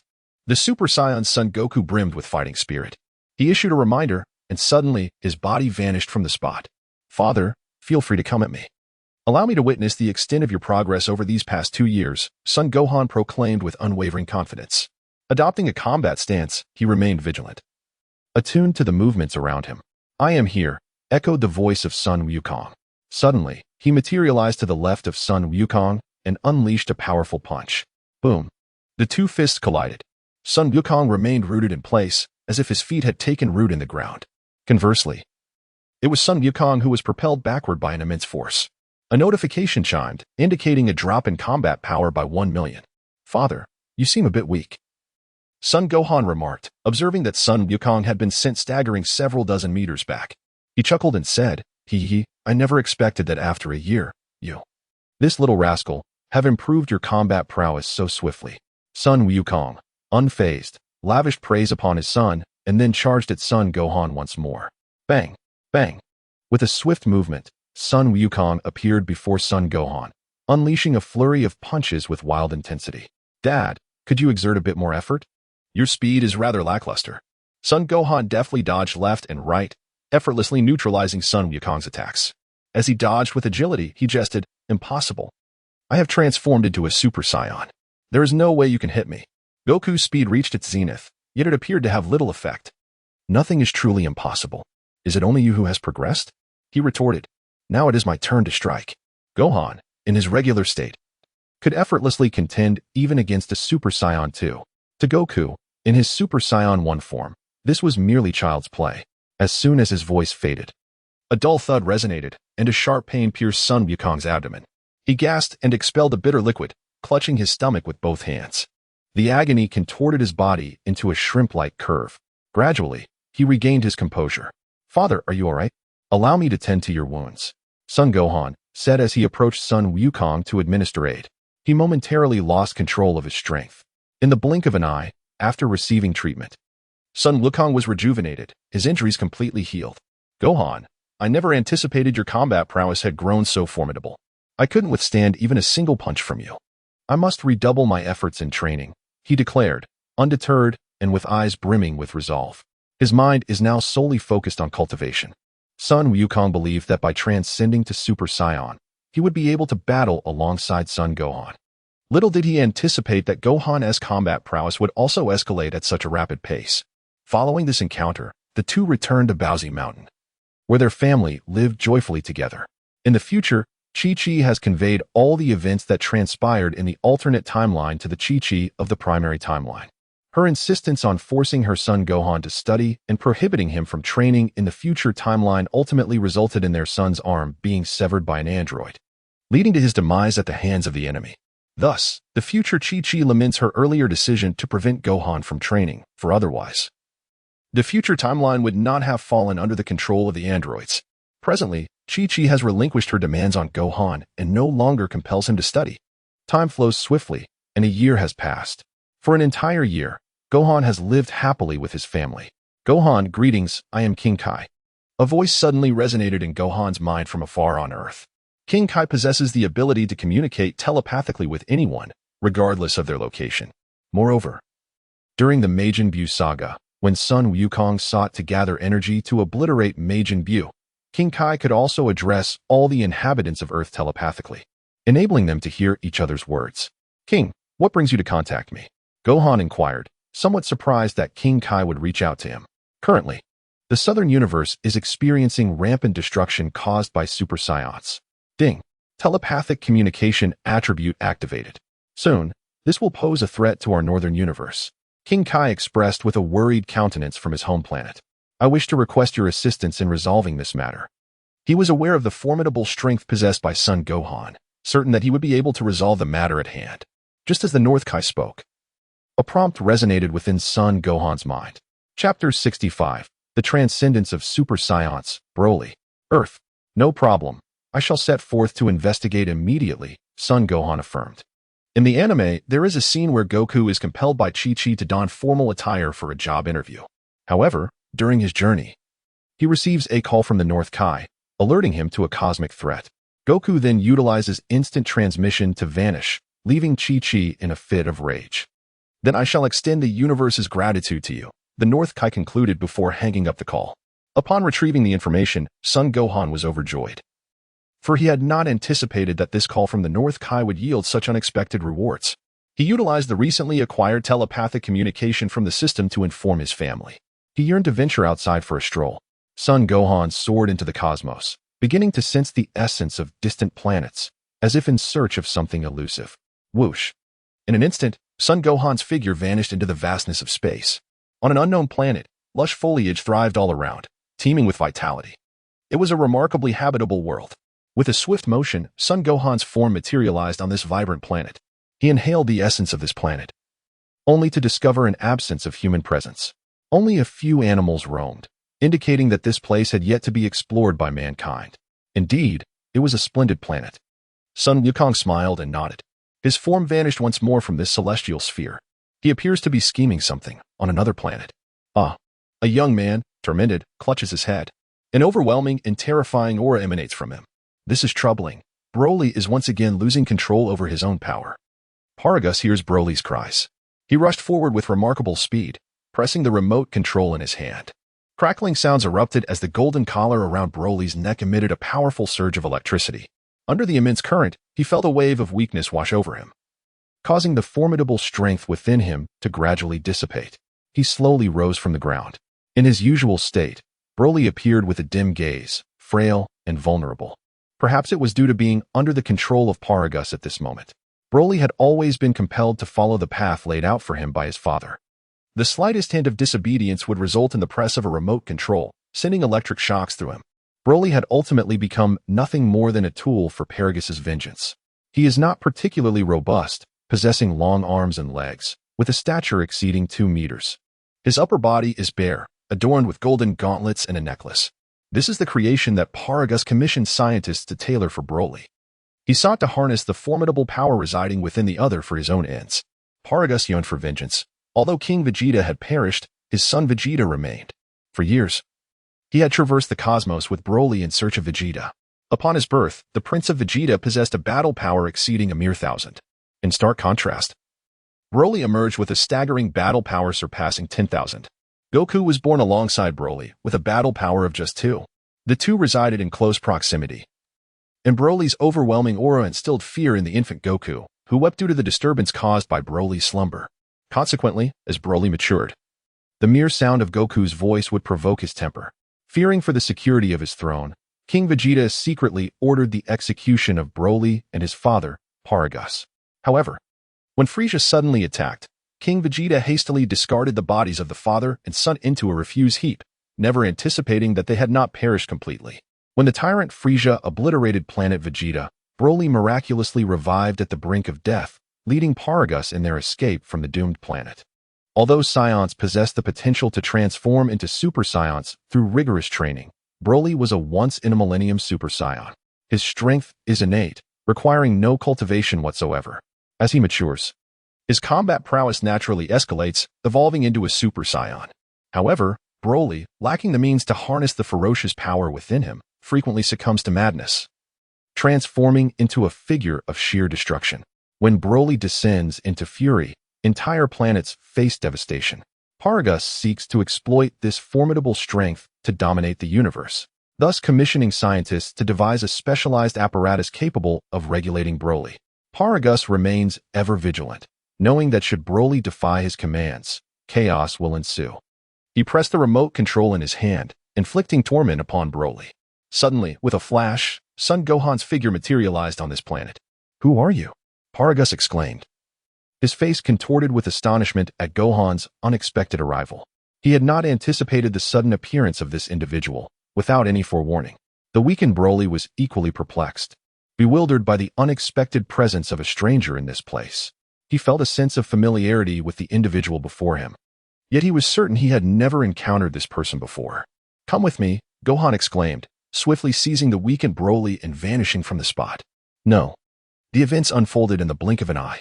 Paragus had not even had a moment to react before Broly was taken away. He could only shout angrily at the sky, yet it was all in vain.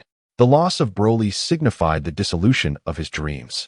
On another planet, the very one that Gohan had recently scouted, this celestial body remained undiscovered and was exceptionally suited for combat.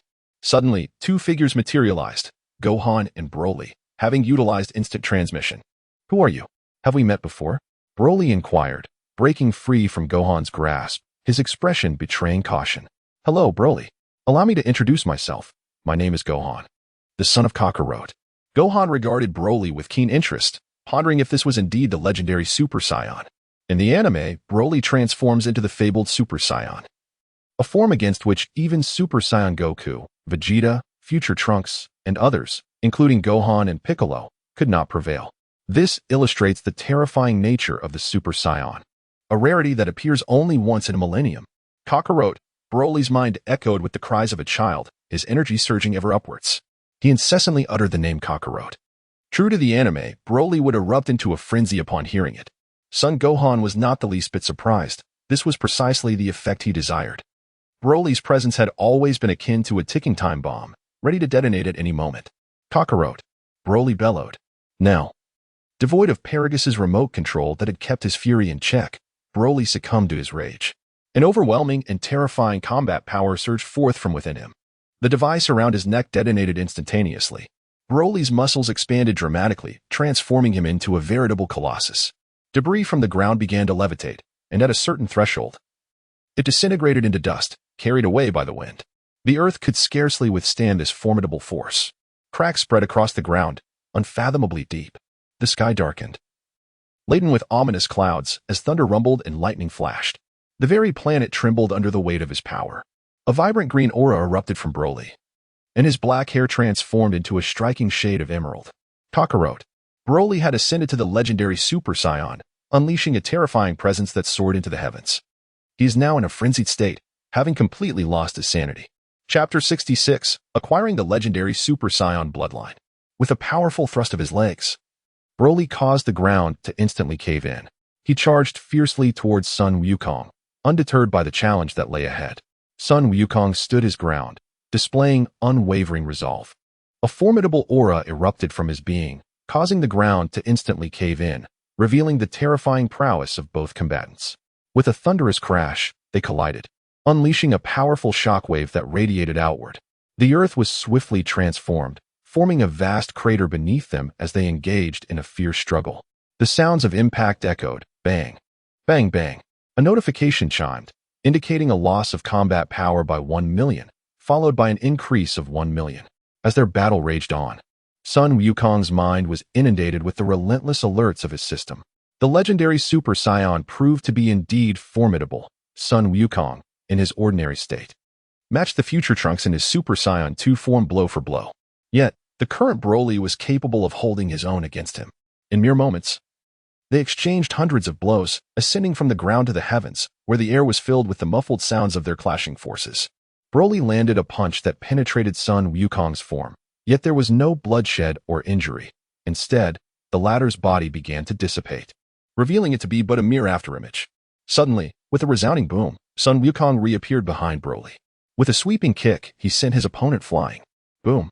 Broly's body was obliterated within a mountain. Kakarot. Broly let out a furious roar. A tremendous surge of force erupted, instantly reducing the entire mountain to nothingness. He is in a rampaging state, now truly resembling a relentless fighting machine. Thunderous roars. Broly has transformed into a frenzied bull, completely lost to madness.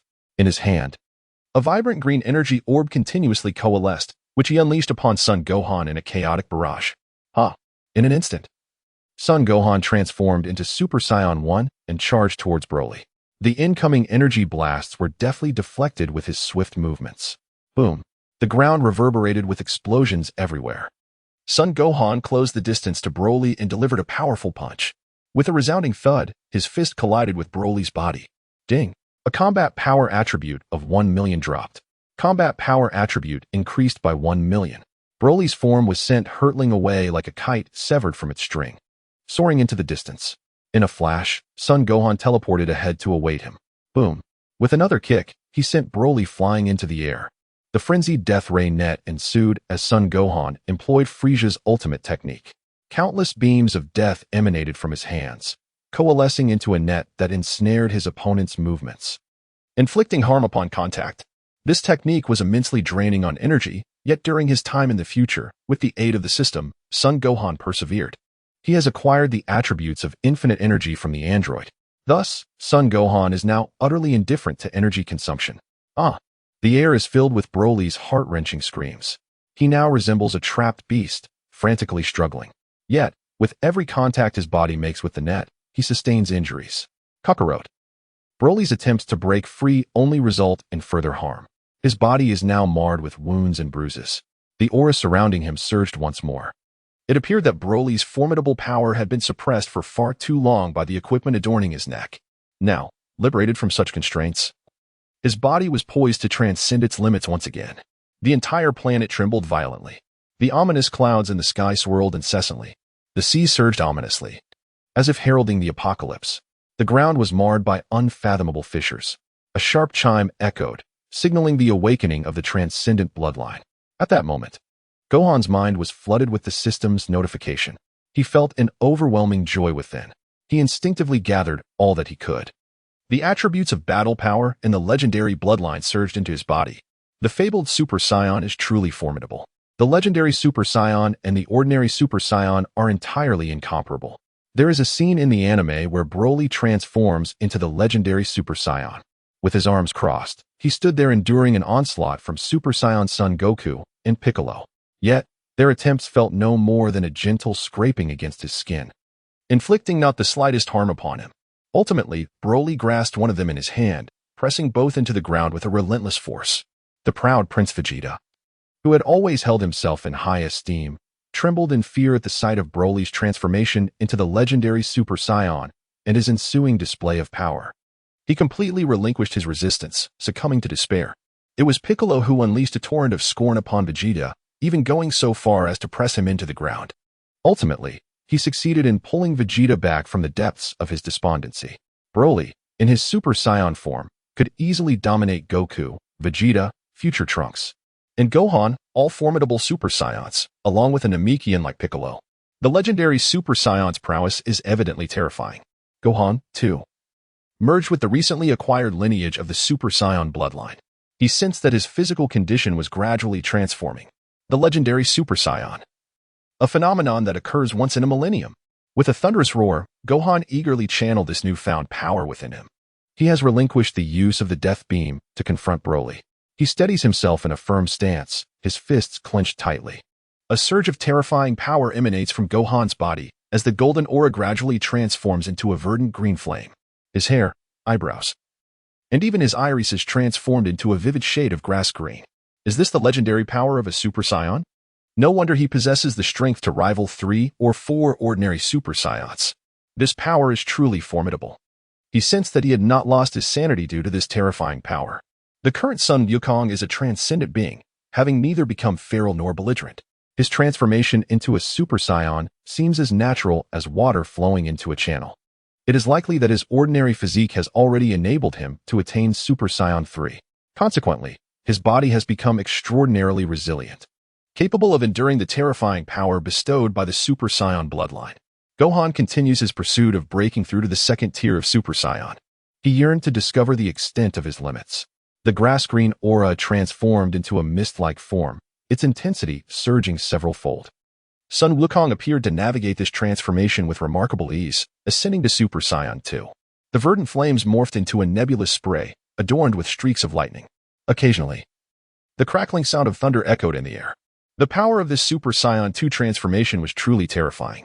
It seemed that only the third, ordinary form could stand against it.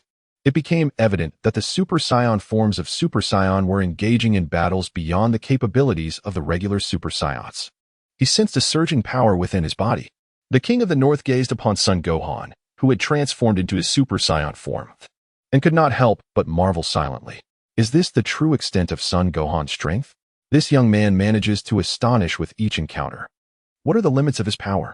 With Son Gohan present, the entire universe is rendered safe. King Kai of the North never anticipated the emergence of such a formidable human within his domain. He nodded with pride. On the battlefield, O Kakarot. At that moment, Broly let out a mighty roar. He has finally transformed into the Super Saiyan 2 form, his fighting power having doubled.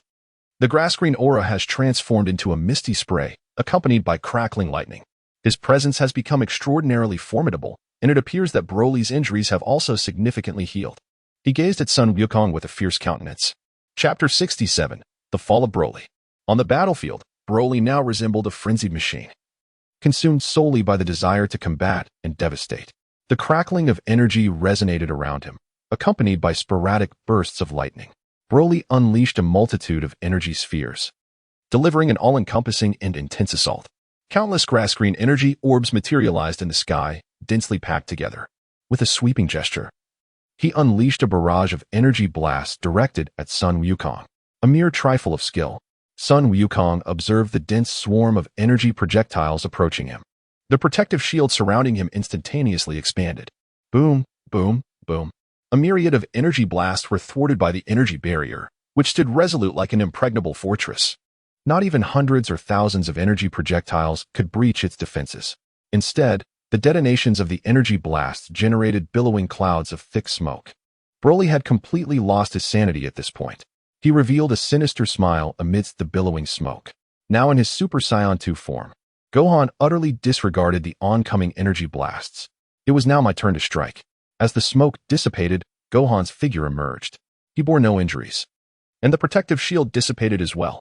Sun Wukong smiled at Broly, and in the next moment, he vanished from sight. Kakarot. Broly now resembled a ferocious beast, with Sun Wukong as his prey. With the sudden disappearance of his quarry, a formidable aura erupted from his being. Boom. Sun Wukong materialized abruptly before Broly, delivering a powerful punch that sent Broly soaring through the air like a kite severed from its string. He chuckled. It seems I may have struck a tad too forcefully. I must gradually acclimate to this terrifying power. With a burst of speed, Sun Wukong pursued him. Broly, forcibly adjusting his stance, steadied himself mid-flight and charged towards the oncoming Sun Wukong, showing no signs of retreat. Bang, bang, bang. Both warriors, transformed into their Super Saiyan 2 forms, displayed an awe-inspiring level of combat prowess. Ding. Combat power increased by 1 million. Combat power attributes augmented by 1 million. The alert tones of the system echoed continuously in Sun Wukong's mind. He currently regards Broly as his training partner, allowing himself to become accustomed to the ferocious power of the Super Saiyan transformation. Broly's massive fist came crashing down. Gohan clenched his fists tightly, crossing them in front of his chest. Bang! The tremendous impact sent Gohan hurtling away. One cannot deny the sheer terror of a Super Saiyan in its ultimate form. Broly, seizing the advantage, pursued Gohan relentlessly. No more games, is it? Gohan executed a full 360-degree flip, dissipating the force of the impact. His eyes emitted 2 beams of light, aimed directly at the charging Broly, unleashing a powerful blast. However, Broly evaded the attack with an unusual agility. His speed showed no signs of diminishing. It seems that the learning capability of the Ultra Instinct form is indeed rather extraordinary. Son Gohan found it quite perplexing that Broly could evade his energy beam. If the opponent cannot sense the ki, it would be impossible to escape such a fate. Behold my devastating death beam, Son Gohan declared, directing his fingers towards the oncoming Broly, unleashing a torrent of energy. Waves of energy beams incessantly bombarded Broly's form. Boom, boom, boom. Soon, thick clouds of smoke enveloped the battlefield. After unleashing over 1,000 death beams, Son Gohan finally ceased his assault. He sensed that Broly's aura had not diminished in the slightest. As the thick smoke dissipated, Broly's figure emerged, revealing that he too had activated a protective shield. Thus, this feeble energy attack had no effect on him whatsoever. To his astonishment, this individual possessed remarkable learning abilities, even managing to employ a protective barrier. Broly's furious gaze locked onto Gohan, ready to charge forward. This adversary was truly formidable. Now, I have become quite familiar with my own power, and your mission has been accomplished. Gohan had no intention of prolonging the confrontation any further. He charged directly at Broly, a fierce determination in his eyes. With a thunderous impact, their fists collided, unleashing a terrifying shockwave that radiated outward in all directions. The ground seemed to be plowed as it overturned violently. Broly's body was sent flying backward. Yet, it was not over. The time for mercy had long passed. Son Gohan had become adept at sensing this immense energy and felt no need to hold back any longer. In an instant, he materialized above Broly and descended with a powerful kick. Broly's form was driven deep into the earth beneath Son Gohan's foot. Boom! A colossal crater erupted on the surface. Broly unleashed yet another surge of formidable energy, causing fissures to rapidly spread across the ground. He soared into the sky, facing Son Gohan. Cough, cough, Broly. You are like an indestructible cockroach. Magic Flash. Son Gohan unleashed an energy attack towards the oncoming Broly. At this moment, Broly had completely lost his sanity. Having never undergone training, he was incapable of controlling the raging power within him. He had succumbed entirely to this force, transforming into a mere fighting automaton, akin to a frenzied beast. Kakarot. Broly beheld the colossal beam of light hurtling towards him. He let out a thunderous roar, conjuring a colossal beam of light in his hand and hurling it forth. Boom! The 2 immense beams collided with tremendous force. The ground trembled beneath the impact, fissures spreading out like veins, seemingly bottomless. The very planet quaked in response. Perish, Broly! The energy beam of Gohan surged explosively, multiplying in intensity several times over. Broly gritted his teeth, his visage twisted into a fearsome grimace. He unleashed his fury with reckless abandon, yet it proved futile. A colossal beam of energy swiftly engulfed Broly. Kakarot. His formidable physique was gradually dissolved by energy, leaving only a cry of rage in its wake. From that moment forth, the legendary Super Saiyan Broly vanished forever from this universe. Gohan, too, reverted from his transformed state. Hooray, we have triumphed. The legendary Saiyan form is indeed formidable. Far away on North Kai's planet, the North Kai gazed upon the battlefield with a countenance filled with dread. Thankfully, we have someone as powerful as Gohan to safeguard the North Galaxy. Otherwise, the entire universe would face calamity. Broly was akin to a ticking time bomb. If he were not vanquished, the cosmos of the North Galaxy would inevitably fall to his destruction. The North Kai looked at Gohan with a nod of approval. He sincerely communicated through his mind, calling to express his gratitude to Sun Wukong. Gathering everything, Sun Wukong silently contemplated within his heart. The attributes of combat power surged wildly into his being. The data on his personal attributes panel skyrocketed. The combat data that was now falling was calculated in the millions. Chapter 68, The Birth of the Androids. Earth. After Sun Wukong vanquished Broly, he returned to Earth to live joyfully with his family. He did not inherit the scion trait of competitiveness. However, the joy of the moment was fleeting. A year passed in the blink of an eye. In a quaint town in the south, not far from the village, stood a towering mountain. It was already 8 o'clock. Why had the androids not yet made their appearance? Gohan, could it be that the information is erroneous?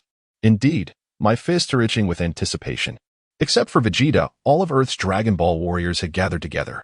Yamcha, Tien, Kaiotsu, Krillin, Piccolo, and Goku were all eager and poised.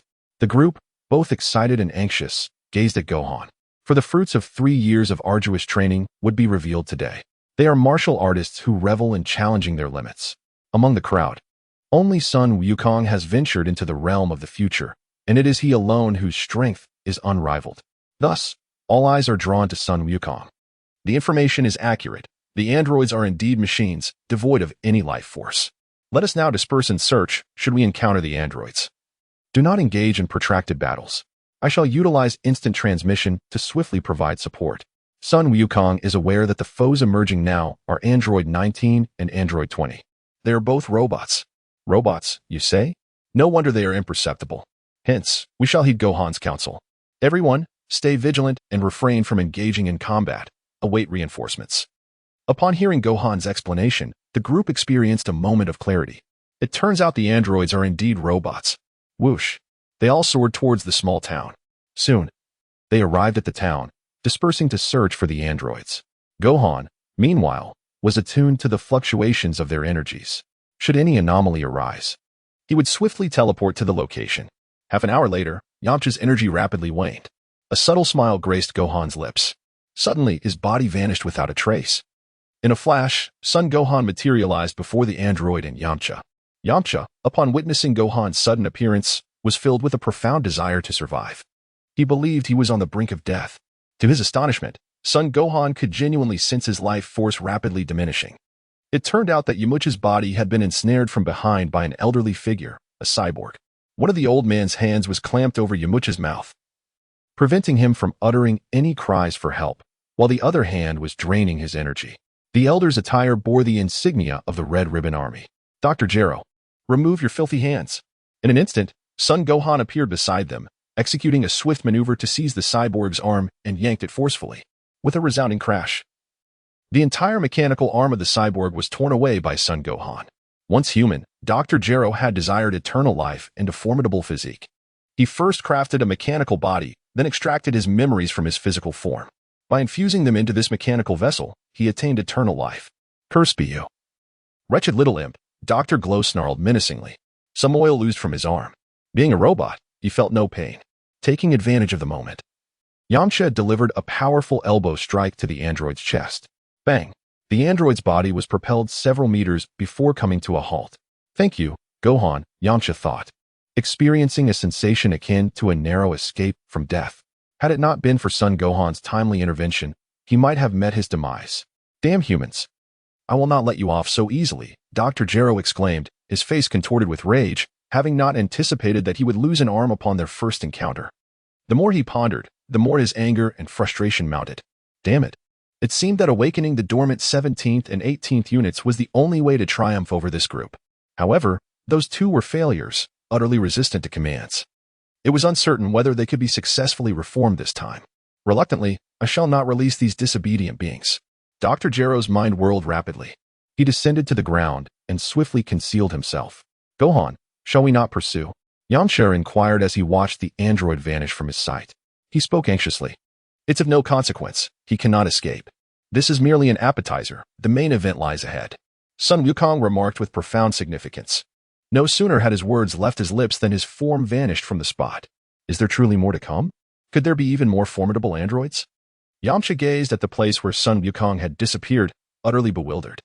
He was utterly perplexed by the meaning of Gohan's earlier words and found himself unable to keep pace with his opponent. Yamcha soared towards Goku, sensing fluctuations in his energy. When the androids emerged, future Trunks did not arrive in the main timeline, for he was confident that Gohan's strength could contend with the androids. Who are you? Why did you ambush me? Are you one of the androids? On the other side, as Goku arrived in search of the androids, he was unexpectedly assaulted by a rotund figure resembling a pig. His combat experience was profound, allowing him to effortlessly evade the enemy's assault. The opponent exuded no presence at all, resembling a lifeless entity. With curiosity, Sun Wukong inquired, I am Android 19. You are Sun Wukong, is that correct? The rotund figure responded with a smile.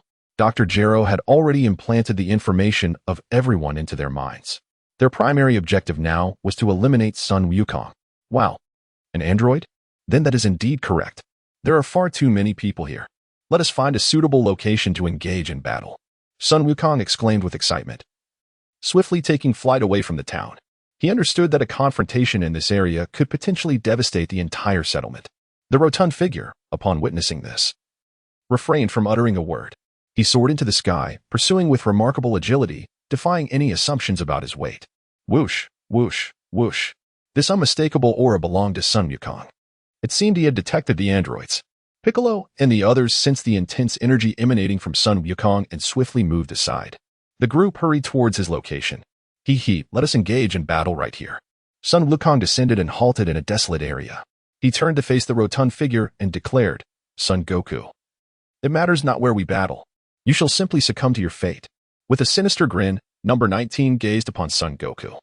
He was created solely to eliminate his opponent. It seems you possess quite a confidence. Let us engage in battle swiftly. Sun Wukong, filled with impatience, yearned for the confrontation. He charged towards the figure of number 19 with great fervor. Bang! Two colossal fists collided instantaneously, unleashing a shockwave that radiated in all directions. Remarkable. I did not anticipate your strength to be so formidable. Upon their initial contact, a wave of soreness coursed through Sun Wukong's arm. Almost immediately, he was sent hurtling away. Sun Wukong, with his wealth of combat experience, remained undeterred. With a complete somersault, he dissipated the force of the impact. Sun Wukong, it appears you are merely a paper tiger. Number 19 witnessed the strike and sent Sun Wukong flying. He sneered with an air of triumph.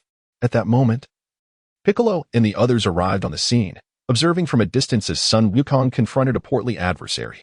It seemed that without transforming into a Super Saiyan, he would be unable to engage in battle. Sun Wukong clenched his fists tightly, an overwhelming aura emanating from him. The ground trembled with flying dust and debris, waves of energy crashing towards them. The onlookers were utterly astounded. Chapter 69. Dr. Gero reaps what he sows. On a desolate and secluded mountain, the cursed sun Gohan, I never anticipated your combat prowess to be so formidable. Once I unleash androids 17 and 18, your doom is sealed. The one-armed Dr. Gero fled back to his laboratory. He began to tinker with his own arm. Given that there were readily available arms and his familiarity with the process, he swiftly installed the new arm. Dr. Gero approached the two dormant pods. Gazing at the modified humans, designated as number 17 and number 18, he pressed the remote control, and the sleep chamber gradually opened. Hello, Dr. Gro. A handsome young man, adorned with a red scarf around his neck, slowly opened his eyes. He surveyed his surroundings with clarity and approached Dr. Gero with utmost respect. Greetings, Dr. Gero. A beautiful young lady with golden hair gradually opened her eyes. She, too, respectfully greeted Dr. Gero. Subjects 17 and 18. Splendid. It appears that your bodies have been fully restored. Dr. Gero felt a surge of joy upon witnessing their reverent demeanor. It seems that both of them have undergone successful modifications under my guidance. Otherwise, their attitude would not have shifted so dramatically. We have both been enhanced and shall adhere to your directives, Dr. Gero. Subjects 17 and 18 were indeed a pair of siblings. They are both ordinary humans. However, Dr. Gero has transformed them into androids. After their modification, their bodies have undergone significant enhancements, rendering them nearly perfect in every aspect. Yet, androids 17 and 18 do not readily obey commands. Furthermore, they are aware that a remote control has been devised to keep them in check. Should they defy orders, Dr. Gero would simply press the shutdown button, plunging them into an interminable slumber. Splendid. Join me in vanquishing Son Goku and his companions, Dr. Gero exclaimed joyfully. With the addition of these two formidable warriors, he no longer fears Gohan and his allies. This wretch has torn off his own arm, unable to swallow his humiliation. He is determined to torment this insolent brat thoroughly. You should go ahead first, Android 17 remarked as his words lingered in the air. He struck with lightning speed, delivering a swift chop to Dr. Gero's neck. How dare you? Dr. Gero exclaimed, realizing his intent to use the remote control to forcibly put Androids 17 and 18 into a dormant state. However, his body betrayed him entirely. Dr. Gero's head gradually detached from his body. He never anticipated that he would be slain by the very android he had created.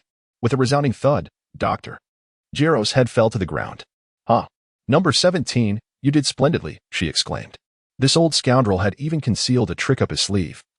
Having installed a remote control device, he got what he deserved. Number 18 remarked with a triumphant smile, having long harbored disdain for the old man. Dr. Gero, did you not possess a remote control? It can no longer pose a threat to us, Number 17 said with a proud grin. They have awaited this day for far too long. At last, they can break free from the clutches of Dr. Glow. The two of them will finally attain their freedom. You two scoundrels, Number 17 and 18, dare to treat me this way? Your future will undoubtedly be no better than mine, Dr. Glow proclaimed with an air of arrogance. I created you solely to serve as nourishment for others. He envisioned the moment when the ultimate being, Cell, born from the embryos he had cultivated, would emerge. By absorbing the two beings, Android 17 and Android 18, he would attain his perfect form. Are you attempting to intimidate us? Do you wish for us to live in fear? You have far too high an opinion of yourself. You may as well resign yourself to death. Both Android 17 and Android 18 believed that Drive Gero was spouting nonsense. With a resounding crash, one swift kick crushed Dr. Gero's skull. 17. Let us activate this colossal creature as well.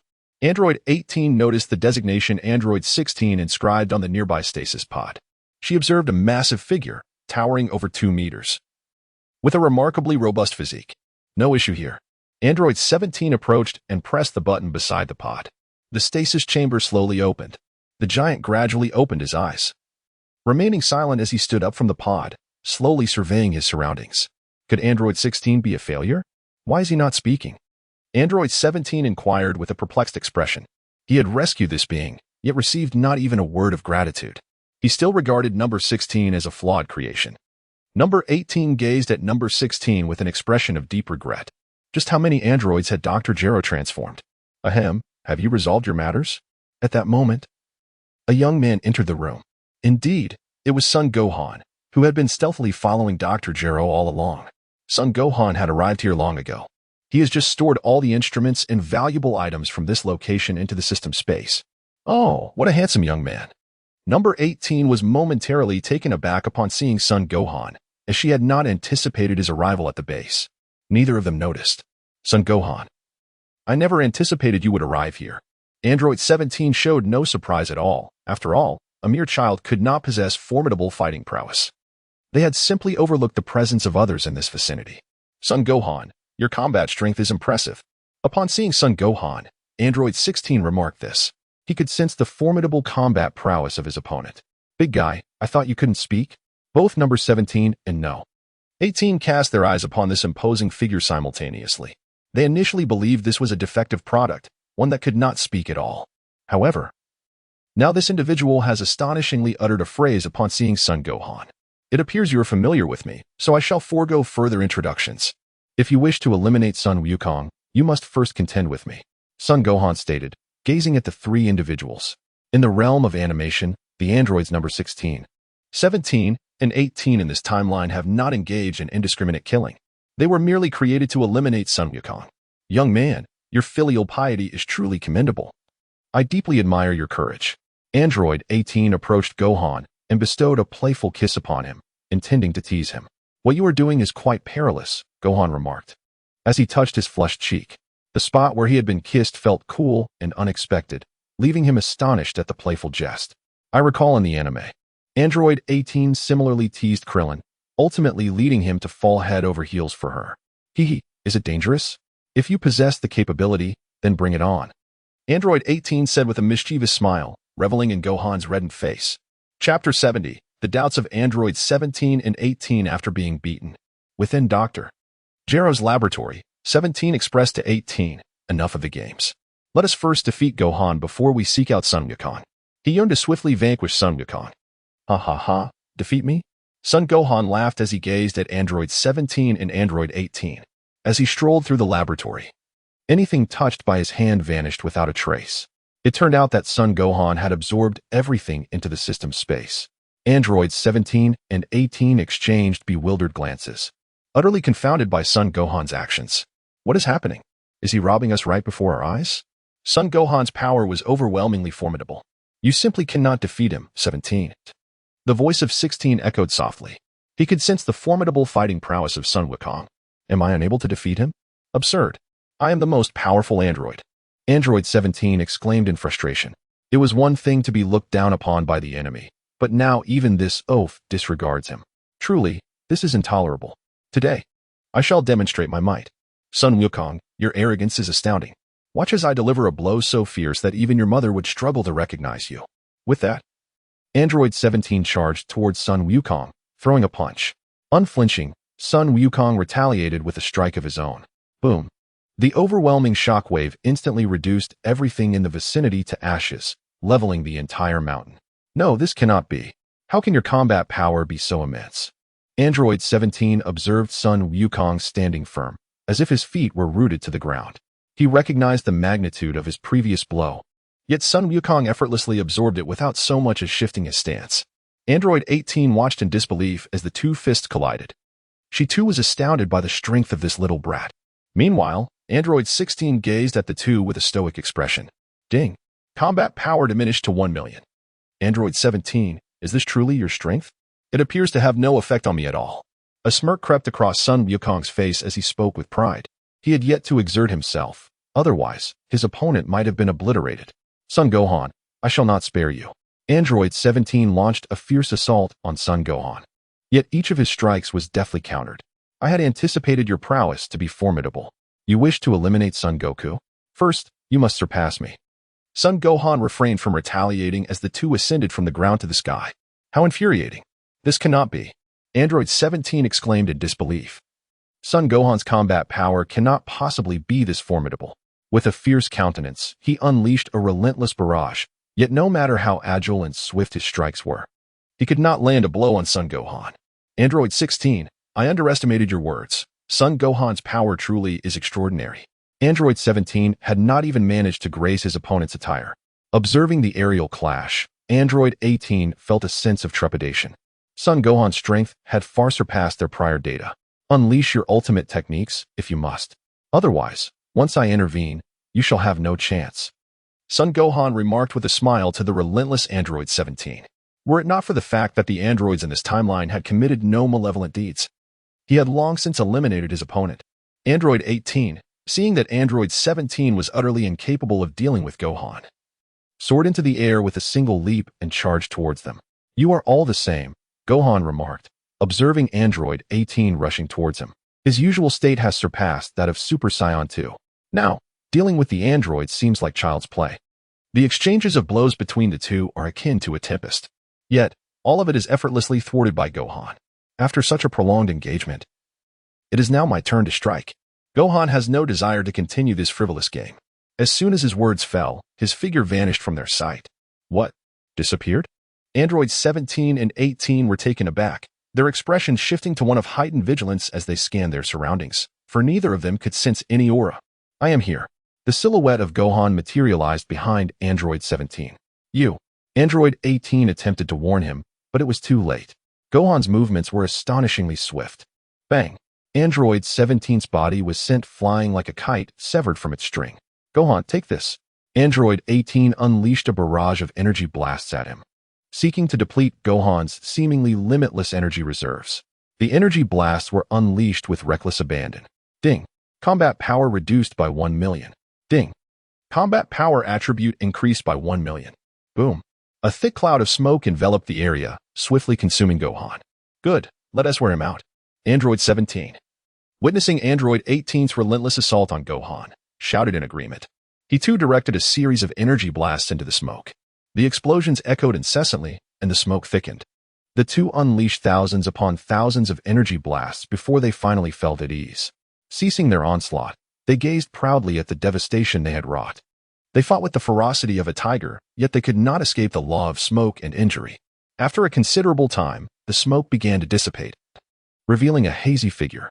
Has the artificial human already exhausted its energy so soon? Just standing here while I strike at you, and you cannot inflict any harm upon me.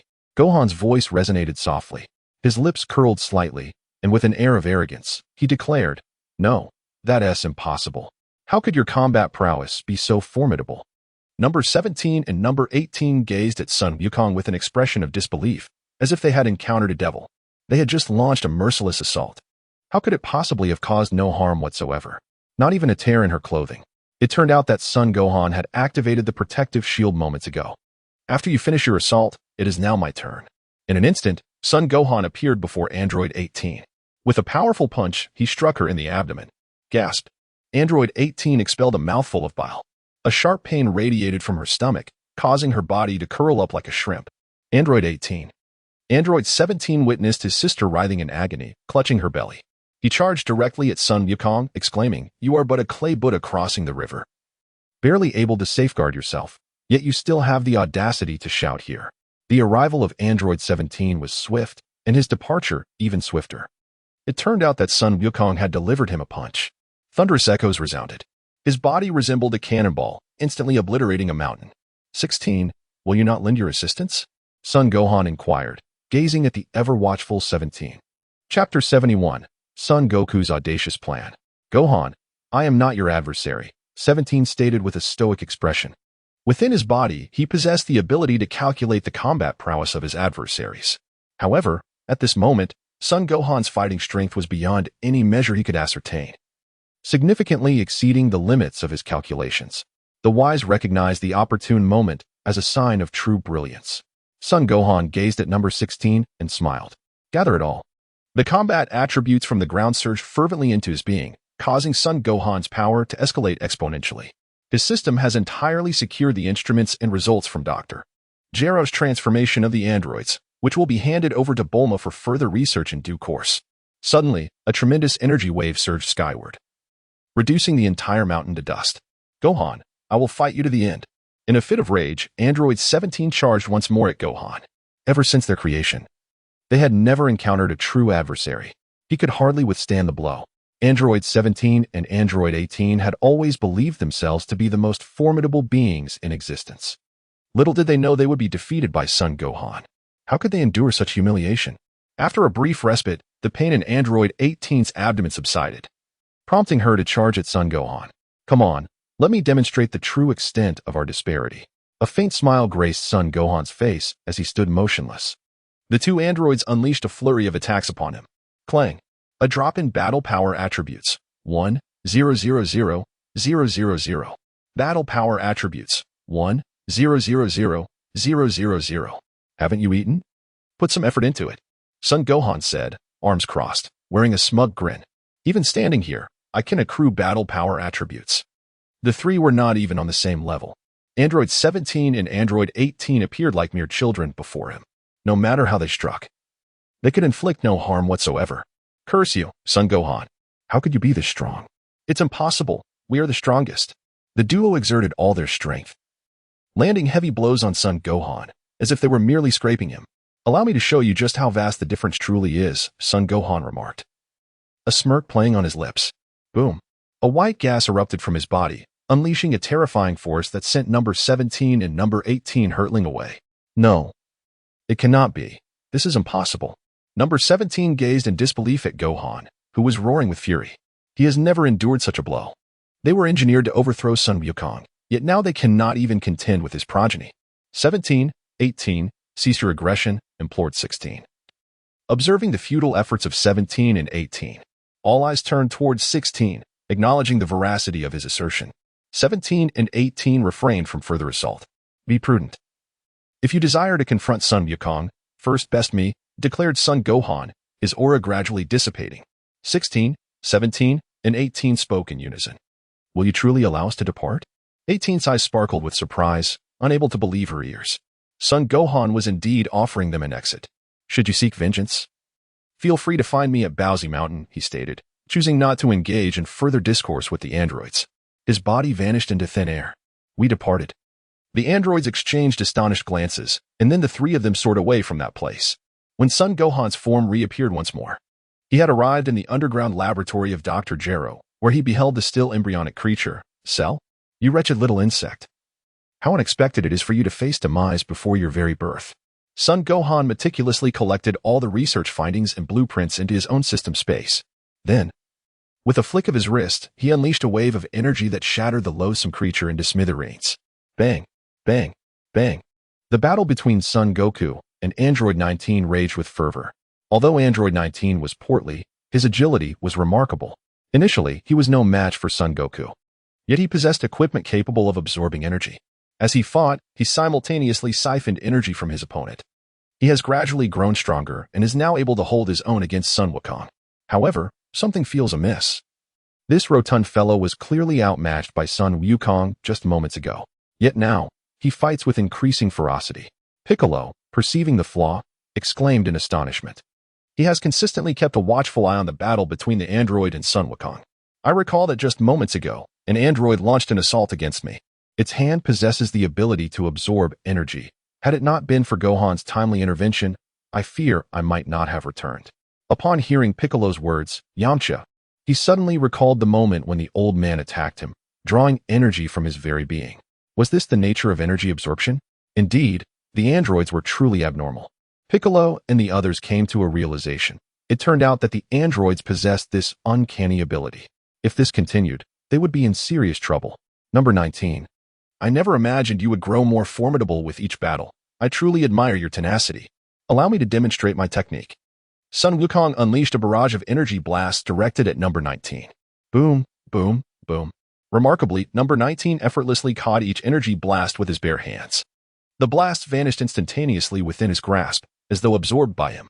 While Sun Wukong may be Navi in other aspects, his combat intellect surpassed that of anyone else. He quickly discerned the methods employed by the androids and secretly admired their creator, Dr. Gero. He had not anticipated that this individual's technology had advanced so remarkably, enabling the appropriation of others' energy to enhance his own power. Sun Wukong ceased his energy assault. Previously, during their time on Namek, Gohan had made a wish to the eternal dragon Purunga, asking for Sun Wukong to be free from ailments. Furthermore, the future Trunks had brought with him a miraculous remedy for chronic heart disease. Consequently, Sun Wukong's affliction had not manifested at all. Thank you for your energy blast, he said, as Android 19 flashed a sinister smile at him. He swiftly elevated his prowess from this battle, now brimming with confidence to secure victory. Number 19. I never anticipated you possessed such skills. Today, I shall indulge you to your heart's content. Goku initiated the stance for the Kamehameha. An orb of energy gradually coalesced in his hands. Ha ha ha, Goku, unleash your might.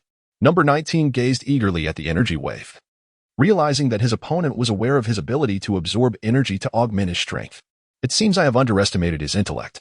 Oh no, has Goku not yet discerned that the android can siphon off his energy?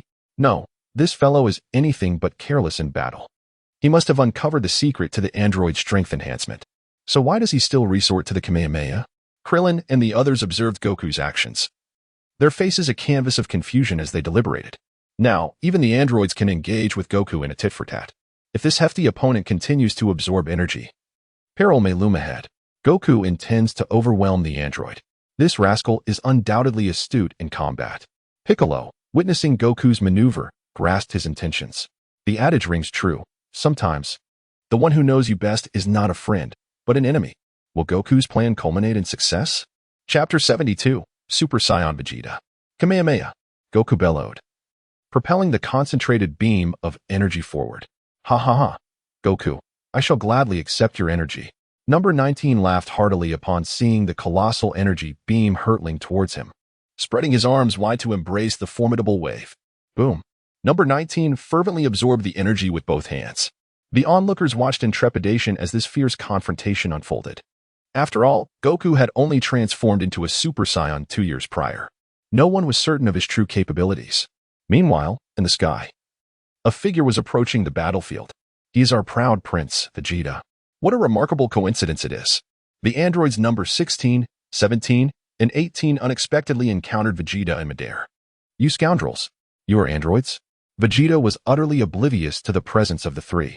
With a menacing glare, He bellowed at numbers 16, 17, and 18, brimming with confidence. He felt that taking on 3 opponents was no challenge at all. What in the world has become of this era? Have we appeared too benevolent? It seems every stray creature wishes to take a jab at us. Number 17 unleashed a powerful punch towards Vegeta, still seething from the indignities suffered at Gohan's hands. Frustration had nowhere to be vented, and now a rabid dog had the audacity to obstruct their path. What is this? Such incredible speed. Vegeta had anticipated an attack, yet he had not foreseen the swiftness of his adversary. He could only clench his fists tightly to shield himself from the oncoming blow from Android 17. Bang! Vegeta's body was propelled backward like a sharp arrow. He executed a complete somersault, dissipating the force of the impact. Heh, Android 17, you managed to strike first this time. My temper has long been unable to tolerate this fool's incessant chatter. Android 18, witnessing Vegeta's flight, spoke with satisfaction. Just moments ago, she and Android 17 had been battered by Gohan, questioning their very existence. Now, they had finally found a means to vent their frustrations. How foolish. To dare obstruct our path with such paltry combat prowess. Android 17 spat disdainfully at Vegeta. His mood seemed to have lifted somewhat. But, how infuriating. Vegeta roared in anger. He had not anticipated the formidable combat prowess of the android. With a single punch, it sent the opponent flying. His pride had been profoundly challenged. After all, he was the prince of the warrior race, the Scions. How could he possibly be vanquished by mere earthlings? A formidable aura erupted from Vegeta's being, enveloping him in a radiant golden flame. In an instant, he transformed into a Super Saiyan. Indeed, our esteemed Vegeta had ascended to this legendary state. Now, he felt invincible. This surge of power belonged to Vegeta. Could it be that he had encountered the androids? Just how many of them were there? As Vegeta unleashed his intense and domineering Super Saiyan energy, everyone sensed his formidable presence. Earlier, Gohan had also released a fierce aura, yet they were not overly concerned. Now, however, they feared that Vegeta, like Goku, might be facing a formidable adversary. After all, they had not been Super Saiyans for long. Our Vegeta appears to be on the verge of fury. Are you frightened? The 2 androids, number 17 and number 18, charged directly at Vegeta. They are currently seething with anger. On the 16th, upon seeing the 3 individuals, they are ready to engage in battle. He sought a vantage point from which to observe. Aside from Sun Wukong, he harbored no desire to engage in battle. Only under extraordinary circumstances would he take action. You shall all perish, he declared. As energy orbs coalesced in Vegeta's hands, which he unleashed towards the advancing androids 17 and 18. A mere trifling skill, he scoffed. Are we afraid of anyone? We have never feared anyone, androids 17 and 18 asserted with unwavering confidence. Their energy is boundless. Even if they cannot triumph, they will exhaust their enemies. Yet, they were just overlooked by Sun Wukong. Now, another opponent has come forth to contest their energy. Truly, they are oblivious to the peril they face. Boom, boom, boom. The trio relentlessly unleashes their power. Energy blasts collide in midair, creating deafening explosions that resonate through the atmosphere. Thick smoke billows forth, and shockwaves crash down upon the ground, leaving it in utter disarray. Let us shift our focus to the battlefield of Sun Wukong. What a formidable surge of energy. Sun Wukong, I shall express my gratitude to you shortly.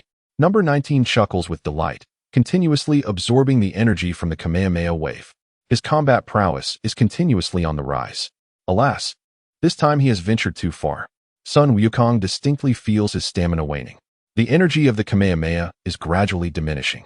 After all, the emergence of Gohan has altered the timeline in which Sun Wukong transforms into a Super Saiyan. Now, he has only assumed this form 2 years later than in the anime, resulting in a significantly weaker combat strength than depicted in the series. What? The android has managed to absorb all of Sun Wukong's Kamehameha energy. This is disastrous. Gohan appears to be the more reliable ally. Krillin and the others observe the energy beam of the Kamehameha shrinking, and concern begins to grip them. Sun Wukong has indeed been too reckless. Fully aware that the androids can absorb energy to grow stronger, he relentlessly unleashed energy attacks. Was this not akin to the old immortal hanging himself, weary of life? It seems that this time, he has truly gone too far. Sun Wukong, I am immensely grateful to you. Number 19 has finally absorbed all the energy from Sun Wukong's Kamehameha. At this moment, he felt an overwhelming surge of combat power within him. It appears I have taken things to a grand scale. Sun Wukong gazed at the spirited android number 19. He smiled awkwardly, initially intending to cause the android to explode. But unexpectedly, his plan backfired. Trouble loomed. Moments ago, the android had been evenly matched against Sun Wukong. Now, having absorbed such immense energy, how could they possibly prevail? The onlookers watched the clash with bated breath, realizing that Sun Wukong's strategy had failed. Their only remaining hope rested on Sun Gohan. Sun Wukong, in gratitude for the energy you've provided, I shall take good care of you, Number 19 remarked with a wicked smile directed at Sun Wukong. His figure vanished from the spot, swift as a fleeting shadow. Sun Wukong remained vigilant, surveying his surroundings. The recent use of the Kamehameha had drained a significant amount of his energy. He, I am right here. The presence of Android 17 echoed softly behind Sun Wukong. He delivered a powerful punch towards his opponent. Drawing upon years of combat experience, Sun Wukong executed a swift elbow strike without looking back. Bang! A tremendous force propelled Sun Wukong's body into the air. In an instant, Number 19, in a burst of speed, pursued Sun Wukong's flying form and delivered a kick that sent him soaring upwards.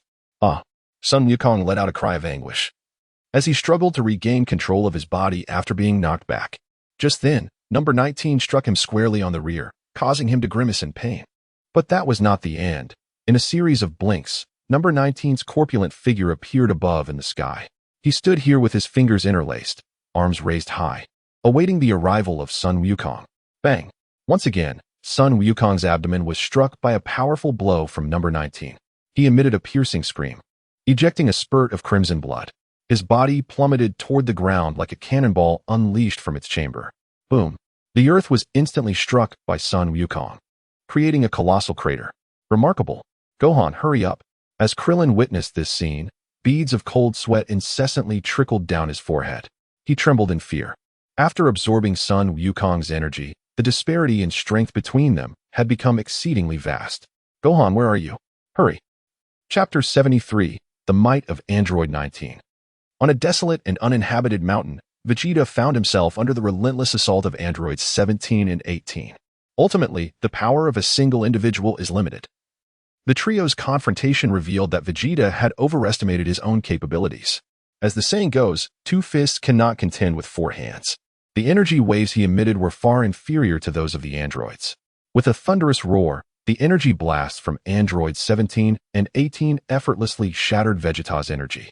Vegeta, showing no inclination to linger, recognized that the quantity of his energy blasts paled in comparison to theirs. He resolutely abandoned the clash of energy.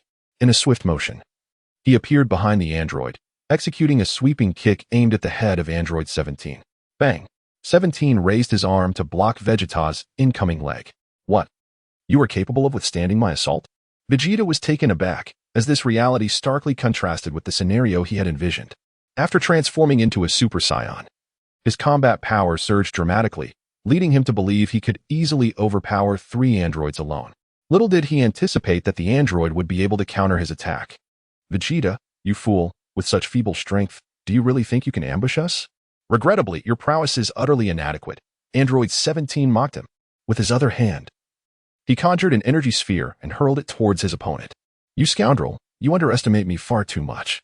Vegeta evaded Android 17's energy assault with an uncanny agility. Once again, a domineering and terrifying aura erupted from his being. 3 years of grueling training were dedicated to demonstrating to the world that he was indeed the mightiest Saiyan. I no longer wish to remain a mere spectator. Prince Vegeta is the true protagonist. Vegeta, do refrain from such theatrics. The grand performance has only just begun. Android 18 regarded Vegeta with a playful expression. No sooner had she spoken than her form flickered and appeared before Vegeta, delivering a powerful punch. Androids, today marks your demise. Vegeta, undeterred, retaliated with a punch aimed at Android 18. He could hardly believe that after transforming into a Super Saiyan, his power still paled in comparison to that of his opponent. With a thunderous crash, their fists collided. Vegeta's body was sent soaring through the air like a kite severed from its string, propelled by an overwhelming force. In that moment of impact, Vegeta realized how naive his thoughts had been. He had not anticipated that his adversary's strength would surpass his own. Meanwhile, Android 17 observed as Vegeta's body hurtled towards him. He lifted his leg and sent Vegeta's body flying backward. Vegeta barely had time to emit a cry of anguish before he soared once more towards Android 18. Ha ha ha, Android 18, let us play a game of soccer, exclaimed Android 17, His playful spirit ignited as he shouted towards her. Absolutely, no problem at all. Android 18 readily concurred upon hearing 17's suggestion, instantly forgetting the humiliation she had just endured at the hands of Gohan. With a swift kick aimed at the approaching Vegeta, the two androids reveled in their aerial amusement. Vegeta was tossed about like a mere ball, volleyed back and forth between them. Ah! He cried out in a heart-wrenching wail while suspended in the air. After painstakingly transforming into a Super Saiyan, he now found himself reduced to being a plaything for the androids. Now, let us turn our attention to the battle between Goku and Android 19. Gohan, where are you? Goku gasped, nearing his breaking point. Krillin watched helplessly as Goku was pinned to the ground by Android 19. He cried out in desperation, his heart racing with urgency. The crowd, too, clenched their fists in anger upon witnessing the fierce battle between the android and Son Wukong. They soon realized they were no match for the androids. Son Goku, prepare to experience my technique. The android number 19 grew increasingly emboldened. With a swift motion, he suspended himself in midair, bending forward to grasp his legs. In an instant, he transformed into a rotund sphere, hurtling towards Son Goku. With a resounding thud, Goku retaliated with a powerful punch aimed at the android's form.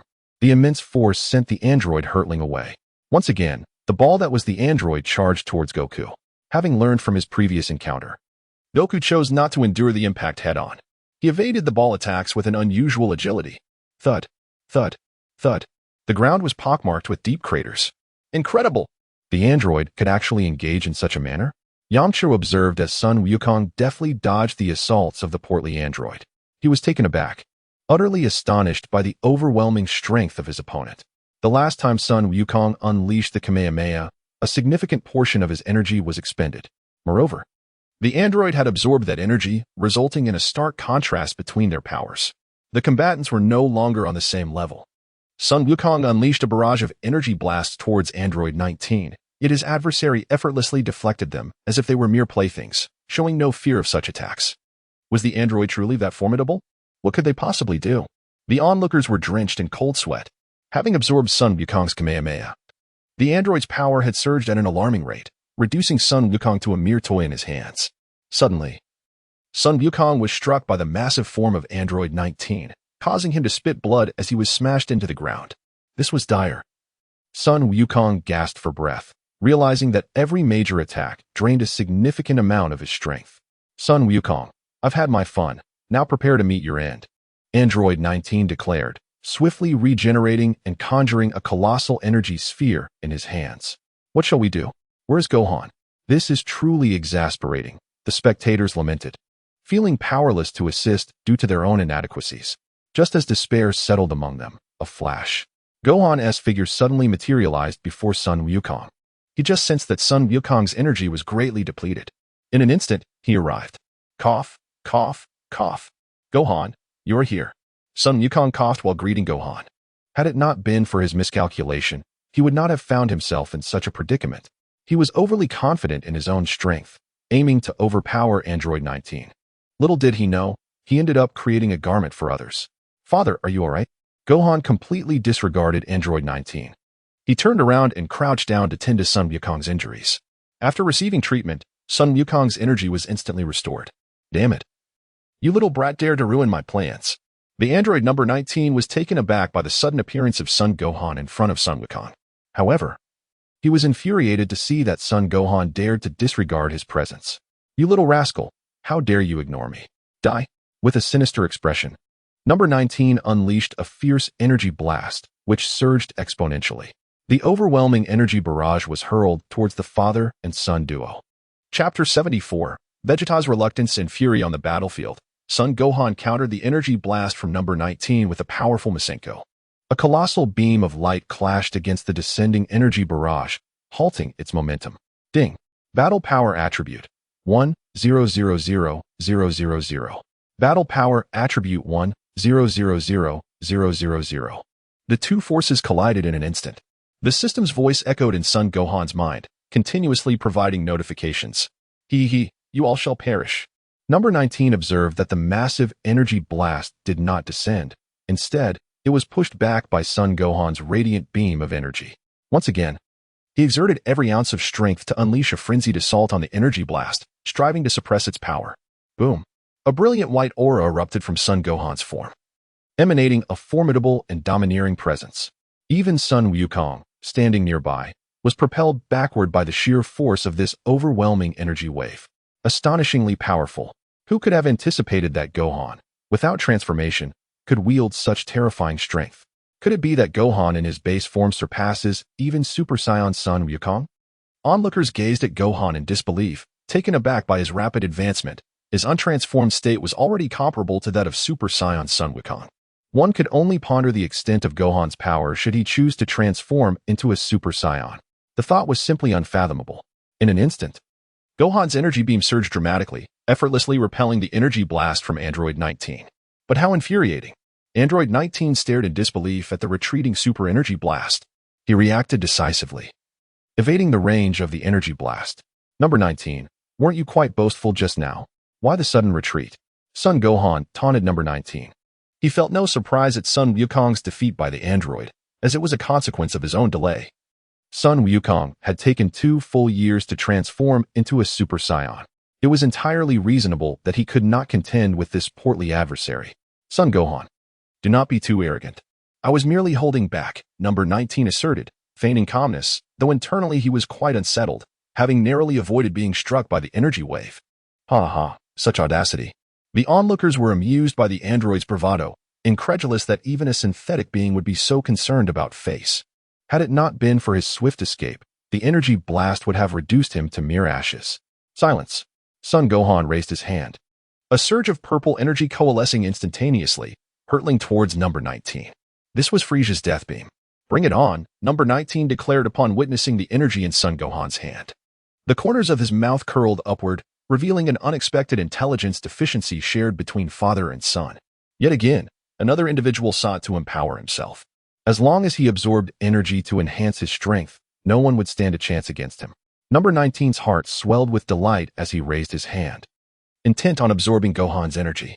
However, fate had other plans. The moment his palm made contact with the energy wave, it was obliterated by the force of Gohan's power. What? No, this cannot be. Number 19 was utterly bewildered. What was happening? Who am I? Where am I? Gohan's death beam continued to surge forth relentlessly. Number 19 quickly regained his senses and attempted to flee the scene, but he was now akin to a moving target. Gohan, like a seasoned hunter, unleashed a barrage upon him. Bang, bang, bang. In an instant, number 19 was riddled with holes, his components reduced to mere fragments. Within moments, Gohan had transformed number 19 into dust. Bravo, Gohan. You did splendidly. The artificial being, number 19, has been vanquished. Gohan proved to be reliable. The destruction of number 19 was met with cheers and laughter from the crowd, showering Gohan with accolades. They collected the remnants of power that lay scattered on the ground, merging into his being like a stream of ancient script.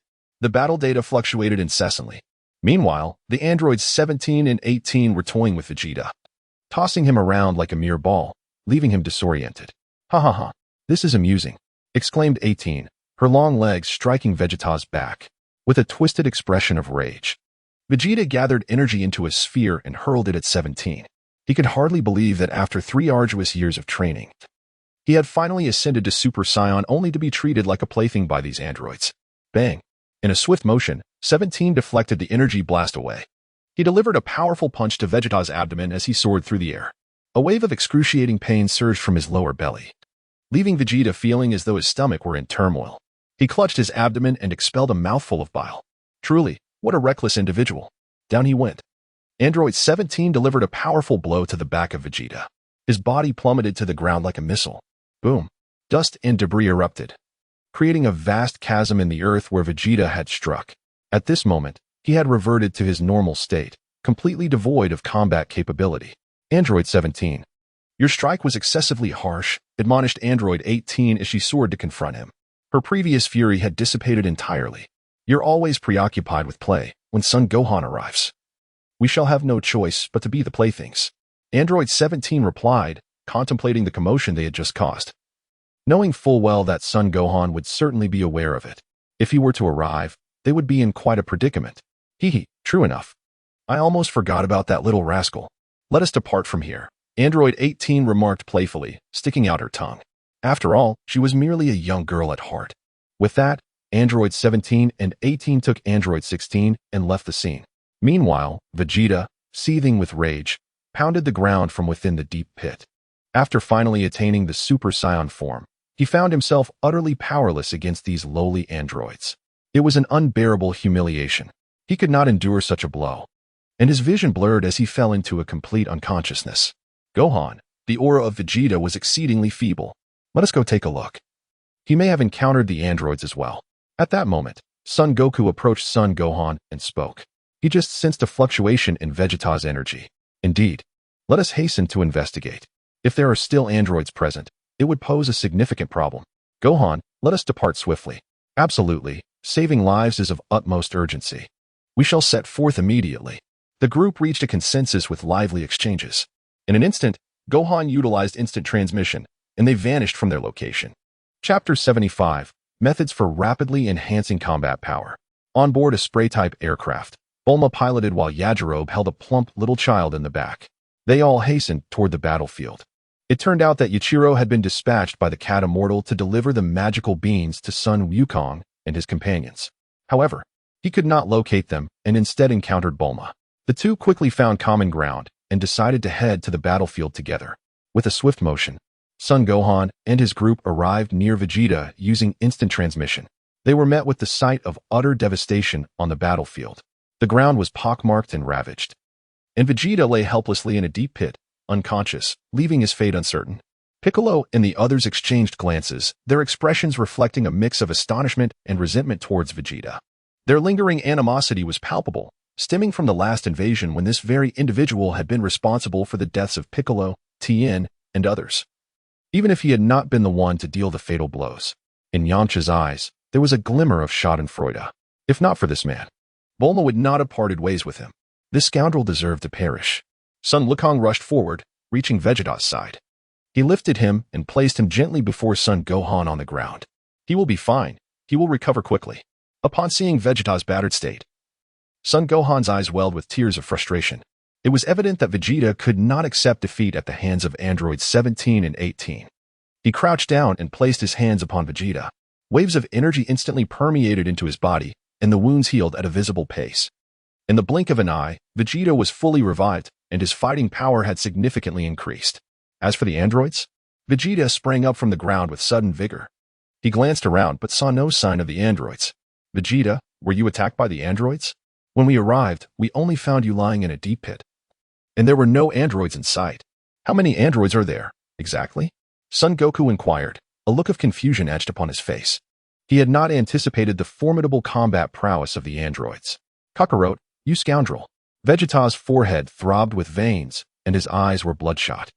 He glared at Son Wukong with a menacing expression, cursing vehemently. It was evident that Son Wukong had struck a nerve. To his astonishment, after enduring great hardships to transform into a Super Saiyan, he found himself being toyed with like a mere monkey by two androids. He soared into the sky in a fit of rage, vanishing from the sight of the crowd in the blink of an eye. Vegeta, how could you speak so harshly? Goku remarked, watching Vegeta's retreating figure. He was aware that the other party was in a fit of rage, merely offering a light-hearted remark. The combat prowess of the androids was exceedingly formidable, and they lacked any discernible aura. Must they now wait to locate them? Gohan, you are the only one capable of confronting the androids. As the group engaged in spirited discussion, a buzzing sound filled the air. Just after Vegeta had departed, the hum of an aircraft resonated overhead. The plane soon landed before them. Bulma descended from the aircraft, cradling a small child, with Yamcha trailing closely behind her. Is that Vegeta's offspring, Trunks? Goku observed Bulma holding the child. He exclaimed suddenly, and the crowd was taken aback by Son Wukong's words. They could hardly believe that Bulma had become entangled with Vegeta. Wasn't she in a relationship with Yamcha? How could she possibly have a child with Vegeta? Moreover, given Vegeta's proud demeanor, it seemed implausible that he would be with Bulma. It was truly astonishing, leaving everyone stunned. How do you know his name is Trunks? Bulma, disregarding the crowd's astonishment, stared at Son Wukong with wide eyes. She had not been in contact with anyone for 3 years and had never disclosed her relationship with Vegeta to anyone. How could Son Wukong know Trunks' name upon their first meeting? There must be something she was unaware of. Fool, Piccolo remarked, exasperated as he looked at Son Wukong, speechless. This guy was indeed a blabbermouth and capable of keeping secrets. Hehehe. In any case, what is done is done, and there is no need to worry about Trunks not being born. Sun Wukong succinctly recounted the events from the future timeline, explaining how future Trunks had arrived in their timeline via the time machine he had invented. Bulma was utterly stunned upon hearing this. The world was vast and full of wonders. She never imagined that beyond their timeline, there existed a future timeline where the fates of the people would be so dire. The fate of Earth was astonishingly in the hands of the androids, illustrating the brilliance of Dr. Gero's invention. Unfortunately, he had misapplied his genius, ultimately bringing endless disaster upon the Earth. "Hey, Goku, I've come to deliver some sins of beans." At that moment, the courier Yachirobe tossed a bag in front of Sun Wukong. He is merely a delivery person, utterly indifferent to the affairs of the nation. "It is entirely due to my own lack of strength," Pix said despondently. His mood was profoundly melancholic. He never anticipated that after 3 years of arduous training, he would remain merely a spectator. In every battle, he could only assume the role of an onlooker. Such high-stakes confrontations were entirely beyond his reach. The once mighty reputation of King Piccolo had all but vanished. He felt utterly worthless. Was his combat ability truly so feeble? "Uncle Piccolo, in truth, your body bears imperfections. Only by merging with Kami can your physique attain perfection. For you are truly one entity. Once you unite, your cultivation will yield twice the results with half the effort, and your combat prowess will experience a significant enhancement. The physical constitution of your Namekian heritage is not vastly inferior to that of the Saiyans." Son Gohan recalled the anime, where Piccolo's fusion with Kami resulted in a remarkable increase in power, enabling him to contend with Cell's second form. Is that truly the case? How wonderful! An elation surged within Piccolo, his eyes gleaming with newfound hope. He never anticipated that the issue lay within his very body. He had always believed that his lack of talent was the reason for his shortcomings. Now he finally comprehends that it was his body that lacked a vital fragment bestowed by the divine, which hindered his cultivation speed. "Gohan, do you have any means to enhance our combat power? We yearn to fight." Tien Shinhan recognized that Piccolo had pinpointed the essential issue for augmenting their fighting capabilities.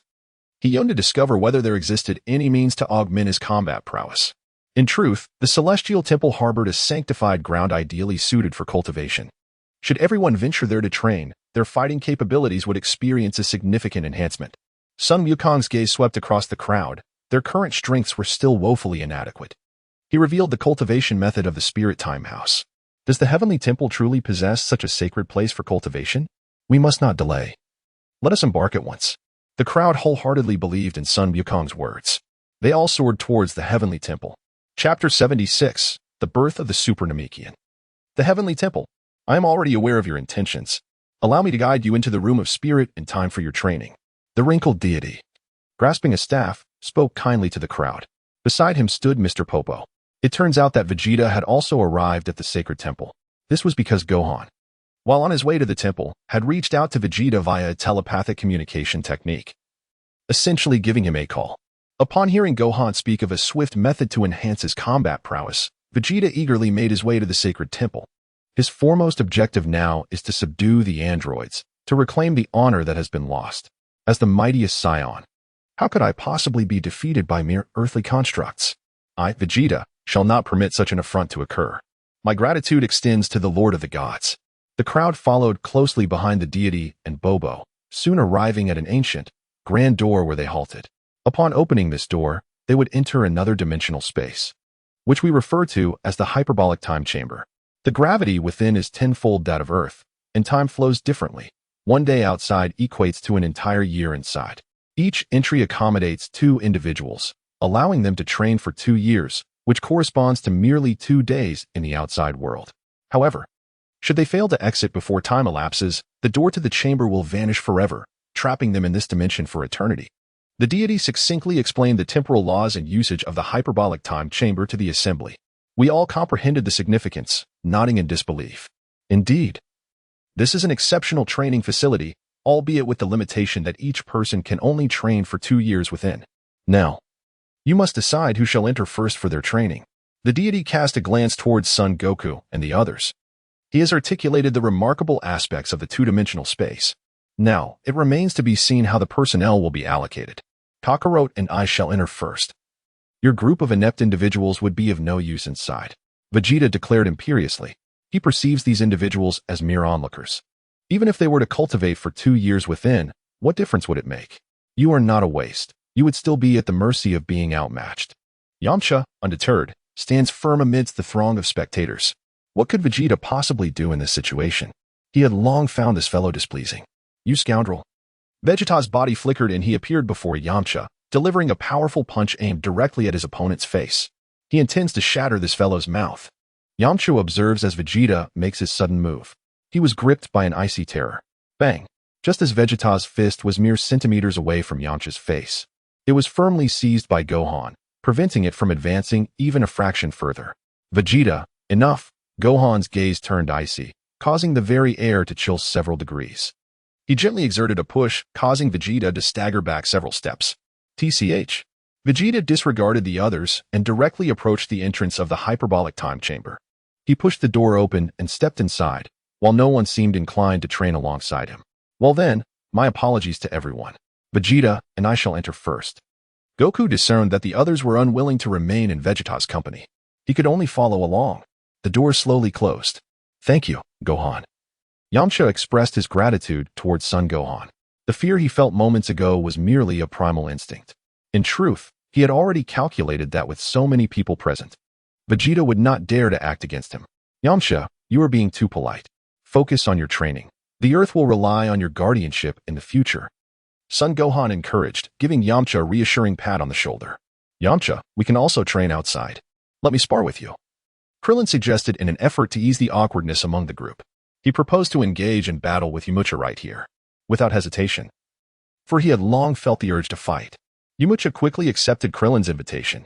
Moments ago, he had nearly met his demise at the hands of that old android.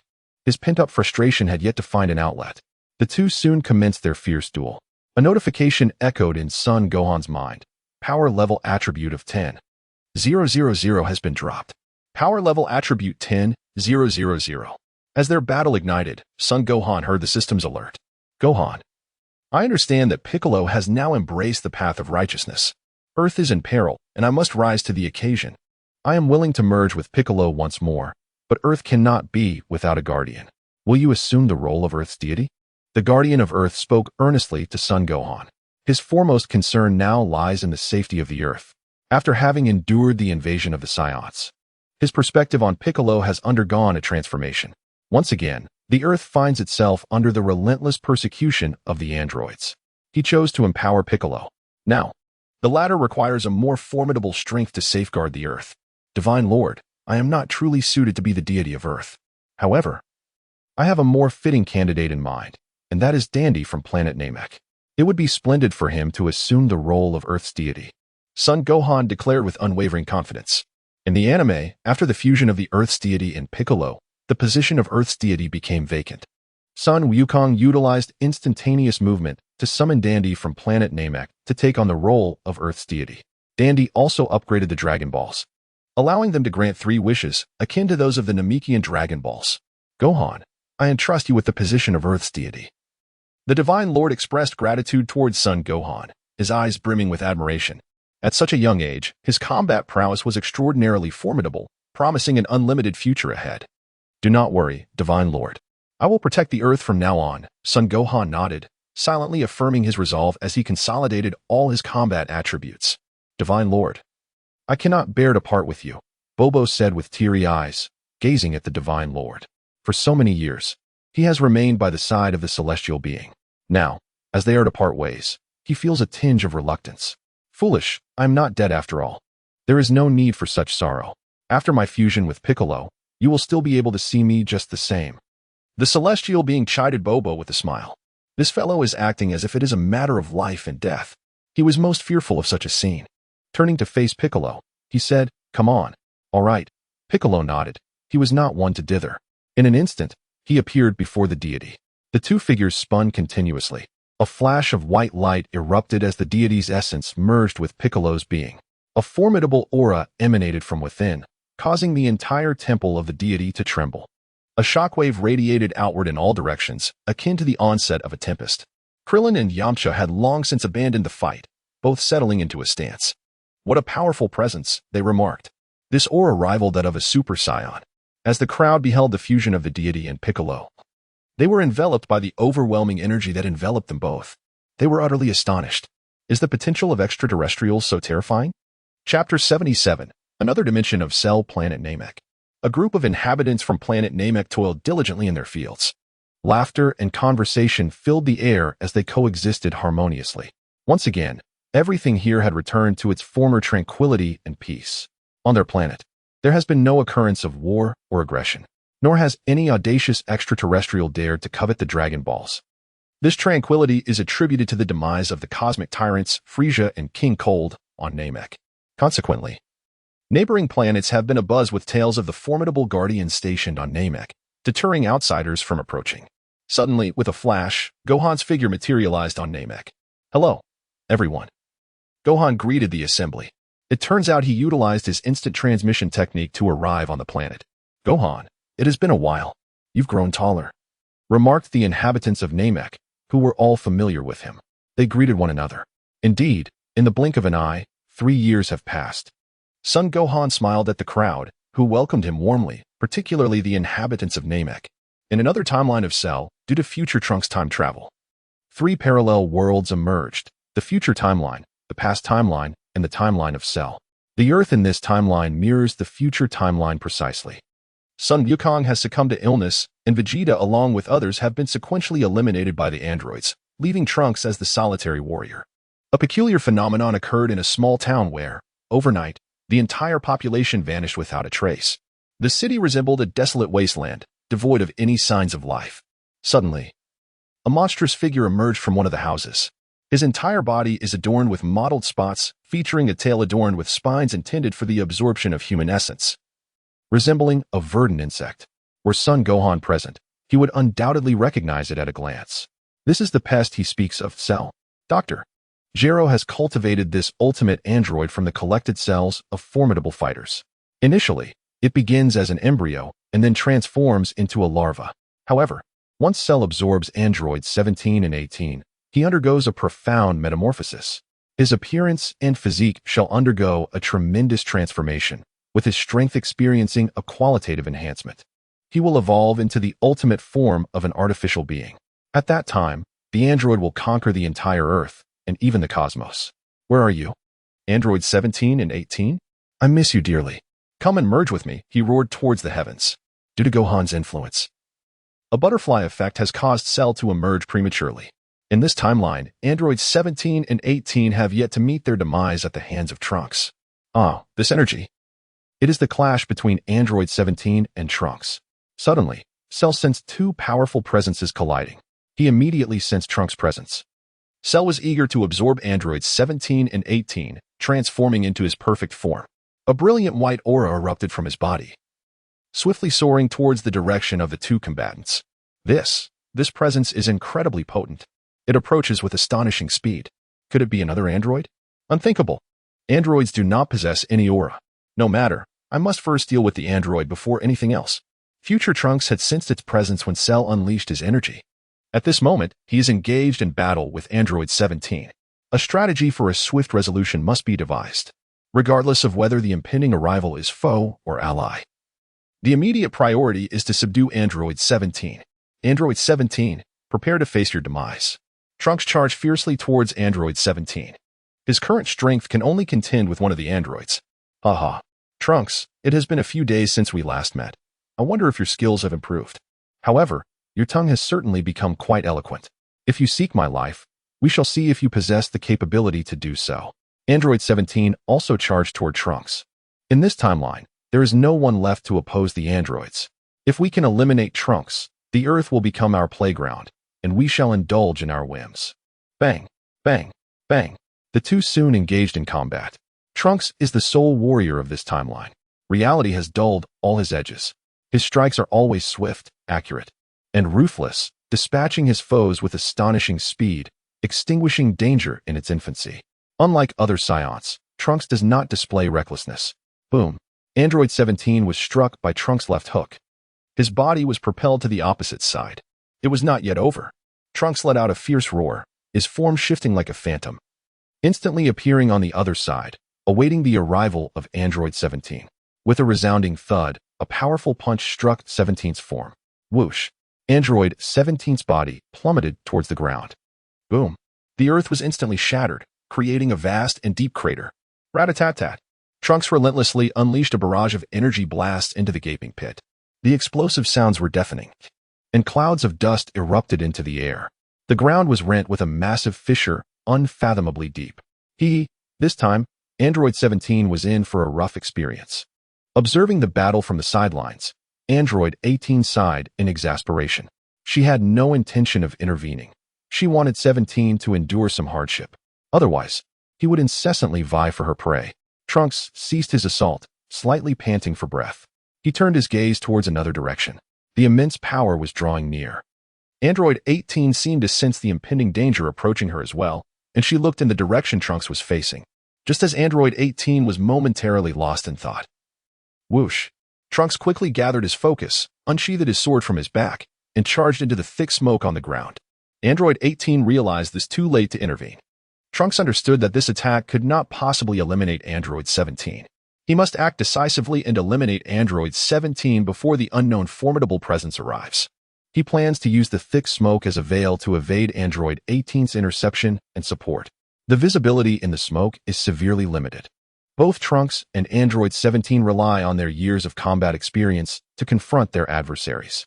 Currently, Android 17 finds himself in a dire predicament. His clothing tattered and torn from the recent explosion, resembling a beggar. However, Trunks pays no heed to this. He grips his sword and charges into the thick smoke.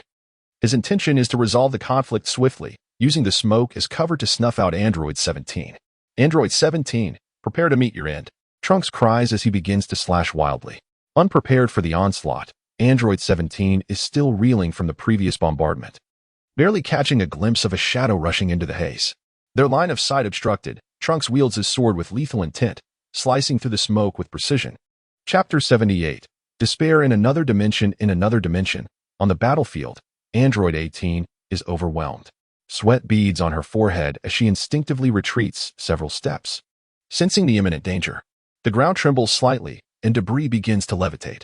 Suddenly, a fierce wind sweeps through and a powerful aura envelopes the battlefield. The smoke dissipates instantly, revealing Trunks' silhouette. The remnants of Android 17 are all that remain, scattered across the ground. Android 17. Android 18 is struck by a wave of dizziness at the sight, letting out a heart-wrenching scream directed at the remains. She cannot fathom that her only brother has perished in such a manner. The disbelief overwhelms her. She recalls previous battles with Trunks. But his power had never been this formidable. What on earth is happening? She is utterly perplexed. What?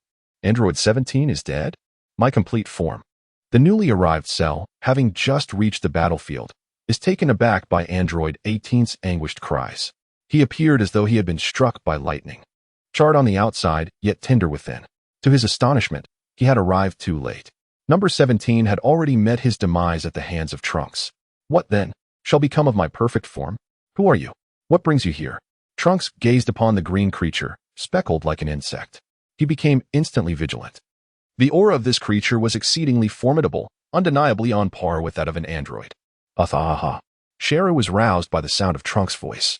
He followed the sound, and, upon catching sight of the other person, a peculiar brilliance erupted in his eyes. How could I be so dense? Trunks was able to traverse time in the time machine, so why can't I? Surely, the android 17 from the future has not yet met his demise. Oh, my foolish mind. Cell gently tapped his head with one hand and chuckled. What are you laughing at, you ugly creature? I am addressing you, Trunks exclaimed, noticing the audacity of the other to disregard him. He brandished his sword, pointing it at his opponent as he scolded. Ha ha ha. I am the ultimate android created by Dr. Gero, Cell explained to Trunks. He has now come to terms with it. Even if the 17th of this timeline has perished, it matters not. He can utilize the time machine to traverse back to a previous timeline and absorb the 17th, thus achieving his ultimate form. How infuriating. That old rogue Dr. Gero still has a trick up his sleeve. Today, I shall eradicate all of you androids, Trunks declared through gritted teeth. Upon hearing the name of Dr. Gero, he was filled with rage. He never anticipated that this scoundrel would create a monster. There are countless who wish to take my life. Who do you think you are? If you have the capability, then come at me. Cell laughed at Trunks. For the past few years, he had endured humiliation and concealed his true strength, secretly devouring the essence of humanity to enhance his combat prowess.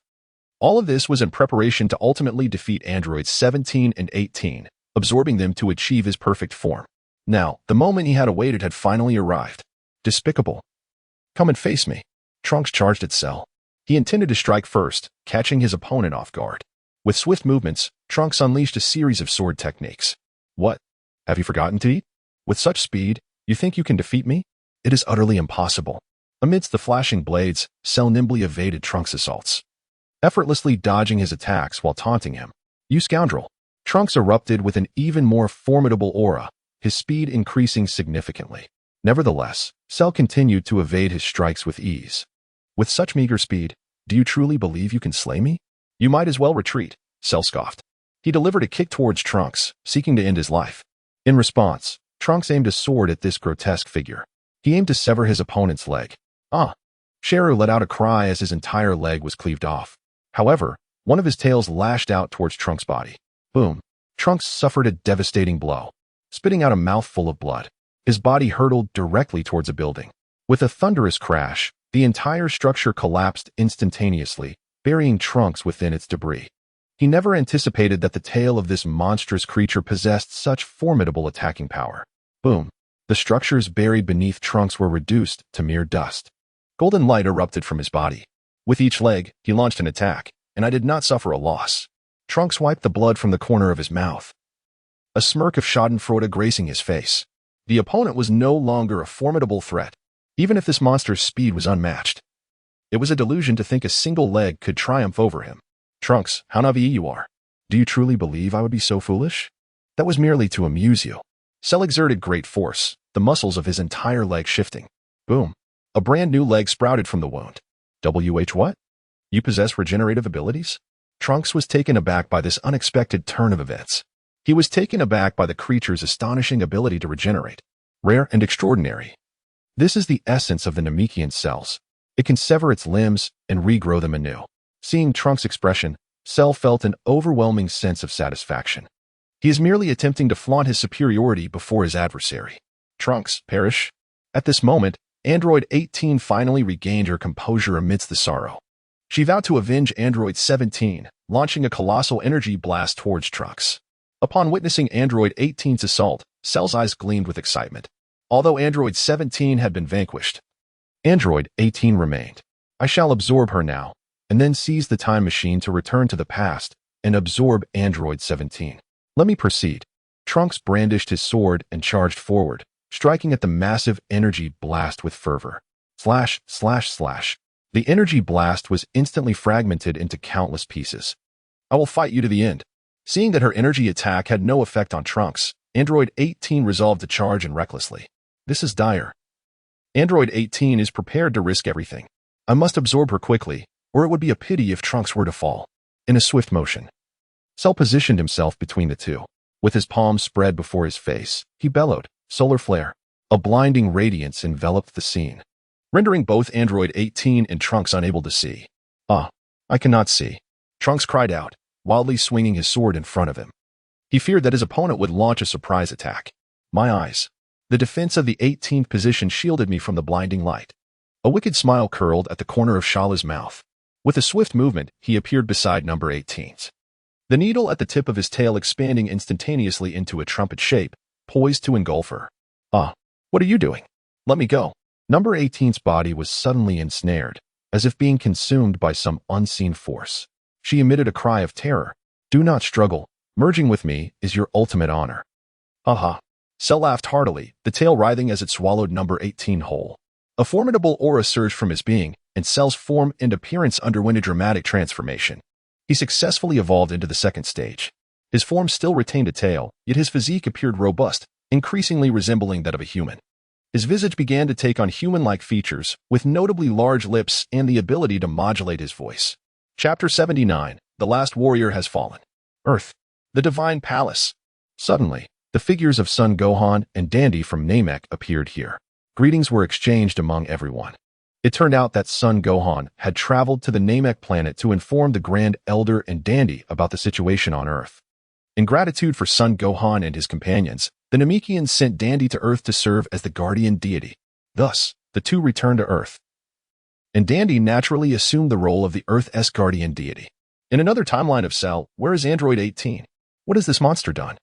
As the blinding light dissipated, Trunks was met with a shocking sight. Android 18 had vanished without a trace. From the sounds moments ago, it seemed she had been consumed by this monster. Now, this creature had undergone a complete transformation. Its form still boasted a tail, its physique remarkably sturdy, and it appeared even closer to human. Its face began to resemble that of a human, with large lips. His aura has indeed ascended several levels. Haha. Is it number 18? She has already fulfilled her purpose and has become my sustenance.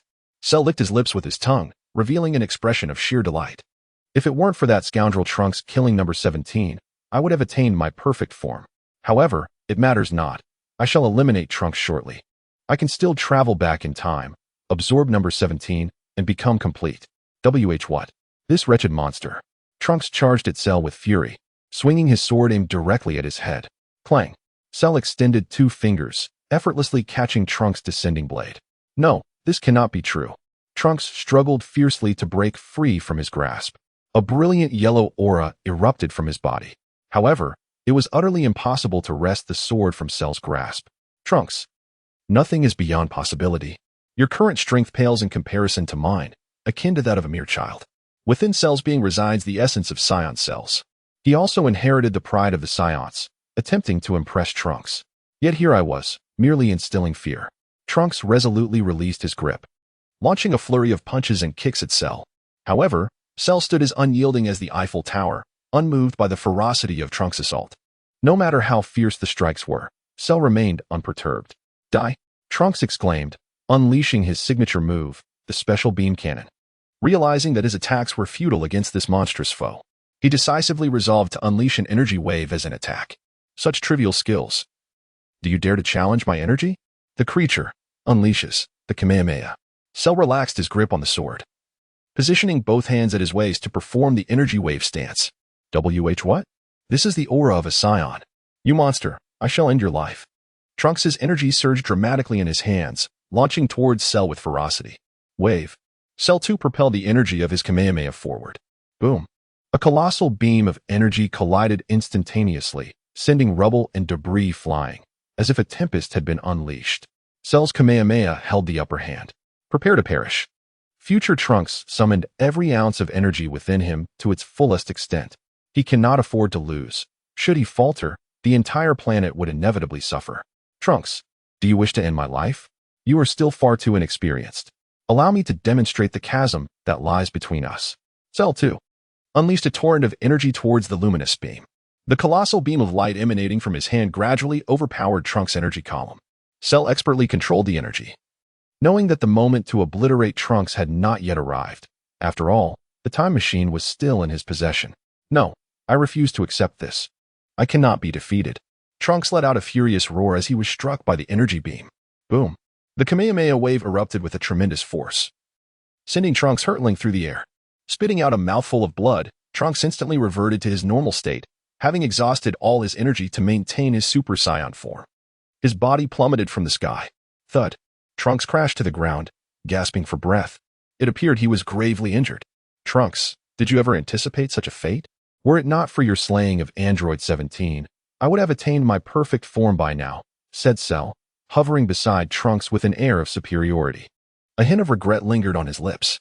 To become whole, perhaps in the next life.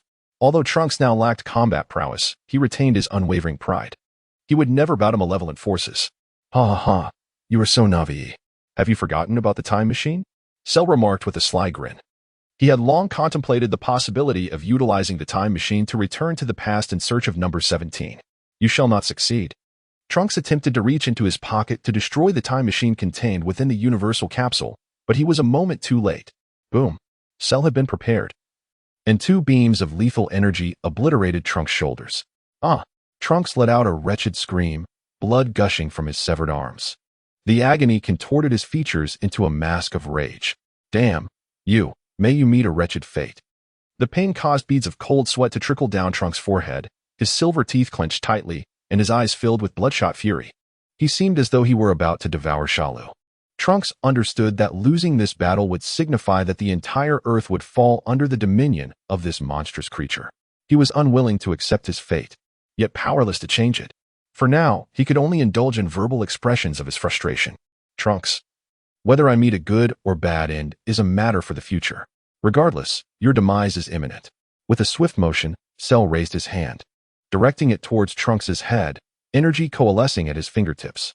Tears of regret and despair streamed from the corners of Trunks' eyes. Mother, I am sorry. I have done my utmost to fulfill my promise to you. Now, I must go to meet my father. If there is a next life, I shall be your son once more. Boom. Cell unleashed a beam of energy from his fingertip, obliterating Trunks' head as if it were a gourd. From that moment on, all warriors of Cell's timeline perished. This realm was steeped in despair, destined for tragedy. Cell extracted a universal capsule from Trunks' remains, locating the time machine and setting the dial to the era of the android's creation. However, his massive form proved cumbersome. Thus, Cell had no choice but to metamorphose into a larval state, resembling a colossal egg, and boarded the time machine. Whoosh! The time machine, carrying the egg that Cell had become, vanished instantaneously from his timeline. In the primary timeline, on Earth, within the hyperbolic time chamber, Vegeta and Goku had been training for over a day. Suddenly, an overwhelming aura enveloped the entire planet. What is happening? A familiar presence resonated from the ground, as if it had materialized from thin air. This aura, is it Goku's? No, it bears resemblance to the tyrant Frisia's. It also carries Vegeta's essence. How could this be? Were they not training in the hyperbolic time chamber? How could so many powerful auras exist simultaneously? Could it be the androids? Krillin, Piccolo, and Tien were left dazed by the surge of formidable energy, which seemed to encompass the essences of Goku, Vegeta, and the cosmic Emperor Frieza. Gohan, sensing the tumult, merely smiled faintly.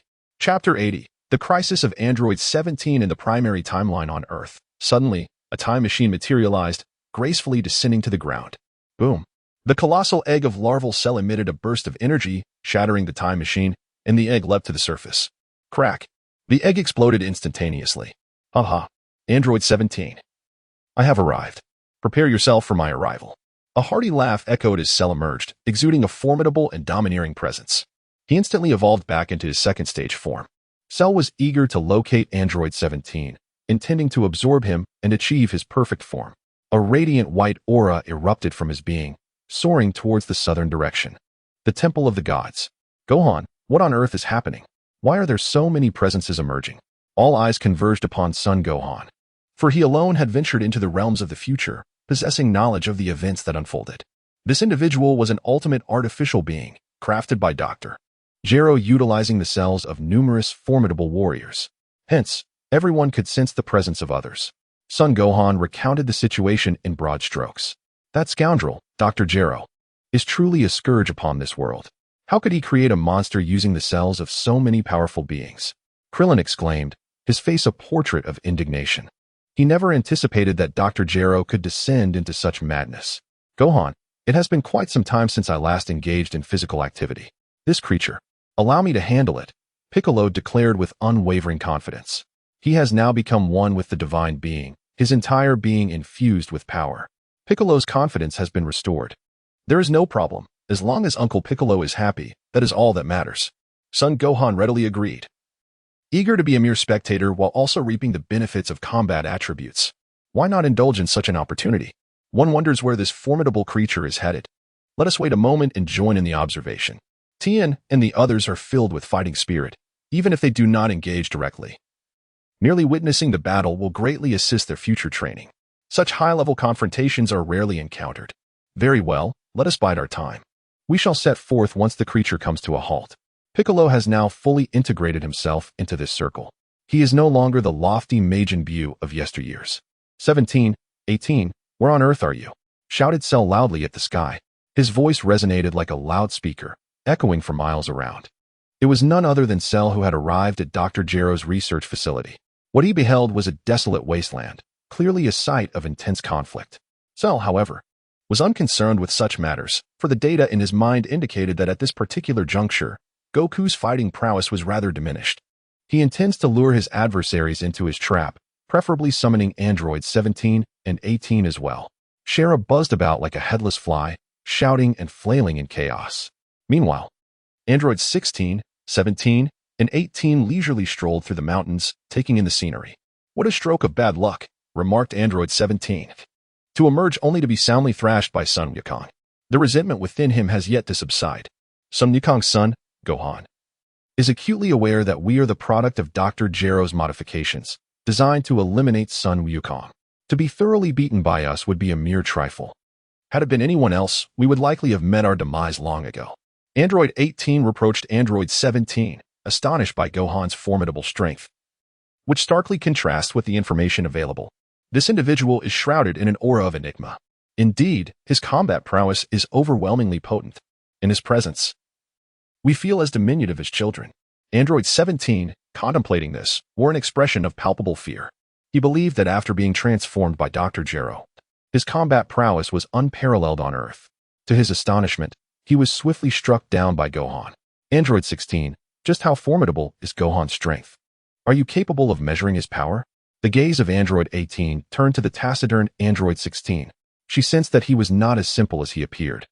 Although he spoke very little and had yet to demonstrate his combat abilities, his demeanor suggested he was not a failure. I cannot say for certain. When Gohan fought against you, it was not indicative of his true strength. His power has long surpassed my measuring capabilities, Android 16 stated, delivering a revelation that left both of them in shock. He possesses the ability to perceive energy. Through an internal energy radar, he can detect the location of specific individuals and sense their intensity. 16 has a deep affection for nature and small creatures. He is an antiquated artificial being, entirely constructed from mechanical components. Consequently, he is equipped with numerous computer hubs and mechanical apparatuses. His database contains extensive information pertaining to Goku and the Z Warriors. During our skirmishes, was he not truly exhibiting his full prowess? Son Gohan, my curiosity about you intensifies, remarked Android 18 to herself. He was the first individual capable of overcoming her after her transformation. Is that fellow's combat strength truly so formidable? I comprehend now. That scoundrel has yet to transform. Much like Vegeta, he possesses a golden-hued appearance. The data indicates that upon transformation, a Scion's combat power multiplies by 50 times its base. Android 17, his face etched with fear, expressed his concern. Should Son Gohan also undergo a transformation, his battle prowess would experience a terrifying augmentation. Beads of cold sweat adorned 17's forehead, as he sensed an overwhelming feeling of impending doom. The Scions are indeed a fearsome race. Your words clarify my understanding, replied Android 18, nodding in agreement. She too realized that Son Gohan had merely held back. Otherwise, their demise would have been certain. Listen, it seems someone is calling for us, she remarked, as she and the others halted to attentively discern the voices drifting from the sky. It seemed as though someone was faintly calling their names. Goodness, which thoughtless individual is it now? Do they genuinely believe we are easy prey? Android 17 speculated, assuming it was yet another troublemaker. His anger surged uncontrollably. In the past couple of days, a series of strange events had unfolded. First, he was summoned by Son Gohan and received a thorough beating. Next, he encountered Vegeta, who obstructed his path. Now, an audacious individual was shouting incessantly. Let us go see what is happening. Android 18 was equally intrigued, pondering why someone would seek them out. The voice was unfamiliar, and there were no records of it. Who could this be seeking us? Android 16 remained silent, perhaps sensing the distance had hindered his awareness. Whoosh! The trio soared toward the source of the sound. Truly, the old adage rings true. Curiosity can lead to peril. Chapter 81. Android 16's warning the Heavenly Palace. It was unexpected that this creature was searching for the androids. What could Cell want with Android 17 and 18? Piccolo stood in the plaza of the Heavenly Palace, attuned to the happenings in the lower realm. This ability was indeed an invention of the gods. He used to frequently observe the happenings of the lower realm from this very spot. Suddenly, he noticed 3 figures swiftly approaching from a distance. He could not ascertain the identity of the visitor. The powers of the individuals known as 17 and 18 are exceedingly formidable. We remain oblivious to whether they are foes or allies, and should refrain from approaching recklessly. It is perilous, 16 cautioned. He was able to discern the strength of his opponent, recognizing it to be superior. He also sensed an air of danger. What was there to fear? Having come this far, to retreat now would imply that we were intimidated by him. 17 addressed 16. He is certainly not one to shy away from challenges. It makes no sense to flee before even encountering the opponent.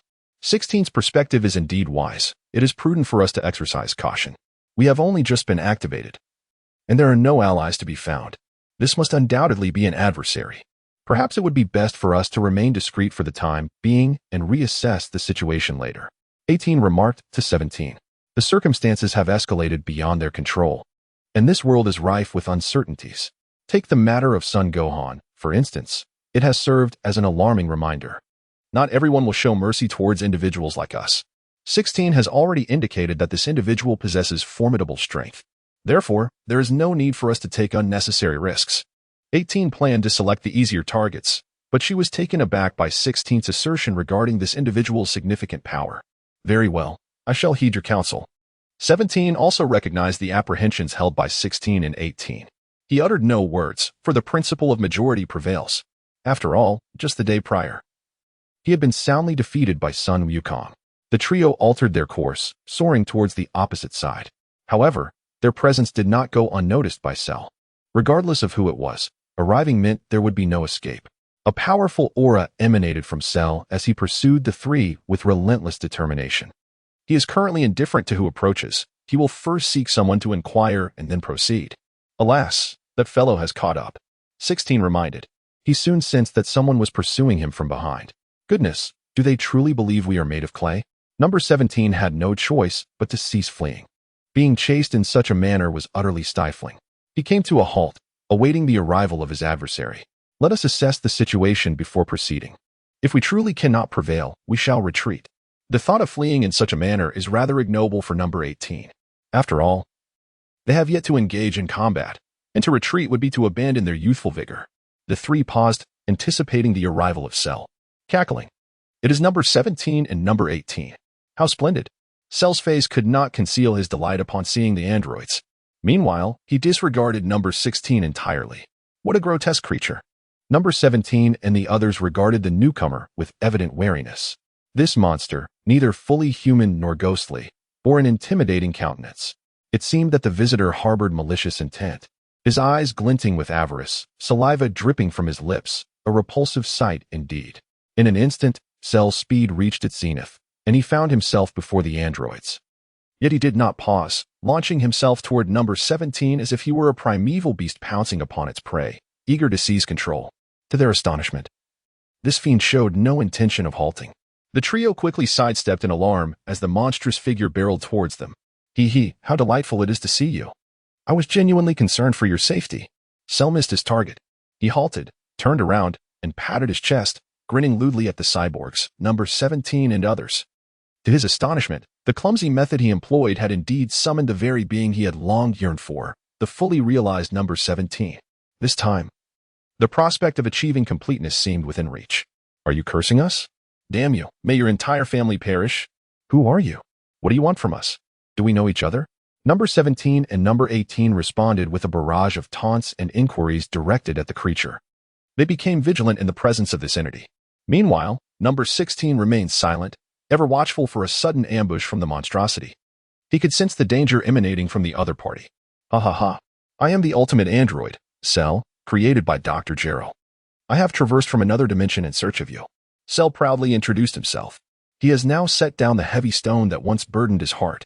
As long as the 17 of this timeline remains alive, nothing else matters. What? Traveling through time and space? Have you lost your mind? The ultimate android, Cell? In my eyes, you are merely a failed experiment. Dr. Gero, you wretched old man, how could you have conceived such a monstrous being? 17 and 18 regarded Cell with expressions of derision. They had never anticipated that Dr. Gero had yet another card up his sleeve, creating the ultimate android. However, it was merely a failed experiment, with an abnormal mind, claiming to have traversed through time. Ha ha ha. A failure? That is simply inconceivable. Once I absorb you, I shall attain my perfect form. At that moment, I will face no rivals, reigning supreme over the entire earth, and even the universe will be within my grasp. Come now, let us merge into one, fulfilling Dr. Gero's long-cherished wish. Cell gazed at Android 17, his eyes gleaming with avarice. Once I absorb you, I will achieve my complete form. You foul creature, I would never merge with you. Android 18 scoffed at the grotesque being before her. Who would have thought that the old scoundrel Dr. Gero's words before his demise were indeed true? Haha, that will not be allowed. Cell charged toward Android 17. His target is number 17. An arrogant and reckless individual, he is courting disaster. Number 17 and number 18 are equally undaunted. Exchanging a glance, the two charged towards Cell. Bang, bang, bang. The sky reverberated with the sounds of clashing power as shockwaves snapped the trees on the ground. They unleashed their onslaught from the skies. Descending upon the earth, the ground lay in disarray, riddled with craters and uneven terrain. Their battle was exceptionally fierce, with waves of energy radiating in all directions. The flora and fauna were reduced to mere dust. Chapter 82. Full Force of Cell, the Temple of the Gods. Piccolo, what do you see? Why are the androids fighting? Aren't they on the same side? Krillin could sense three immense energies clashing against one another from the ground below. He inquired with a hint of curiosity. That individual had traversed from an alternate dimension. His purpose in this realm was to assimilate androids and attain a perfected form. Piccolo succinctly recounted the conversation he had overheard among the androids. Given that future Trunks had also journeyed through time, he naturally accepted the words of this Cell. Astonishing. Astonishing. This creature had indeed crossed over from another timeline and possessed the ability to further evolve. Krillin, Tien, Kaiatsu, and Yamcha were all taken aback by this revelation. This monstrous entity had emerged from an alternate reality. Let us depart. No sooner had Piccolo spoken than he vanished from the sacred world of the Kais. He is now brimming with confidence, and the time to showcase his abilities has arrived. The crowd follows suit, soaring towards the direction of the battle against the artificial beings. They all wish to refrain from overly relying on Gohan's instant transmission ability. Haha, allow me to demonstrate the disparity that exists between us. As soon as Cell's words fell, an overwhelming aura surged forth, sending a powerful wave that propelled androids 17 and 18 away. He sensed several powerful presences approaching swiftly. In his pursuit of achieving his perfect form, Cell resolved to unleash his full power. No, this is inconceivable. How could this hideous creature possess such formidable strength? Both androids 17 and 18 were taken aback, astonished that this monster had concealed its true power. Hehehe, this is my genuine strength, Cell declared with a grin directed at them. His body vanished from sight, reappearing before Android 18, delivering a single, swift punch. So fast, Android 18 was filled with alarm. Unable to react in time, she could only raise her hand to block Cell's assault. Boom. A tremendous force sent Android 18 hurtling away. Android 16 interjected, Android 18. We are no match for this monster. You should escape at once. With a quick motion, he caught the flying Android 18. He addressed number 18, reminding her resolutely, No. We shall proceed together. I will not abandon you. Number 18 replied with unwavering determination. She would leave no one behind. Numbers 17 and 16 were her only family in this world. Get lost. Number 17 exclaimed upon witnessing number 18 being hurled away by that grotesque creature. He charged at Cell, his face a mask of fury, unleashing a flurry of blows akin to a tempest. Bang, bang, bang. Cell did not retaliate, allowing the diminutive fist of Android 17 to strike against his chest unimpeded. In an alternate dimension, he absorbed Android 18 and has now evolved into his second stage. The battle between the two resembles a child grappling with an adult. Android 17 grows increasingly alarmed, astonished by the formidable combat prowess of this grotesque figure. A persistent sensation of numbness coursed through his arm, likely due to Cell's excessive focus on Android 17. He remained oblivious to Android 16 silently approaching from behind. In a swift motion, Android 16 seized Cell's tail. What? You are a robot? Cell exclaimed in astonishment, taken aback by the unexpected strength of this formidable figure. At that moment, Android 16 activated his combat mode. Silent yet fierce, he began to slam Cell's tail against the ground with relentless force. Bang, bang, bang. It was as if he were a relentless whack-a-mole, mercilessly pounding the earth. The sheer power of Android 16 was astonishing. Android 18 watched, her eyes gleaming with excitement, as she witnessed her companion's unanticipated might. Is this hulking brute truly this formidable in battle? Android 17, equally astonished, marveled at Android 16's ferocity. With Cell held aloft, Android 16 prepared to unleash his hell flash, and with a mighty roar, he spun around in a complete circle, launching Cell into the air. He clasped his hands to his chest and forcefully yanked them down. Gathering the energy within, he unleashed a shockwave of concentrated power, its might formidable. Number 16 unleashed a barrage akin to a machine gun, directing a relentless assault upon the airborne Cell. The resounding roar of explosions filled the air as Cell was instantly engulfed by energy blasts. The cacophony was deafening, and thick smoke billowed forth. Hurry, number 17, number 18. Number 16 shouted loudly to the still-dazed 17 and 18. He understood that with such a meager offensive capability, it was impossible to slay the creature. Take care. Number 17 and number 18 exchanged glances. They were acutely aware that the 16th's intuition was remarkably precise. This creature was not easily vanquished. The two displayed no hesitation, preparing to flee the scene. However, departure was not so simple. Cell surged forward, charging through the dense barrage of energy. What? 16 could hardly fathom that Cell would disregard his energy assault. Witnessing his adversary boldly advance, Cell swiftly breached the range of the energy attack, seizing 16 by the head and forcefully hurling him away. Cell spat disdainfully, muttering, "Annoying bastard."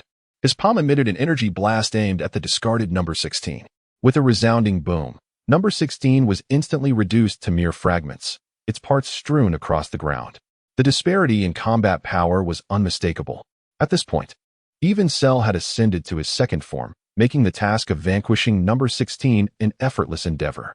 He intends to kill the chicken to frighten the monkey, seeking to provoke the wrath of number 17, compelling him to fight desperately. Number 16. Numbers 17 and 18 witnessed number 16 being reduced to rubble. They were utterly heartbroken. They never anticipated that their companion, with whom they had shared 2 days, would be lost so abruptly. On the 16th, in a desperate attempt to shield himself, he was mercilessly obliterated by the monster. Hehehe. The bothersome fly is no more. 17. It is futile for you to resist. After annihilating the 16th, Cell turned his gaze towards 17 with a lewd smirk. He relishes the sensation of cats hunting mice. Cell has fully inherited the essence of the Psiots. Damn it, I shall avenge Android 16. With blood-red eyes, Android 17 charged fiercely towards Cell. He is now consumed by rage, completely losing his reason. Number 17, calm down. Do not act impulsively. Number 18 witnessed number 17 rushing forward. She intended to intervene, but was unfortunately a moment too late. Number 18 could only trail behind, ready to provide support at any moment. Ah, splendid. Shero observed that number 17 had no option but to flee, and was even delivering himself right into the fray. A triumphant smile spread across his face, revealing his cunning success. You ugly creature, perish. In the blink of an eye, number 17 appeared before Cell, unleashing a devastating blow with all his might. He also yearned to obliterate that wretched monstrosity, seeking vengeance for number 16. Chapter 83. Cell successfully transforms into his perfect form. To challenge me. You are still rather inexperienced, Cell remarked, a sinister smile curling at the corners of his lips. He spread his palm to catch the furious punch from number 17. No. It was impossible. Number 17 could not fathom that Cell had effortlessly intercepted his full-force strike. His heart felt as though it had been doused with a bucket of icy water, sending a chill from his head to his toes. With a determined tug, Salu pulled the 17th over. Bang! A fist the size of a sandbag struck the 17th in the abdomen. In the blink of an eye during their skirmish, the 17th had yet to react, and a powerful punch from Salu landed squarely on his midsection. Ugh! The 17th coughed up a mouthful of blood. Had it not been for Salu's grip on one of his arms, he might have been sent flying. Once Salu released the 17th's hand, he crumpled to the ground like a heap of mud, clearly devoid of any combat capability. At that moment, the 18th had also rushed in. With a loud cry, she launched a punch towards Salu's head. Thud! The 18th's petite fist struck Salu's head, yet he did not even flinch. He cast a disdainful glance at Android 18. Get lost. I'll deal with you later. With a powerful punch, Cell sent her hurtling away. Bang! Android 18's body soared through the air like a kite severed from its string. Crash! She collided with a massive rock, shattering it to pieces. Blood spurted from her mouth, her complexion turning ashen, a look of despair etched upon her face. He, my perfect form, Cell proclaimed, as his tail swiftly expanded and descended upon Android 17. You hideous creature, what are you doing? Hurry up and let me go.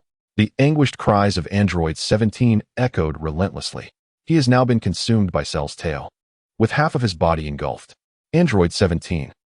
Android 18 roared in fury, straining her body to unleash an energy blast aimed at Cell's tail.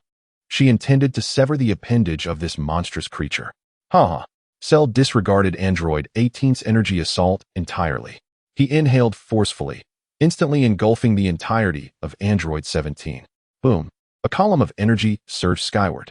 The overwhelming shockwave swept across the battlefield, sending Android 18's energy blasts hurtling away. The very earth trembled under the weight of this immense power, quaking violently. The sky darkened, thick with ominous clouds, as thunder rumbled and lightning flashed. The planet's weather was thrown into disarray, with waves crashing relentlessly against the shore. Android 18 succumbed to utter despair, collapsing to the ground. With both Androids 16 and 17 now deceased, her fate was all but sealed. What on earth is this power? Tianjin and the others halted their flight. Beads of cold sweat forming on their foreheads. Piccolo began to feel a pang of regret. Had he not been so prideful and instead utilized Gohan's instant transmission to reach the battlefield, perhaps Cell would not have absorbed the androids to achieve his perfect form. The ominous aura continued to escalate. Gohan, we must use instant transmission to get there quickly. Any delay may lead to unnecessary complications. Krillin's heart raced with alarm. This terrifying presence was suffocating, leaving him breathless. Had Gohan not been present, he might have collapsed in fear. The group joined hands, awaiting Gohan's teleportation. Let us go, Gohan declared, and with that, they vanished from sight. Cell's body erupted with a surge of white energy. His appearance and form began to transform. In an instant, the evolution was complete. The entirety of his being was revealed.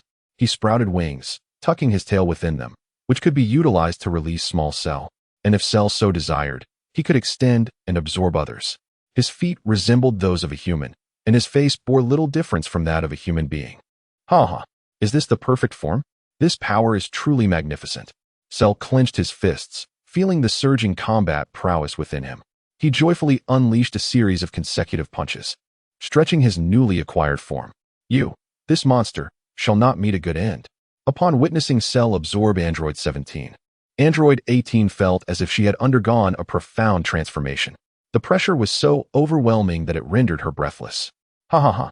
Android 18. Are you merely seeking to provoke me into killing you? I shall grant your wish right now. After all, I have already attained my perfect form. You hold no value for me any longer. With a self-satisfied expression, the fully realized Cell regarded the existence of Android 18 as utterly inconsequential. He began to gather energy in his fingers and launched it towards Android 18, intent on ending her life. Observing this, Android 18 slowly closed her eyes. Resigned to the impending arrival of death, having completely relinquished any hope of resistance. Just as the situation reached a critical point, a flash occurred. The silhouettes of Gohan and his companions materialized before Android 18. It was a fortuitous turn of events, as Gohan had utilized his instant transmission to arrive right in front of her. As soon as his figure materialized, an overwhelming surge of energy rushed towards him, seeking death. With a swift motion, Sun Wukong deflected the oncoming beam of lethal light. Tianjin and the others stood in stunned silence, taken aback by the unexpected ambush upon their arrival. Fortunately, Wukong's formidable strength spared them from peril. That voice belonged to Sun Wukong. Android 18 initially thought she was experiencing an illusion. She abruptly opened her eyes, only to find Sun Wukong's robust form standing protectively in front of her. Why had Sun Wukong appeared in this place? Is he here to rescue me? Arriving early is not as fortunate as arriving just in time. You are fortunate to witness overwhelming terror and power. Upon seeing the sudden appearance of Gohan and the others, Cell unleashed his energy blasts once again. He was slightly taken aback, but soon found his composure. Now that he had achieved his ultimate form, his combat prowess had reached the zenith of this world. He was eager to test the terrifying power of his complete transformation, and their arrival was perfectly timed. Today I shall demonstrate to you the formidable strength of the Super Namekians. Piccolo was also brimming with fighting spirit. After merging with the celestial being, he had yet to harness this formidable energy. Now, the moment had arrived for him to showcase his abilities. We shall depart from this place. Son Gohan crouched down, effortlessly lifting Android 18 into his arms and soaring away from the battlefield. Android 18's eyes widened in surprise. She had not anticipated Son Gohan would embrace her without her consent. After all, she was still a girl, unaccustomed to such intimate contact with the opposite sex. As she nestled in Son Gohan's embrace, she caught a whiff of a delightful fragrance, causing her heart to race like a startled deer. Never before had a man held her in such a manner. Her cheeks flushed a deep crimson. For the first time, those present beheld the beauty of Android 18, and they were left in awe of her stunning appearance. Witnessing Son Gohan cradling a beautiful girl, they were filled with envy and resentment. One by one, they took to the skies, leaving the battlefield behind. The battle between Piccolo and Cell was on the verge of igniting. Piccolo, I never imagined you would serve as my whetstone, Cell remarked with fervor as he gazed at Piccolo. He has yet to fully familiarize himself with his complete form. Now is the perfect opportunity to practice using Bic. Without further ado, it remains uncertain who will serve as the other's sharpening stone. Bick, too, wears a confident expression. Having now fused with the divine, he possesses an immensely powerful energy within. He charged at Cell with fervor, unleashing a powerful punch aimed squarely at his opponent's face. In an astonishing display of agility, Cell evaded Piccolo's assault and retaliated with a sweeping kick aimed at him. With a resounding thud, Piccolo raised his arm to block Cell's strike, a wave of force radiating outward, revealing the considerable strength behind the kick. The two combatants immediately became entangled in a fierce struggle, each probing the other's fighting prowess. Suddenly, a notification echoed in Gohan's mind, indicating a combat power attribute drop of 1 million. The battle had commenced, and the system's alerts flooded his consciousness. The corners of his mouth curled slightly. It turned out that the crowd had gathered around a small hill, assuming the role of onlookers. Sun Wukong chose to divert his attention from the battle, as he could simply collect the combat power later. He observed that Android 18 was cradling her abdomen with one hand, her expression etched with agony. Son Gohan's palm emanated a surge of energy, penetrating her body to mend her wounds. This feels wonderful, Android 18 thought as she sensed the energy coursing through her being. Her injuries were visibly healing at an astonishing rate, the pain in her abdomen gradually dissipating, and her strength fully restored. Sunday.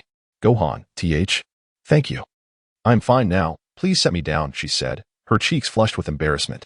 She never anticipated feeling so vulnerable, resembling a delicate woman in such a moment.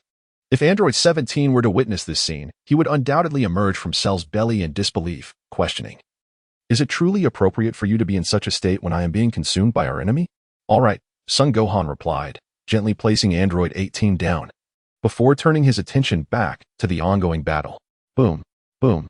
The clash between Cell and Piccolo escalated from the ground to the skies. Their figures flickered with rapidity as waves of impact collided with one another, reducing the surrounding hills to mere dust. What incredible combat prowess! One could not help but think. No one could have anticipated that Piccolo, after merging with the Supreme Kai, would possess such formidable strength. Was the innate talent of extraterrestrial beings truly this extraordinary? Cell's combat abilities were equally formidable, resulting in a fierce confrontation that was evenly matched. Tien, Kaiotsu, Yamcha, and Krillin found themselves mesmerized, astonished by the terrifying levels of power displayed. Their auras remained perfectly controlled, indicating that neither had yet unleashed their full potential. Now that Son Gohan has arrived, Krillin and Android 18 have not interacted at all. This marks their first encounter, one might muse. Piccolo, our warm-up has concluded. Let us showcase our true abilities. Cell declared to Piccolo. It had been ages since he had relished such an exhilarating battle. Was the grand performance about to commence? He silently urged himself to gather all his strength. The energy of combat surged wildly into every fiber of his being, causing his power level to soar relentlessly. Ha ha ha, what a thrill, he exclaimed. With that in mind, allow me to demonstrate my true capabilities. Piccolo, too, was filled with fighting spirit. As he had not engaged in combat for quite some time, the sensation of being the protagonist once more had returned to him. He clenched his fists tightly, his body levitating in the air. A formidable force surged forth from within him. Surrounding Piccolo was a spiraling aura reminiscent of a pentagram, continuously swirling around him. A terrifying wave of energy surged toward the crowd. Everyone quickly assumed a stable stance, firmly anchoring themselves to the ground to prevent being swept away by this force. Such an overwhelming power. Is this the true strength of their fusion? This time, they would surely defeat the android, Cell. Krillin and the others were utterly astonished, never anticipating that Piccolo's energy could be this formidable. They had only ever experienced such an overwhelming aura from the Saiyan Son Goku and his companions. Very well. Allow you to grasp what true, crushing power feels like. A deep, guttural sound emanated from his throat. Cell clenched his fists tightly, and a tempestuous, terrifying energy surged forth from his being. Waves of energy instantaneously swept across the battlefield, akin to the ferocity of a hurricane. Krillin and the others were hurled away by this force. Even Android 18 struggled to maintain her footing, on the verge of being swept away. However, Son Gohan swiftly wrapped his arms around her slender waist, preventing her from being blown away. Her face flushed like a ripe apple. Such formidable power. Cold sweat trickled down Piccolo's forehead. He felt an unprecedented sense of oppression emanating from Sharu. Is this truly the extent of Sharu's formidable power? Suddenly, a golden aura erupted from Sharu's being, reminiscent of the transformation of a Saiyan. A Super Saiyan? The crowd exclaimed in unison. They beheld astonishment reflected in each other's eyes. This overwhelming power could only be perceived within the Scions. To their surprise, this creature could also transform. What do you think? This is the essence of Scion cells. I never anticipated such a significant enhancement in combat strength, Cell proclaimed with a sense of pride. He felt the overwhelming aura, his face a picture of astonishment. It was his first encounter with such power. Damn it, perish. A fierce energy erupted from Piccolo as he charged towards Cell. He had no desire to engage in meaningless chatter. What he sought was a battle that would leave them both drenched in sweat. Today, he would demonstrate the true extent of his prowess. With eyes shimmering with intensity, Cell charged directly at Piccolo. He yearned for battle, the blood within him boiling with fervor. The Scion's competitive spirit was a legacy inherited by Cell as well. Boom. The two clashed like celestial bodies colliding. A powerful shockwave instantly spread outwards, fracturing the ground beneath them with deep, unfathomable cracks. Bang, bang, bang. They relentlessly pursued one another in midair, the atmosphere resonating with the muffled sounds of their strength colliding. Ding. A combat power attribute of 1 million dropped ahead. Combat power attribute 1 million. The system's notifications echoed incessantly in Gohan's mind. Piccolo. Allow me to show you the might of my technique. Special beam cannon. Cell roared, his hands pressed against his forehead. The energy surged instantaneously, launching forth towards Piccolo without the lengthy concentration required by the latter. Cell executed it with unparalleled perfection. Boom. Piccolo let out a cry of anguish as he was caught off guard, his chest pierced in an instant. He spat out a mouthful of blood. Chapter 85, The Perfect Four-Body Fist. The Sacred World of the Kais. The door to the Room of Spirit and Time slowly creaked open. Two powerful auras enveloped the entire sacred world of the Kais as Goku and Vegeta emerged from within. Their garments are tattered and torn, yet their spirits remain vibrant. Sun Wukong currently sustains the form of a Super Saiyan. He is yet to reach his full power. Sun Wukong wishes to gradually acclimate to this form in order to achieve minimal energy expenditure. He realizes that transforming into a Super Saiyan requires a substantial amount of energy to sustain this state. Where has everyone gone? Has the androids emerged to cause trouble again? Sun Wukong muttered to himself. He began to sense the essence of the earth, discovering that Piccolo was engaged in a fierce battle with a formidable force. Meanwhile, the energies of Tien and the others were conspicuously united, indicating their role as spectators. How had Piccolo's power grown so immense? Uncle Goku, you have arrived. Splendid. Now the androids are clashing with Uncle Piccolo.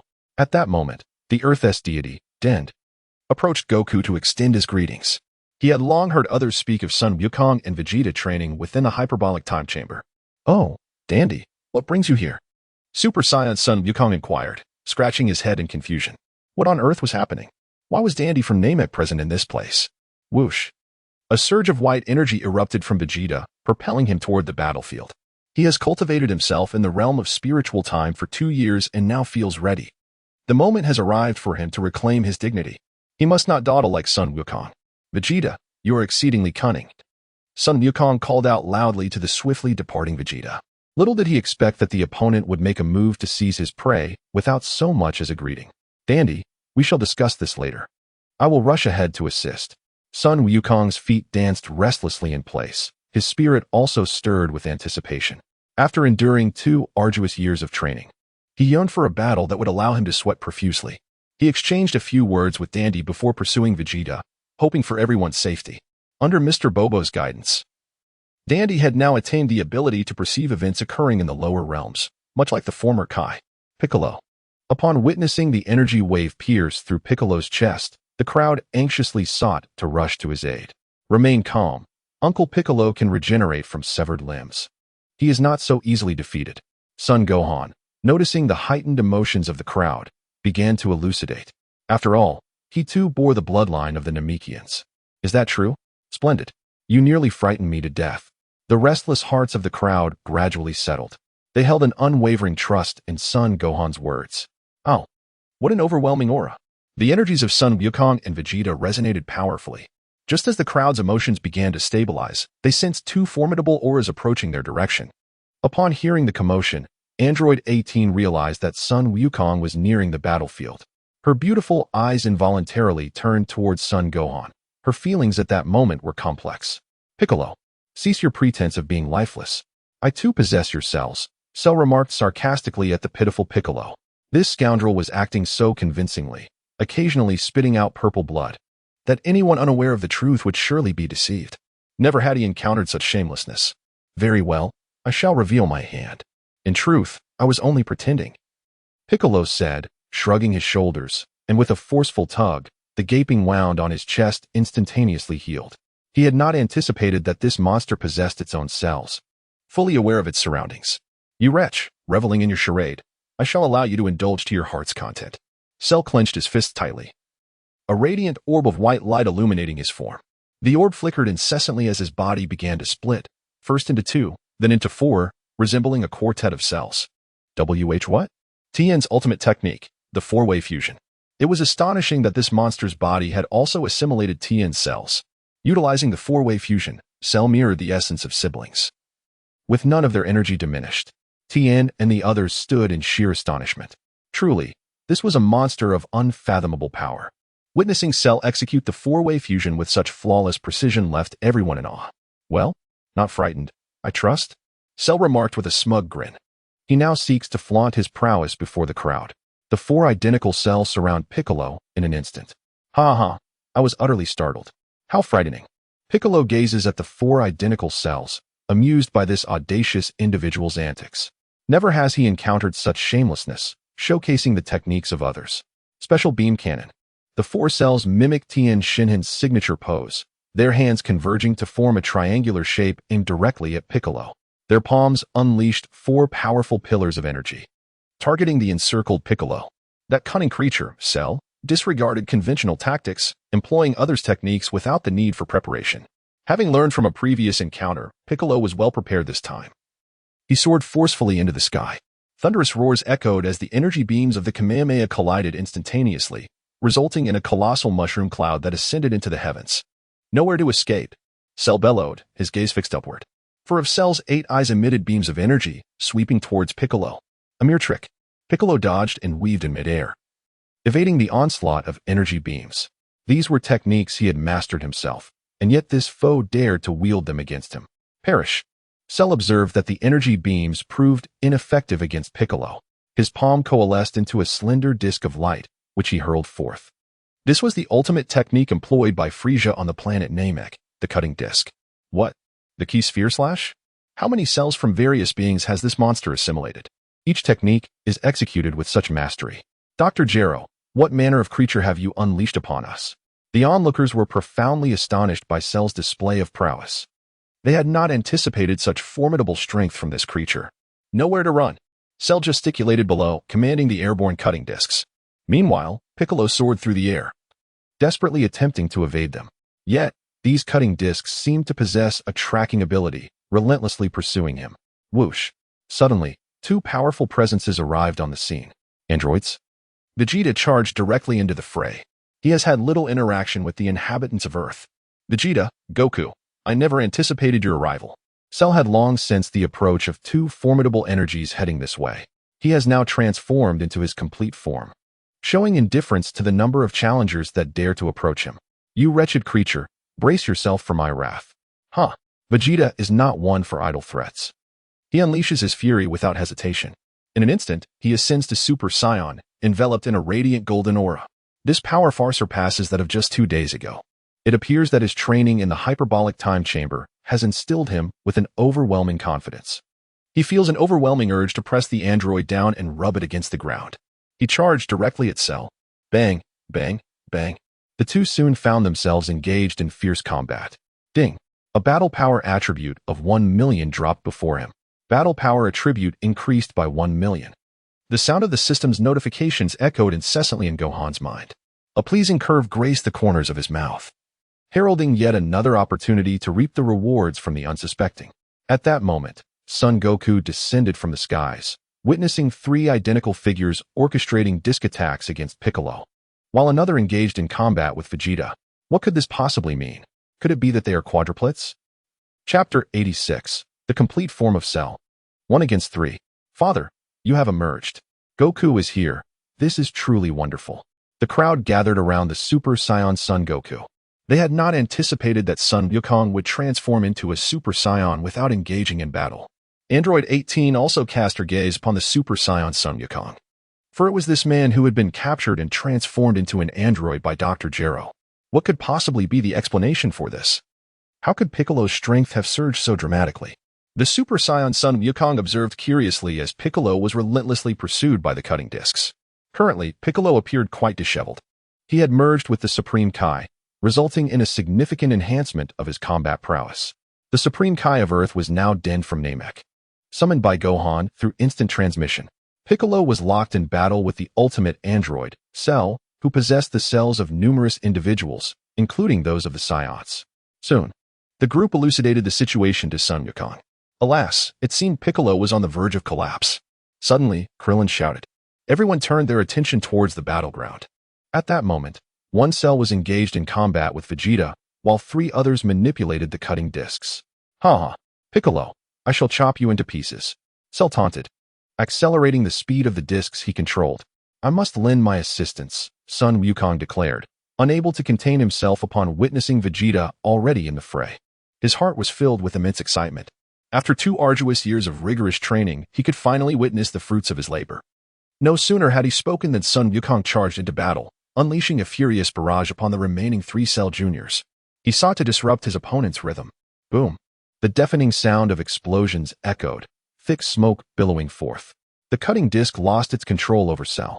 Piccolo swiftly broke free from the encirclement. As the smoke cleared, Cell emerged unscathed. Ha ha ha! Son Goku, I welcome your arrival, Cell remarked, recognizing that it was Son Goku who had come to confront him. A smile graced his face. Could it be that this man, who instilled fear in the hearts of the Red Ribbon Army, is finally ready to take action? Without the existence of Sun Wukong, perhaps Dr. Gero would never have brought himself into being.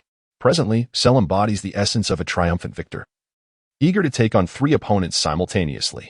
The prowess of these 4 fighters is truly remarkable. With the inclusion of Vegeta and Sun Wukong, Piccolo finds his burden significantly alleviated. He charged toward Cell. Piccolo, you are utterly naive. I was merely toying with you, Cell remarked with a playful grin. He raised his hand, pointing towards the approaching Bic, unleashing a frenzied beam of death. Boom, boom, boom. Columns of energy struck Bic with tremendous force. He emitted a heart-wrenching scream. Sheru intended to eliminate Piccolo first, so he could then confront Vegeta and Son Goku with ease. He has now completely mastered this form. Moreover, a more suitable opponent has arrived. Piccolo. In a flash, Son Goku attempted to rush to assist, only to be obstructed by another Cell.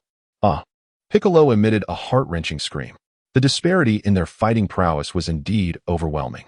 Moments ago, Cell had merely used Piccolo as a means to sharpen his own skills. Now, he showed no mercy in his assault. Whoosh! Son Gohan's body suddenly vanished from sight, and when he reappeared, he stood before Cell. The deep-seated memories surged within him. Triggered by the sight of his beloved mentor Piccolo facing imminent peril, he was suddenly engulfed in fury. Bang! One of Cell's duplicates was instantly struck by Gohan's powerful punch. Ugh! Cell felt a flash before his eyes, followed by a sharp pain in his lower abdomen that compelled him to expel a mouthful of green liquid. What? Gohan. Am I dreaming? Or have I already succumbed to hallucination? With a single blow, he had incapacitated one of Cell's duplicates. The crowd couldn't help but turn their gazes towards Gohan, yet he was nowhere to be found. They had yet to fully comprehend the movements of Sun Wukong. The attack on Piccolo's Cell clone resulted in it being struck down. Android 18's eyes widened in astonishment. Is this truly the extent of Sun Wukong's power? He had been right beside her moments ago, and in the blink of an eye, he had appeared on the battlefield. It was utterly terrifying. Such a formidable opponent as Cell was thus bloodied by a single punch from Sun Wukong. The opponent's expression revealed an utter lack of fighting capability. Had Sun Wukong not shown restraint upon their initial encounter, it was likely that they would have perished long ago. What? This cannot be real. Another clone of Cell was left completely stunned. A tempest surged within him. How could he, having achieved his complete form, possibly be unable to withstand a single blow from Son Gohan? Surely, Son Gohan's combat prowess could not be this formidable. Where had the flaw occurred? In the next moment, Son Gohan's body flickered once more, dispatching another stun Cell clone with the same swift precision. All eyes turned towards Son Gohan. Even the clone engaged with Vegeta glanced in his direction. In a duel of masters, the gravest misstep is distraction. You imbecile, where are you looking? Your opponent is right here. Vegeta, disregarding any notions of martial ethics, sent Cell flying with a single punch. He then accelerated. closing the distance to deliver a powerful blow to Cell with both hands raised high. Boom. Cell's other clone crashed to the ground like a cannonball, creating a massive crater. Is this real? Surely, I cannot be dreaming. The onlookers instinctively rubbed their eyes. Son Gohan's remarkable display had utterly transformed their perception. The first incident could be chalked up to luck, but how could one explain the second? Vegeta and Goku continued their fierce battle against one Cell clone. While Son Gohan had already incapacitated two of Cell's duplicates with his initial strike. Gohan. Piccolo observed in awe as Son Gohan rendered the two clones incapable of fighting. As soon as he relaxed his heart, he plummeted from the sky. Uncle Piccolo. In an instant, Gohan teleported and caught the falling Piccolo just before he hit the ground. He gently placed Piccolo on the ground, his hands resting upon him. A surge of energy permeated Piccolo's body, visibly mending his internal injuries at an astonishing pace. Bang! Two of Cell's duplicates had been severely injured by Gohan, with one of them also struck down by Vegeta. Meanwhile, the original Cell, engaged in combat with Goku, summoned three of his duplicates to return to him. Upon their return, Cell delivered a powerful punch that sent Goku flying. He turned to face Son Wukong, his gaze as fierce as that of a venomous serpent. Chapter 87. The Madness of Cell. Ha ha ha. I never expected that Tien's ultimate technique would yield such perfect results in your hands. Goku, with his low emotional intelligence, remained entirely oblivious to Cell's menacing stare. He spoke with a face full of admiration. Son Wukong had previously experienced Tien Shinhan's Four Wills Fist during the first martial arts tournament. Tien Shinhan utilized this technique to divide his own strength into four distinct parts. However, after being refined by Cell, each of the four copies possesses the might of the original. He chuckled ominously. Son Wukong, are you truly astonished by this? Allow me to demonstrate this technique for you. Him.Ha. Cell began to mimic Son Wukong's signature move, the Kamehameha wave, as energy continuously coalesced in his hands. Upon the return of his doppelganger to its original form, he was freed from the burden of divided attention. With unwavering focus on the battle, his prowess experienced a remarkable enhancement. As he gathered his strength, Cell squinted, involuntarily directing his gaze towards Gohan's direction. It appeared that Gohan was the concealed powerhouse, his combat strength immeasurable. With merely a single punch, he incapacitated both of his adversaries. Gohan, sensing Cell's scrutiny, glanced back toward him. Their gazes collided in the air, a silent exchange of intent. Gohan, disregarding Cell's thoughts, prioritized the acquisition of combat attributes. He silently contemplated, feeling the combat power attributes surge into his body like a relentless river. You bastard, cease this at once. The earth cannot withstand such energy. Son Wukong was taken aback as he observed Cell continuously gathering power. Should this Kamehameha wave strike the planet, it would be obliterated in an instant. It seemed as though Cell was oblivious, relentlessly accumulating energy. What on earth is this fiend planning? Is he intent on taking us all down with him? It's over. Such immense energy will annihilate the earth. Is this how it ends? How utterly frustrating. The onlookers, witnessing the energy coalescing in Cell's hands, were drenched in cold sweat. They now tremble in fear, their hearts wholly consumed by terror, rendering them incapable of rational thought. The looming threat of a great mountain does not alter their countenance, nor does the sudden appearance of a deer divert their gaze. Number 18 notices that Son Wukong remains unfazed, displaying an air of calm indifference. It seems as though her own heart has found solace. Could this be what is known as a sense of security? How infuriating. Vegeta's forehead veins throbbed. His face contorted in rage. He never expected that the android would be even more deranged than himself. What on earth does this fellow intend to do? Sheru, you lunatic. If you have the courage, come at me. Son Goku bellowed in fury. His body soared into the sky. Son Wukong hoped that Cell would unleash the Kamehameha wave into the air. However, Cell disregarded Son Wukong's intentions and directed the energy beam in his hand towards Gohan. From the moment Gohan had effortlessly eliminated two of his clones with a single punch, he had sensed a dangerous aura. It turned out that the most formidable opponent was indeed Gohan. You bastard!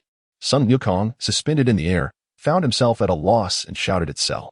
We're doomed. He had not anticipated that this scoundrel would be so ruthless. As Cell unleashed the colossal Kamehameha wave towards him, everyone was filled with dread, their expressions shifting dramatically. Him.Ha. A deep voice resonated, and Gohan began to assume the stance for the Kamehameha wave. All eyes were now fixed upon Gohan. They had forgotten that a formidable master was present among them. Hope ignited once more in everyone's hearts. The miracle-performing youth made his move. Boom. Two colossal beams of energy collided. A fierce aura swept through, sending everyone near Sun Wukong flying. Clink. A battle power attribute of 1 million dropped. Another battle power attribute of plus 1 million fell. A shockwave transformed the surface soil into dust. It turned out that Sun Wukong had unleashed the most powerful Kamehameha wave in retaliation. His energy beam repelled Cell's energy column. Impossible. I am the strongest in this world. Cell frantically channeled energy into the beam, but it was all in vain. Sun Wukong's energy column was unstoppable, instantly pushing back the adversary's beam. No, it cannot be. Cell's body was struck by the energy beam in an instant. He let out a heart-wrenching scream. Have we emerged victorious? Are we truly alive? How splendid. Gohan has once again come to our rescue. The crowd found themselves virtually entombed beneath a layer of dust. Rising to their feet, they shook their heads to dislodge the remnants of ash from their hair. As they surveyed the surroundings, now transformed into ruins, a profound sense of having narrowly escaped death enveloped them. Gohan has once again performed a miracle.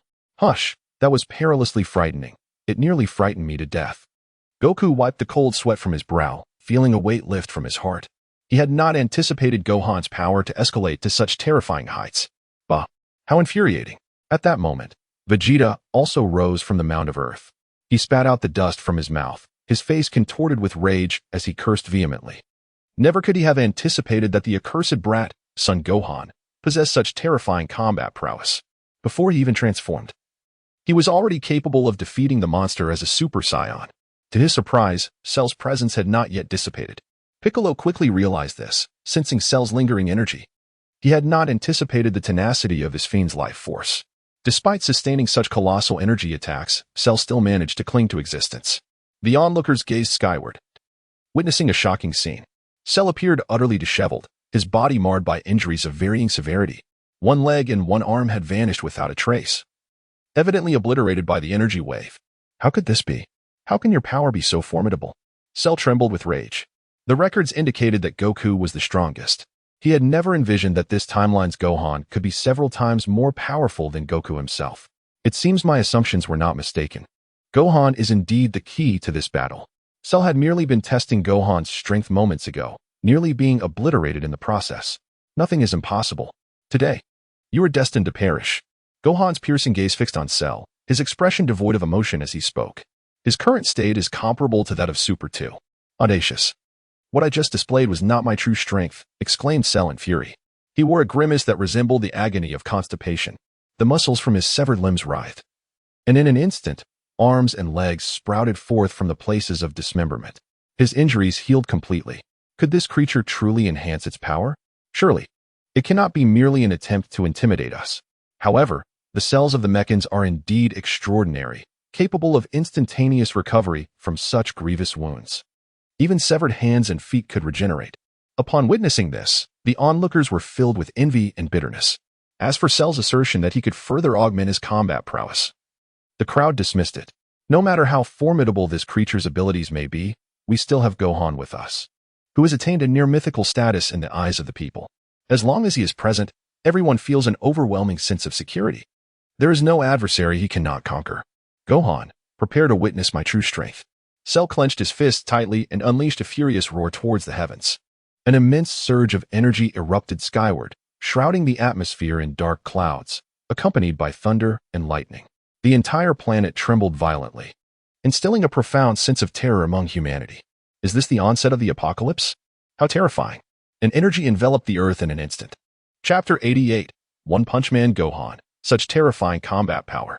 I never imagined Cell's words were true. He can indeed enhance his strength. Yet, with Gohan by our side, we remain safe. Initially, the crowd was stunned by Cell's formidable aura, but upon reflection, they recognized Gohan's combat prowess was equally unfathomable. There is no way Cell could defeat Gohan. Damn it, this scoundrel has truly concealed his strength. Vegeta clenched his fists in frustration, astonished by the creature's overwhelming power. Prince Vegeta, cannot possibly be defeated. It must be that my training is insufficient. Next time, I shall endeavor even harder. Remarkable.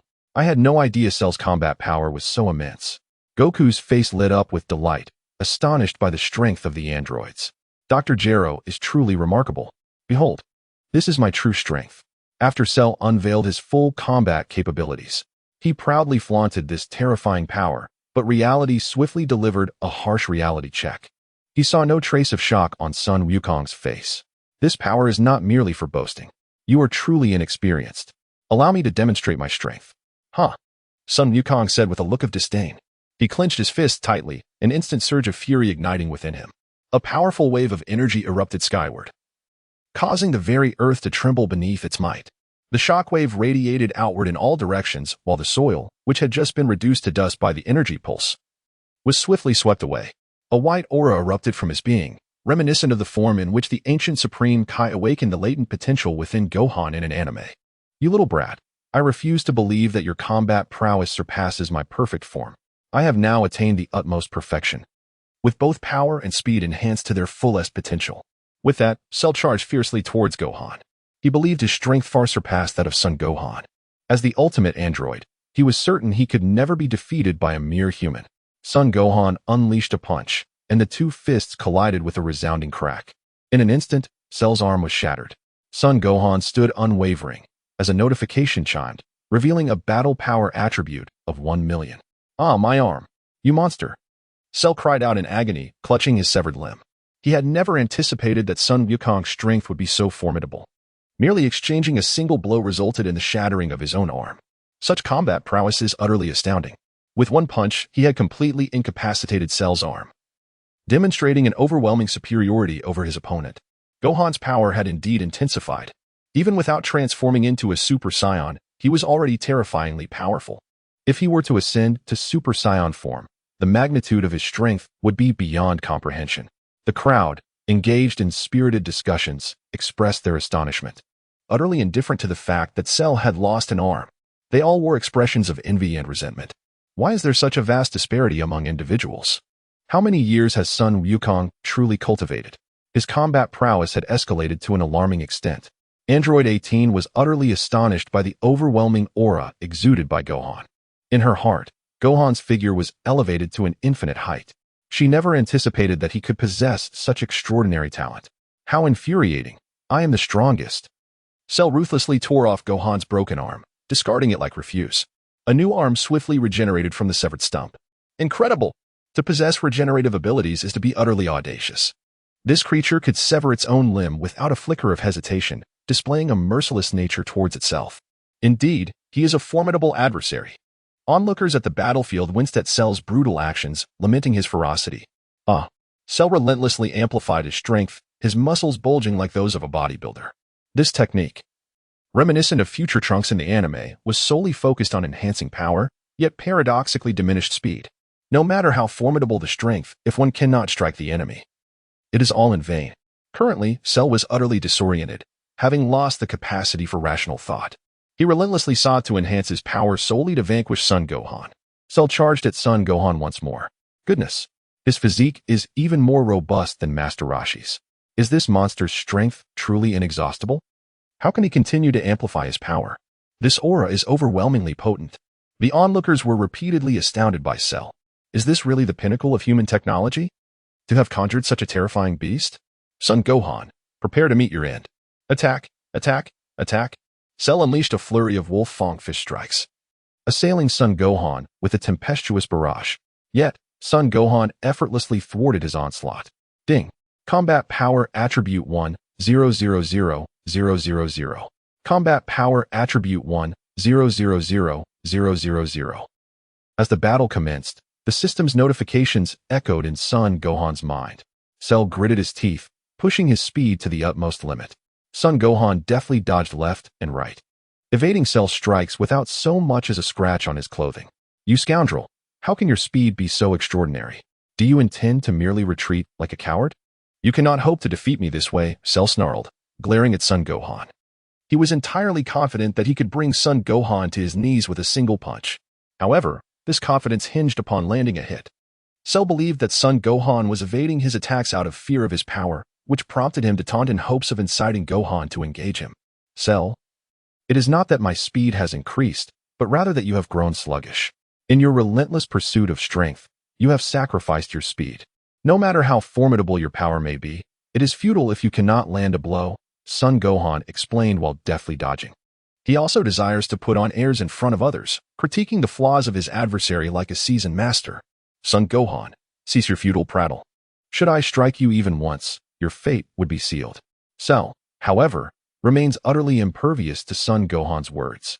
He is now intoxicated by his victory. Disregarding the wisdom of the elders, and the repercussions are imminent. Allow me to demonstrate my strength and speed. As soon as Son Gohan's words fell, his form vanished from sight. When he reappeared, he was right before Cell, delivering a powerful blow to his opponent's abdomen. Bam! Cell's back arched from the impact. Had it not been for his remarkable bodily resilience, he might have been pierced through. Cell was sent sprawling 2 meters back, his feet digging into the ground to absorb the force of the blow, leaving 2 deep furrows in the earth. How infuriating! This scoundrel has managed to severely injure me with a single punch. Ugh! Cell retched violently, expelling copious amounts of green liquid. His steps were unsteady, as if he might fall at any moment. Shalu was filled with panic, sensing that his complete composure was on the verge of shattering. His stomach churned violently, as he struggled to suppress the urge to vomit. Chapter 89. Cell's Demise. With great effort, Cell clamped his hands over his mouth to prevent the inevitable, but ultimately, he could no longer contain himself and expelled Android 17. No. Cell's energy instantly diminished. His body gradually transformed, reverting to the form of the second stage. Number 17 and number 18 beheld in astonishment as Cell expelled number 17. She was overwhelmed with joy, never anticipating that she would once again lay eyes upon her brother. Yet, how infuriating! How on earth did that little brat cultivate to such a degree? With a single punch, he managed to revert this monster to its original state. Vegeta observed as Gohan displayed his formidable prowess. He was so enraged that he felt as though he might vomit blood. Why was it not he who vanquished this monster? What? Cell's perfect form had already crumbled, and his aura had diminished. Gohan, the power within him was indeed growing ever stronger. With a single punch, he reverted this creature to its original form. The eyes of the onlookers sparkled with astonishment. Son Gohan had brought them an abundance of surprises. Wherever he stood, safety reigned supreme. No matter how formidable the enemy, he could easily dispatch them. Gohan's image soared infinitely in their hearts. It was still Piccolo's discerning eye that recognized Gohan's potential, nurturing the emergence of such a formidable prodigy. Son Gohan. Cell clenched his silver teeth, enunciating Gohan's name syllable by syllable. His heart has reached the brink of fury, having transcended time and space to become a complete being. He was shattered by a single punch from this scoundrel. One can only imagine the madness that now envelopes Cell. He charged towards Sun Wukong with an overwhelming desire to inflict harm, as if he wished to flay him alive. Such audacity! Sun Wukong effortlessly delivered a kick that sent the approaching Cell soaring through the air, his advance as swift as his retreat. Alas, Cell emitted a cry of despair, his fury having clouded his judgment. He had completely forgotten that even in his perfected form, he was no match for Son Gohan, let alone in this, his second transformation. With a flash of movement, Son Gohan swiftly seized one of Cell's legs and began to pummel him mercilessly into the ground. Bang! Bang! Bang! The earth was left riddled with enormous, gaping craters, while Cell emitted heart-wrenching screams of agony. He now regrets his decision to traverse time and space in pursuit of perfection.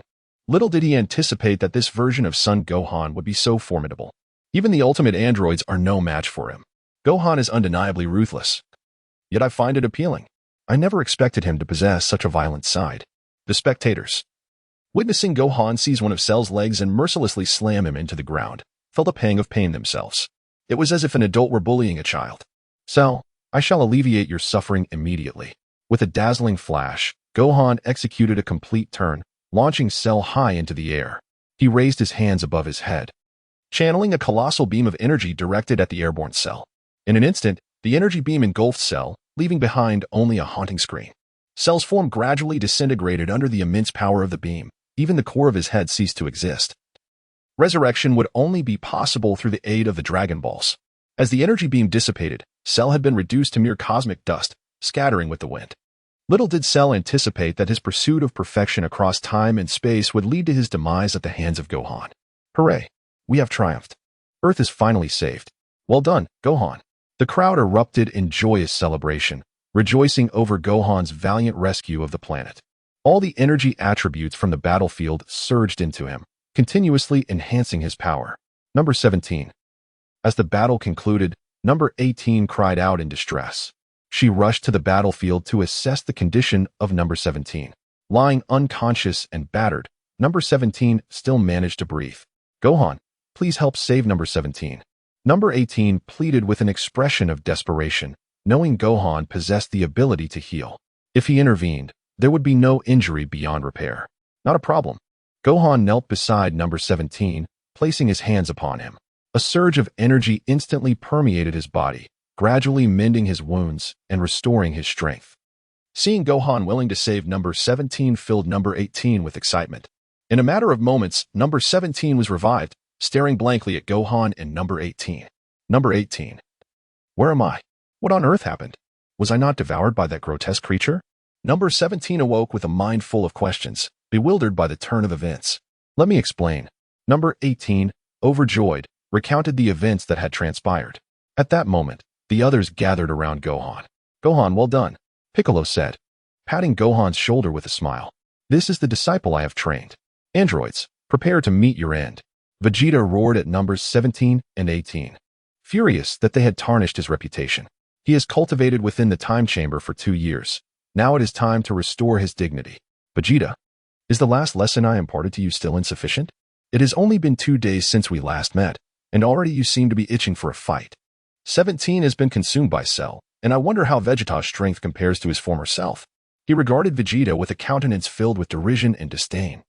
Merely a former subordinate who had suffered defeat. Just moments ago, he had been thoroughly battered by that grotesque creature, subsequently consumed by the same. The bitterness of that defeat still lingered, and yet, Vegeta dared to provoke him again, truly a foolhardy endeavor. 17, calm yourself, commanded 18, swiftly intervening in 17's reckless intent. She had just witnessed the clash between Vegeta and Cell, recognizing that their adversary's strength had significantly escalated. If 17 were to engage now, he would undoubtedly find himself at a disadvantage, perhaps even subjected to humiliation. Were it not for 18 restraining me, I would have already left you searching for your teeth. 17 declared, his face a mask of fury. He believed that Android 18 was merely saving face for everyone, especially since they had just rescued him from the clutches of Cell. Android 17 assumed that Vegeta and Gohan were undoubtedly allies. Upon hearing Android 17's provocative remarks, Android 18 could only feel exasperated.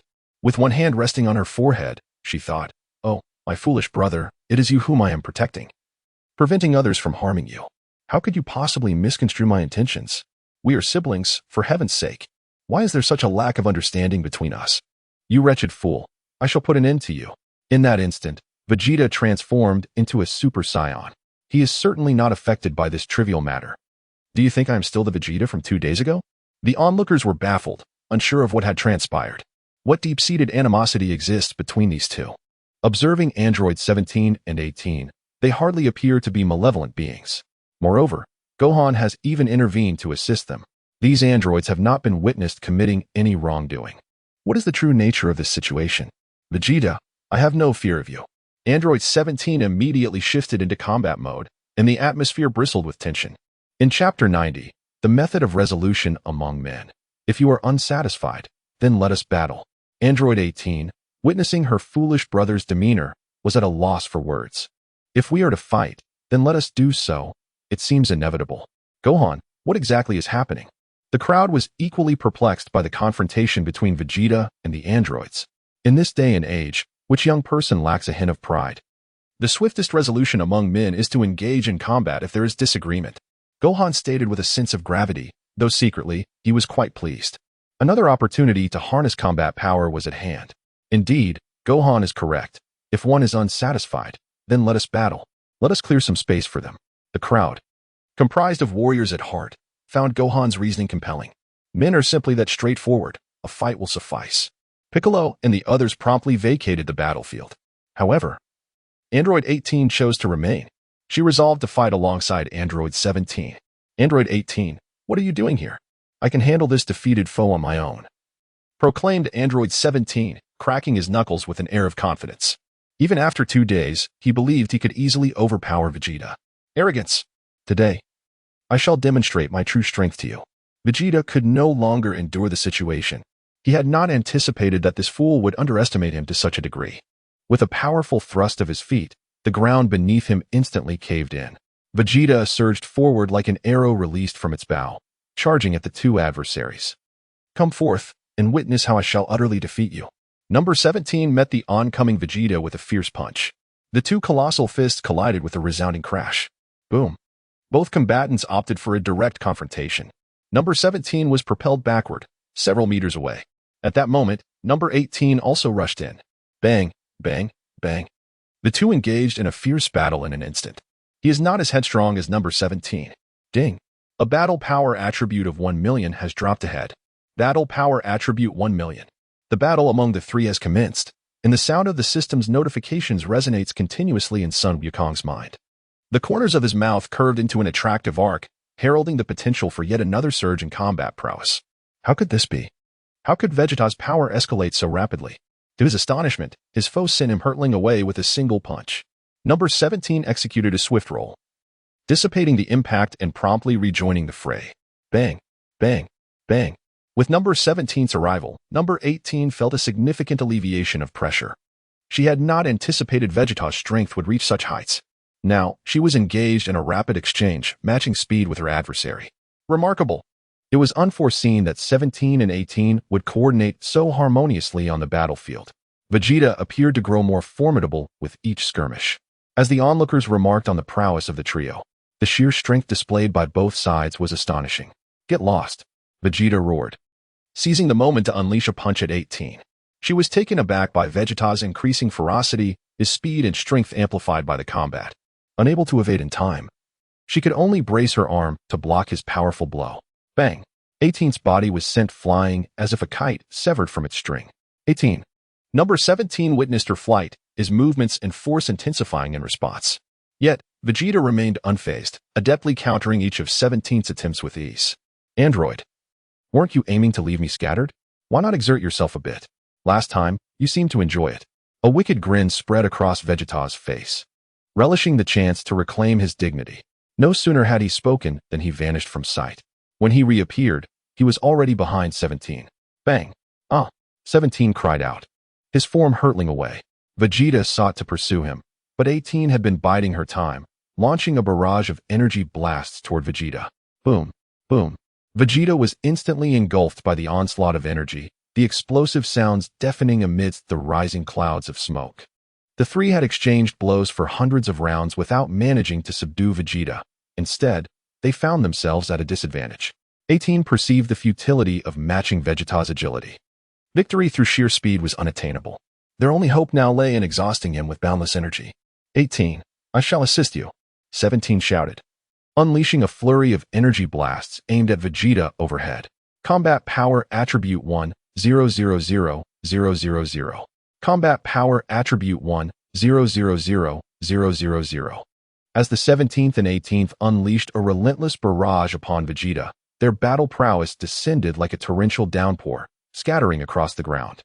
Sun Wukong's mind was graced with the sound of a system notification. With a broad smile, he gazed at androids 17 and 18. The androids, endowed with remarkable intelligence, sought to exhaust Vegeta with their seemingly inexhaustible energy. Their prowess was truly formidable. It appeared as though their power was limitless. Had they unleashed thousands of attacks already? They showed no signs of fatigue. Something was amiss. Their energy remained perfectly steady. It was evident that their strength was ceaseless. Dr. Gero was indeed a terrifying figure. One could hardly fathom that he had succeeded in creating such formidable androids. The onlookers watched as Vegeta was relentlessly bombarded by the androids for several minutes. They all observed a moment of silence for Vegeta. Androids 17 and 18 paused their relentless energy attacks after witnessing the bombardment for a while. The onlookers gazed in astonishment at the figure of Vegeta shrouded in smoke. Despite their lack of fondness for him, they recognized that he was attempting to intervene against the androids.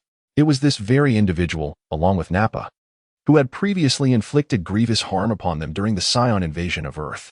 Furthermore, Vegeta's consistently aloof demeanor and disdain for others had not endeared him to them. He had even resorted to insults at the entrance of the hyperbolic time chamber, belittling everyone present. In truth, many among them secretly wished for his demise at the hands of the androids, hoping to be spared further annoyance. Yamcha harbored a particular animosity towards Vegeta. Had it not been for him, Bulma may never have left his side. The explosion had not defied the laws of smoke and injury. As the thick haze began to dissipate, a figure gradually came into view. It turned out that Vegeta was encased within a protective sphere of white energy. Even if androids 17 and 18 continued their assault for an extended period, it would be futile against the shield. No, perhaps it was possible. Android 17 gazed at Vegeta in disbelief. He could never have imagined that the defeated foe from 2 days prior would now transform into such a formidable being. Without further ado, he declared, "Prepare to meet your end." An aura of terror erupted from Vegeta's being as he surged forward at incredible speed, confronting Android 17. With a resounding thud, a powerful punch struck 17's abdomen. The android's body flew like a severed kite, crashing into a towering mountain. The earth trembled as the soil enveloped Android 17, burying him alive. Chapter 91, Super Saiyan 2, Android 17 Android 18, witnessing her brother's dire predicament, let out a fierce cry and charged towards Vegeta. Artificial beings, how foolish, Vegeta smirked, a malicious grin spreading across his face. With a swift spinning kick, he sent Android 18 hurtling towards the direction of Android 17. In an instant, the entire mountainside was reduced to dust by the force of Android 17's impact. He had just emerged from the mountains when he noticed the number 18 hurtling towards him. The game had reached its conclusion. You shall perish. Explosive cannon. Vegeta's eyes glinted with murderous intent as he began to gather energy waves. He intended to obliterate the 2 androids right here. Channeling the energy in his hands towards androids 17 and 18, the atmosphere grew tense. 18, 17. They bellowed, for the energy blast was formidable. If he fled now, he might still escape. However, 18 would likely perish. 17, get away. Don't worry about me. 18 discerned the colossal energy projectile approaching, knowing full well that even if she survived, she would suffer greatly. If we must die, let us die together. Sister, I will never abandon you. 17 decisively caught the incoming 18, cradling her protectively in his embrace, positioning his back against the oncoming massive energy blast. Even if there was a glimmer of hope, he would shield his sister. Foolish brother, you are so reckless.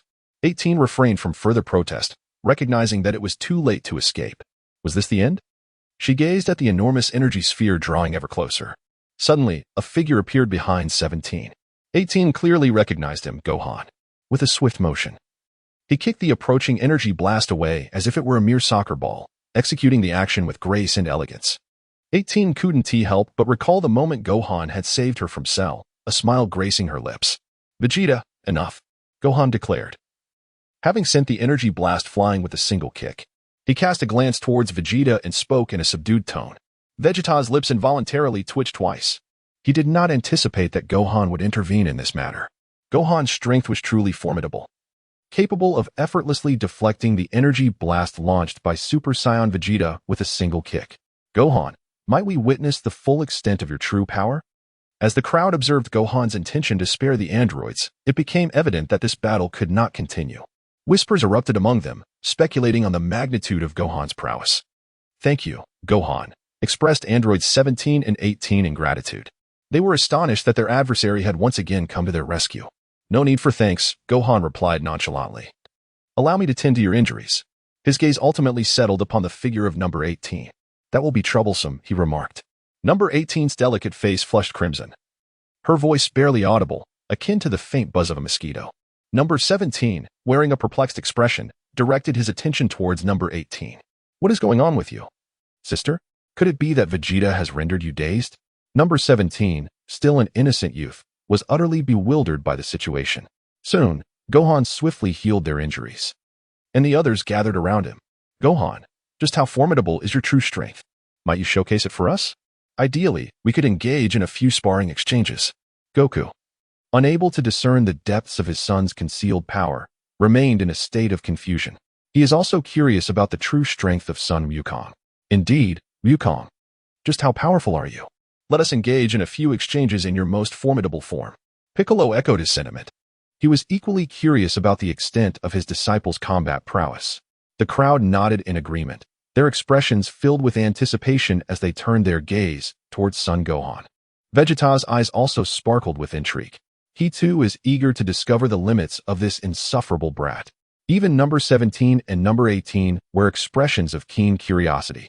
They too wished to behold this enigmatic man. Although the data suggested that his combat abilities were not as formidable, reality delivered a staggering blow that took them by surprise. He Curiosity can be perilous. I hope I do not frighten you into nightmares tonight. Allow me to demonstrate what true, overwhelming power entails. Step back and ensure that no unintended harm occurs, Son Gohan remarked with a proud grin. He also sought to invigorate the training enthusiasm of Son Wukong and Vegeta, allowing them to witness the potential for further breakthroughs among the Saiyans. The crowd collectively ascended from the battlefield, gathering atop a towering mountain, their faces alight with anticipation for Son Gohan's display. The transformation of a Saiyan relies entirely on a mighty roar. A deep voice resonated from Son Gohan's throat. Boom. His entire being shimmered with a golden aura, an overwhelming energy surging forth. The sky darkened, heavy with clouds. As thunder rumbled ominously, the very planet began to tremble slightly. Waves of energy erupted from his form, sweeping outward with the ferocity of a tempest. In an instant, Son Gohan transformed into a Super Saiyan, his gaze sharpened to a piercing intensity. Krillin, Yamcha, Tien, and Kaiotsu found their combat prowess woefully inadequate. Had it not been for Son Wukong and Piccolo restraining them, they would have surely been swept away by this tremendous force. Cold sweat trickled down the foreheads of Tien and his companions, overwhelmed by the sheer magnitude of Son Gohan's aura, which utterly shattered their previous perceptions. This energy. Vegeta was completely taken aback by this overwhelming presence. In comparison to his own, it was an inconceivable chasm. Son Gohan gradually reigned in his energy. The dark clouds and lightning began to dissipate, and the ground ceased its tremors. The onlookers wiped the perspiration from their brows. Was this truly Son Gohan's real power? Although androids 17 and 18 could not discern the magnitude of the energy, an intense sense of pressure washed over them. Son Gohan stood as a figure of authority, instilling a sense of dread in those who beheld him. This was the full-powered form of Super Saiyan 1, the most perfect manifestation among the Super Saiyans, requiring minimal energy to maintain. Now, I shall commence my transformation into Super Saiyan 2, Son Gohan stated nonchalantly, as if it were a trivial matter. However, this declaration struck the ears of the others like a bolt of lightning. The most perfect full-powered form of Super Saiyan 1? There exists a second form of Super Saiyan? Vegeta felt as though he had been struck by lightning, bewildered. Was this not the ultimate transformation of the Saiyans? Could there truly be a second form? Son Gohan's aura began to surge dramatically once more. The ground beneath them quaked anew, and the earlier spectacle returned. Boom.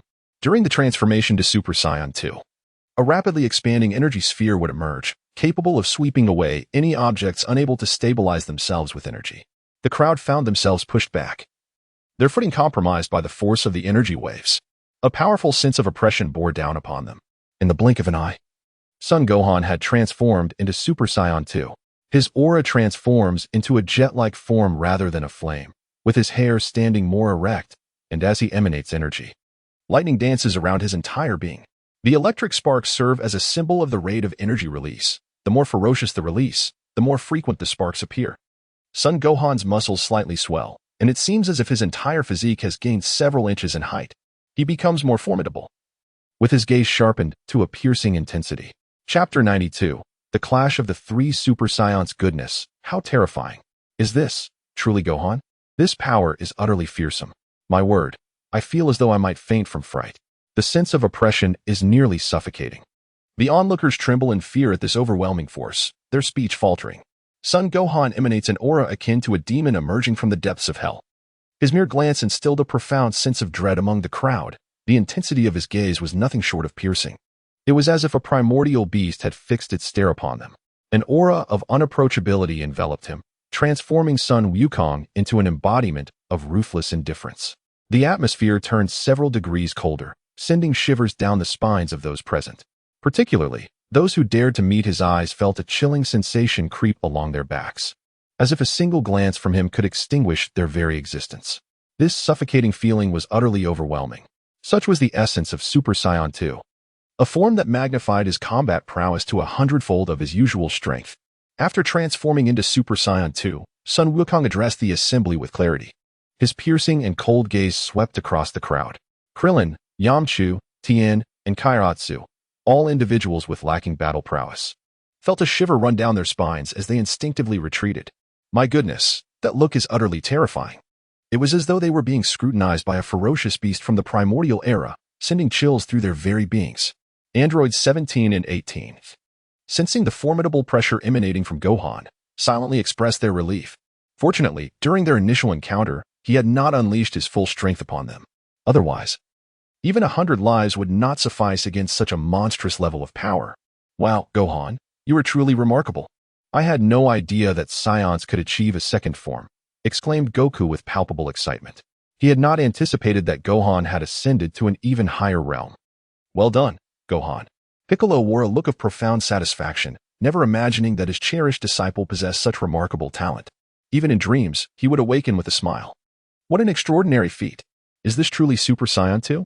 A battle power 100 times greater than the norm? Vegeta clenched his teeth tightly, his expression darkening significantly. He gazed furiously at Gohan in his Super Saiyan 2 form. I must attain this transformation, he declared. Is this truly your ultimate power, Gohan? At that moment, Android 18, her curiosity piqued, inquired about Gohan's strength. The attention of the onlookers converged upon him. This is not my true potential, Gohan replied with a playful smirk. Would you like to witness my Super Saiyan 3 form? It might be rather intimidating. He hinted at possessing the formidable Super Saiyan 3 transformation, and even more terrifyingly, the legendary Super Saiyan form, which could effortlessly overpower 4 ordinary Super Saiyans. Android 18's cheeks flushed crimson at his teasing remark. She had not anticipated such a jest from Gohan. Gohan, you possess the Super Saiyan 3 form as well? Is there a Super Saiyan 4 too? Just how far does your limit extend? Are all Saiyans truly monsters? What sort of creature has Kakarot birthed? She pondered, overwhelmed by the sheer terror of the Super Saiyan 2 form. The notion that you can transform into a Super Saiyan 3 is simply beyond my comprehension. The collective hearts of the spectators felt as though they had been struck by a heavy blow, leaving them in stunned silence. Gohan, please refrain from transforming into Super Saiyan 3 for now. Let us first witness the power of this form, Goku urged eagerly. He is now eagerly anticipating the combat prowess of this form. Very well, there is no issue. Allow me to showcase the strength of this transformation. Those who are interested may come forth, Son Gohan remarked with a smile towards the crowd. This was not an act of arrogance, rather. It was an invitation to demonstrate the existence of greater beings beyond comprehension. You little rascal, I shall exchange a few blows with you. Vegeta declared as he instantly transformed into a Super Saiyan and charged at Son Gohan. I am the Prince of the Saiyans, a prodigious warrior. With the Super Saiyan 2 and 3 forms, I shall undoubtedly surpass my limits. Vegeta understood that the swiftest way to enhance his fighting capabilities was through combat. He would not let such a splendid opportunity slip away. I shall join as well. Sun Wukong also soared into the fray, his blood boiling with excitement at the sight of formidable opponents, eager to engage in battle. He has consistently maintained his Super Saiyan form. I shall give it a try as well. Piccolo, undeterred, asserts himself, for he was once a formidable demon feared by many. He seeks to uncover his shortcomings through the crucible of battle, while Klin and the others exchange bewildered glances. They lack even the courage to strike. If they seek an opponent, it must be one of equal caliber. In battles of such magnitude, a mere shockwave could send one flying. How then can one engage in combat? Only figures like Krillin possess the clarity to discern the situation, to identify one's shortcomings through battle. One must find an adversary of equal strength. Saiyans are inherently combative, charging recklessly at the formidable. Likewise, androids 17 and 18 observe the unfolding spectacle. Witness this extraordinary clash. Super Saiyan Vegeta and Son Goku, along with Piccolo, unleash a flurry of blows upon Gohan. Bang, bang, bang. Gohan remained suspended in the air, arms crossed, offering no resistance. He stood resolutely like the Eiffel Tower, impervious to the assaults of the three, whose attacks barely caused him to falter. Vegeta, Goku, and Piccolo's strikes were akin to a mere massage for Gohan. Ding. A combat power attribute of 1 million has fallen. Combat power attribute increased by 1 million. The system's prompts echoed incessantly in Gohan's mind. How extraordinary. It is truly unfathomable that in his Super Saiyan 2 form, Gohan possesses such formidable strength. The combined might of 2 Super Saiyans and a Super Namekian had no effect on him whatsoever. The disparity in combat power was simply staggering. How could they possibly contend with this? Surely, they were not seeking punishment. If they were not Gohan's elders, a single punch could incapacitate them. Such terrifying power was still not even Gohan's true strength. Truly a prodigy.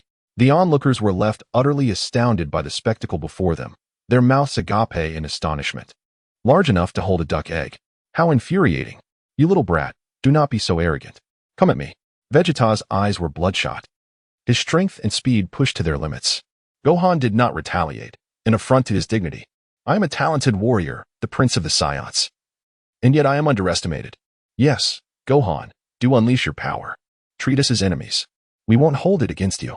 Piccolo and Goku shared an expression of anticipation, eager for Gohan to take action. This passive approach was exceedingly frustrating, akin to a father chastising his son, who dared not retaliate and could only endure the blows. Very well, as you wish. Gohan's cold and merciless voice resonated. A fierce and domineering aura surged forth. His sharp, icy gaze swept over the three. Chapter 93, The Saiyan Darius Boom. A powerful aura erupted from Gohan, sending Goku and the others flying. What is this?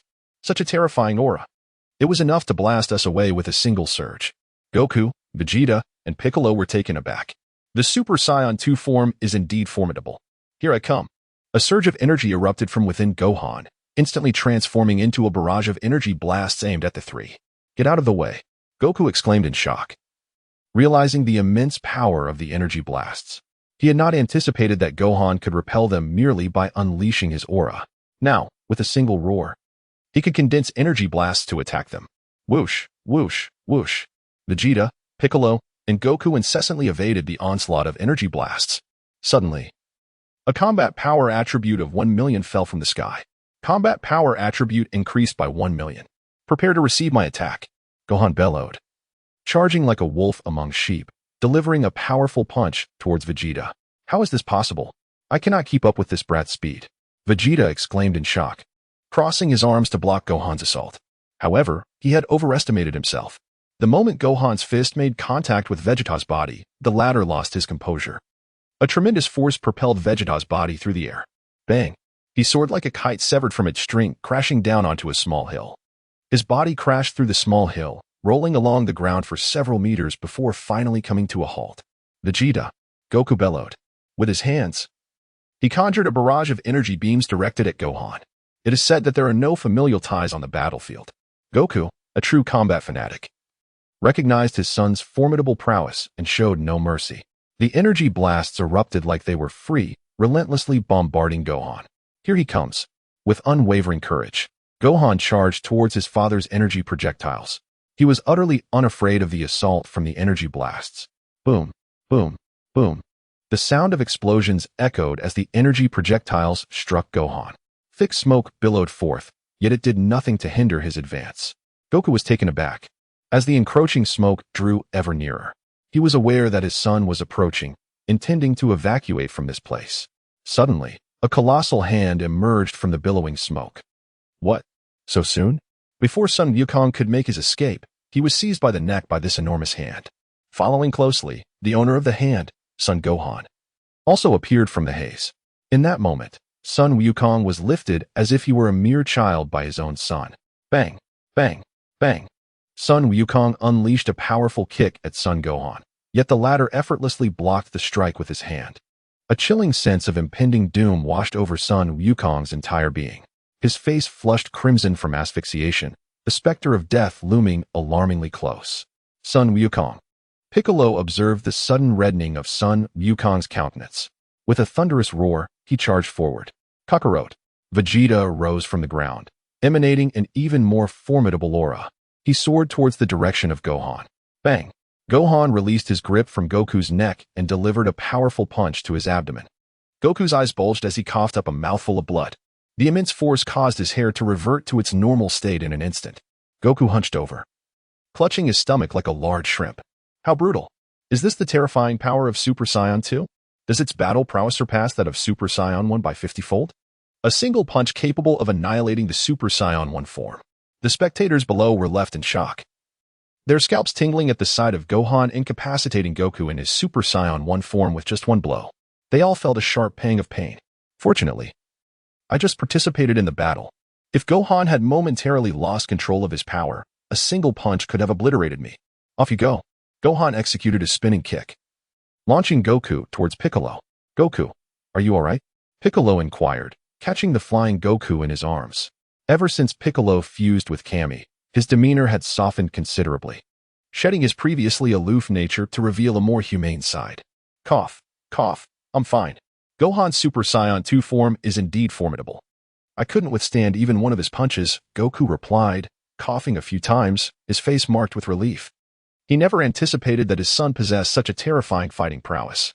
You little rascal, you have too little regard for others. At that moment, Vegeta had already charged in front of Gohan, unleashing a furious barrage of attacks. Swish, swish, swish. Gohan deftly evaded Vegeta's strikes, weaving left and right with ease. Damn it! Vegeta's face contorted with rage as he exerted every ounce of his strength, pushing his movements and speed to their utmost limits. On the planet Helka, a seemingly inconspicuous celestial body within the vast universe. Its area is comparable to that of Namek. The sky was clear, and the air was refreshingly pure, making it an ideal place for habitation. The expansive forests covered a significant portion of the planet, with trees thriving, radiating vibrant life. Suddenly, a fiery red beam, akin to a meteor, shattered the tranquility of the planet, descending at breakneck speed and crashing into the ground. Boom! The entire planet was struck, creating a massive crater from which wisps of black smoke began to rise, accompanied by the lingering scent of charred earth. As the view drew closer, it revealed a spaceship, not particularly remarkable in appearance, yet ostentatiously adorned with the garish red lettering spelling sailor in bold strokes, an eyesore to behold. Creak. Cough, cough, cough. Kaka wrote. If you land like this next time, I will snap your neck. As the hatch slowly opened, several figures emerged, the leader cursing as he walked. They all bore detectors upon their faces. My Lord Darius, I shall exercise greater caution next time, Kakao said with a respectful bow. His forehead was drenched in cold sweat. The one referred to as Dales was, astonishingly, a scion with a tail. His appearance bears an uncanny resemblance to that of Sun Wukong. However, there exists an ominous aura in the space between his brows. Those unfamiliar with Sun Wukong would undoubtedly mistake him for the legendary figure, Darius. One of the surviving scions from the destruction of planet Vegeta by Frieza, shares a likeness with Sun Wukong, yet his character is treacherous and vile. He felt a deep sense of shame for being a lowly warrior and ultimately defected from planet Vegeta. In the vast cosmos, Dallas began to gather allies, and by chance, he acquired the seed of the Tree of Might. Once this seed is planted on a given planet, it will absorb the life force of the entire sphere. Every living entity, be it humans, animals, flora, or fauna, will serve as nourishment for the Tree of Might. The seed will grow branches and leaves until it bears fruit, rendering the planet utterly desolate. The entire celestial body will erode away, transforming completely into a lifeless, barren wasteland. Lord Dallas, this planet is teeming with vitality. It would undoubtedly be an ideal location to plant the seed of the Tree of Might. The fruits it yields will surely be of the highest quality. His subordinate, Detsi, spoke with a facade of flattery. Is the combat prowess of the inhabitants of this planet merely a little over 20,000? Haha. After such a prolonged search, we have finally discovered a commendable planet. We shall promptly plant the seeds of the Spirit Time Tree. When the time comes, the fruits borne by the Spirit Tree will undoubtedly yield abundant rewards. Dales employed a detector to survey the indigenous populace of this planet, only to be astonished by their remarkably low combat capabilities. His mind is now consumed with the fruits of the spiritual tree, and soon his combat power will surge dramatically. Becoming the sovereign of the universe is merely a matter of time. Chapter 94, The Terrifying Combat Power of Super Saiyan 2 Vegeta. The power of Super Saiyan 2 is beyond your imagination. Allow me to demonstrate the terrifying strength of Super Saiyan 2. As Gohan's words fell, his body suddenly vanished. What? Vegeta exclaimed in shock, every muscle tensed. He remained alert, acutely aware of the fluctuations in the surrounding energy. He never anticipated that the speed of Super 2 could be so terrifying. I am here. The voice of Son Gohan echoed like a specter from all directions. Cold sweat continuously streamed down Vegeta's forehead. He was utterly incapable of sensing his opponent's presence. Look where you will, I am right behind you. Gohan's voice echoed once more from behind him. Vegeta swiftly turned, launching an energy blast in the direction of the sound. Boom. Gohan deftly deflected the incoming energy sphere. In an instant, he teleported, driving his knee into Vegeta's body and propelling him towards a towering mountain. Crash. Gohan's knee collided with Vegeta, smashing him against a massive boulder. The rock shattered instantly, and Vegeta coughed up a mouthful of blood. In his Super Saiyan 2 form, Gohan pressed Vegeta's head down, grinding it into the ground.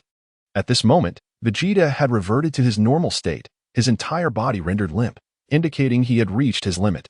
Mystic Light Cannon, Piccolo shouted, unleashing his mightiest technique towards Gohan. After rescuing Goku, He had been gathering energy for this ultimate move. Boom. Gohan effortlessly swatted away Piccolo's energy wave. What? The strongest attack proved ineffective. Piccolo charged at Gohan, intent on engaging in close combat. Gohan, still holding Vegeta, hurled him towards Piccolo. Get lost. Piccolo raised his hand, sending the airborne Vegeta crashing away. He certainly does not enjoy the same treatment as Son Wukong. The figure of Gohan appeared like a specter, pursuing Vegeta's form as he charged towards Piccolo. In a swift motion, Piccolo attempted to unleash the nine white bone claw upon Gohan. Yet, his speed proved insufficient to match that of Gohan. A colossal fist struck Piccolo in the abdomen, eliciting a cry of anguish from him. He was propelled away by a tremendous force. Gohan's figure shadowed him closely, catching up to Piccolo's body to deliver a powerful strike. Piccolo's form shot towards the ground like a cannonball, crashing down with a resounding impact. Boom. The earth erupted in clouds of dust, instantly creating a vast crater from Piccolo's descent. He lay within the depths of the pit, clearly devoid of the strength to continue the fight. Gathering everything, Son Wukong retracted his Super Saiyan 2 form, silently contemplating within. The attributes of combat power surged wildly into his being from the ground. The data within the system's combat power attribute bar fluctuated incessantly. The terrifying battle power of Super Saiyan 2 surged dramatically, leaping threefold. 2 Super Saiyans and 1 Super Namekian remained. The battle was overwhelmingly one-sided. After a period of time post-battle, the onlookers slowly began to comprehend what had transpired. They soon realized that their foreheads were drenched in cold sweat. How remarkable! Truly exhilarating. The Saiyans' combat is undeniably ferocious. The transformation into Super Saiyan 2 is utterly terrifying. The 3 formidable fighters found themselves utterly outmatched. The battle was overwhelmingly one-sided, and my heart could scarcely endure it. The onlookers shared their astonishment, voicing their heartfelt exclamations. This confrontation completely reshaped their understanding of power. To their amazement, Gohan utilized his healing abilities to restore Goku, Vegeta, and Piccolo to health. Their injuries have completely healed. The combat prowess of Vegeta and Goku has significantly escalated. The Saiyan physique is indeed extraordinary. Gohan, I never imagined you concealed your strength so deeply. The power of Super Saiyan 2 is overwhelmingly formidable, rendering Super Saiyan 1 utterly inadequate in battle. Goku patted his son's shoulder, playfully chastising him. I can hardly believe Gohan's talent is so astonishing. How many years has he been training? He has now become a figure we can only admire. At this moment, I feel compelled to sing a song, Gohan remarked with a sense of awe. Memories of watching Stephen Chow's film The Mermaid in a previous life flooded his mind. Wu Fan, do you still sing? To his surprise, you are indeed quite the versatile talent. Please, grace us with a song. The surrounding onlookers erupted into a lively commotion. They too were eager to discover what songs Gohan could sing. Was his strength as formidable as yours? Ahem. Allow me to demonstrate. Clearing his throat, Son Gohan smiled at the crowd. He began to dance with the mesmerizing style of the Super Saiyan, and a powerful, resonant voice filled the air. How lonely it is to be invincible, how empty it feels to be unmatched. Alone at the pinnacle, the cold wind blows ceaselessly. The onlookers were utterly captivated by Gohan's melodious voice. They had not expected this young man to possess not only overwhelming combat prowess but also a voice so enchanting. Moreover, his dance moves were simply flamboyant. You arrogant little brat, don't get too full of yourself. I, Vegeta, shall surely surpass you. At that moment, the aloof Vegeta shouted in indignation. He could hardly tolerate Son Gohan's pretense of superiority. One day, I shall surely defeat you. I am the Prince of the Saiyans, a prodigious warrior. How could I ever be bested by the son of a lowly fighter? The others feigned ignorance, paying no heed to Vegeta. This fellow is merely a prideful, insufferable braggart. Each time he makes an entrance, he boasts grandly, yet he is invariably humbled within moments. Always on the receiving end of a beating. You little rascal, do you think that just because you sing well, you shall escape my wrath? I see you floating too high for your own good. Piccolo smacked Son Gohan on the head, laughing and scolding him. He did not anticipate that this little rascal possessed such talent. Truly multifaceted. Ha ha. The crowd erupted in laughter at Piccolo's performance. No matter how high one's combat prowess, there are always moments of being taught a lesson. They all envy Piccolo for having raised such an extraordinary son as Gohan. He must now walk with an air of confidence. Well done. This mischievous lad certainly deserves a lesson. Goku affectionately ruffled Gohan's hair, laughing and scolding him, his eyes brimming with pride and indulgence. This universe is replete with remarkable individuals. one must never become complacent in their training. There exist deities in this world. And above the deities lies the Supreme Kai, and above the Supreme Kai, the Grand Kai. Beyond the Grand Kai, there are the Kaioshins, and above the Kaioshins, other divine beings. It is said that they are formidable figures who govern vast realms, their powers immeasurable. Ever since merging with the Supreme Kai, Piccolo has unveiled many secrets of this world. He earnestly spoke, "Uncle Piccolo, I understand. I was merely trying to lighten the mood earlier. I will strive to train diligently," Sun Wukong said with a sincere expression. He contemplated the slumbering god of destruction of the seventh universe.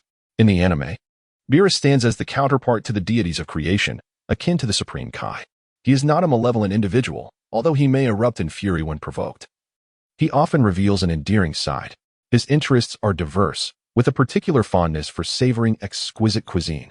Beerus is arrogant and capricious, possessing an unimaginable capacity for destruction, and will obliterate a planet at the slightest displeasure. He awakens every few years or decades, heralding the impending doom of many planets. This individual is akin to a ticking time bomb. I must devise a means to surpass him before he stirs from slumber. Chapter 95. The Crisis in the Cosmos. The North Realm King's Plea for Help. Helka Star. The entire planet trembled with a resounding roar. Within a dense forest, a diminutive sapling grew at a visible rate. This was the seed of the spiritual tree recently planted by Dales. 5 oblivious individuals approached. Was it the two with the highest combat prowess, 22,000? Dales and his entourage gazed skyward. A total of 5 individuals arrived on this celestial body. From a distance, they observed 5 robust inhabitants of the planet Helka soaring toward them. Whoosh! In no time, the 5 corpulent Helkans landed gracefully before Dales and his companions. Their appearance resembled that of a Dorian, plump, with rosy skin and fleshy spines adorning their heads and arms. "Aliens, you are not welcome here. Depart from our planet at once," a middle-aged Herculean stated without courtesy.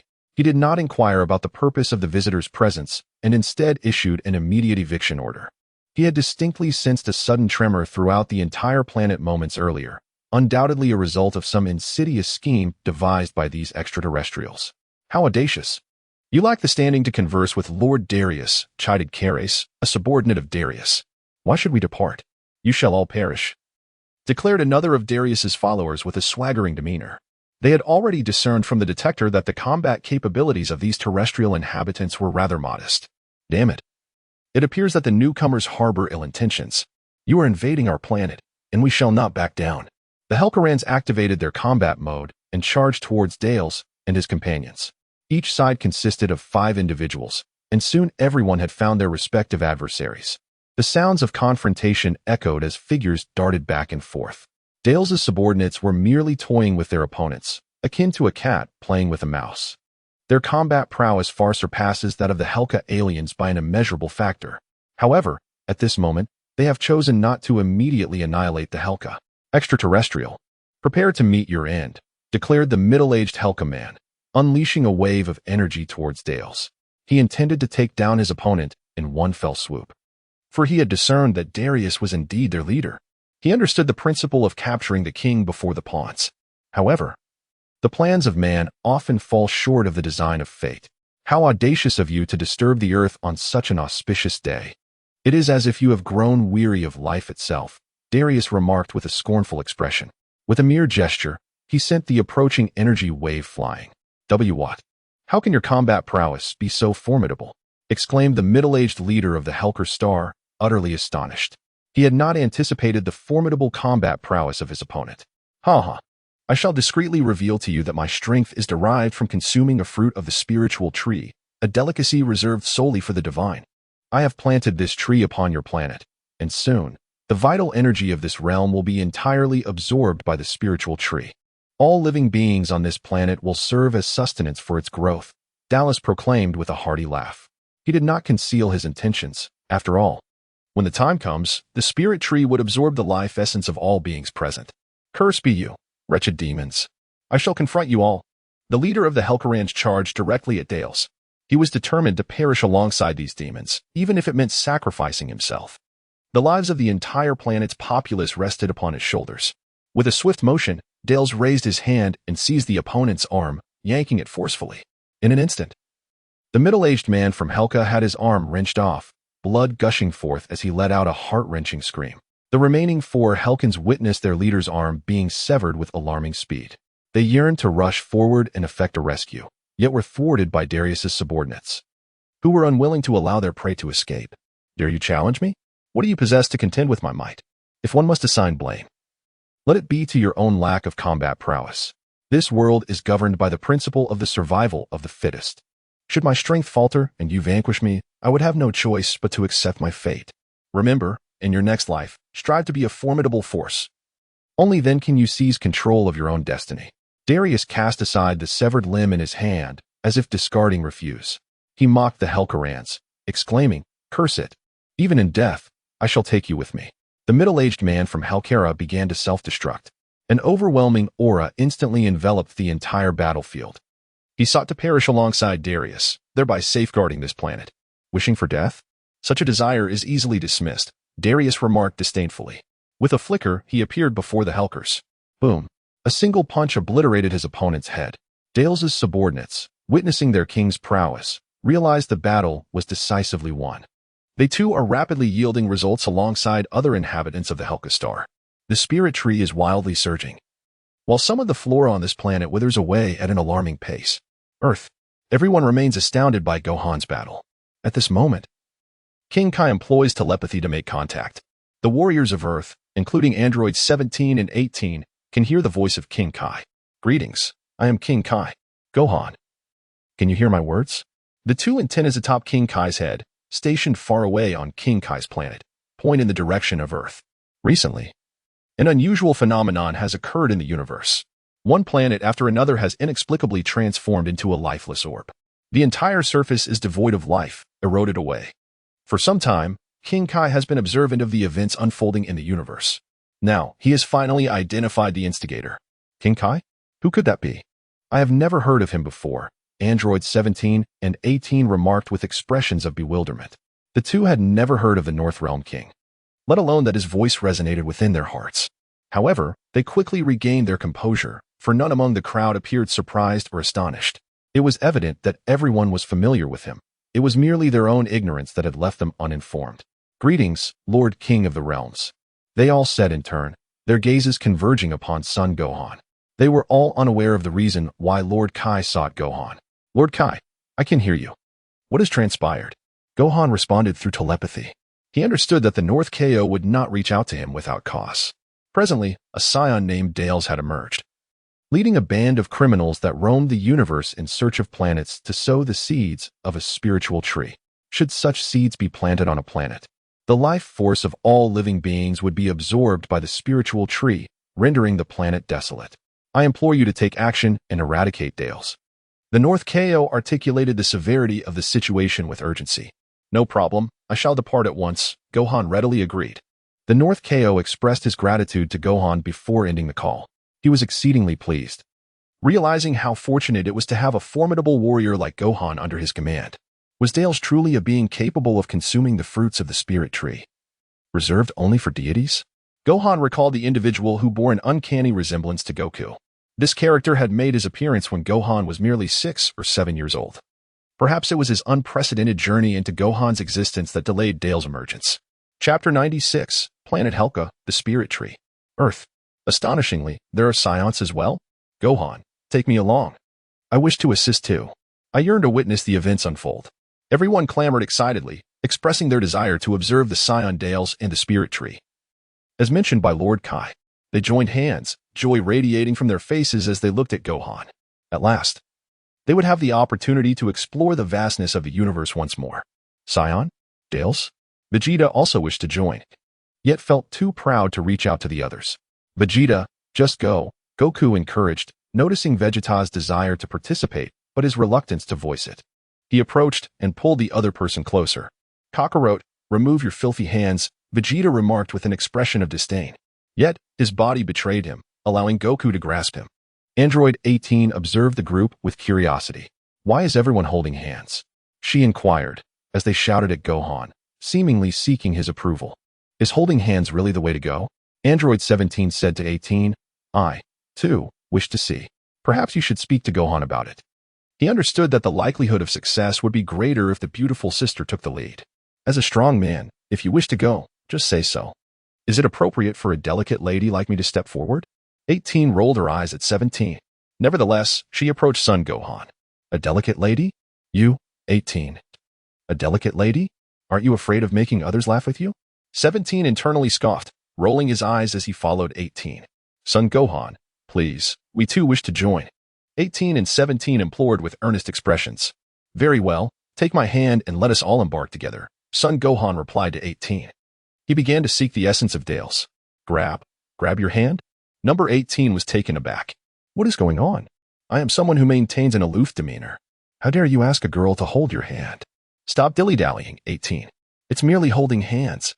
Son Gohan clasped number 18's soft, fragile hand. In a flash, their figures vanished from Earth. Helkastar. The entire planet trembled with increasing intensity. In the distance, a towering tree stood majestically, like a crane among chickens. In the cosmos, this great tree could be discerned on Helkastar, akin to seeing a tree's silhouette on the moon. This was the spiritual tree planted by Dales, growing at a visible rapid pace. Its roots had enveloped the entire planet, consuming all available energy. The tree appeared exceptionally robust and lush, with over 20 fruits adorning its branches. The fruits of the spiritual tree could only be consumed by deities.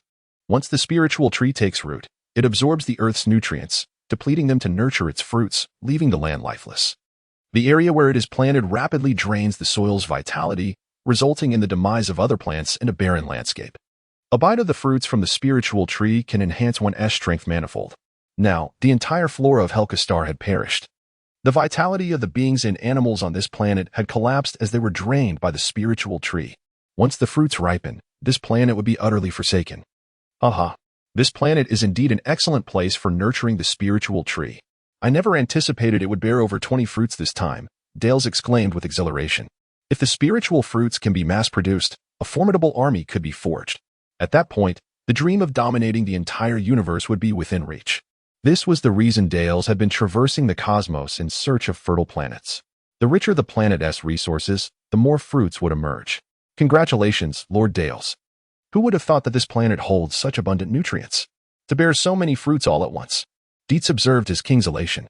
He adeptly flattered those around him, envisioning himself as a founding figure once the Grand Army was established. Such fortuitous prospects surely warranted collective joy. Amidst their uproarious laughter, suddenly, Gohan and his companions materialized before Dallas and his cohort, abruptly silencing their mirth.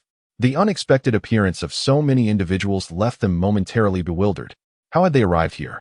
The scanners revealed nothing, as if they had materialized from thin air. Androids 17 and 18 were equally astonished, their minds tumultuous with questions. What was happening? Had they, in the blink of an eye, traversed to another realm? This place did not resemble Earth. Had they truly journeyed to another planet in an instant? Their gazes ultimately settled upon Gohan, astonished by his extraordinary abilities. Possessing such a skill was undeniably impressive. Gohan noticed a towering tree adorned with over 20 fruits, all still unripe. It appeared to be the fruit of the Tree of Might. He sensed that this planet had become devoid of any other presence. It appeared that the spirit tree had absorbed the vitality of both the inhabitants and the creatures that roamed here. What on earth has transformed this place into a desolate wasteland? Is this truly the root of the spirit tree? It is utterly terrifying. Am I hallucinating? Or perhaps I am seeing ghosts. You are neither hallucinating nor seeing ghosts. I see it too. This scion resembles Goku to an uncanny degree. Could he possibly be Goku's brother, or perhaps his elder sibling? If not for the distinct aura and attire, it would be nearly impossible to differentiate them based solely on appearance. Observing the environment of this planet and the person who bears an extraordinary resemblance to Son Goku left everyone in utter disbelief. Everything here is simply beyond comprehension. Son Goku wore a puzzled expression. This individual looked just like him, yet he had no recollection of this person whatsoever. Son Gohan, upon seeing the figure before him, was equally amused. He never expected that two individuals without any blood relation could bear such a striking resemblance. Although he had seen them in the anime, witnessing them in reality presented an entirely different spectacle. Who are you? Why have you suddenly appeared here? How is it that your appearance is identical to that of Lord Dales?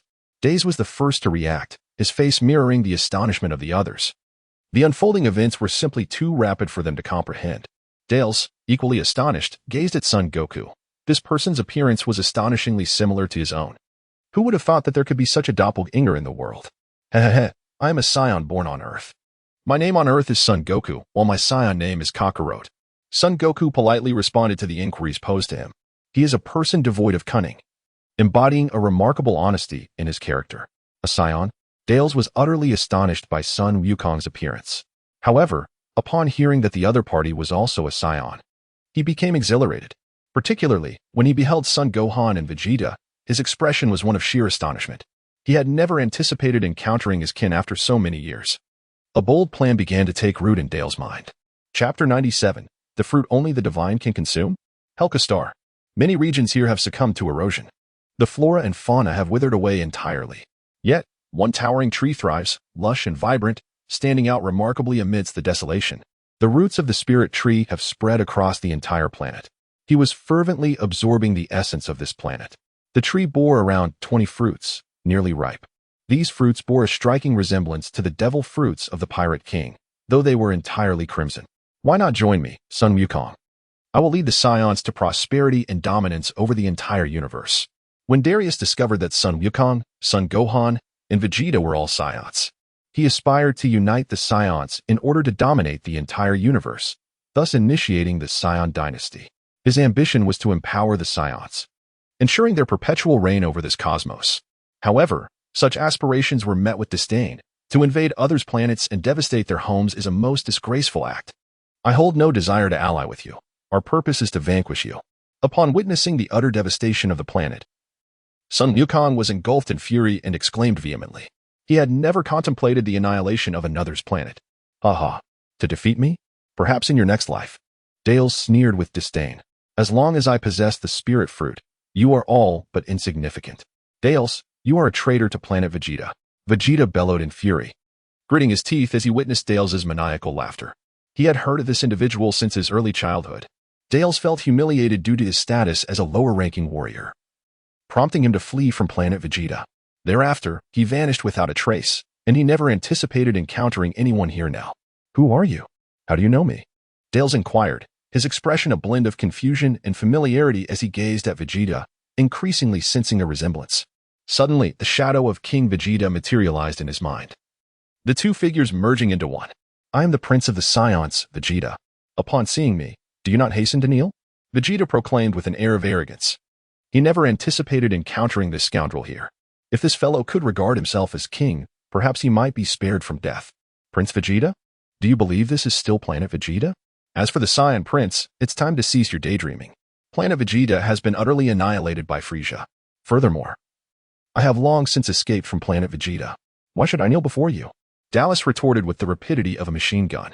He had previously been rendered speechless by the inequitable legal system of planet Vegeta, which was rife with injustice.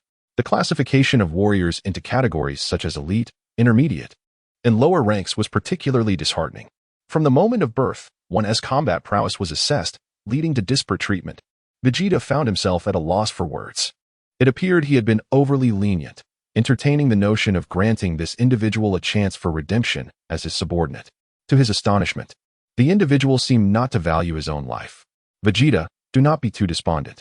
Your era has come to an end. It would be wiser for all of you to join me. With the inherent strength of our Scion lineage and the fruits of the Tree of Might, we can swiftly ascend to greatness. When I become the king of the Scions, you shall all be celebrated as the eminent contributors to our legacy. What say you? Dallas cast a triumphant glance towards Son Goku, Vegeta, and Gohan. He found the proposition exceedingly tempting, as it promised mutual benefits for all involved. With the addition of the three, rapid advancement was assured, and the great ambition of dominance was within reach. Spare me your grandiose dreams. With your looks, you aspire to be the king of the Scions? Vegeta exclaimed, his face contorted with anger. This fool actually expected him to fight for his empire. Vegeta. His appearance is not as dismal as you claim. I bear an uncanny resemblance to him. How can you disparage his looks? Goku responded, his lips twitching involuntarily at Vegeta's words. If they shared the same visage, was he not included in the insult? Surprisingly, Goku remained astute in this matter. Kakarot, cease your prattling. I am referring to both of you imbeciles. With your so-called appealing appearances, Vegeta shouted at Goku. This guy was just complicating matters further. Fine. Since opinions diverge, let us resolve this in true Scion fashion. Will you confront us together, or one at a time? Should you lose, you must join us. Darius addressed the crowd. He found himself unable to persuade anyone, leaving him with no choice but to resort to force. Gohan, you remain here as our anchor while we take the initiative, Piccolo addressed son Gohan. He was acutely aware that if the opponent made a move, his chances of survival would evaporate. The presence of Darius's subordinates was formidable as well. Engaging in battle was the swiftest path to enhancing one's combat prowess. Go ahead, but do exercise caution, he advised. As for Sun Wukong, it mattered little to him. After all, as an onlooker, he still possessed a combat attribute. Moreover, his quick agreement with the North Kai was driven by a singular purpose, his desire for the fruit of the Tree of Spirits. Was it not said that only deities could partake of such legendary fruits? He must experience the extraordinary qualities of this fruit. Let us embark together. It is indeed time to stretch our limbs. With a thunderous shout, Tianjin Fan charged forward. Having merely been a bystander for too long had become exceedingly stifling. Piccolo and the others surged forth. If not now, then when would they take action? Krillin and Yamcha confronted one of Door's subordinates. This individual, much like the formidable members of the Jinyu Force, was impressively tall and robust. Tianjin Fan and Jiaozi also faced one together. Piccolo swiftly identified his opponent. Number 18. Since we have some time to spare, let us join in the fun. Number 17 was equally eager to engage.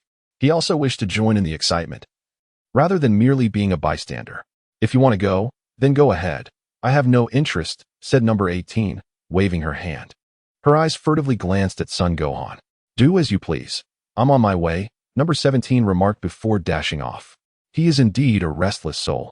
In his youthful exuberance, he now yearns to showcase himself before the crowd, seeking to reclaim the dignity he lost moments ago in front of Vegeta. Bang, bang, bang. The crowd has begun to engage in battle. As the conflict erupts, the detectors of Dales and his companions explode due to the overwhelming surge of power. Each fighter tentatively assesses the strength of their opponent. With a wealth of combat experience, they proceed with utmost caution. The combat prowess of Dale's subordinates is formidable. It appears they too have partaken of the fruits of the Spirit Tree. They have embarked on the quest to find a suitable planet in the universe to sow the seeds of the Spirit Tree once again. Dales, Sun Wukong, and Vegeta have also engaged in combat. The three quickly became entangled in a fierce struggle. As the battle commenced, Gohan's mind was inundated with the system's notification sounds. Ding!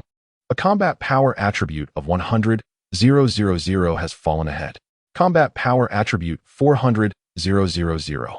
Combat power attribute 1,000,000. Chapter 98. The Fruits of the Spirit Tree Ripen. A tremendous rumble. The entire Helka planet trembled. Everyone halted their actions and turned their gaze toward the Spirit Tree. They beheld that the fruits of the Spirit Tree had fully ripened. Android 18, the fruits on the tree are ripe. Please assist in harvesting them. Gohan instructed the Android 18 beside him. His body had vanished from the spot. Number 18 quickly regained composure and flew towards the direction of the Spirit Tree. Brothers, the fruit is ripe. Gather it all, Darius commanded the crowd. He abandoned Sun Wukong and Vegeta and charged forward. Dallas subordinates likewise forsook their opponents and soared towards the Tree of Might. The warriors of Earth quickly regained their senses and pursued them with haste. Attempting to pluck the fruits? Not a chance. Suddenly, the figure of Gohan materialized before the Tree of Might, obstructing the crowd. He resembled a war god, standing resolutely as if to challenge 1,000 foes alone. Get out of my way, Darius bellowed, charging forward with the intention of hurling son Gohan aside. It was an audacious act, akin to a Manus attempting to stop a chariot, displaying sheer hubris. How could a mere child dare to obstruct his path? He boasted. Let me show you my might. In response to Darius's reckless advance, son Gohan delivered a swift kick. Bang! The opponent arrived with great speed, only to be sent hurtling back with even greater force, leaving behind a shriek of agony. What? How could this brat possess such formidable power? Darius exclaimed in disbelief. He had never anticipated the sheer strength of Sun Wukong's son, Gohan. In an instant, he felt himself propelled backward. Vegeta and Goku, who had been pursuing Darius from behind, were taken aback as he suddenly soared back like a shooting star, prompting both to dodge hastily. Gohan, akin to a lamb entering a den of wolves, unleashed left and right hooks upon Darius's approaching subordinates, sending them all crashing backward. Everyone, block their path and prevent them from advancing. Gohan commanded the Earth warriors who were in pursuit. The team understood his intent and began to obstruct Darius's minions, ensuring they could not surge forward again. With a burst of speed, Gohan reached the Tree of Might and began to fervently harvest its fruits, storing them within his system space. How despicable. My fruits. Darius seethed, regaining control of his backward trajectory as he witnessed Gohan zealously collecting the fruits of the Tree of Might. His eyes were bloodshot, resembling a frenzied wild beast. The hard-earned fruit of his labor had been snatched away by another. Darius was seething with rage, on the brink of explosion.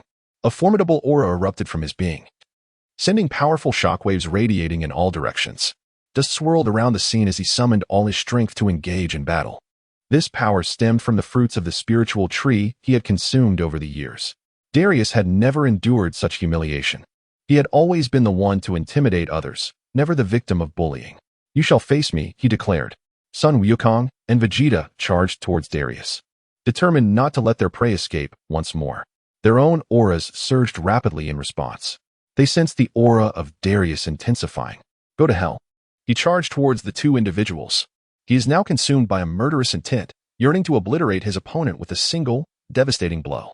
Like twin dragons emerging from the sea, two colossal fists collide with those of Son Wukong and Vegeta. Undeterred, both Son Wukong and Vegeta opt for a direct confrontation, each unleashing a powerful punch in retaliation. The impact reverberates, sending both warriors hurtling several dozen meters away. A shockwave sweeps across the ground, displacing the weathered soil. With the warm-up complete, allow me to showcase my true prowess. Vegeta instantly transforms into a Super Saiyan, enveloped in a brilliant golden aura. A terrifying energy swiftly permeates the surroundings. With Vegeta having transformed, I shall now reveal my genuine strength as well. Son Wukong also begins to power up, instantly achieving his own Super Saiyan form. What? Super Saiyan? The mightiest warrior in the universe, a Super Saiyan. How could they possibly embody the legendary Super Saiyan? Dare's spine chills, and beads of cold sweat cascade down his forehead. He never imagined that the legendary Super Saiyan was indeed a reality. How could he possibly contend with such a force? Witnessing the two figures radiating with a brilliant golden light, their hair and eyebrows transformed into a resplendent gold. Even their irises shifted to a pale blue hue, their gazes sharp and terrifying. The aura surrounding them had escalated to an unfathomable height. Such a gaze was utterly fearsome. My fate is determined by me, not by destiny. This is merely a legend, after all. Cease your theatrics.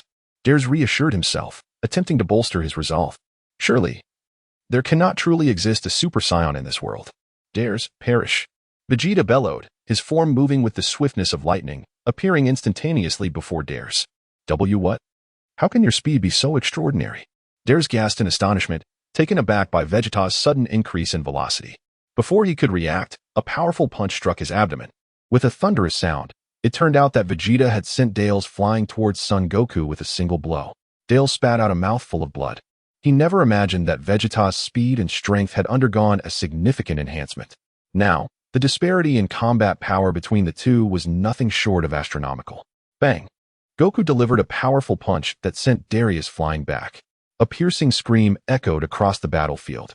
With every blow exchanged, the combat power attributes fluctuated. Gohan's mind was inundated with the system's notifications. Ding! Combat power attribute 1, 000, 000. Combat power attribute 1, 000, 000. How infuriating. Is this the true power of a Super Saiyan? This is utterly overwhelming. Darius had not anticipated that these two brutes were indeed genuine Super Saiyans. He was utterly overwhelmed by his opponent's formidable aura, utterly devoid of the strength to retaliate. The disparity in combat prowess was staggering. It seemed that he had truly kicked against an iron board. Suddenly, with a resounding crash, Daz, one of Darius's subordinates, was forcefully slammed to the ground by Bick. The earth was indented deeply from the impact. How could your combat abilities be so formidable? Daz bellowed in fury. Over the years in the cosmos, he had never tasted defeat. Who could have imagined that he would be bested by this green-faced creature? It's not that I'm strong. It's that you're exceedingly weak. I would feel remiss to unleash my full might. Otherwise, you would have been done for long ago, Bick remarked with an air of disdain. Everyone has a rival. And if one dispatches their opponent too swiftly, they rob themselves of the thrill of battle. You underestimate me far too much. Allow me to demonstrate my true strength. Dash shouted, a terrifying aura erupting from his being, his muscles swelling with power. Chapter 99. Darius's Fury on the Battlefield. How do you like this? This is my true combat prowess, Daz proclaimed, having unleashed his full potential, his expression one of arrogance. He felt an invigorating surge of energy coursing through his entire being. The group led by Dales was utterly incapable of sensing his aura. Otherwise, Des would not have spoken so boldly. Damn it, I thought you were concealing your true power. It turns out you were nothing but a coward, Piccolo lamented, shaking his head in resignation. Ever since merging with the deity, his combat prowess had become comparable to that of a Super Saiyan 1. This fellow's fighting capability barely reached around 150,000. Against such a feeble opponent, he found himself devoid of any desire to engage. The disdain was palpable. I shall make you regret underestimating me, Piccolo declared as Des, with a fierce display of bravado, charged recklessly towards him. He felt an overwhelming urge to subdue this irritating individual. With a swift gesture, Piccolo unleashed a powerful energy blast, instantly reducing the bothersome foe to mere dust. In the distance, Android 17 similarly obliterated another adversary. Collect them all. However, Son Gohan paid no heed to the ongoing battles around him. Instead, he silently chanted within himself. The battle attributes from the ground surged into him like a chaotic script, intertwining with his very essence. His combat power steadily increased. After a few minutes, the data in the combat power meter finally stabilized. A subtle smile curved at the corners of Gohan's mouth. He cast the fruits one by one into his spatial system. This time, one could say it was a bountiful harvest. Little did he expect to encounter the legendary fruits that were said to be consumed solely by deities. Moreover, he could reap a surge in combat attributes. It was truly a case of killing two birds with one stone. He and number 18 swiftly gathered the 28 fruits of the Tree of Might. The Super Saiyans, Goku and Vegeta, playfully tossed Dallas around like a ball. However, when he beheld Gohan harvesting all the fruits from the Tree of Might, leaving not a single one behind, his expression changed. His body began to emanate a powerful aura, stabilizing in the process. The Super Saiyans Goku and Vegeta also ceased their assaults. Remarkably, he had concealed his true strength. You scoundrels, you have gone too far. How dare you appropriate what rightfully belongs to me? Dares revealed a fierce expression, gritting his teeth as he roared in fury. He was consumed by a tumult of sorrow and rage, veins protruding from his forehead, his eyes suffused with blood. Vegeta and Goku relentlessly struck him as if he were a mere ball, and now they sought to seize the fruit of the Tree of Might. Darius's fury had reached its zenith. A surge of energy erupted towards the heavens, dark clouds gathering ominously, accompanied by thunder and lightning. What is this? Goku and Vegeta gazed at Darius with glimmering eyes. This fellow's combat power was escalating continuously. This power felt strangely familiar. Could he possibly be transforming into a Super Saiyan? Goku and Vegeta exchanged a knowing glance. They were all too familiar with this sensation. Could it be that anger itself could catalyze a transformation into a Super Saiyan? What? Such a terrifying aura. What is happening? Could this individual also transform into a Super Saiyan? The crowd halted their actions, turning their attention toward Darius. Some were elated, while others were apprehensive. Darius's subordinates exhibited glimmers of excitement in their eyes. Is this the true power of an adult? Observing this phenomenon seems impressively formidable. Alas, if only the scouter were present. Otherwise, they could witness the terrifying combat prowess of Lord Darius. Gohan and the others watched as Darius's energy surged uncontrollably. He was aware that this individual was also on the verge of transcending into a Super Saiyan. Little did he anticipate that his own translocation had led to the appropriation of the Spirit Tree's fruit, inciting Dales to transform into a Super Saiyan out of sheer fury. Allow me to enhance the narrative, so I may reap an additional surge of combat power attributes. Bang! Gohan's fist collided with the trunk of the Spirit Tree. Crackle! The entire structure of the Spirit Tree began to erupt, its interior and roots reduced to mere fragments by Gohan's onslaught. A gust of wind swept through, turning the Spirit Tree to dust. From its remnants, a radiant seed descended. Gohan reached out to catch the falling seed. Was this truly the seed of the Spirit Tree? He surveyed the scene, finding nothing particularly remarkable, and cast the seed into the system's abyss. How infuriating. It's still my seed. Ah! Darius clenched his teeth, his nails digging into his palms, yet he remained utterly oblivious to the pain. Blood trickled through the crevices of his hands, a testament to the depths of his anguish. With a fierce exertion, the white aura swiftly transformed into a brilliant golden hue. He successfully transcended the boundaries of Super Saiyan. A wave of energy instantaneously engulfed the entire battlefield. Dust swirled around, as torrents of energy radiated outward from his very being. To think that misfortune could lead to such fortune. The Saiyans are indeed capable of transforming into Super Saiyans. This power is truly magnificent. Dales felt the terrifying combat prowess surging within him. He was overwhelmed with joy, truly believing that heaven never forsakes those in despair. Never did I imagine that I would transform into a Super Saiyan. Were you not the ones who incessantly mocked me as a lowly warrior? How does it feel to have your words thrown back at you? You scoundrels, had it not been for Frisia's annihilation of planet Vegeta, Darius might have returned to confront others. Congratulations, Darius. Now we can engage in a splendid battle once more, Goku declared with fervent determination. He now yearns for an exhilarating battle that would leave him drenched in sweat. You two rascals dare to bully the few with your numbers, Darius exclaimed with a face full of indignation. He is not foolish. He is well aware of the formidable combat prowess possessed by these two scoundrels. As the saying goes, 2 fists cannot contend with 4 hands, and he is not so arrogant as to believe he can take on 2 Super Saiyans. He chuckled, your numbers are insufficient. We do not have enough to go around. Therefore, I shall come to an understanding with Vegeta, Sun Wukong said, scratching his head with a sheepish expression. He turned his head and said, Vegeta, you let me fight Dales first. Upon mentioning Son Goku, Dales twitched his lips, and he and Vegeta prepared to strike me. All right. Just you wait. I will not spare the 2 of you rascals. Kakarot, what kind of joke is this? Why didn't you allow me to engage him first? Vegeta exclaimed. His face filled with anger. The previous battle had been utterly unsatisfactory, and now seeing that Dales could transform only heightened his frustration. He was once again filled with a fervent desire for battle. In that case, why don't we engage in a game of rock, paper, scissors? After a brief moment of contemplation, Sun Wukong swiftly devised this approach. Darls, overhearing their exchange, was seething with rage. How could these 2 imbeciles disregard his presence entirely? Soon, he would make them rue the day, pinning them to the ground for a thorough lesson. Rock, paper, scissors. Ultimately, the victor emerged as Vegeta, leaving Sun Wukong dejected and disheartened. He had not anticipated that his quarry would be snatched away by Vegeta. Had he known, he would have refrained from summoning him during their time on Earth. Darls, I hope you do not disappoint me. Vegeta charged towards Darls with determination. His speed was akin to lightning, vanishing in an instant.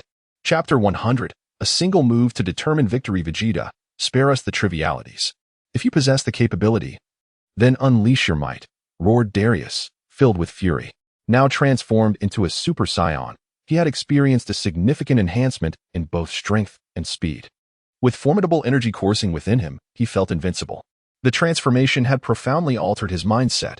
One could not deny that Saiyans were indeed proud warriors. And Darius now brimmed with confidence. Such self-assurance is commendable, yet it must be matched by considerable strength.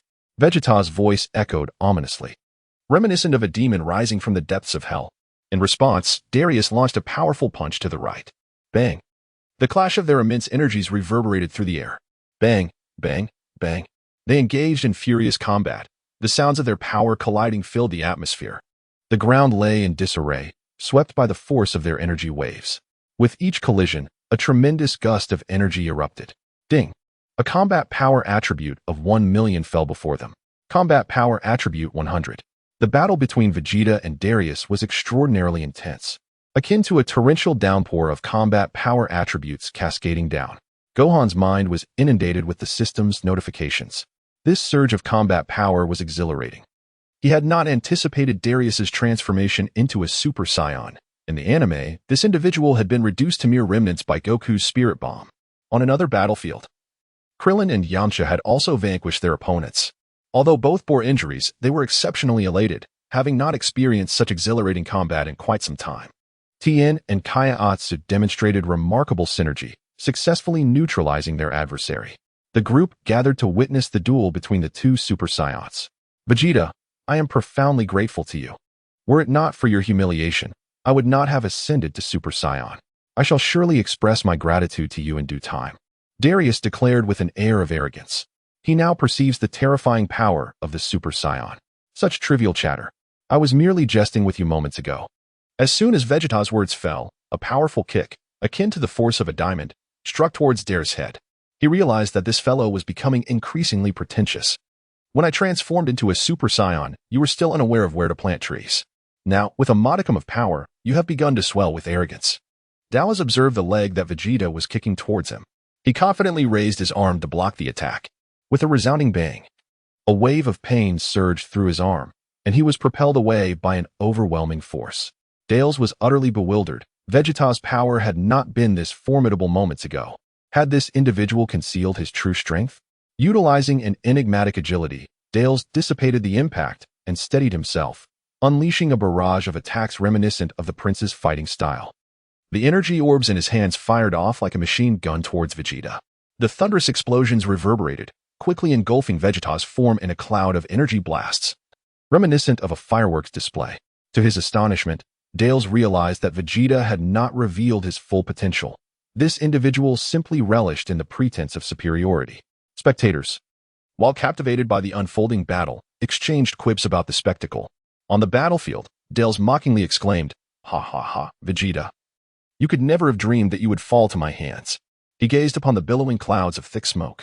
Such a ferocious onslaught surely reduced Vegeta to mere ashes. Dallas halted his assault, directing his gaze towards the explosive, swirling smoke.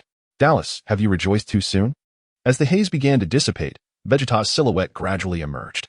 His entire body was enveloped in a golden aura, not even a shred of his clothing torn. No, it cannot be. This is not real.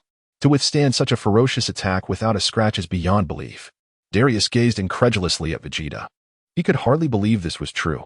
No one could emerge unscathed from such a ferocious assault. What a fuss. Have you never heard of a protective shield? Vegeta looked at Darius with a disdainful expression. The bastard's reflexes are rather impressive. So, it is this faint aura surrounding you? I never expected you possessed such a trick. Darius suddenly understood. He had thought that Vegeta would be unfazed by the energy blast. It turns out the issue lay within this very light barrier. Now it was my turn to strike. Vegeta's gaze turned icy, and with a flicker, he vanished from his position. Darius also vanished in a similar manner. The two figures intertwined, endlessly pursuing one another. Boom.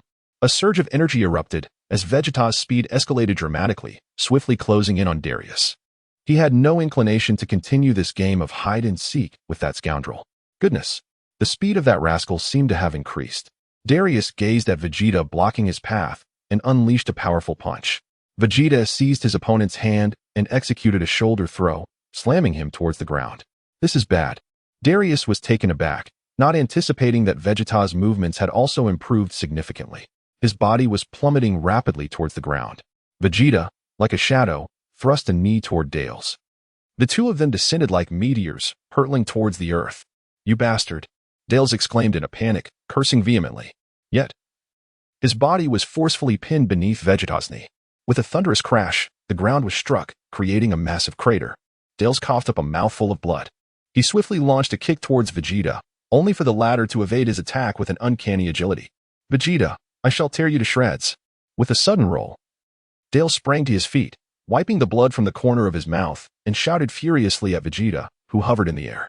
The aura emanating from him continuously intensified, extracting every ounce of strength within. "Ha ha ha, how intriguing. I never anticipated that your power could still ascend." Vegeta observed as this individual's energy continued to rise unabated. He did not initiate an attack. Scions are inherently drawn to challenge stronger adversaries. Thus, Vegeta observed Dales with keen interest, hoping he would grow more formidable, thereby qualifying as a worthy opponent. Suddenly, a tremendous force erupted, radiating in all directions as Dales' aura surged. "Vegeta, let us settle this with one decisive move," Dales declared, having just amplified his power and began to concentrate an energy wave. He intends to shatter Vegeta into oblivion. "Do you wish to engage in battle with me? I shall oblige you." Ultimate Flash. Vegeta, with his arms widely spread, unleashes an immense surge of energy, merging the power from both hands. Both warriors are channeling greater energy, each striving to obliterate the other in a single strike. Chapter 101, The Division of Spoils. The terrifying effects of the Spirit Tree's fruit. On the planet Helka, Dales and Vegeta are fervently gathering the most potent energy waves. Both have staked their fate on this decisive move. Failure equates to demise. The entire planet trembles violently, as the magnitude of their amassed energy is truly formidable. My goodness, what a terrifying aura. These two intend to settle the score with one decisive blow. Such an overwhelming energy attack. Should either side falter, they would be reduced to mere fragments. The Scions are indeed monstrous beings. The intensity of their auras is astonishing. Onlookers are left in awe, sensing the dreadful energy emanating from Vegeta and Dales. The ferocity of Saiyan battles is unparalleled. Given the current tension, it is certain that one will be annihilated by the other F-strike. Can Vegeta truly triumph over Dales? Vegeta, perish at my hands. Dales launches the colossal energy wave he has gathered toward Vegeta. The outcome hinges on this very moment. If you wish for my demise, let us see your true capabilities. Vegeta, too, concentrates his utmost strength into the ultimate flash. He directed his energy towards Dallas. Boom. Two formidable and domineering beams of energy collided instantaneously. A notification echoed, indicating a loss of 1 million battle power attributes ahead. The battle power attributes surged by 1 million. The immense clash of energy resulted in a cascade of diminishing battle power attributes. Constantly, Son Gohan's mind was inundated with the system's alert tones. Two waves of destructive energy permeated the entire planet. The cataclysmic collision unleashed a powerful shockwave that swept across the battlefield in an instant. The entire planet had been ravaged by the spiritual tree, its surface eroded away. The onslaught of this shockwave resembled a ferocious sandstorm. Observers felt beads of cold sweat trickling down their foreheads, as if they were on the brink of being buried alive. Android 18 instinctively drew closer to Son Gohan. Upon realizing her own actions, she was taken aback. What was this sensation? Was this the so-called sense of security? Or was it perhaps because this individual had saved her several times, making her feel safer in his presence? As Son Gohan witnessed the formidable shockwave approaching, it felt akin to the onset of a 12th-degree typhoon. In an instant, he unfurled the protective shield, enveloping everyone within its embrace. Witnessing this extraordinary scene, the crowd felt a profound sense of relief, as if they had narrowly escaped a calamity. They were astonished that Gohan's protective barrier could expand to such an immense size. And grateful glances were exchanged among them. With no time for further contemplation, they resumed their vigil over this spectacular confrontation, acutely aware that the outcome hinged on this very moment. How could they possibly miss such a tense climax? Go, Vegeta! Darius was propelled backward by Vegeta's ultimate flash, his energy wave unable to withstand the onslaught. After all, his transformation into a Super Saiyan had occurred only recently. In contrast, Vegeta had long since ascended to that level, having dedicated 2 arduous years of training in the hyperbolic time chamber. No, it cannot be. Darius stared in disbelief as his energy beam was relentlessly pushed back by Vegeta's formidable force. With a fierce expression, he unleashed a frenzied output towards the energy beam, exhausting every ounce of potential within his body. Darius's energy beam surged dramatically, advancing boldly against Vegeta's energy beam instead of retreating. Upon witnessing the situation, the heavy burden in his heart gradually lifted. Dare you think this is all the strength I possess? A playful glimmer sparkled in Vegeta's eyes. He also increased his output towards the towering beam of energy. What? The immense energy column instantly engulfed Darius. He emitted a chilling scream as his entire being gradually succumbed beneath the immense energy beam. Thus, the universe was once again deprived of a Saiyan. Hooray! Victory is finally ours. Vegeta's combat prowess has also ascended at a remarkable pace. However, this fellow has a penchant for grandstanding. If only he had unleashed such power sooner, we could have resolved this matter with greater ease. As the crowd witnessed the dissolution of Dales's energy beam, a weight lifted from their hearts, allowing them to relax. To their astonishment, in the final moments, that scoundrel Dales managed to transcend into a Super Saiyan. Gohan then deactivated the protective barrier enveloping them all. He silently recited "Collect them all." The attributes of combat power that had fallen to the ground surged into his body. The combat bar witnessed a frenzied rise in combat power. After a few minutes, the data of combat power gradually began to stabilize. He gazed intently at the combat strength. Drawing a sharp breath in astonishment, the crowd erupted in joyous laughter. Number 17 and number 18 also sensed the delight of the moment. They too were swept up in this atmosphere, bursting into hearty laughter. The fruit of the Tree of Might, as legend has it, is a delicacy reserved solely for the divine. Once consumed, one's combat prowess is said to experience a significant enhancement. Let us partake in this delight as well. There is enough for everyone, 2 pieces each. Son Wukong took the fruit from the Tree of Might and distributed it among the group. In the anime, Darius experienced an explosive surge in power after consuming this very fruit. He aspired to unify the entire universe, yet ultimately succumbed to a fatal blow from Son Wukong's spirit bomb. This serves as evidence that these fruits are indeed instrumental in enhancing combat prowess. Is that true? How splendid! I never anticipated such an unexpected gain this time. Ha ha ha. I shall never have to play the role of a cheerleader again. Upon hearing this, the crowd was filled with astonishment, their eyes sparkling with excitement. Particularly, androids 17 and 18 were exceedingly exhilarated, utterly amazed by the extraordinary nature of these fruits. To their astonishment, Son Gohan even bestowed upon them 2 of these remarkable fruits. The crowd exchanged wide-eyed glances, their expressions brimming with enthusiasm. "I shall begin now," Sun Wukong declared boisterously. He stuffed the fruits of the entire spiritual tree into his mouth and chewed for a moment. Upon witnessing Sun Wukong in action, everyone began to chew the fruits as well. With a series of gulping sounds, they swallowed the fruits down into their bellies. Suddenly, a terrifying aura erupted, causing the entire planet to tremble. A powerful energy surged forth from Tianjin Fan and the others. A tempest of emotions surged within them. The fruit, which could only be consumed by the divine, was truly extraordinary. It had the remarkable ability to swiftly enhance one's combat prowess. The crowd experienced a series of breakthroughs. As their fighting capabilities continued to escalate, waves of energy instantaneously enveloped the entire battlefield, and joy lifted everyone's spirits to the skies. Who could have anticipated such fortuitous events on this outing?